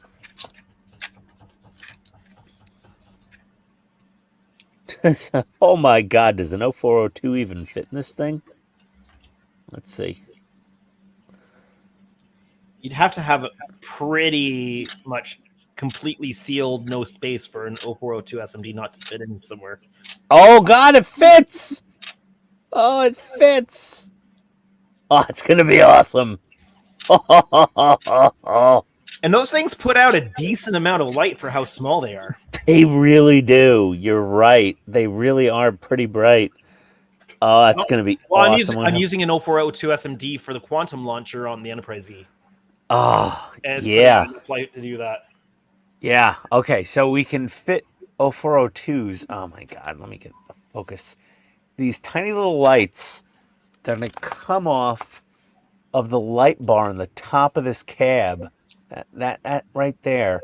And I'm going to wire 0402s directly into those. That's going to be so sick. That's all I thought when I saw this kit on sale on USA Gundam Store. Not plugging them. I mean, it took them 4 days to ship it. They're slow. But I was like looking at this weird little Godzilla Maser tank thing, and I'm like, oh, it's begging for lights. And I looked over the actual instructions and the parts sprue pictures on, I think, ScaleMates, and I saw it had all these clear parts, and I'm like, oh man, Donnie would be proud when I light all of these up with LEDs. Like, that's gonna be cool. Cool, yeah, yeah. Who said that? What? Who said that? That's Aaron. He's Hi, so. Aaron. Hi, Aaron. Yeah, we're still here. Hi, Margot. I built the other 4 kits of the U-96. Now I'm working on torpedo tubes. There you go. Tortilla tubes. It's a long stream. Uh-huh. Yeah, I know. We've been going. Different people have been coming and going. Ian finally made it back from New York. Yep. We've been streaming long enough that he had time to get on an airplane, Yes. fly, get off Yes. the airplane, get home, Yes. and get on stream. Yep. Yes. Hold on. I had enough time to go through TSA pre-check, go to the Delta Sky Club, have 3 gin and tonics, text you guys I'm getting on the plane because I was already kind of watching, and then fly and land and get my baggage, get in an Uber, get home,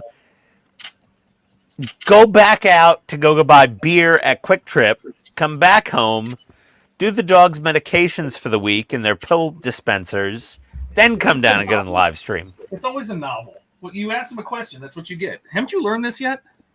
Yeah, I mean, some people say I talk too much, but then I come back and everyone's like, everyone was asking for you. We're so glad we don't have to talk anymore. Oh, the stream was so normal. I'm just saying, you have to you miss Ian and you hate Ian for the same exact reason. Yes. Todd, Mm-hmm. T-shirt worthy. Mm-hmm. You hate PITSTAIN and you miss PITSTAIN for the same exact reason. You get what you pay for. Yeah, it really is. It's one or the other. It's like everyone hates Mariah Carey because she's a diva, but then they all go to the concert to listen to her. She comes out 2 hours late. She's horrible. don't think I've ever been to a Mariah Carey concert. Yeah, I don't know who's been to a Mariah Carey concert. Just Ian? Maybe. Well, clearly other people. She's made money. Well, Ian didn't even hear that. For There he fuck's is. sake. Maybe you should try a different browser. I might. Try Firefox. That's what I use. I'll try it again. All right, fine. What did I miss? He was asking who the hell goes to a Mariah Carey concert. A lot of people, dude. And they all get pissed because she's always late. Log in with Google? I guess. You know what he means by that? What? He says not him. He always comes early. Oh. Come early, come up. All right, hold on. I'm going to drop off and connect with Firefox. Okay.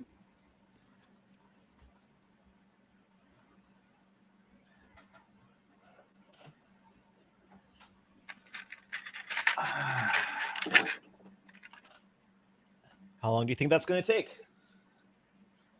Well, he'll have to sign into Firefox. Oh, son of a bitch. He'll have to sign into Firefox first. And that's going to send him an email, so he'll have to wait for that. For StreamYards.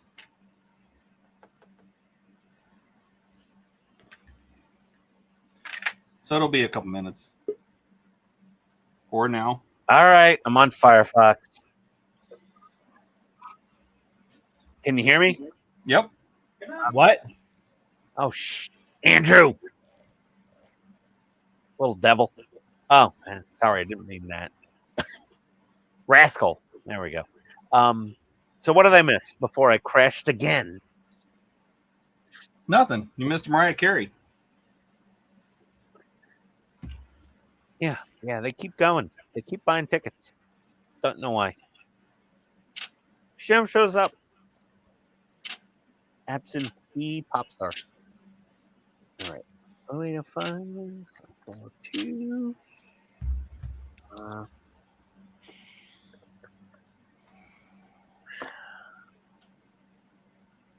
0805 doesn't look that big. Oh my god. How many of these? Oh, yeah, what?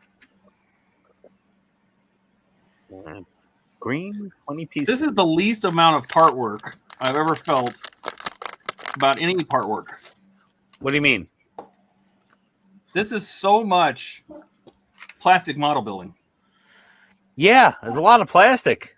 There's a lot of gluing and a lot of plastic and a lot Yeah. of fitting parts.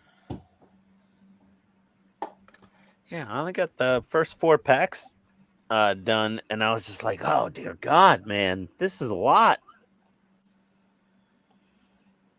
Ooh, Come Just on, have to step out of the this is pack 9. Just have to step out of the shop for a moment. I'll be back in a couple. No rush. Oh, does that fit?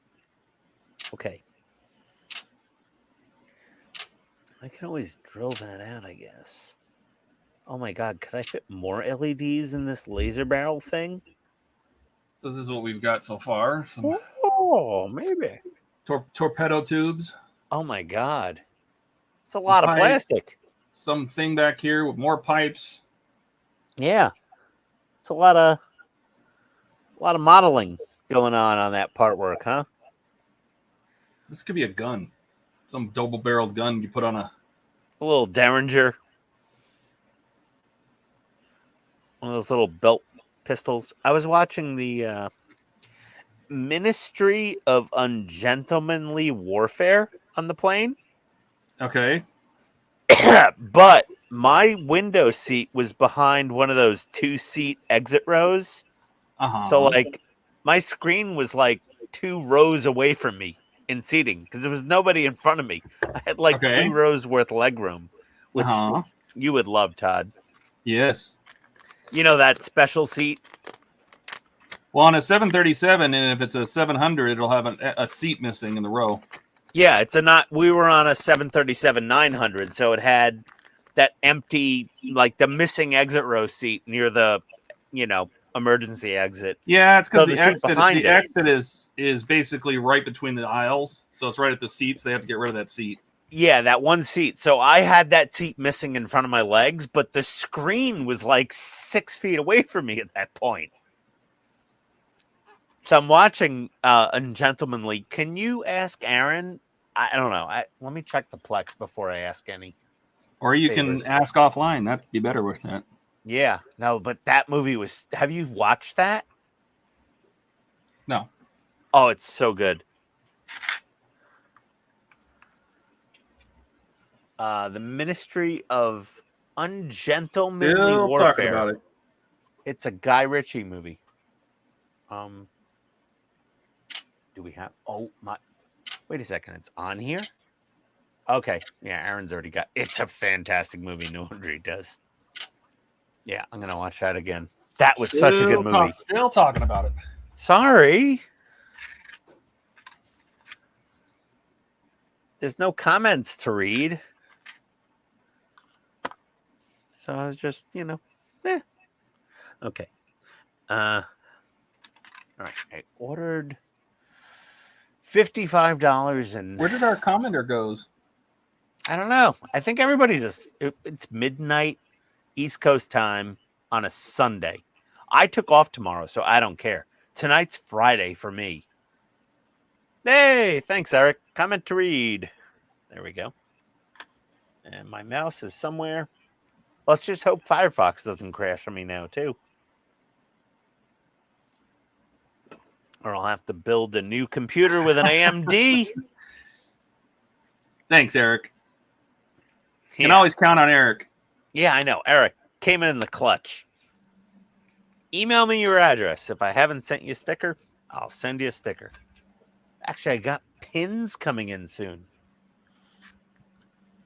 Wonder when those are coming. And I'm back. Welcome back. Welcome back, Andrew. And just checked my YouTube channel. I've got 3 more subscribers since we last talked about it. Yeah, that's a good Nice. video, man. That thing's doing. Hold on, let me refresh. Let's see here. Canadian Starships. We were at 1.8. So it's been up for 4 days now. So since that video dropped 4 days ago, I've gained 59 subscribers.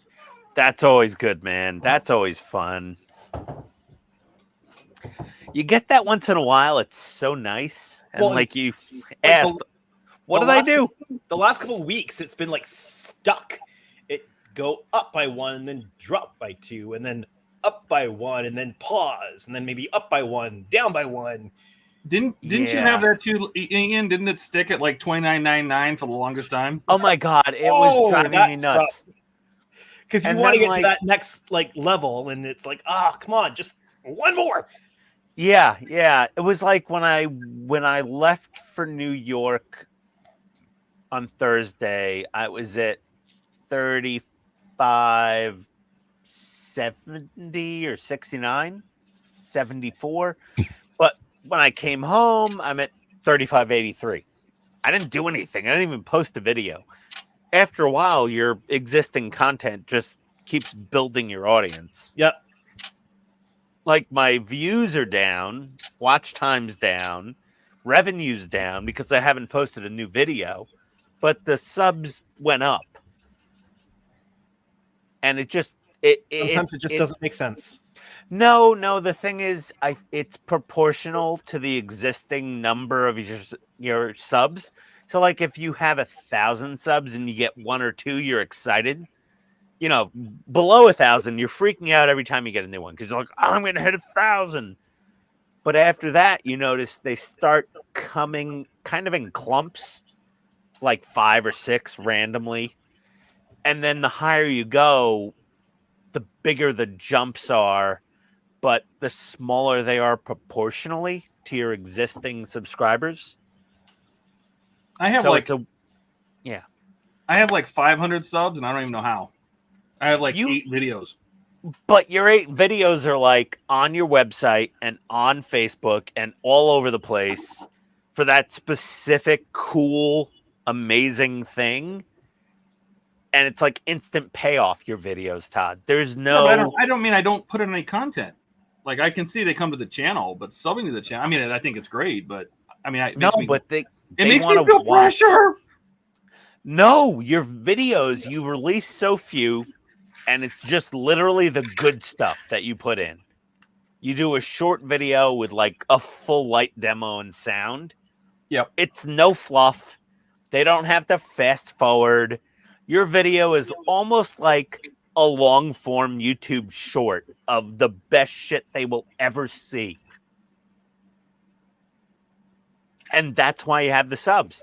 You don't need to have 1 million videos. There's guys that have 100,000 subs that have like 40 videos published.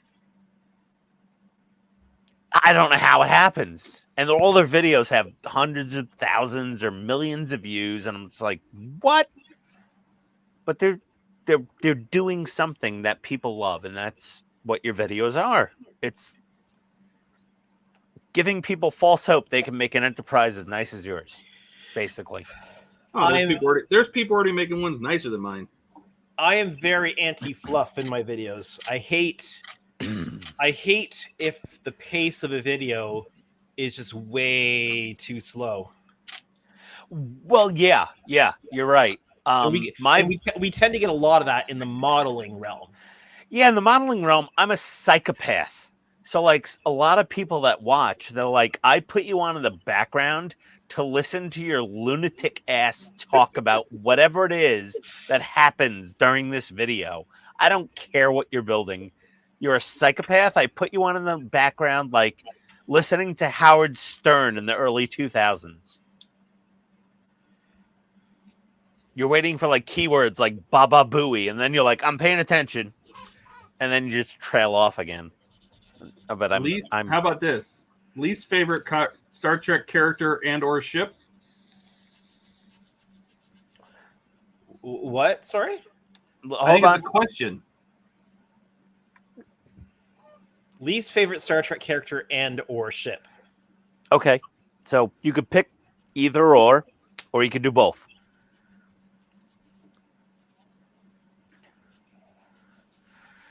Star Trek ship, least favorite. Let's do it separately because you probably have both.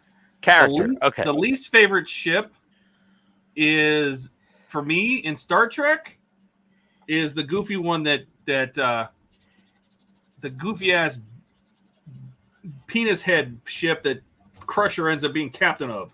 Oh, the Pasteur. Yes. USS Pasteur with the big bulbous thing in the front of it that looked worst like ship in all of Star Trek. It looked like a butthole massager. Yeah, it did. It looked like a Hitachi wand. I hated Really? that. Really? It That's looked like the worst ship in Star Trek?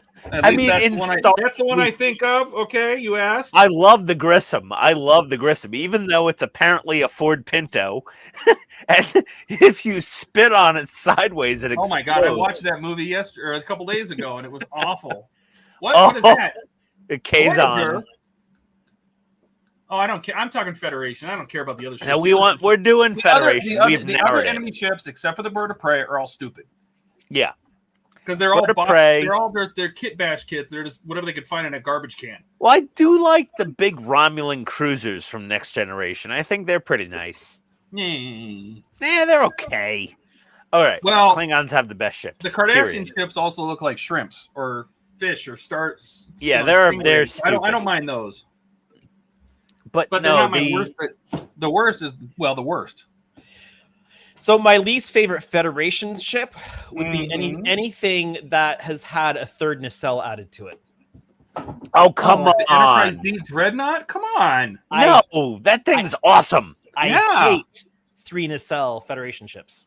I'm sorry. I know it breaks Roddenberry's cardinal rule of 2 nacelles in line of sight with the warp coils and like the chiller grills. I know, Andrew. I get it. Technicalities. Yeah, it's horrible. It's a travesty. But it looks don't like the way they look. Oh, especially when they add a third nacelle to like a Constitution class. No. Just the Enterprise D from tomorrow's Enterprise. I don't like that either. So is it more that they when it's a ship that started with 2 and they added 3, or is it one that always had 3?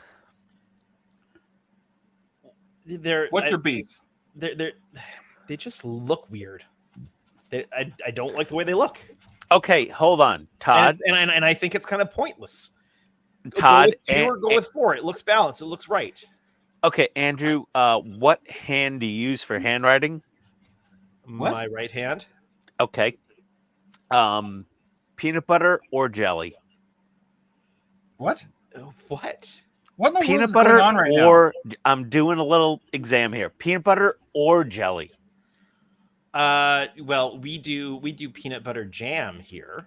No. You have a choice. You can't have peanut butter and jelly. You can have white bread with one of these two, jelly or peanut butter. Okay, peanut butter. Oh, you're throwing me for a loop there now. Okay. Yeah, there goes his theory. Okay, hold on. Pizza, pepperoni or plain? What's plain? Just cheese? Yeah. Pepperoni? Oh God, you're so weird. He's so normal. You're trying to find fault and you just can't. No, he's so normal, but he's a symmetrist psychopath. He's a symmetrist. If you're gonna ask me pineapple on pizza, indifferent. No, I don't care about that. That's minutia. That's when I know you're not weird. You're such a symmetrist, dude. You know how they have ist for everything now, like or phobic.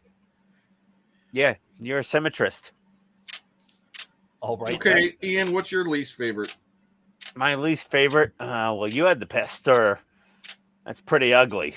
Oh man. Oh God.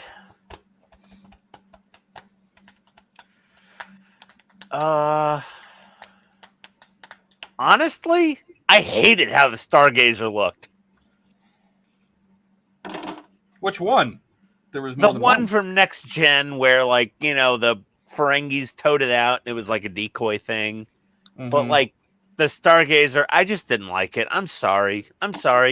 They tried to blend. So you're okay with 2 and 3 for nacelles, but not 4. I get it. Fine. Yeah. I'm an anti-symmetrist. I like chaos theory. I like some asymmetry sometimes.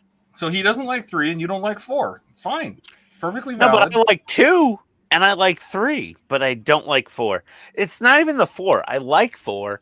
I just don't like the Stargazer. I just don't like it. If the Defiant had some weird 4 thing, or Reliant had some 4 thing, I'd be fine. I just don't like the Stargazer. It's like the whole neck system. Does that mean that he doesn't like DS9 because it's got three pylons? That's different. The DS9 looks fine. I love DS9. It's definitely designed that way. Like it looks balanced. It looks like it's so he's like just that. he's just a nacelle symmetrist. Do you like the Stargazer? I do like the Stargazer. Yeah, see? Todd, symmetrist. I'd like to build a decent sized Stargazer. I think Andrew is a Star Trek guy because he likes even numbers, binary. He's There are 4 lights. yeah, really. Yeah, no. That's okay. Well, let's go with character. Who do you hate the most?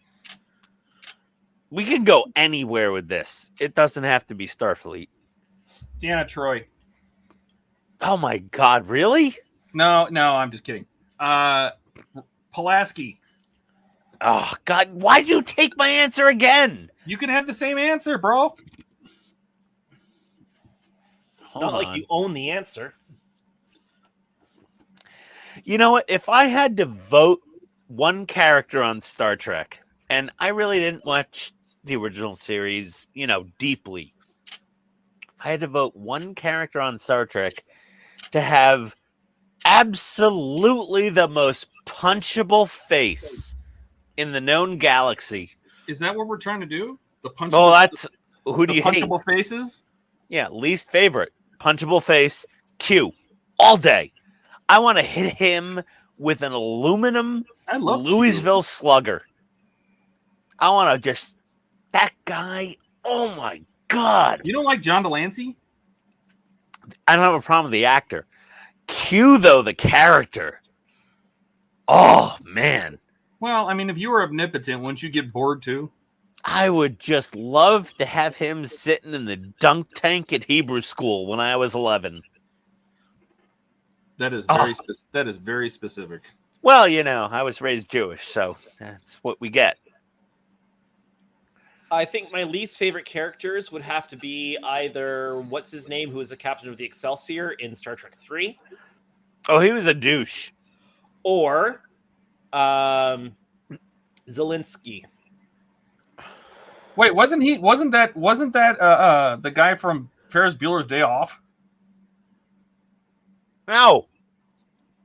The captain of the Enterprise of the Excelsior? Oh, the Excelsior. No, the old guy. No. All right, no. That wasn't Ferris. No. He was the bad guy in Howard the Duck. Oh man, I gotta rewatch that. Oh, does Aaron have Howard the Duck? Oh, I gotta check. Oh dear. Let's see. I'm sure it's there.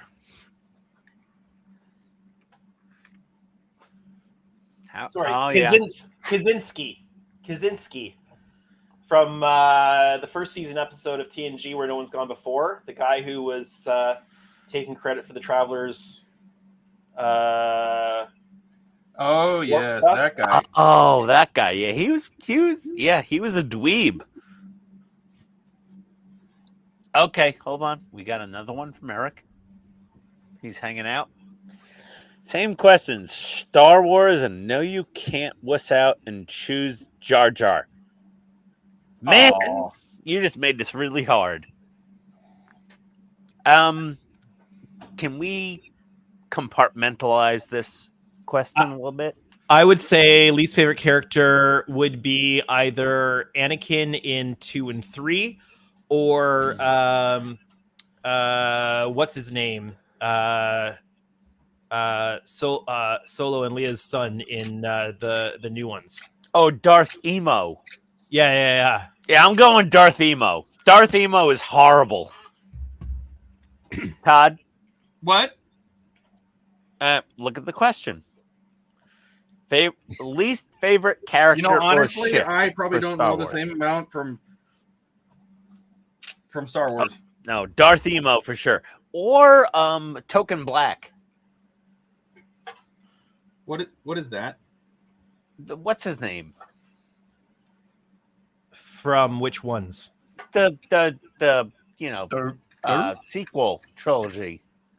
The newest ones? Yeah. Finn? Token Black. Yeah, Finn. Oh God, Finn. Oh dear God. You know, but I give you leeway. I'll go with Darth Emo because Finn was like comic relief. He was like the Truffle Shuffle in Goonies. Now, that said, I wasn't a fan of Luke's character in those later movies either. Oh my God. And far as ships, definitely that pelican-nosed X-Wing wannabe thing from the prequel trilogy. Oh, man, that was bad. That was ugly.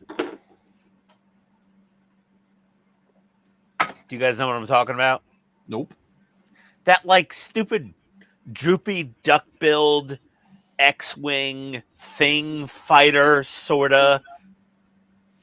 Pictures or it didn't happen. Yeah. Oh, God. Hits hold are banned. on. Oh, let me see what I got in StreamYard here. Hold on. I've got Chrome. Okay, hold on. Let me open Chrome again and see what happens to my computer. And the computer will explode. Yeah, it will. Yeah. Prequel X-Wing. Where is it? Images. Where's this droopy-nosed idiot? Yeah, the RC-170 Starfighter. Oh God, that thing is horrible. Let me open image and new tab.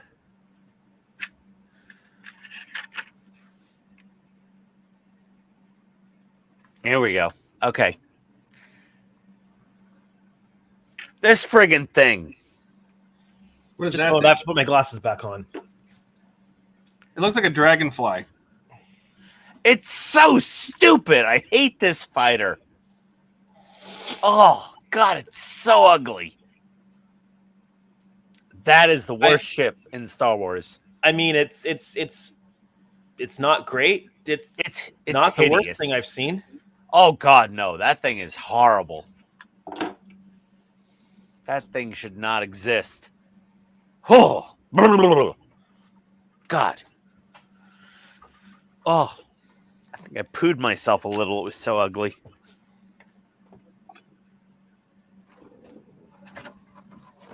Thing is sick.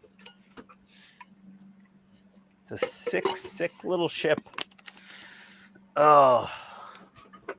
So my my U-96 video has been done since before I left for the airport, but I had 0 free minutes to do the description and the title and post it live. And I could have done that tonight, but I wanted to hang out with everybody. I missed you guys. Why don't you do it right now? I watch don't it. want. What? I guess. But I want to watch it. Okay. All right. It's only the first 4.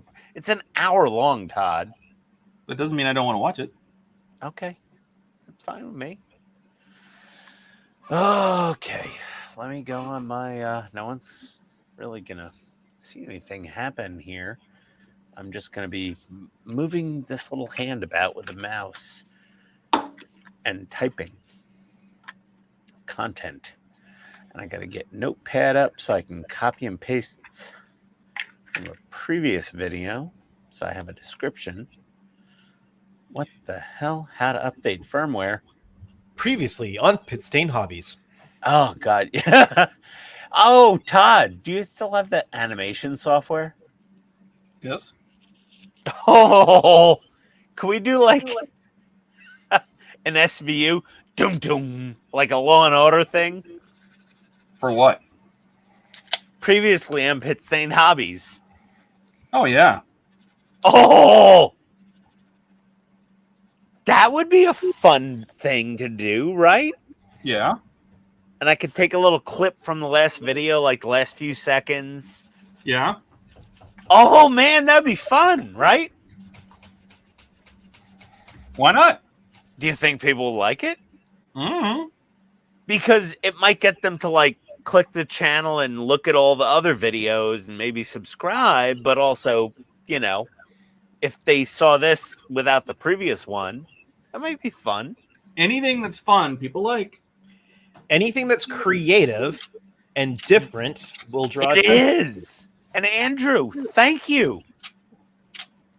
So that nobody can say I didn't thank Andrew. You just want But that gong gong previously.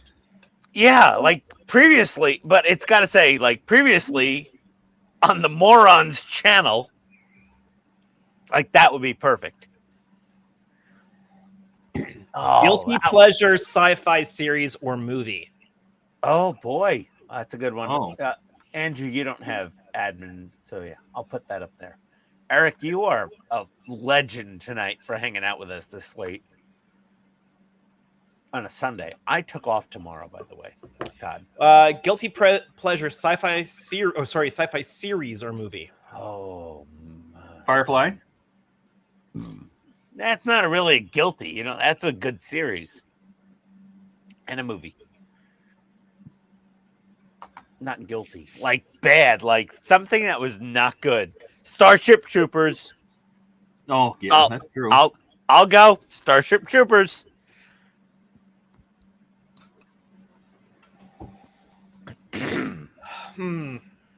Trying to think. Oh shit. Eric is on hardcore pain meds. Well, I'm on 10 milligrams of gummy bear from New York and some Miller Lights. So cheers, Eric. I know where you're at. So when I think about that question, I think about, okay, what did I like when I was like a kid?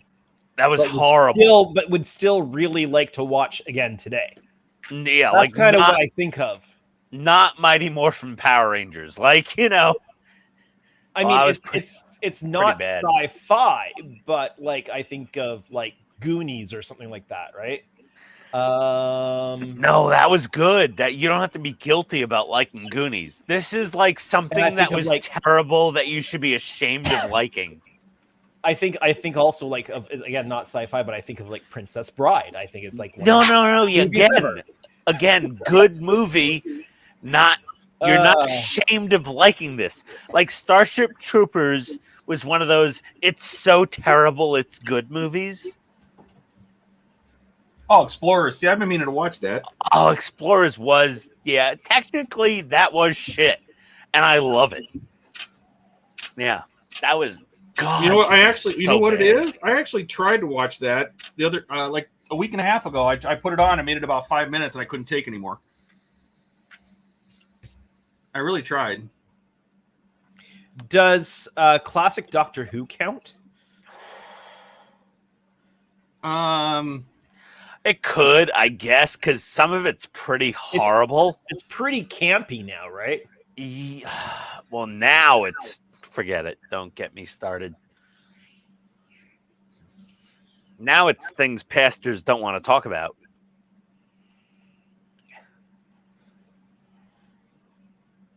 We're not going to go there, Andrew, but yeah. Oh, wait. What's Eric got? Ice Pirates? What the hell is this? I haven't heard of Ice Pirates.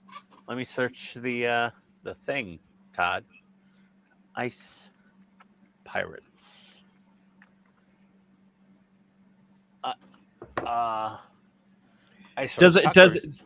Does a show about getting tomorrow's newspaper today count? Huh. What show is that? Early edition? Oh, I don't think Was that a Canadian show? No. Okay. In the far future, water is the most valuable substance. 2 space pirates are captured, sold to a princess, and recruited to help her find her father, who disappeared when he found information dangerous to the rulers. A real space opera with sword fights, explosions, fighting robots, monsters, bar fights, and time warps. The Ice Pirates. Well, that sounds pretty bad, Eric. That sounds pretty terrible. My God. I played The Mentalist. Correct, Andrew. What? What? Oh, the guy that played The Mentalist. Correct, Andrew. Okay. Yes. Todd, we need the Ice Pirates, apparently. It's only an hour and a half. Oh, come on. It's got 0 stars, 17% Rotten Tomato score. It's terrible. Sounds amazing. I'm excited. I'm going to look on YouTube. I'm going to torrent that damn thing if I need to. Oh, keyword. Get a lot of viewers on this. Ice Pirates. Oh, dear God. Well, you know, I was thinking of buying originally was not LEDs. It was paint for this Citadel Space Marine Interceptor thing. I was like, what am I going to get? Hey, Todd, Ural Yellow. We love Ural Yellow. Yeah, but I've got the Model Air version. So there's a Model Air version of all these colors. It wants 6. Anthrax. Wait, hold on. Put these magnifiers on. I can't read this. Well, it's 12:30 here. I am going to go because I need to sleep now. Oh, Andrew, you're tapping out? Yep. Okay. All right. Fair enough. Hey, if I was dealing with kids, I would have been in bed long ago. Hey, you're still a professional for hanging out this long. Yeah, really, you are. How long have we been on? 8 hours and a half. Yeah, I mean, is that all? I came in late, and I took like a 40-minute break to grab dinner, but yeah, but you had like 17 cups of coffee, and I had a space gummy from New York City.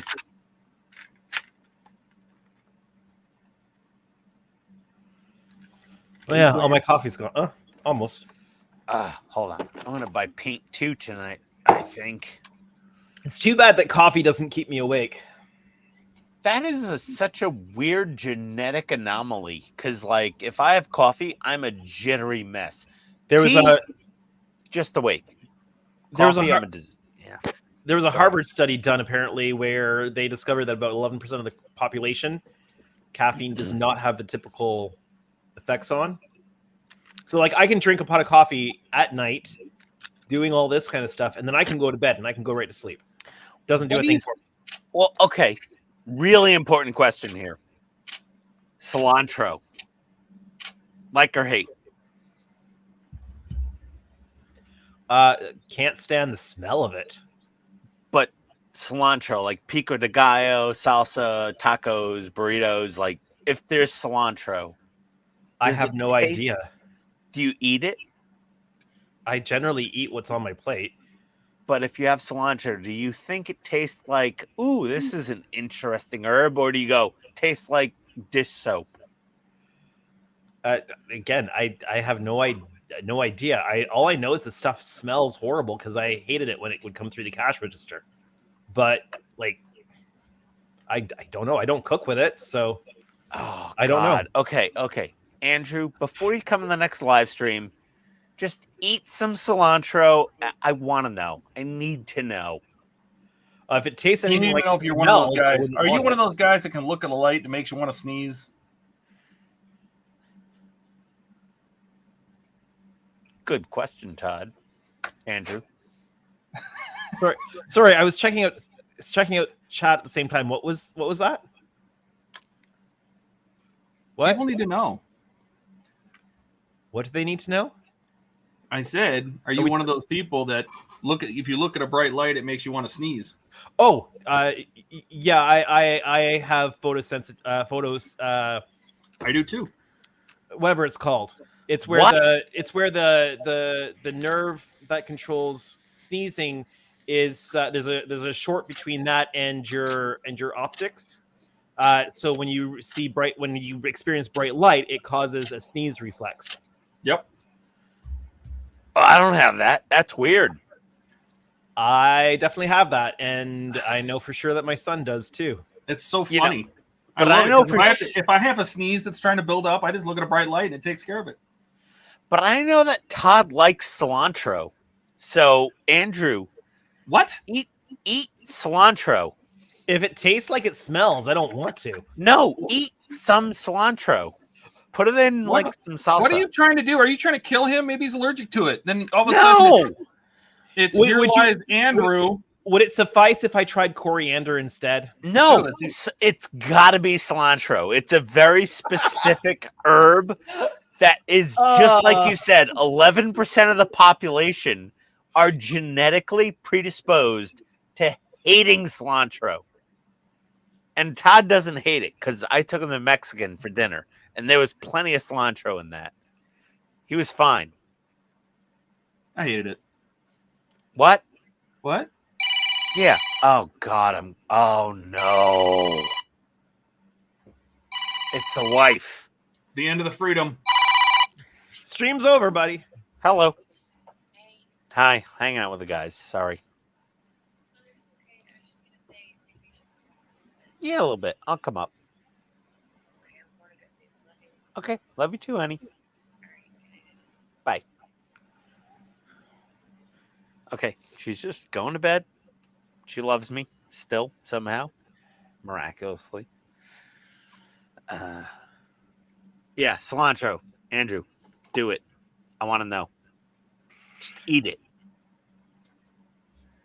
Just take a bite. Just put it in your dirty mouth, Andrew. Yeah. And on that bombshell. Yeah. And on that bombshell, Andrew has to go. Yeah. Yeah. All right. Good night. Have a good night. Good night, Later, Andrew. I'll see you later, and probably will totally forget about trying out your cilantro stuff. No, you got to try it. I want to know. See ya. I won't not be friends anymore. I just like to know if people hate cilantro. I don't like cilantro, so I'm gonna go to these big screens because we're not really doing anything super important. Yeah, I'm trying to match up Citadel paint colors here to order paint for this amazingly. This has kind of like Aliens dropship vibes. You know, it looks like that. I feel A10, and I also feel the flying death traps that were in Terminator. That's why I'm so glad that So what's your wife's cousin's husband? What's the official relation there in American terminology? What are you talking about? No, my wife's cousin's husband, Anthony.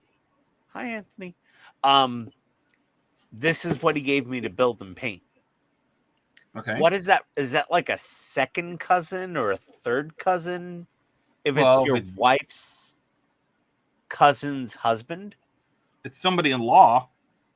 It's like a second cousin-in-law or something. But I love this guy. He's awesome. He's also he could snap your neck with a quick movement. He's a and he's a mortuary, so he can kill you and bury you. He does it all.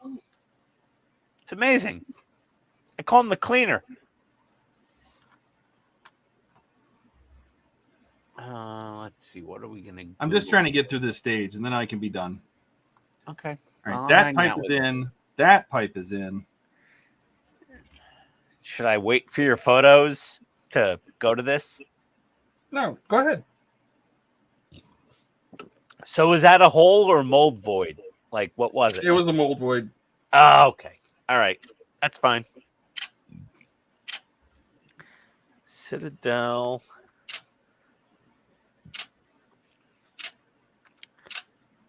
Vallejo. Game Air. Chart. There we go. Okay, paint conversion. Andrew's still not gone. He says it's literally just your wife's cousin husband. Oh God. Oh, how was the movie, Dash? Oh, okay. He went and saw Borderlands. Yeah. Oh wait, there we go. Earlier. Holy shit, you guys been building the whole time I was in the movie. And Andrew was there you go. Okay. All right. Pipe number 4. And then Dash, I got to find that vehicle that Kate Blanchett drove in Borderland. Okay. I don't know what it is, but sounds fun. My second cousin's kids keep trying to call me uncle. Well, you're their second uncle. Or am I wrong? I'm probably wrong. So, yeah. I'm just going to try to figure out these paint colors. The Paint Track app. Duck. What the hell? Better one. Okay, hold on.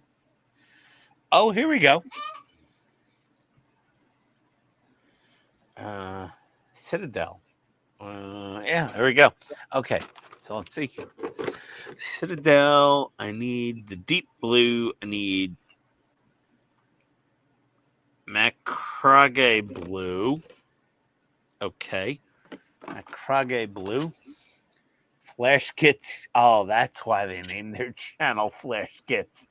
There's a Citadel color called Flash Kits Yellow. And that YouTube channel, oh my God, they are savage. Macrage blue. Macrage blue. Magic blue. Andrew's just cleaning up his shop. Still listening. Hi, Andrew. Magic blue. Match name. Vallejo game. Okay, so I need Magic Blue. Vallejo Magic Blue. Okay, fair enough.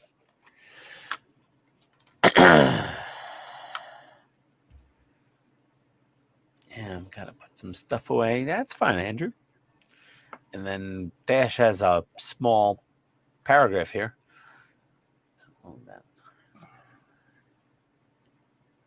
I kind of snuck in and watched. Okay. I don't know what that is. Vallejo Magic Blue.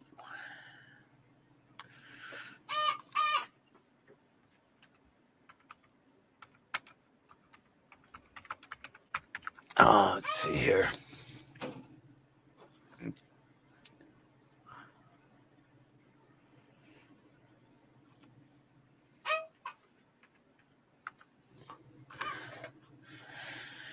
Vallejo Game Air Magic Blue. There it is. Oh boy. I should just drive to Hobbytown. This stuff's expensive. What, you trying to order online? Yeah, I was looking at Amazon. I'm just gonna take this. I'm gonna take pictures of this and this. And I'll go to Hobbytown. It'll be like $8 in gas to get there and back, and I'll save $1 million in shipping charges on Amazon.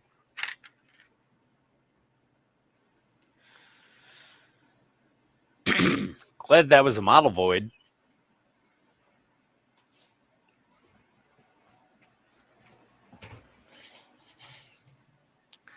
Did it get covered up? I put it on the back of the tube so you couldn't see it. Okay.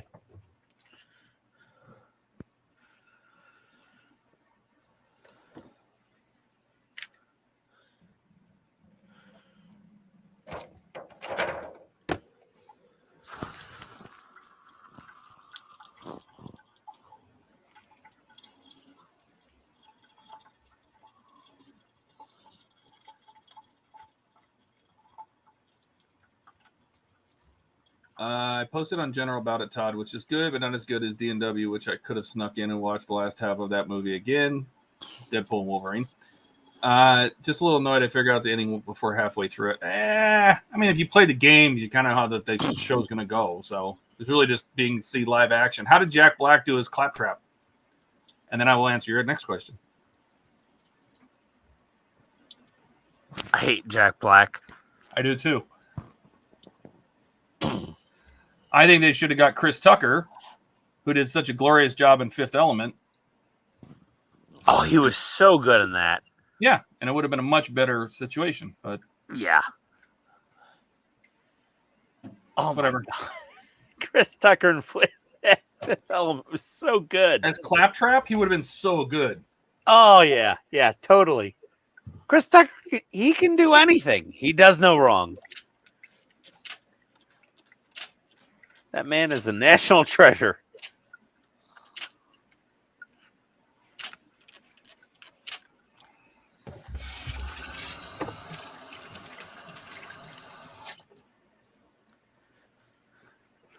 All right. We have IKEA cabinets for the Two laundry more room. parts. And then we're done. This is stage 11, by the way. Kit 11. 11? Oh, man, you're getting way ahead of me. I'm sorry, no. I lied. Kit 9. 9. Fine. You're still... I was supposed to be working on the content for my video, and then everyone distracted me, and I'm useless. Yeah, you don't get to go to bed until you post that. Okay, fine. Control C. He said he was okay. Claptrap was like Ian on steroids, but constantly talking and singing. Well, that was Claptrap. That's how he was in the game, too. Yeah. But I've played enough of the game to know that Jack Black was not the right choice for that. So...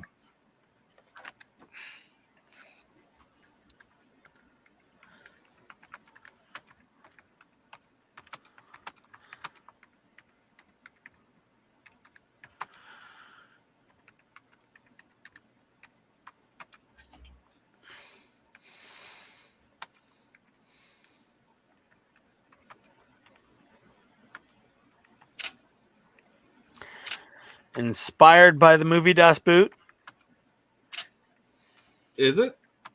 It is. I mean, it's in the book. They send a book. I know, but does the book specifically say that? I mean, let me see here. Wolf of the Sea. First page of the book. Let's get the book here. Hold on. Let me zoom out. Zoom out. Oh, is my battery dead? Hold on. I got to go on the camera. Okay, there we go. So, U-boats.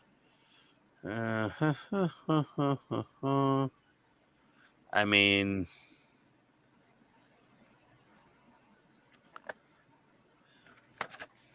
you gotta, in this scene from Das Boot. That doesn't mean anything. I mean, okay, fine. I don't All know. right. Has Chris Tucker been annoying in anything recently? I'll say featured in. Okay. If that makes you feel better. Yeah, featured.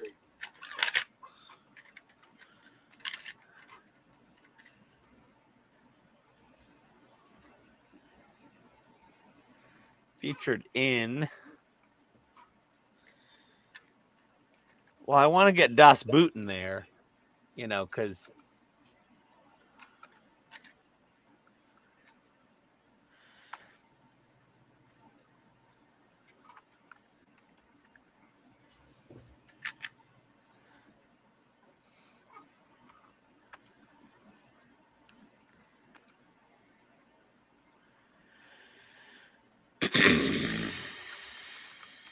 working torpedo hatches.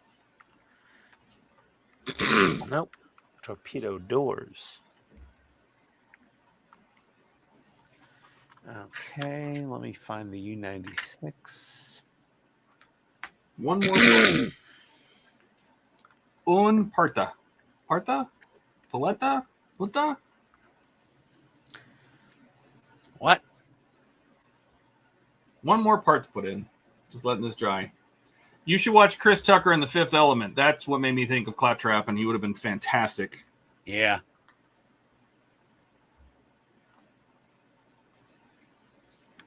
Got to make a new Bitly link.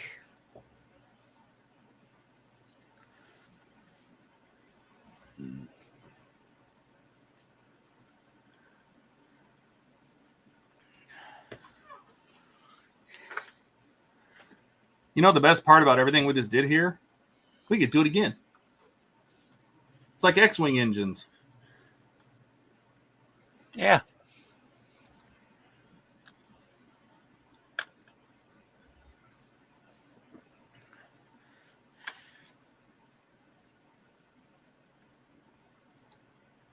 Okay.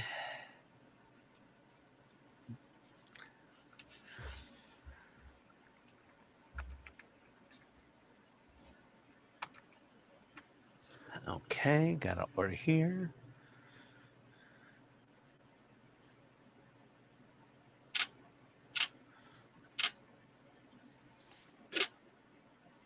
Okay. Oh dear. Okay. Let me go to the 96.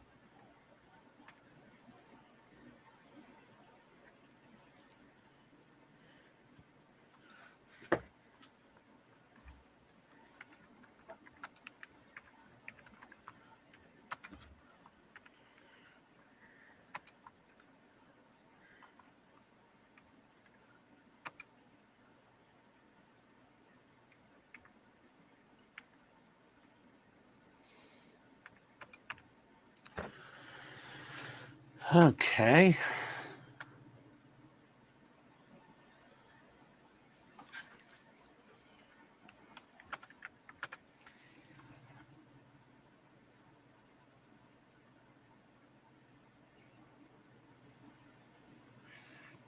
It wants to change Hachette to machete.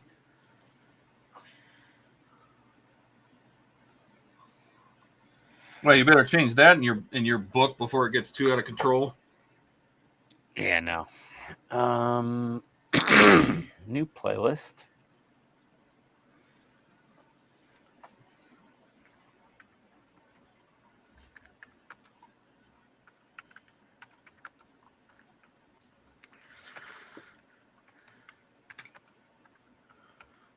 Oh, what scale is this thing? 124th, 148th, 48. 148th.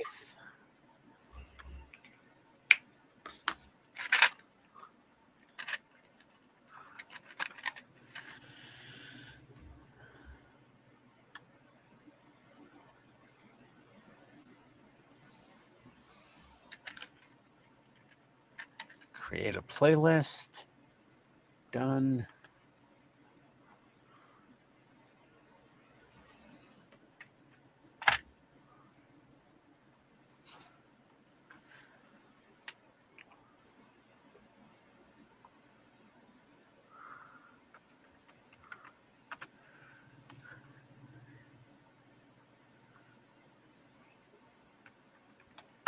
Okay, keywords, good. Playlist made. No, it's not made for kids. Altered content, no. Oh, that's a new default now. What's that? Well, altered content, when you go to like post a video and you do show more, altered content used to be defaulted to yes, and you had to like click on it. Or did I just, oh, I copied another template. That's probably why. Let's see, add tag, hashtag, Ruby Rod. That's right. U-boat, U96. Yeah, Ruby Rod. German, World War II.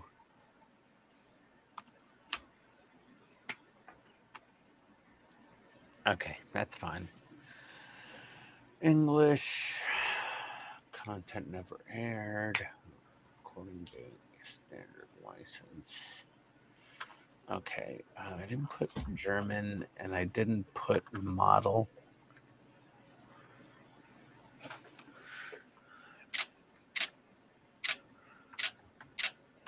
German.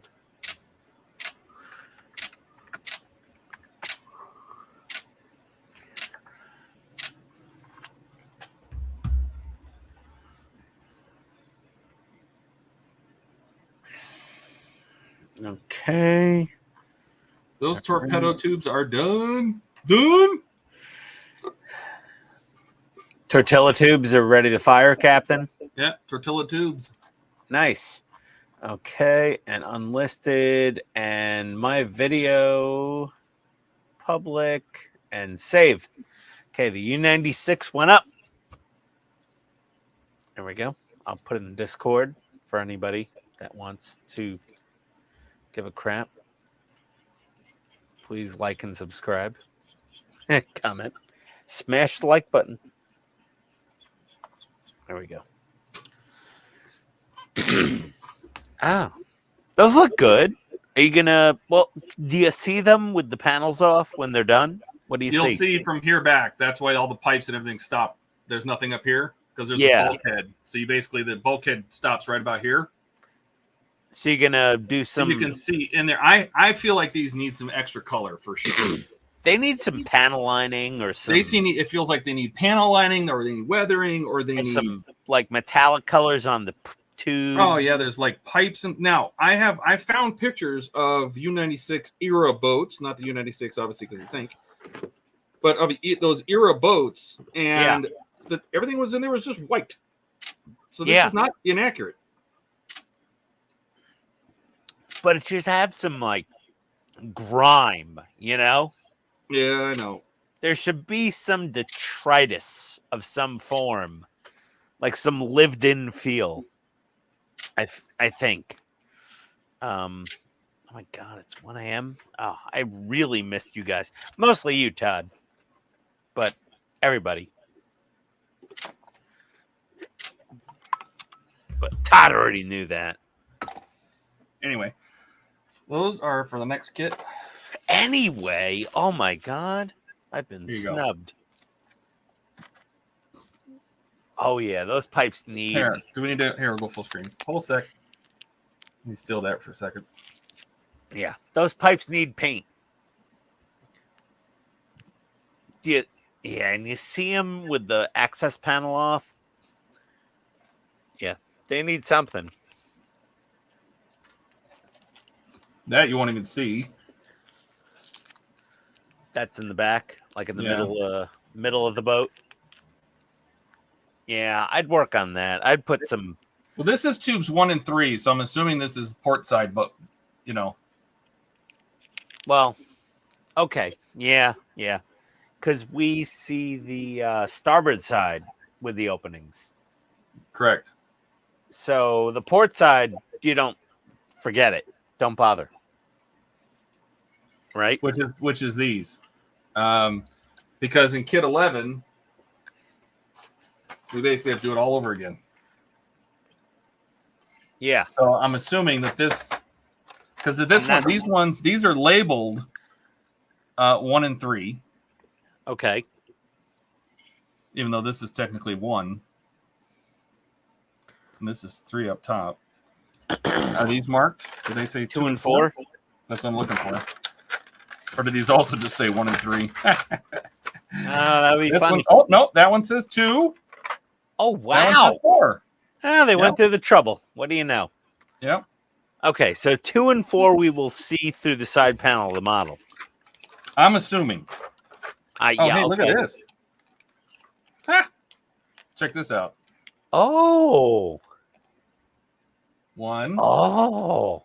3, 2, 4. That's pretty cool. The torpedo doors. Yeah, it's really The two nice. doors. Huh. They still need a little like Tamiya panel liner. Or No, something, they need you know? they need something. Like like a even if it's wash. just adding some detail color in certain spots in here. Or just dry rub some dark paint somewhere. Yeah, I on don't the know. tubes. Like there's two. It looks like 2 push buttons right here, and I don't Yeah. know if those should be little red buttons. Maybe this looks like the launch lever. Maybe this panel back here. I don't care if the pipes being white, but it does feel like this should have. I don't know. Yeah, Weathering. shadow coat, a highlight, a low light. Yeah, something. I mean, but Yeah. the details very nice. Yeah, looks good. Looks good. I'd probably dry brush. I love dry brushing now. I'm like, just get some dark dry brush paint with a metallic in it, and you'll be good to go. Yeah. That's what the Bob Ross in me says. It's just I feel like if I go down that path, man, I am stuck going down that path. That's the problem. Well, you're doing the same thing with the Falcon. That's the problem with the Falcon. I'm doing. Yeah, things I I'm know. like, I don't want to do that. That's why I'm not building the Falcon. Between all of the detail painting for the inside, the rabbit hole of that, and then all of the aftermarket mods, I'm just like, I can't afford the Falcon. And then you're just trying to like egg me on to get the kit. And I'm like, even if I do something and send an email and I have kit coming in, how much am I sending Mike Lane? Oh, you're sending him everything. $1,000. No, he would hook you up. I don't know. No. He's not gonna hook me up. He's not. Okay, Mr. Negativity. I'm just saying. I don't know what you're talking about. I reached out to him and I said, "Hey, would you send Jordan some of these things?" He goes, "Sure." Friend of you is a friend of mine. Oh my god! All right. How do you think Jordan is getting the entire electronics kit for his one? Oh god. Okay, fine. Jesus. Oh, and all the lifeboat labels for his Enterprise. Oh god. Okay, I'll email. Oh god. Now Buck's just gonna fucking hit me in the DMs again. Okay, whatever. I'm not even gonna say anything. I'm done. I'm upset. I was going to family. I'm stressed out when I see my parents. They get my anxiety up. I have to take a but you're home now. Xanax. You sound stressed and then I before get you left. home and I have anxiety again because I'm home with her and she's not distracted by my family or her family. And I swear to Christ, if I get any more shit from Buck, I'm gonna just lose my fucking mind. Yeah. I'm just getting shit from everywhere. How about a torpedo? Oh God, those screw holes. Fill those in. Oh, you're not going to see that side. No, I know. I'm just messing with you. Yeah, the torpedoes are nice. It's got its little fuse up here. We gotta say torpedo, Todd. By the way, we need to say torpedo. It's got a torpedo. No, stop it. It's got little gold props. Did Counter we not rotating. already go over how YouTube transcribes everything? Torpedo. Yeah, thank you. Please, for the love of God, man. Some little gold torpedo props. I don't necessarily care if Hobby Time Modelers breaks 1,000 subs and can monetize. We're not going to do it. We're going to keep just coughing up the money, but you can't say torpedo in a weird way, I think. It's just going to hurt. I have, All right. safety rails. But I'm very happy the torpedo tubes have all those little lines. I think, honestly, just like swiping past them with little like metallic dry brushing might be nice. Like just wearing away the paint, like people brush up against it kind of thing. It's too clean. Yeah, but you know what? Dirty it up a little. It's brand new. It just came out of the docks. Okay, it's brand new. But I still feel like there's things on here that should have like red bands on them, like some of these pipes, or they should have this marker. Something. There's some details that are raised that I feel like should have different colors on them. Well, just even panel liner for shadows. Shadows. Yeah. Nothing crazy. Just a little something. Well, they have it'll give me something to do on Friday. So, Todd, do you have all the colors of Tamiya panel liner? Like gray, light gray, light gray, and dark gray. Okay, so there's dark gray, there's gray, there's light gray, there's black, there's deep brown, dark brown, just brown, orange brown, pink brown. There's a lot of them. Something's gonna work and make that look amazing. Yeah. I don't know. There's little buckles on the pipes and stuff that I could paint brass or silver or something. Even just keep it clean. Just add just some splashes of color. Oh, you could do some metallic dry brushing and just little copper brass. There's just I feel like I could add some color to this. I don't know. I'll think about it. Yeah. Well, you always do a good job. Dash is having a conversation with himself. Yep. It's all good, man. Have fun. I'm done. We're at 9 hours. I'm ready to go do something else. Oh, it's 1 a.m. I just got home a few hours ago. So. Yep. Now you need to wind down. Go say hi to the wife. No, I don't want to. I just want to go to bed. I want to forget about. No. What's tomorrow? Monday? Oh, we don't have a live stream. Damn it. Okay, well, everybody go watch my U96 video. And go to myU96build.com. Yes, indeed. And don't forget to like and subscribe. Links are in the description. We love everybody. Thanks for coming. It was 9 hours we went tonight. That is a record. Well, you're welcome, Todd. Thanks for coming in, Ian. Right at the end. I missed you. I missed everybody. Thank you. We love you. We'll see you next time. Adios, everybody. Wave. You're not waving. End the stream, Todd. You're not waving. All right, there you go. Bye.